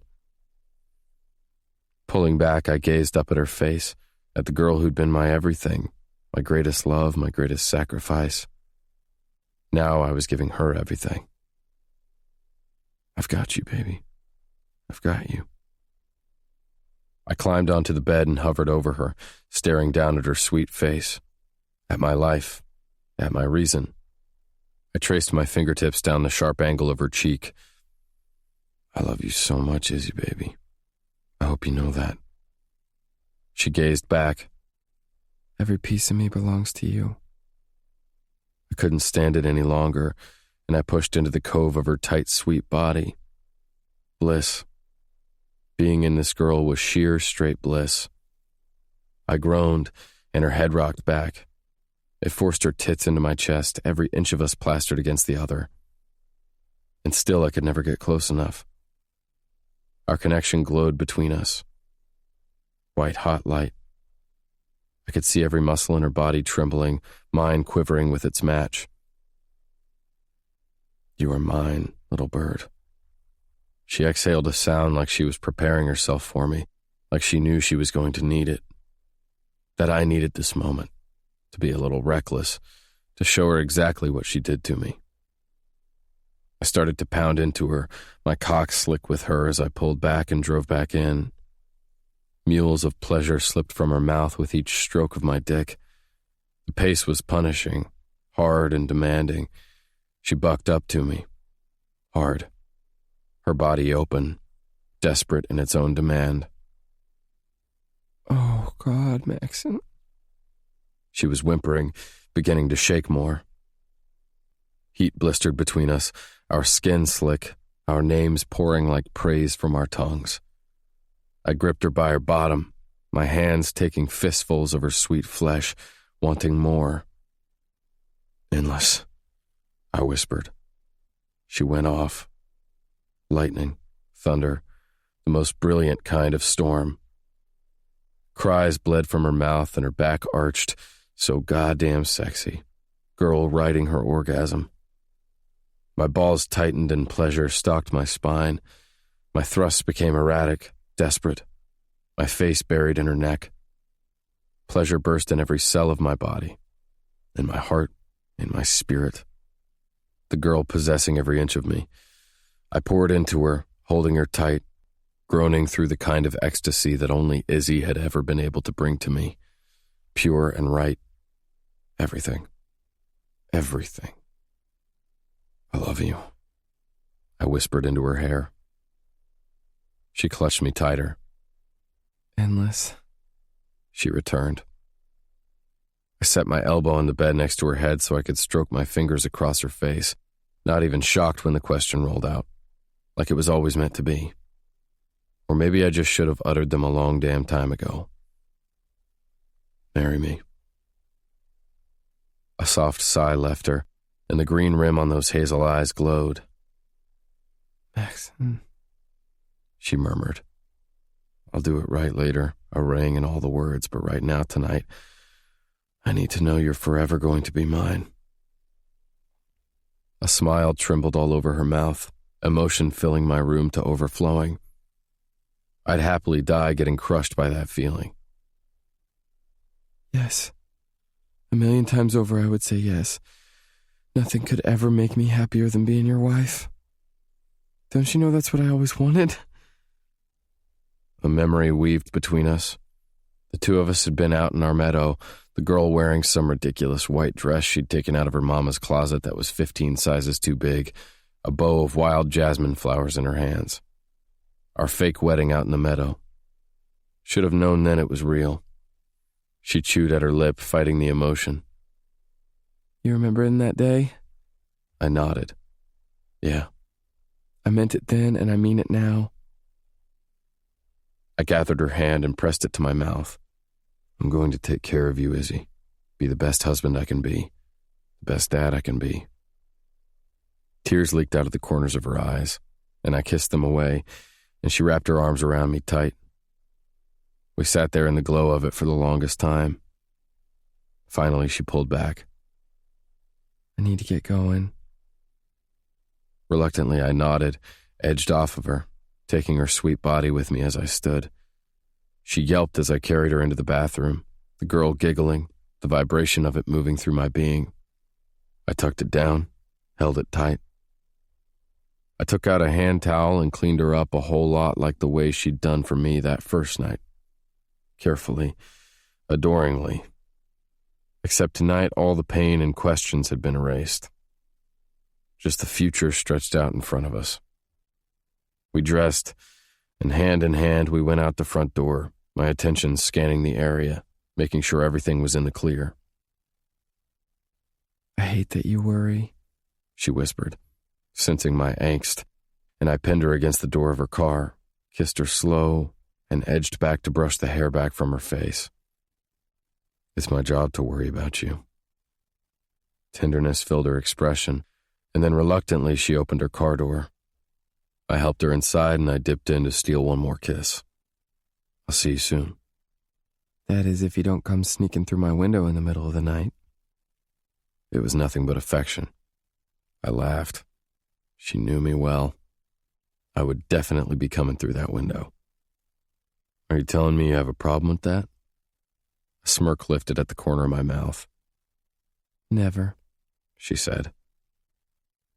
I nudged her chin with my knuckle. Drive safe. With a nod, she put her car in reverse, and I stepped back and shut her door. I watched as she backed out. Meeting her gaze through the windshield, I held both of my hands over my heart. Her head tipped to the side and she blew me a kiss. Then I chuckled as I went directly to hop into my rental truck so I could follow her home. Did she actually think I was going to let her drive home alone at night with all the shit that had been going down? Not on my watch. The girl was my duty, and my family was my life. 29. Izzy. Night pressed down from above, hugging the car like a warm summer embrace, and a peaceful silence hummed in the air. Trees rose up on every side, and I wound through the back road that led to my parents' house, the spray of my headlights lighting the road. An unending grin had taken up residence on my face, refusing to let go. Wings fluttered soft and slow in my belly, flapping and flicking to touch my heart that was overflowing with love when I glanced in the rearview mirror. Maxon. Affection tightened my ribs. He loved me. I knew it. Knew it to my soul. He was going to marry me. Love raced, so full, so big. It was only amplified with the way I could feel his presence washing up from behind, his protection covering, his love surrounding.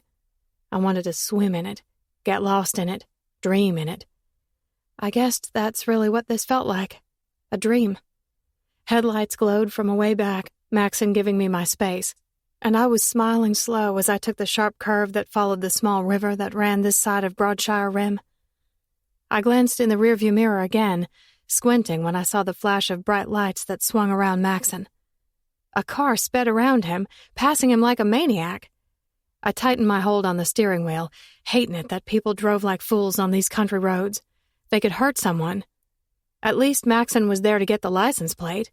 Maybe call for backup and pull him over. A skitter of worry slicked across my skin when I saw the car swerve fast. That worry jumped into a choked horror when I realized they cut right in front of Maxon. Oh my God! Maxon's headlights shifted in a severe lurch to the right. Oh God, Maxon! A gasp ripped out with my cry, and I was getting struck with a bolt of terror. My whole body taken hostage to this nightmare. I guessed that's what they were made up of. The people you loved in danger and nothing in the world you could do to stop it. My heart stalled out when Maxon's headlights fully disappeared, nothing but the blinding high beams closing in faster than I could process. I jerked the steering wheel to the right to try to get out of the way and put pressure on the brakes, trying to see through the tears that were instantly clouding my sight. Panic squeezed from my lungs when my wheels skidded on the pavement. I almost righted it when the car came at me, forcing me to the left so it could pass me on the right. A scream ripped up my throat when it cut in front of me and slammed on its brakes, cutting me off. No place for me to go. A purposed attack. I tried to stop it.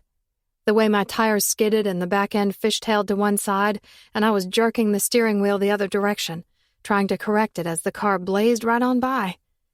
But they'd already enacted their damage, the intention clear and unavoidable.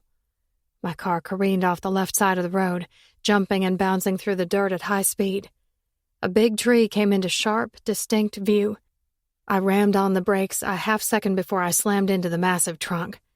Glass shattered and metal twisted, and I was screaming and screaming. Pain splintered across my chest and my shoulder, across my face, and I felt wetness dripping down the side of my head. Silence hovered in the air, or maybe it was the buzzing clouding out all sound that hissed in my ear, the airbag suffocating where it was pressed against my body.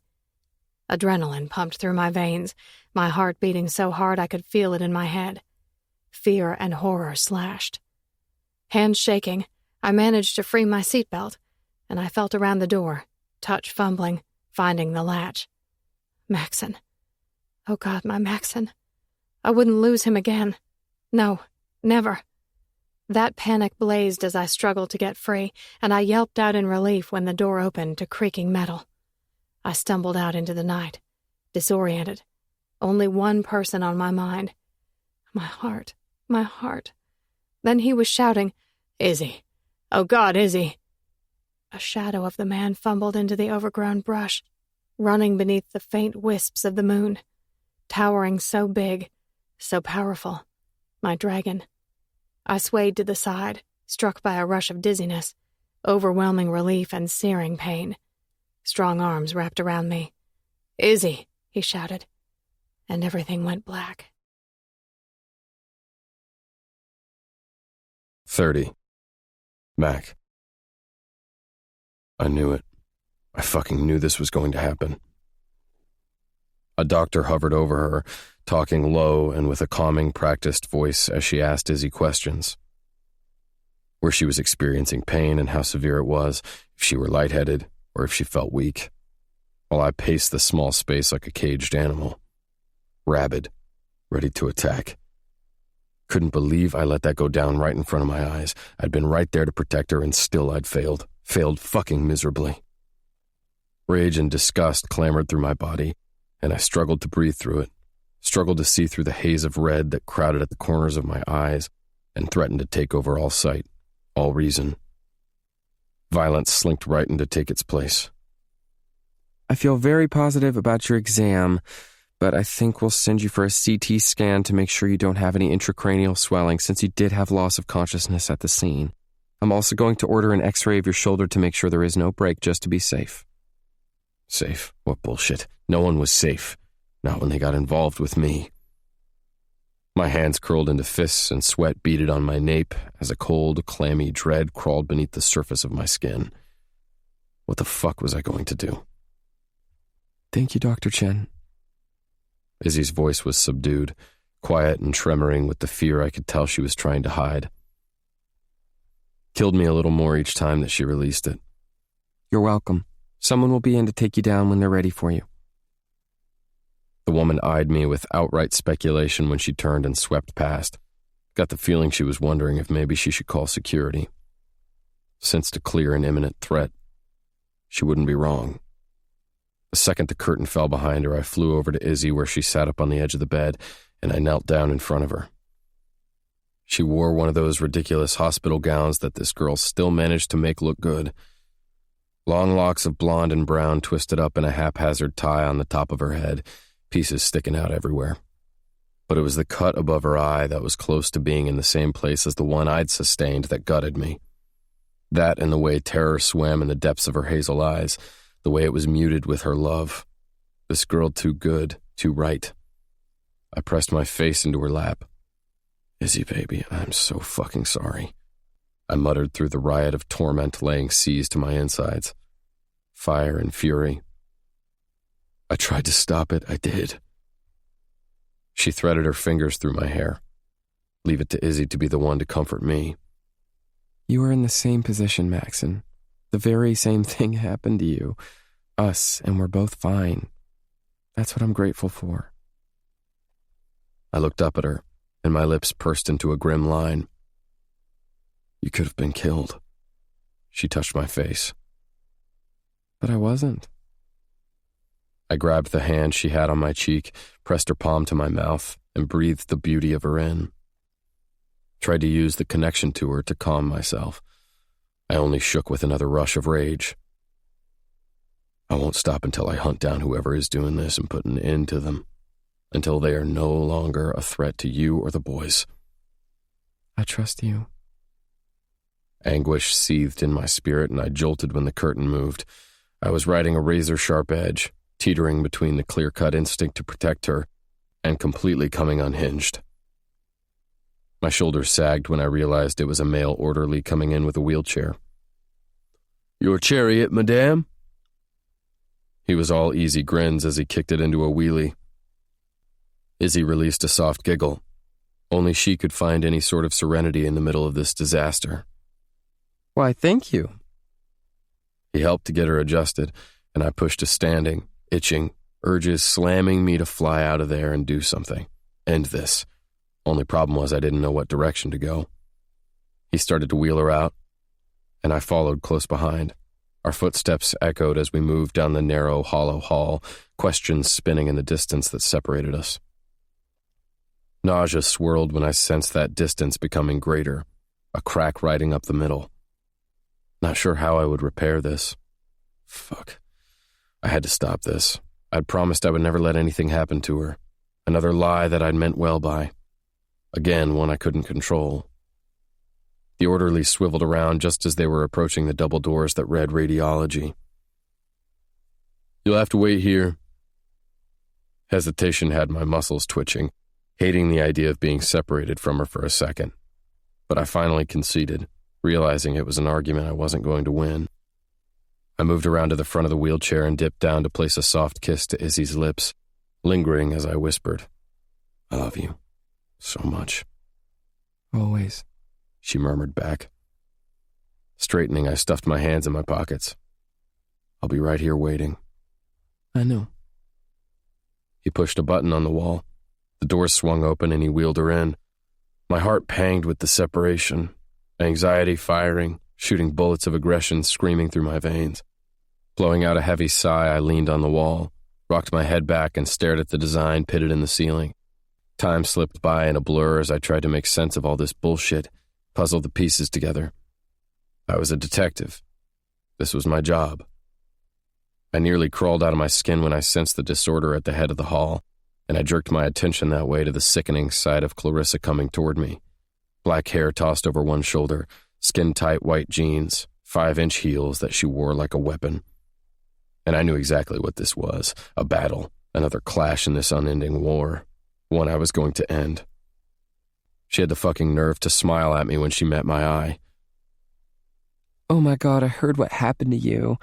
Tell me you are okay. I was so worried about you." I didn't know if it was faked concern or if she was completely delusional. When she got close enough, I snatched her by the wrist.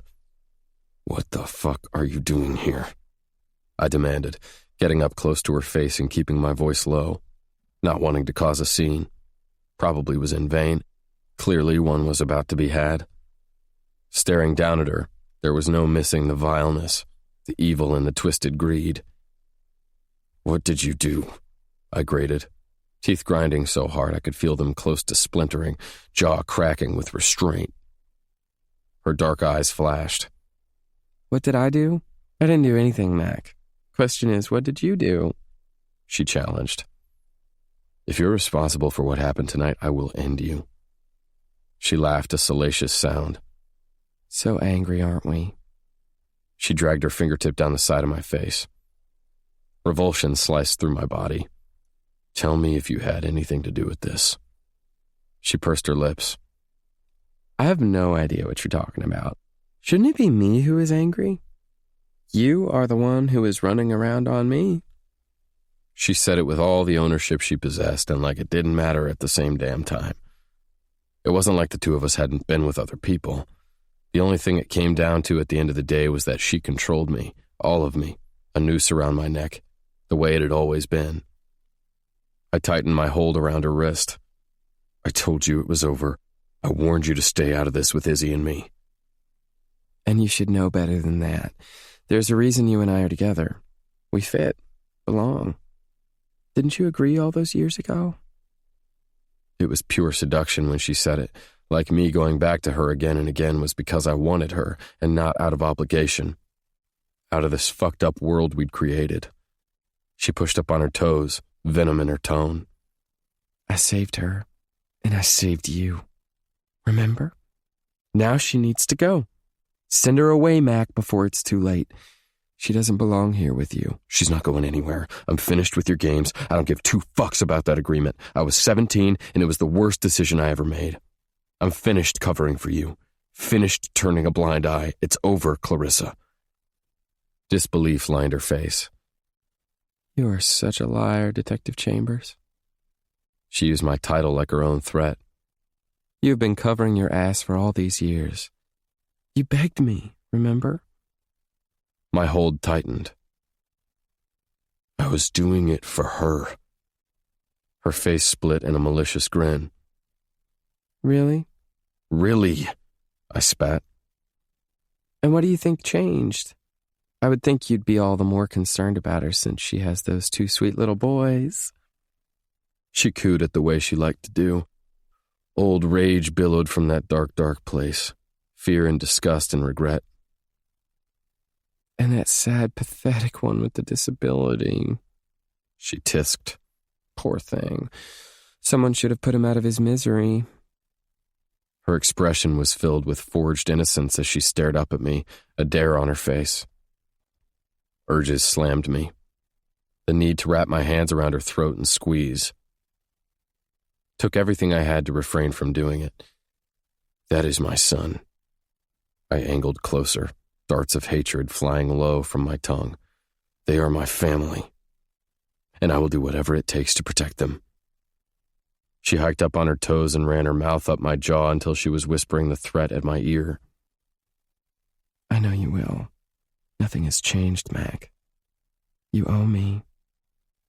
It was just then that I felt it, the battered crash of energy against the floor, deafening against the cold, stark white laminate. A shocked, horrified gasp ricocheted in the stagnant, sticky air. I jerked to look over my shoulder. Izzy had been wheeled out, and the girl's chin trembled as she struggled to process the sight in front of her. Shame shook through my body. A landslide. A landmine. Isabel, it's so nice to see you again. Clarissa smirked, her cheeks still pressed to mine, her claws firmly planted in my soul. 31. Izzy. Why didn't you tell me? I stood behind Maxon where he stared at a blank wall in my bedroom. Bare morning light poured in through the window. I'd been released from the ER, and we'd just gotten back to a sleeping house. During that whole time, I hadn't stopped shaking. Shaking and shaking. Tremors rose from a well in the middle of me and overflowed through every cell of my body. I still wasn't sure if it was from the crash or from finding Maxon out in that hall with Clarissa. The sight of the 2 of them from all those years ago had been ingrained in my mind like a blemish, carved on my spirit like a scar. Seeing them there like that had ripped it wide open. Maxon roughed an agitated hand over the hair at the back of his head, flinching with my question. He'd hauled her out of that hall so fast when he'd seen me standing behind them that I'd almost gotten whiplash. I was sure my aching head had throbbed more with the memories of the betrayal he'd meted when he'd broken my heart 13 years before than with the actual injuries I'd sustained. Of course, he hadn't really cheated when I'd gone running all that time ago, unable to stay in this town any longer if it meant I'd have to see the 2 of them together. He hadn't really betrayed me, in the common sense of the word. He'd already told me he didn't want me, that it was over, that we couldn't be. The problem was, my heart had known it had been a blatant lie. He'd returned to my ER room with so much aggression and anger boiling in his body that I hadn't been able to see straight. In it, he'd been silent, raging without sound, hovering over me like I might up and go missing, his terror palpable, his fear real. It made all of this so much harder, my need to run to him and ask him to wrap me up and hold me while I held him. At odds with this feeling that made me want to do a little raging of my own. Why didn't you tell me? I demanded again. Have you? I swallowed hard, barely able to get the words to form on my tongue. Have you been with her this whole time? Are you still? God, I couldn't even say it. Revulsion slipped across my skin like a sickness, a disease. Maxon whirled around, disgust and horror gripping his expression. God, no. Fuck, I would never do that to you, Izzy. My face pinched. But you did. You did it before, and it destroyed me. Destroyed me in a way I'm not sure you fully understand. I pressed my hands to my chest as if it could not stop my heart from bleeding this pain. Guilt and remorse filled his eyes, and he took a single step my direction. His energy moved like a shockwave through my room. I hate myself for hurting you. Hate myself. But I couldn't keep you, Izzy. It wasn't right. And I'm terrified that I'm doing it all over again, dragging you into a world where you don't belong. You have always been too good for me. My head shook with the refusal. No, Maxon. That's a lie you've always told yourself. One you've got to get over. One I'm not going to let you use to turn around and break me all over again. I blinked at him, trying to make sense of this. What? My tongue darted out to wet my dry lips. Tell me what she was doing there. His thick throat bobbed as he swallowed, and a blister of guilt moved across his skin. I thought she was what I deserved, Izzy. A reminder of why I could never be with you. A reminder of why I had to let you go. And fuck. His upper body angled for me, as if he wanted to reach me, but his feet remained planted on the floor. He pressed his fingertips over his heart. I wish I could take it back. Every horrible choice I made. But I can't, Izzy. I can't take back anything. But you have to know, the second I touched you, I never touched her again. I wouldn't. Remorse trembled through him. I couldn't. Why, Maxon? Why did you choose her? My biggest insecurities came flooding out. The feeling of not being enough breaking free. Agony carved every inch of that gorgeous face. My heart clattered against my ribs. I couldn't stay with you then, Izzy. Couldn't drag you into the mess I was in. I thought I would end up in prison, too. And even if I didn't, I wasn't a good guy. I never would have asked you to live that life. I shouldn't have brought you back into this disaster now. Seems my heart doesn't know how to resist you, how to stop loving you. His head slowly shook, and I felt the confession before he spoke it. And yes, I was with her for those years you were away. Not because I wanted her, Izzy, but because she was what I thought I deserved. She was a representation of my shame. She was a penalty for not getting to spend my life with you.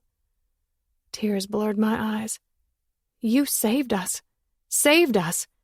How could you ever think you weren't enough? You were everything. The plea broke on the sob that worked free of my throat. He erased the space that separated us. A storm surge. A tsunami. The impact of him had always been devastating and whole. He reached out and gripped me by the face with those big hands. I was responsible for it in the first place. I was the reason you needed saving. No, Maxon, you weren't. Just because he was your father doesn't make you responsible for his actions. It was on him. It was always on him, and I will hate him until my dying breath for stealing you away from me. My head shook as it all began to make sense, to come together. You loved me the whole time, didn't you? Guttural pain pinched his face. Of course I loved you. Blue eyes churned with misery, a toiling sea of regret and love. From the first time I met you, I promised I would be there to protect you, and that's what I had to do in order to do it. Hurt squeezed my ribs. That's not what I ever asked of you. A frown creased the corners of his eyes. I would have done anything for you, little bird. You knew that. Anything but stay with me, I whispered, coming to the full truth of the matter. I guess that made me angry, too. And what? Are you just gonna walk away from me now because you think you're not good enough? Go back to her? Because that woman thinks you belong to her in some sick way?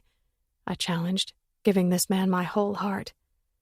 Convince yourself that your life is too dangerous?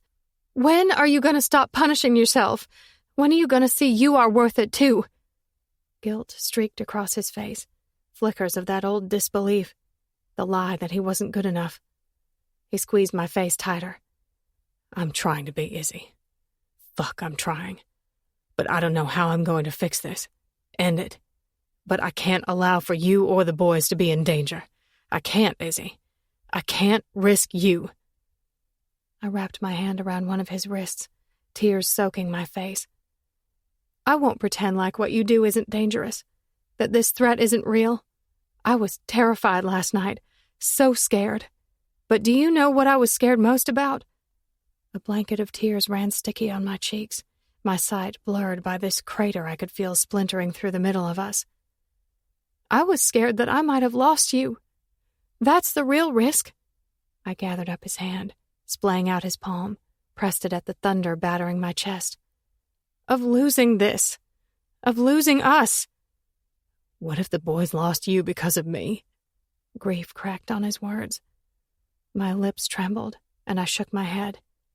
That's not going to happen. You will always find a way to protect me. You always have. You have always heard me, Colin, even when you were out of earshot.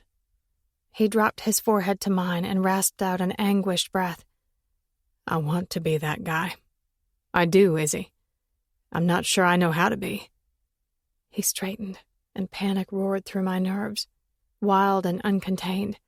I grappled to get his hand back into my hold. Don't you dare leave me, Maxon Chambers.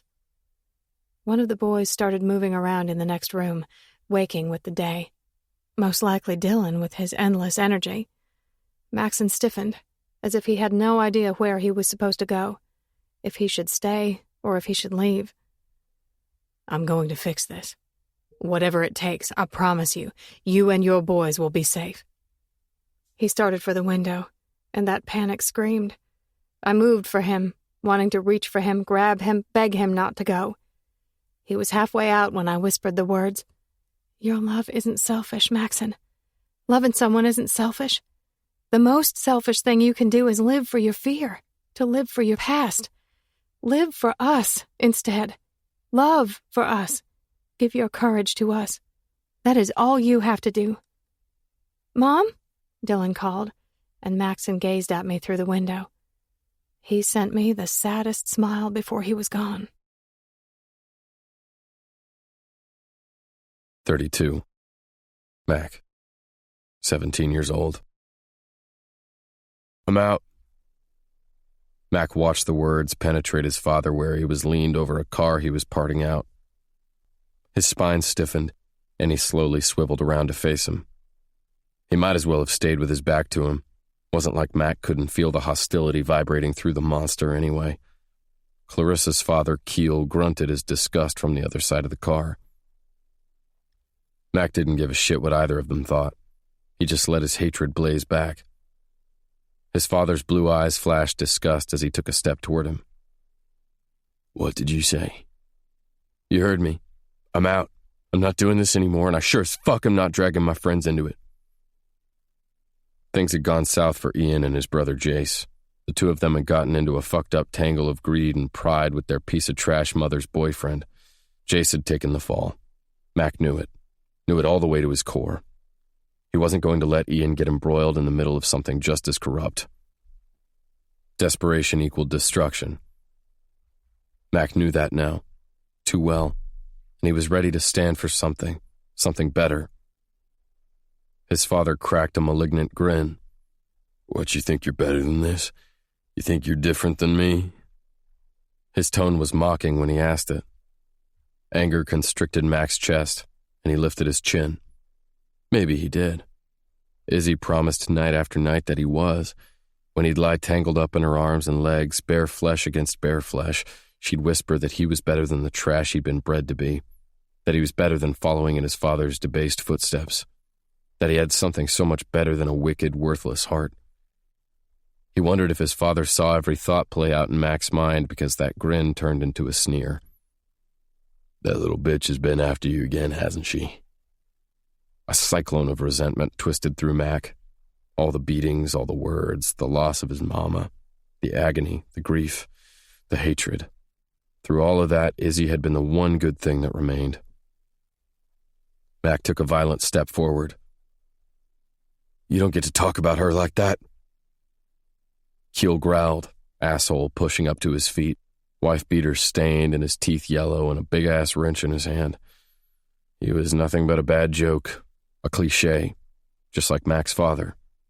His father who was chuckling a cruel, dark sound. And what do you have to say about it? I'm saying I'm done with this life, with you. As soon as I graduate next month, I'm leaving with her. With a shake of his head, his father scrubbed a greasy hand over his face and smiled. Mac didn't make the mistake of thinking he might be offering him his congratulations. A second later, his father was pressed up in his face, two of them chest to chest, aggression sparking between them. Warned you a long time ago about them, Mac. Told you to stay away. They've messed with my life enough. You let her fuck with your mind, I'm gonna fuck with her body. See how she likes that. You touch her, and I will kill you. You won't see the next day, I promise you. Smugness held fast to his father's expression. You are who I say you are. You do what I tell you to do. You sit pretty, shut your fucking mouth, and do your job, or else it's gonna be you who ends up in the ground. Got me? Matt climbed out of his car. Late afternoon light glimmered through the lush leaves, the only beautiful thing about this place. He looked around when he sensed that something felt off. Like the peace he was breathing was artificial. An undercurrent of upheaval riding on the atmosphere. A knot climbed his throat, and he was struck with the same rage and revulsion that took him over every time he stepped foot on his father's land, though today it was intensified. Following that unsettled sensation, he ducked into the house. Empty. He ducked right back out and strode over to the shed. He yanked the sliding door and pulled it open, metal track and wheels grinding their protest. His eyes scanned the interior of the squalid shack, hatred spilling from him as he stepped inside. Clarissa was on a stool in the corner where she always sat, texting someone on her phone. Her attention immediately snapped to him, her dark eyes flashing with something he didn't want to read. He ignored her the way he always did, refusing to give in to her ploys to get him back. Like she could ever come close to comparing to his little bird. Keel was in a Mustang, removing the stereo system. Just another day on the job. Where's my father? Mac grated. Keel edged out, and he looked at Mac from over his shoulder. A grimy smile stretched across his mouth. Taking care of something he should have taken care of a long time ago. Unease shivered through Mac's being. Yeah? And what might that be? Mac said, voice twisting in a low threat. He hated this prick just about as much as he hated his father. Keel's expression hardened. Don't worry about it, boy. Get your ass over here and get to work where you should have been doing all along. Know that delivery didn't make it to Florida 2 days ago. Think your pa wasn't going to notice? About time he taught you a lesson. Panic screamed across Mac's flesh and he was no longer playing games. He surged forward, ready to fight the answer out of him if he had to. Where the fuck is he? Keel's eyes gleamed. Made a little trip into town. Mac's head spun, furiously trying to figure out what angle his father was gunning for, which sick, twisted scheme he was playing next. Clenching his teeth, he backed away from Keel, whose expression turned smug. He wanted to knock it from his face. He stared down the bastard for another beat, trying to get a read on him, before he slipped out of the shed and started for his car. That unsettled feeling blazing. None of it sitting right. He started to jump into his car, not even sure where he was heading, but knowing he'd spend his whole fucking day hunting down his father so he could put an end to whatever the fuck he was up to. Clarissa's voice whispered from behind. Wait. Dread prickled the hairs at the nape of his neck, and he wanted to ignore her, but there was something about the agitation in her tone that had him turning around. Skittish, she looked over her shoulder, clearly checking to make sure her father was still inside. Then she rushed over to Mac's side, her words coming at him in a lowered hush. He didn't go into town. That dread spiked, barbs pricking his flesh. Where the fuck is he? She peered through the woods in the direction of Izzy's house before she set her gaze back on Mac. You don't belong with her, Mac, not at all. But I don't want anything bad to happen to her either, and I'm pretty sure your daddy is up to something real bad right now. He knew his father was a monster, but also a coward. A fucking coward who would take his fist to his wife and his little kid, hiding behind the cover of his shitty walls, never doing it out in the open. She was agitated, rubbing her fingers together nervously. Don't tell my daddy I told you. Fuck. He wasn't taking the chance. Didn't give a fuck if Clarissa was messing with him the way she loved to do, wielding her manipulation. He just had to see her, his little bird, make sure she was safe and okay, unharmed. Then he was going to hunt his father down and beat the fuck out of him once and for all, show him where he really stood, that he no longer had any control over his life. Izzy's father was away on a business trip, and he knew that left Izzy and her mama alone. He bolted through the thicket of trees, taking the trail carved out by his nightly visits to her, the earth packed down, a pathway leading to his sanctuary. He flew across the meadow and the tall copse of trees that separated their land on the opposite side. He burst out on the expansive lawn, and the massive house came into view, the scenery picture perfect. In it was a disorder, a riot of distress. He could feel it, and fear bottled up tight across his chest. Immediately, he knew Clarissa hadn't been spouting her normal BS. He streaked across the lawn, as silently as he could, attention darting everywhere, searching for anything amiss. He glanced up at their tree, her window closed tight, and he rounded the front of the house. Quietly climbing the steps, he crossed the porch and carefully, slowly tried to turn the knob. Locked. Fuck. He angled his head back, for a second thinking Izzy and her mama must have went into town, but the feeling that sucked the peace out of the air promised they were there.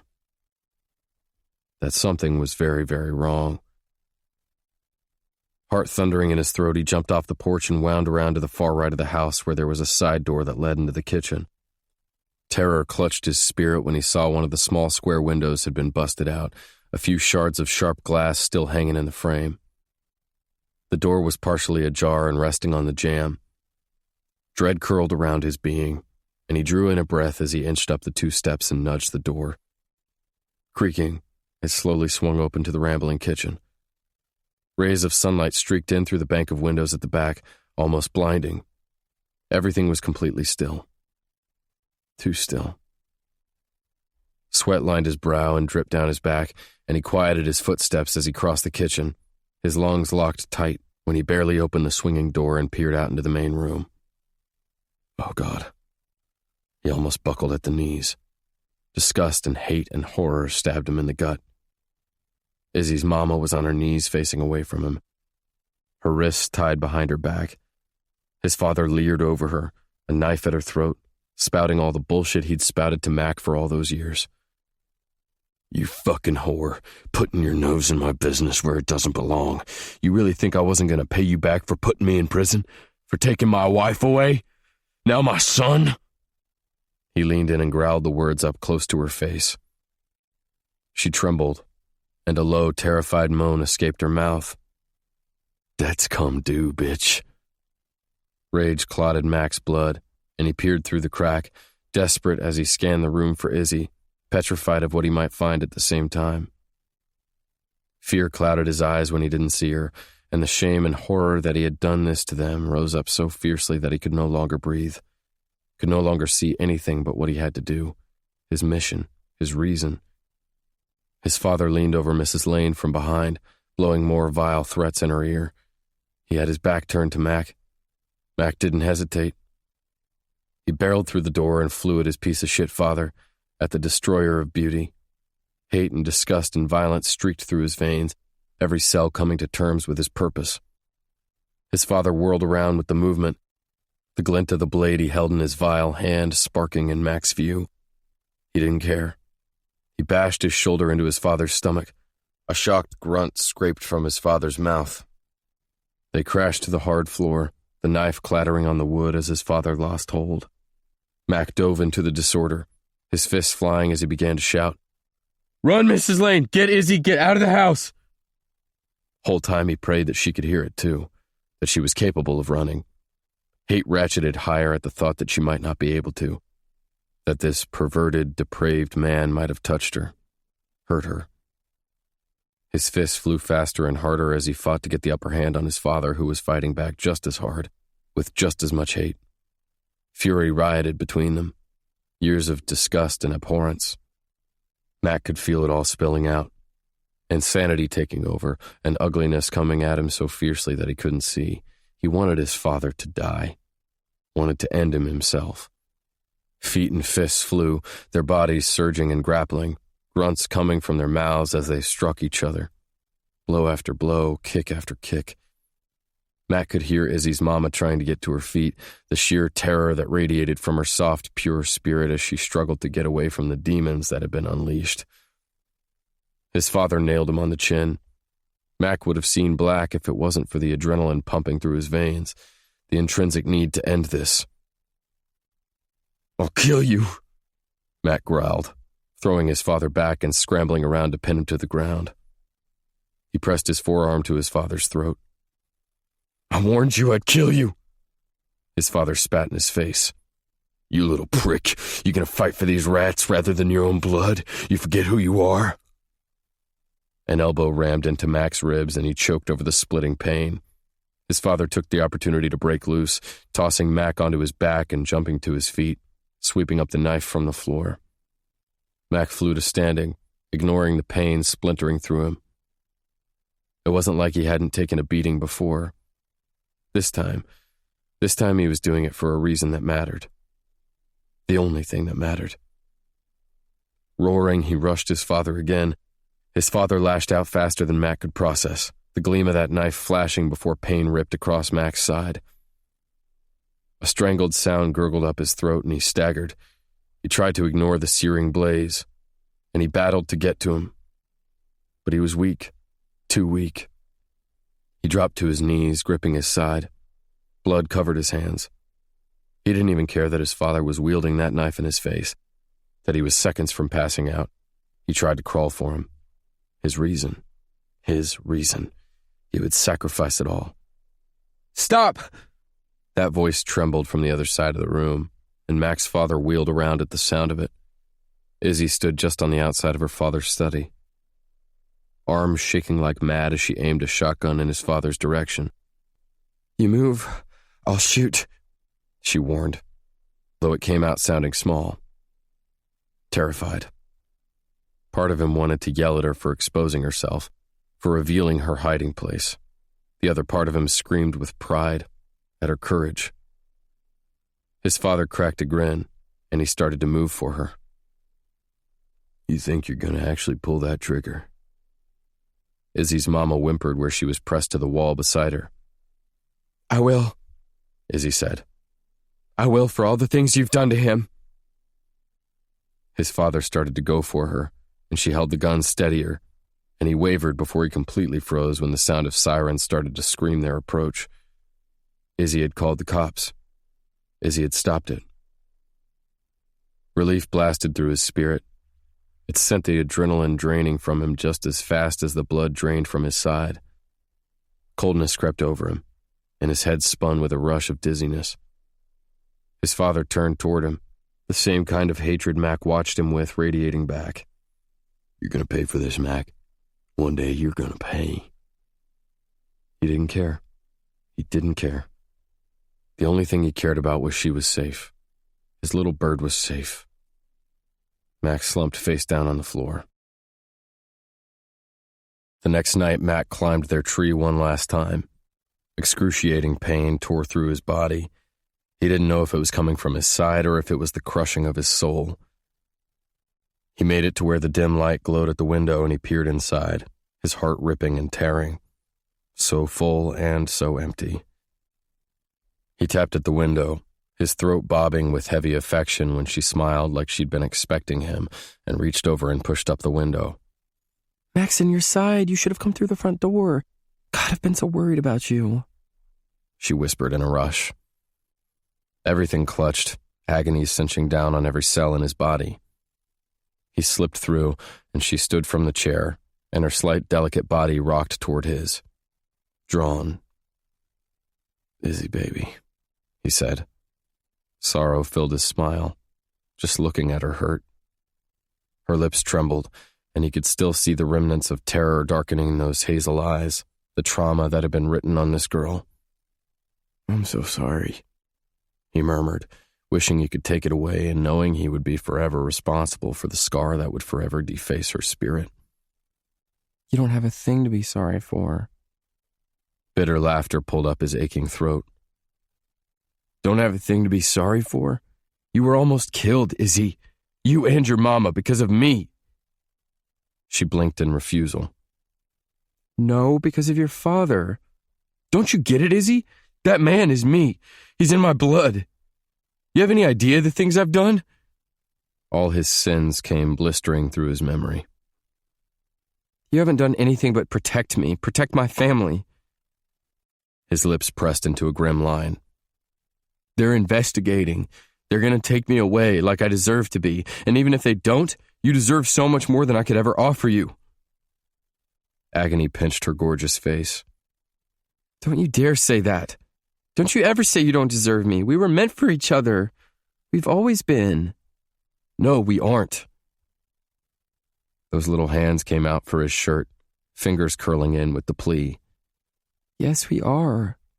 I love you. I love you so much. Don't do this to me. He felt himself crack right down the middle. Pieces strewn far and wide, littered across the space. Maxon, my dragon, you saved us, you did. You have to know that. Unable to stop himself, he gripped her by the outside of her shoulders, just needing to feel something. The connection that he could feel getting ready to snap, forever severed. Someday you'll realize it. You'll realize you were so much better off without me. I can't give you the life you deserve. I love you. It was a deep, reverberating cry that echoed against her walls, a plea whispered from her soul. Matt gave in to the selfishness that screamed through his veins, the greed that had gotten her into this mess in the first place. Only one more second. He needed one more second. He gathered her close, felt the beat of her heart, breathed in her spirit, wild jasmine in the sun. I will always love you, little bird. He pressed his mouth to her forehead and whispered, endless. He ripped himself away. He could feel more of those pieces breaking loose, crumbling to the ground, scattering. He couldn't breathe.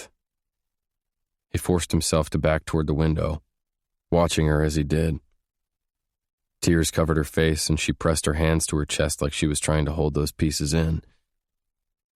Maxon, don't do this. Please don't do this. I know you. I know you better than anyone.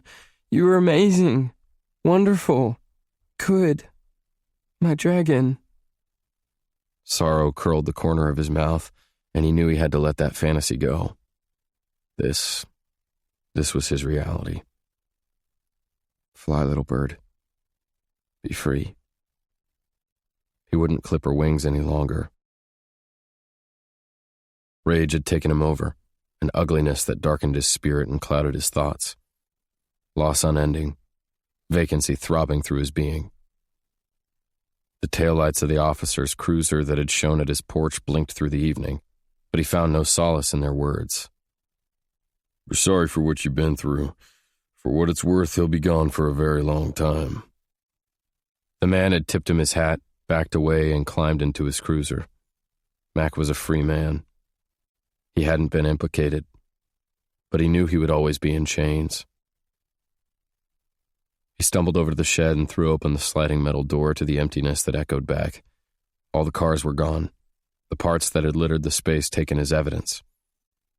His mama's things were still piled in the corner near the door, sifted through but left when they were found not important to the case. He felt the presence roll over him from behind, though this was different, sticky and ugly, just like him. I stopped my daddy from going after you, Clarissa murmured from behind. He heard the click of her high heels on the cement floor 2 seconds before she ran her hand up his back. Of course, when he heard the sirens coming up toward the house next door, he cleaned up his tracks good.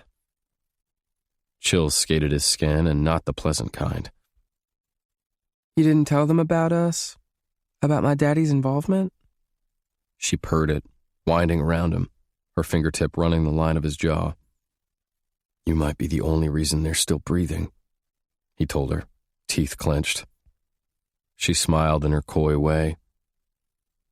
I'm not evil, Mac. I just know my place, just like you should. He did, understood it fully.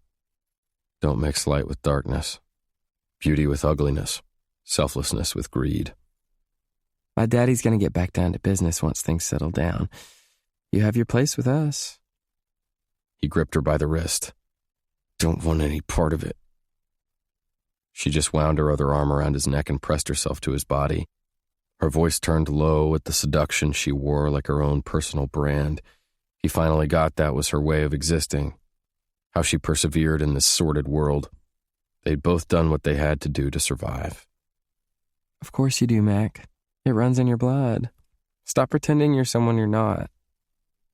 She hiked up on her toes and whispered in his ear. You are just as guilty as your daddy. How many cars have I personally watched you take across state lines? I know you just like you know me. His hold loosened on her wrist, and she grinned wickedly when it was freed, and she wound that one around his neck, too. I'll keep your secret if you keep mine. We fit, Mac. Belong together, don't you agree?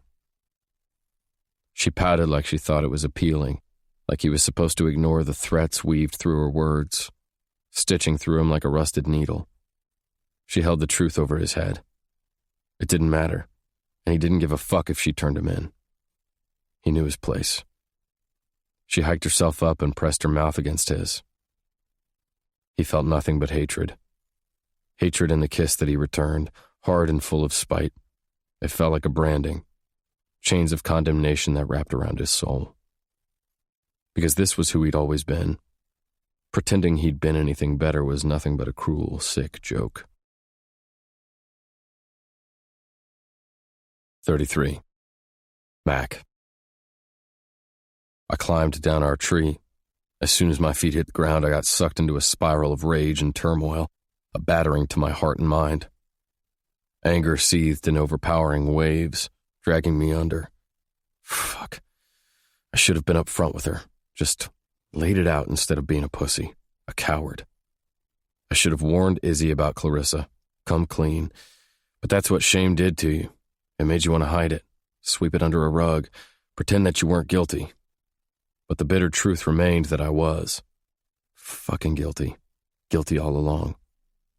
My heart screamed to hit the porch, knock on the door the way I did every morning, and have the smiling, excited faces of those boys jerking open the door to wish me a good morning. But I couldn't do that. Not until I fixed this, found a way to ensure they were safe. I trudged across the rambling lawn and away from the house as the sun climbed for the sky, needing to get away and knowing I couldn't go far. So goddamn unsure of my place and what I was supposed to do that I couldn't see straight. Couldn't make sense of the war raging inside of me, torment unending, grief stunning. All the while, devotion blew through me with the force of a hurricane. I started to twist through the hedge of trees that rose up like a wall surrounding Izzy's property, got the sense that maybe they stood like soldiers to protect this place, a shroud to cover their home and grace. Or maybe they just existed as a barrier to separate our two worlds. I'd let that disconnect divide us for 13 years. How could I allow it to happen again? But I could feel that choice fading away, joy slipping through my fingers. I trudged over the overgrown grasses and through the tangle of limbs before I stumbled out into the meadow that had been ours. The brook babbled as it tumbled over its bed of smooth rocks, and rays of morning light slanted through the leaves and tossed the meadow in gold and silver glitter. The distinct scent of wild jasmine filled my senses with the warmth of her. It had always felt like a fantasy, a fairy tale. I stood in the middle of it, breathing it in, trying to calm the rage that rioted within, to find a direction, an answer. I froze when I felt a faint presence looming from behind. Warily, I looked over my shoulder. Suffocating guilt struck me when I saw Izzy's father standing between two trees at the very edge of the meadow. This was a man I'd respected. One I'd let down almost as badly as I'd let down Izzy. Last night, Izzy's parents had freaked the fuck out when I'd called to let them know what had happened. Rightly so. Izzy had begged them to stay home, be with the boys, told them that was what she needed most, for the boys to remain unaffected and unaware. The girl protecting them, just like I should. He stood in the distance, holding something that I couldn't make out. After last night, after every fucked up thing I'd done, I was surprised it wasn't that shotgun. Unease whirled through my being. "I'm so sorry," I grated loud enough so he could hear, voice cutting through the morning. It was the truth. I was so damned sorry for dragging that incredible family into my sordid world time after time. Maybe I never should have crossed that bridge segregating us in the first place. You seem to have a lot you're sorry for, Maxon. His voice warbled a little, filled with emotion and old age, but there didn't seem to be a whole lot of anger lacing it. Disappointment, maybe. Affection, too. A frown pulled across my brow. Have plenty, don't I? All the things I put your daughter through? His head slowly shook, and he took a step deeper into the meadow. The man was short, and his shoulders had started to hunch, but there was no missing the conviction and strength in his voice. Only blame you where was walking away. My frown pinched in disbelief, and bitter laughter ripped free. My only blame? I got your daughter caught up in a world where she didn't belong, right from the get-go, thinking I could somehow fit, and look where that got her, where it got your family. My father hated you all because of me. It was my fault you almost lost them that day. What other choice did I have but to walk away? He took another step forward, lifting his chin. Your father hated everyone, Maxon, because that's what he was, hate and cruelty. Long before you came along, I tried to get through to him, hoping he might find something inside of himself that was good, but that man didn't possess a kind bone in his body. Get mad, boy, you are just like me. My father's taunt wound through my spirit. I flinched against the assault of it. Izzy's father made a soft sound of dispute. Think your first mistake was thinking you were like him. You think your good didn't always shine through? You think we didn't know it all along? You should hate me. Hate you? Don't like you much right now, honestly, messing with my daughter's heart, the way you're contemplating running again. I started to refute him, but wavered, the words dying on my tongue. Wanted to hunt you down myself after I found out about Benjamin, he continued. Knock some sense into you, but hate you, that's not possible. He took another step closer. We wanted you, you know. Confusion had me squinting, and my hands started to shake with uncertainty. Or maybe it was just my spirit trembling with the fear of what he was getting ready to say. He took another feeble step forward, his voice low. Tried to convince your mama to let us adopt you when we finally got your father sent off to prison when you were a baby. Of course, that was after we tried to convince her to leave that monster, but she refused, said she loved him. Think she was always a bit confused by what that meant. Agony gripped my chest when he mentioned my mother. Horror and hate, the love I had for her. The loss that would never be repaired. My failure to be better, to save her. I'd been too weak. Reeling, I angled my head. It was actually you. You were responsible for him getting arrested. I blinked, trying to process. They tried to take me away from him. Your mama always denied the beatings, always making up absurd stories that a child wouldn't even believe, but my Brienne heard it going on one day. You were screaming bloody murder, just a tiny thing. And she ran over there, got in the middle of it, got beat up bad. But she wasn't afraid to sit on that stand and testify against that monster. You actually think you're something special? Those pig fuckers filling your head with lies, too? He took another step closer while I stood there frozen. We would have done anything for you, Maxon. Our house was your home. Didn't approve so much of you going through our daughter's window, but we saw that bond. You were family, through and through. He shifted, drawing attention to what he held in his hands. Emotion crushed my ribs. The book. My mother's book. Mr. Lane frowned, his scraggly eyebrows pulling together. You know, it was funny when my grandson wanted me to read this with him last night before we tucked them in. Said something about it being from his dad's mother, that it was special. He glanced down at it before he looked back at me. It is special, Maxon, but it wasn't from your mother. Izzy made this for you with a little help from her mama, after you saved them.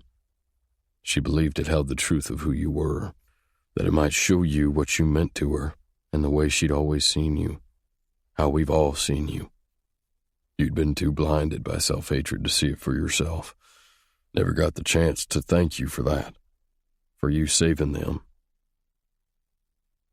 Agony ricocheted through my spirit, pinging from one side to the other. My head spun. I reached up and grabbed 2 handfuls of hair to try to make sense of it. No. My mother, it was in her things. I blinked, trying to see through the disorder. He shook his head. Izzy brought this to you the night she took off, Maxon. She couldn't go on a day more without you knowing who you'd always been to her, who you'd been to us, the faith we had in you. She dropped it there on the ground when she found you with that girl. Pretty sure she left her heart with it. Oh, God, Izzy. She'd seen me with Clarissa. That was why she'd run so far. I knew she'd hear about us, but the last thing I'd wanted was her to have to witness it. Pain lanced, and those pieces that had been scattered between us shivered. Strewn between 13 years and 2,000 miles. Could sense them rushing to come back together. You're everything to them, Maxon. To Izzy and those boys. And I'm not going to stand aside and let you mess that up again without saying my piece. You've messed up good, but I've always known you belonged. Always considered you my son, a part of our family. Don't get stupid and ruin that now.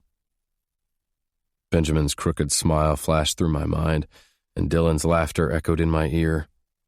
I felt the pressure of Izzy's hand on my heart. It was her all along. I'd told Benjamin I'd found that book when I'd needed it most. It was the truth. It was on what was probably my darkest day. I'd found out Izzy had left town, and the little bit of light left inside me had gone dim. I'd been close to giving in, 2 seconds from following in my father's seedy footsteps. Keel had been bugging me to get back on board, told me I owed it to him and Clarissa, that it was stupid to resist because I was just going to end up there anyway. I'd found it, my heart in my throat, as I'd turned the pages and read the story, as I'd felt the illustrations. The message of it had been so staggering that it had dropped me to my knees. It was the day I'd made the decision to join the force, to commit my life to making a small bit of the world a better place, to give rather than take, a penance, a punishment, to prove to my mama that something good could rise out of the ashes, that I was the dragon after all. Hi, dragon. Izzy's tender voice swamped me. Her belief, it was her. It was her. I jumped when my phone went off in my back pocket, and it jerked me out of the memories and the realization that pierced me like an arrow. Invading, cleansing, little bird. All along it had been her who'd been my savior, the one who had made me want to be better, different. I dug out my phone. Pete's name lit the screen. Yeah, I answered, voice clogged in desperation. He didn't hesitate. I found the connection. Had to dig pretty deep, but Zachary Keaton is Clarissa's third cousin. That car that ran you and Izzy off the road last night, it had been reported stolen. Driver ditched it in Midtown Charleston. It was instant, the threads coming together. A tie. This kid had been working with Keel and Clarissa. Their fucking scheme had been going on for years. Even though I had no details, my gut had known it, and out of some fucked up obligation, I'd turned a blind eye. I'd assigned her credit for saving Izzy that day, and I wondered if that had been Clarissa's plan all along. Clarissa's warning from last night threaded through my being. Now she needs to go.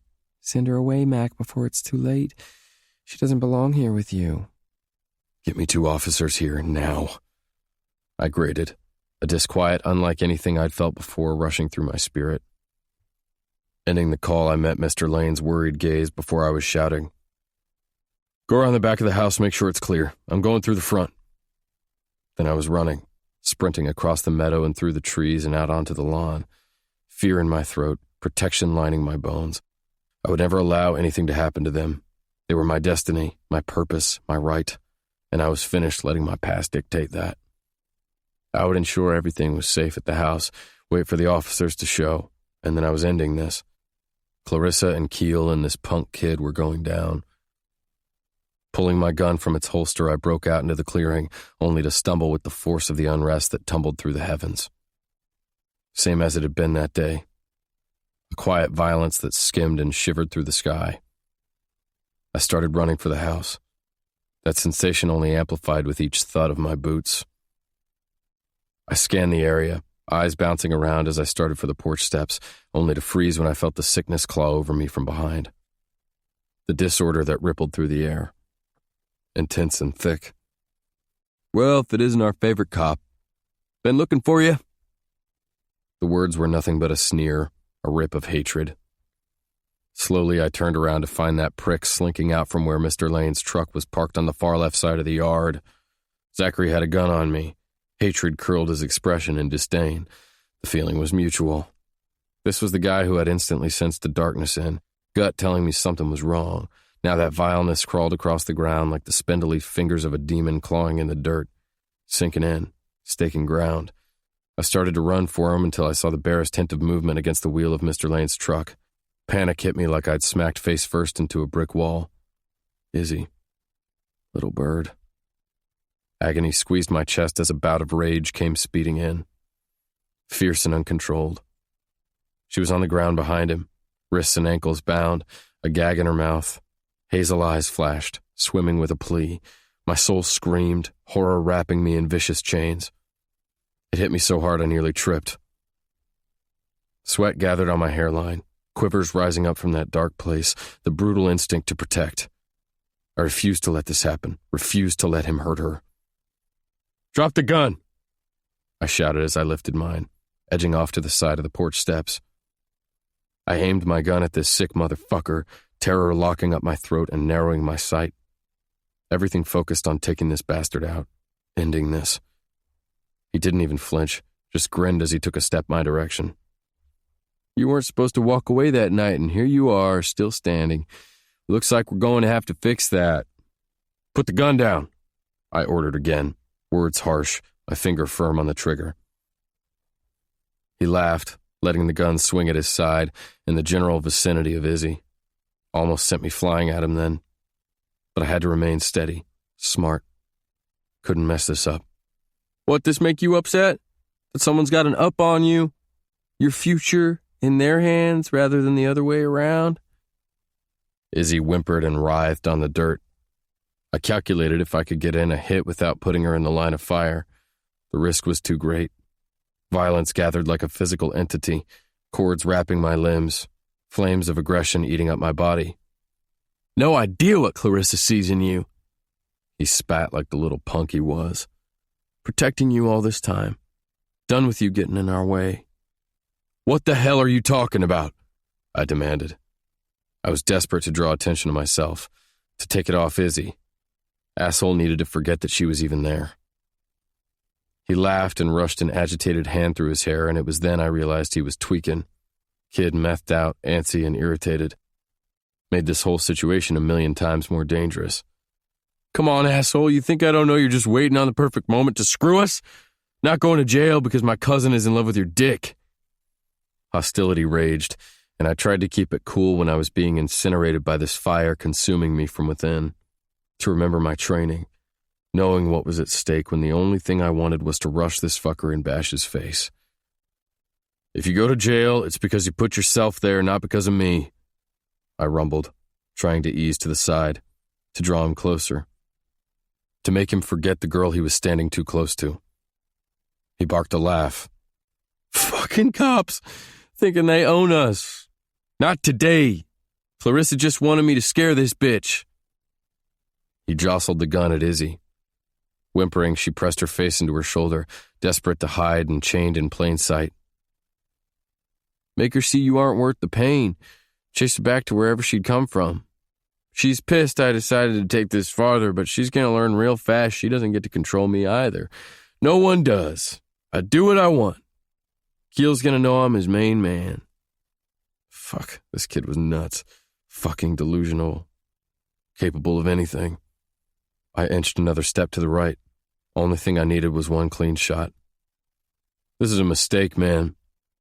Did my best to sound placating, convincing, to talk him down. "You don't want life for this, think about it. Look how long they put my dad away for what he did. You hurt her and you won't see the light of day." He'd started to edge to the left, natural instinct to get away from the barrel of a gun. Exactly what I needed him to do. "That's glory, man." Pete was right. This crime for the sake of crime was insane, completely insane, and I knew that was exactly what I was dealing with. Izzy's spirit throbbed and groaned, that energy moving across the ground, horror and the hope she'd always had in me. Silently promised her that this time I wouldn't let her down. I took another step along the side of the house, forcing him back another, so close to him being clear, away from my girl. He mimicked to the left. My lungs froze when I saw my window, quick to aim for his shoulder to incapacitate but not kill, pulling the trigger even faster. Fear crawled down my spine when I realized he'd seen my intentions in the same second that he was pulling off a shot. But I didn't care. I sprinted his direction. No thought of the outcome except for the one where Izzy was safe. Fire blazed up my right side and my body jolted with the severe, gutting shock. I fumbled, feet wanting to fail, barely able to stand, but somehow I managed to force myself to keep moving. Sight clouding, I fought to lift my gun again, knowing the only choice I had was to take him out. Asshole grinned like he'd won as he aimed again. The grin drained from his face when the butt of a shotgun came down hard on the back of his head. From out of nowhere, no warning. Zachary's eyes went wide before he dropped to his knees and flopped face down onto the ground. Mr. Lane rushed to stand over him, a foot on his back and his shotgun at the back of his head as he stood guard. With knowing eyes, he lifted his chin and sent me a look that promised it was finished. Unable to remain standing, I dropped to my knees. Relief blistered and blue while pain screamed and tore through my side. Blood soaked my shirt, but I couldn't stop, refused to give up. Groaning, I crawled to Izzy, quivers trembling my hands as I met her eye, whispered 1,000 apologies as I untied her bindings. I managed to free her wrists. My girl free. It was the only strength I had left, and I slumped over. She reached up and jerked the gag out of her mouth. "Oh my God, Maxon, oh my God, you're hurt. Oh, sweet man." She fumbled to get to me. Scrambling to get to her knees, she gathered my head into her lap. She held my head close to the beat of her heart, to the sweetness of her soul. Tender fingers ran through my hair. I've got you. I'm safe. Me and the boys are safe because of you. Now I'm going to make sure you're safe too. You're safe." She pressed her lips to my forehead, and I relished in the sensation, in her touch. I struggled to draw a breath into my lungs that screamed. No air, blackness closing in. Movement rustled from the side, and I blinked up and saw the worried face of her mama hovering over me. This woman who'd cared for me so much and still in a way that I hadn't understood. She pressed a towel to my side, and I could see her trembling with fear, but she was smiling. "Just what you need is another scar to make you look even more appealing, Mr. Chambers. My girl here isn't going to be able to keep her hands off you." A smile tweaked at the corner of her mouth, and she looked over her shoulder and gusted a sigh of relief when she heard sirens coming up the lane.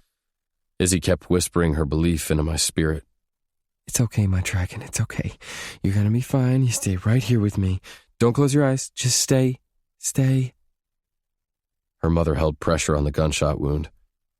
It was almost in the same spot as the wound I'd sustained in the last fight with my father, when I'd believed my life a sacrifice, thinking it noble to turn my back to the light rather than to stand in its warmth.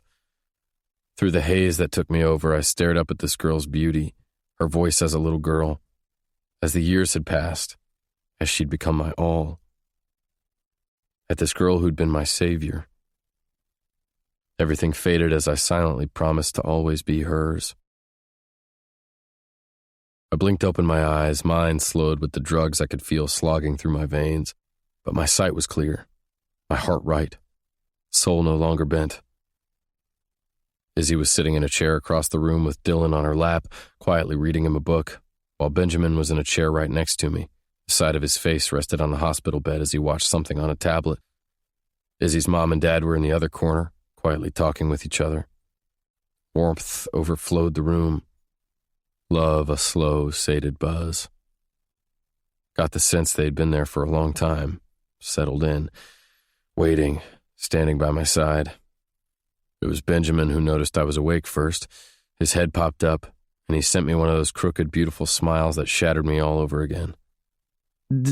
Dad, you're awake. I was so worried about you. He fumbled to get closer. An emotion pulsed up my arm when I reached out and touched my fingertips to his cheek. I'm sorry I scared you. It was the last thing I wanted to do. His grin widened. That's okay. You saved us. You got that bad guy good, Mac Daddy, Dylan said, all too eager. Grandpop 2, boom, bam, bang, sneak attack. Told you that was the best kind, Grandpop. 7 cop cars came to our house and a helicopter and 2 ambulances. Did you know that? I didn't get to really see it, but Nana told me you were really brave and you saved our mom and us, and now we get to be a family, right? Kid rambled the way he did, and my heart overflowed, throbbed with affection. It expanded in a stunning way when I met Izzy's gaze, soft and sure and right. Goodness bleeding out. Hi, she whispered in her southern drawl as she climbed a standing. Her mother and father pushed to their feet, resolute, all of them at my side. Izzy shuffled over, and Dylan leaned down from her arms and kissed my cheek. Love you, I told him, my voice hoarse and raw. I love you the most. Izzy set him onto his feet, and she edged in, pressed her nose to my temple, just breathed me in the way I'd always done her. And I finally got it, the fact that this road truly went both ways, that it didn't matter where we came from, as long as we met in the middle. All of them looked down at me. This was what it meant to be a part of a family. Izzy softly pressed her mouth to mine and she whispered, Endless. Epilogue. Mac. It's funny when you find yourself barreling down a path you never expected, headed straight for a collision course, no chance of a detour or an exit. I guessed maybe I should have known I had always been speeding back toward her. My chest fisted when I looked down at my new wife where I had my arm casually slung around her shoulders. I couldn't do anything but push my nose into the strands of her hair, needing to get closer, never close enough. Wild jasmine and the sun. Groaning, I nuzzled deeper into that sweet, soft flesh. She giggled and pulled back to shoot me one of those mesmerizing grins. Around us, herds of excited children screamed and ran, the place so packed we could barely move through the crowds. You picked the wrong place for a honeymoon if you're having those kinds of thoughts, she whispered, keeping her voice quieted from the rest of our crew. I tugged her closer. What do you think that big suite is for? For later, she taunted in her sweet way. I leaned down and grabbed a kiss, taking it a little deeper than was probably prudent considering the company we were keeping. I can't wait, I murmured at her lips. Oh, man, Dylan said where he was doing circles around my legs. Is this what it's going to be like now that you two got hitched? More and more kissing? Sheesh. And here I thought we'd had enough of that. Are you kidding me? I get to officially call your mom my wife and you think I'm going to stop kissing on her? Not even. I swept the little guy into my arms, heart overflowing as I peppered a slew of kisses all over his face. Ew, kisses are gross, he said through his rumble of giggles, kid laughing, loving it every bit as much as me. You better get used to it, little Dill. There's a whole lot more of those where that came from. Fine, Mac Daddy, if you say so. Still melted into a damn puddle every time he called me that. I leaned back so I could take in my son. Dylan had to be the most excited I'd ever seen him, and that was really saying something. We were celebrating our marriage, our family, at Disney World, with the entire crew. Dylan had contributed his $5, wrapping it up like a present for our wedding. Kid was so damned cute he could get away with just about anything. Nothing but a troublemaker. Instead of matching shirts, everyone had decided costumes were the way to go. Guessed we'd gone a little overboard with the festivities. Mal Powell was Elsa, and Sophie Marie was going as her sister Anna, of course, and their big brother Thomas was wearing a cool rendition of King Arthur. Colin, who was now walking, made a pretty badass Robin Hood. No duct-taped diaper in sight. Jason Faith's kids bobbed along beside their cousins, excited as ever. Bailey Ann going as Belle and her brother Benton dressed as the Beast. Their baby sister Ava, who was curled up in her mother's arms, was dressed as a rose. Then we had our outlier, my little Dill. I grinned down at him, and he twitched his nose that clearly was getting tickled by his fake mustache. I don't even know why you think that's a Disney hero costume, dilly-dally, Mau Pal told him, all sass and matter-of-fact where she skipped along at my opposite side. There aren't even any cops in Disney movies. Dylan frowned at her. Two of them were always trying to outdo the other, best of friends and competing at the same time. Hello, cops are the best heroes there are, he argued right back. And they're the real kind. I'd rather be a real hero than a fake one, right, Mac Daddy? I look awesome, right? Just like my dad. His attention jumped between Mallory and me, and I did my best to keep up. Little dude was dressed in a cop costume, a blue button-up and blue shorts, fake badge intact. Of course he'd gone and paired it with a sergeant's cap and that mustache and fake aviators. Yeah, people were staring. We didn't care. Whose idea was this anyway? Ian grumbled under his breath. Chase laughed where he held an umbrella over Faith and their newborn to block the sun. Grace swatted at Ian's chest. Oh, don't be an old grump. This is fun. Happiest place ever, he muttered with a sly grin in my direction. Yeah, don't be a grump, Uncle Ian. Grumping is only for old people, like Grandpop. Isn't that right, Grandpop? Dylan grinned over my shoulder. I swiveled that way, meeting eyes with Izzy's father, who was strolling along with his hand wrapped up in Mrs. Lane's. My heart damn near overflowed with that, too. He sent me a smile that was almost imperceptible, just a twitch of his own mustache. What, you calling me grumpy? He teased. You're the grumpiest of the grumps, Grandpop. Accept it. Mr. Lane grinned and my chest was stretching tight, pressing full with this joy that sometimes I didn't fully know how to process.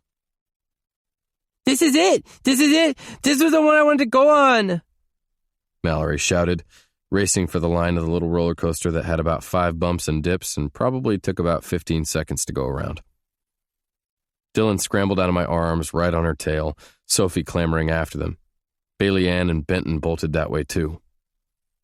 Izzy turned her sweet face to our oldest son, girl's smile so perfect and right when she looked at him.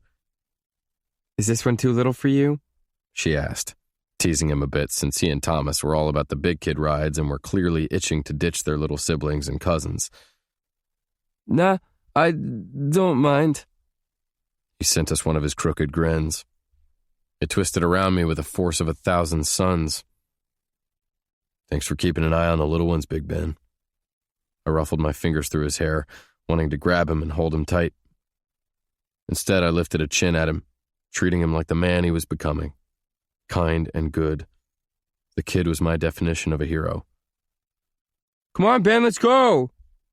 Thomas hollered, walking backward and gesturing for Benjamin to get into line. He started that way, slower than the rest of them, his right leg still lagging more than the left. Bony and thin and angled and the most perfect thing I'd ever seen. He was wearing a shirt that read Princess Protection Patrol on the back. We'd left his forearm crutches back at the hotel, just in case. But he didn't need them. He ran to catch up. Fucking ran. Smiling. Laughter rolled from him when Dylan took his hat and threw it to him like a frisbee. He caught it and put it on his head. Izzy curled herself to my side. That energy flashed, shivered in this contentment. I'm so happy, she whispered. I kissed the top of her head.